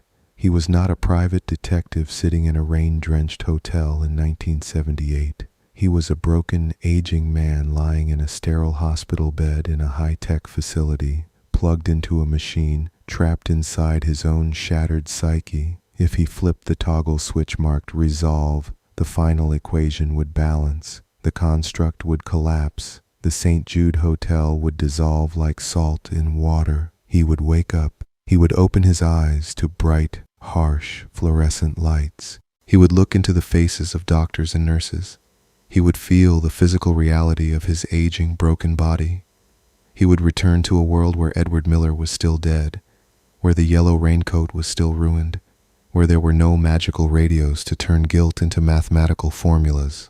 He would have to live with what he had done, conscious, alert, and exposed every single day for whatever remained of his life. Vance looked around room 4B. He looked at the warm, amber glow of the carbon filament lamps casting golden pools of light across the slate workbench. He listened to the soft, hypnotic, continuous whir click of the magnetic tape reels turning on their hubs. He looked at the bay window where the rain fell softly, endlessly, wrapping the world outside in a dark, cozy, protective blanket of fog and shadow.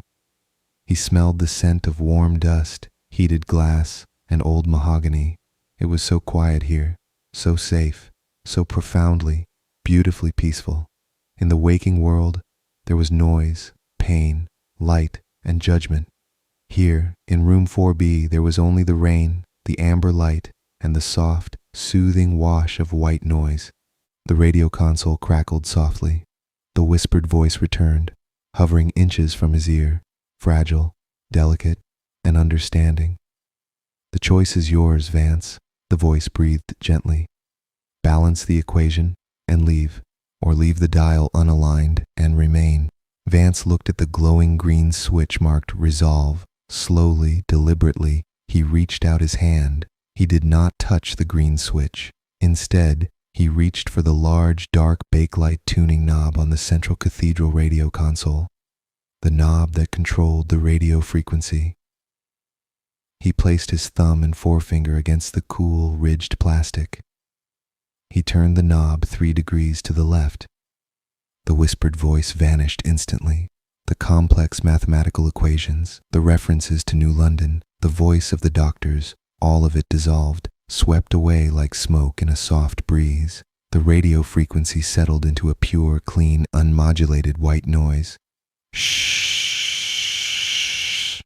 It was the most beautiful sound Vance had ever heard. It sounded like a heavy summer rain falling over an infinite dark forest. It sounded like the ocean rolling over soft sand at midnight. It sounded like total, absolute, unconditional peace. The green line on the oscilloscope smoothed out, returning to a gentle, steady, hypnotic sine wave that flowed endlessly across the small glass screen. Vance leaned back into the deep blue leather armchair. The leather cradled him, supporting his neck, wrapping him in warmth. He pulled his trench coat tighter around his shoulders, resting his hands flat on his lap. Outside the arched bay window, the rain continued to fall, a soft, endless, needle-fine drizzle that washed away the town of Oak Haven, washed away the river, washed away time itself. On the workbench, the aluminum reels turned slowly, whir-click, whir-click. The vacuum tubes inside the mahogany console burned with a deep, permanent orange glow, radiating a gentle, comforting heat that filled every corner of the clean, dustless room. Vance closed his eyes. He did not want to wake up. He did not need to balance the scale. He had found his place, a quiet, forgotten room at the end of a long, dark corridor in a hotel that only existed when the rain fell. He let his breathing slow down, matching the rhythm of the static, floating deeper and deeper into the soothing amber warmth of room 4B, where the static never stopped, and the rain would fall forever,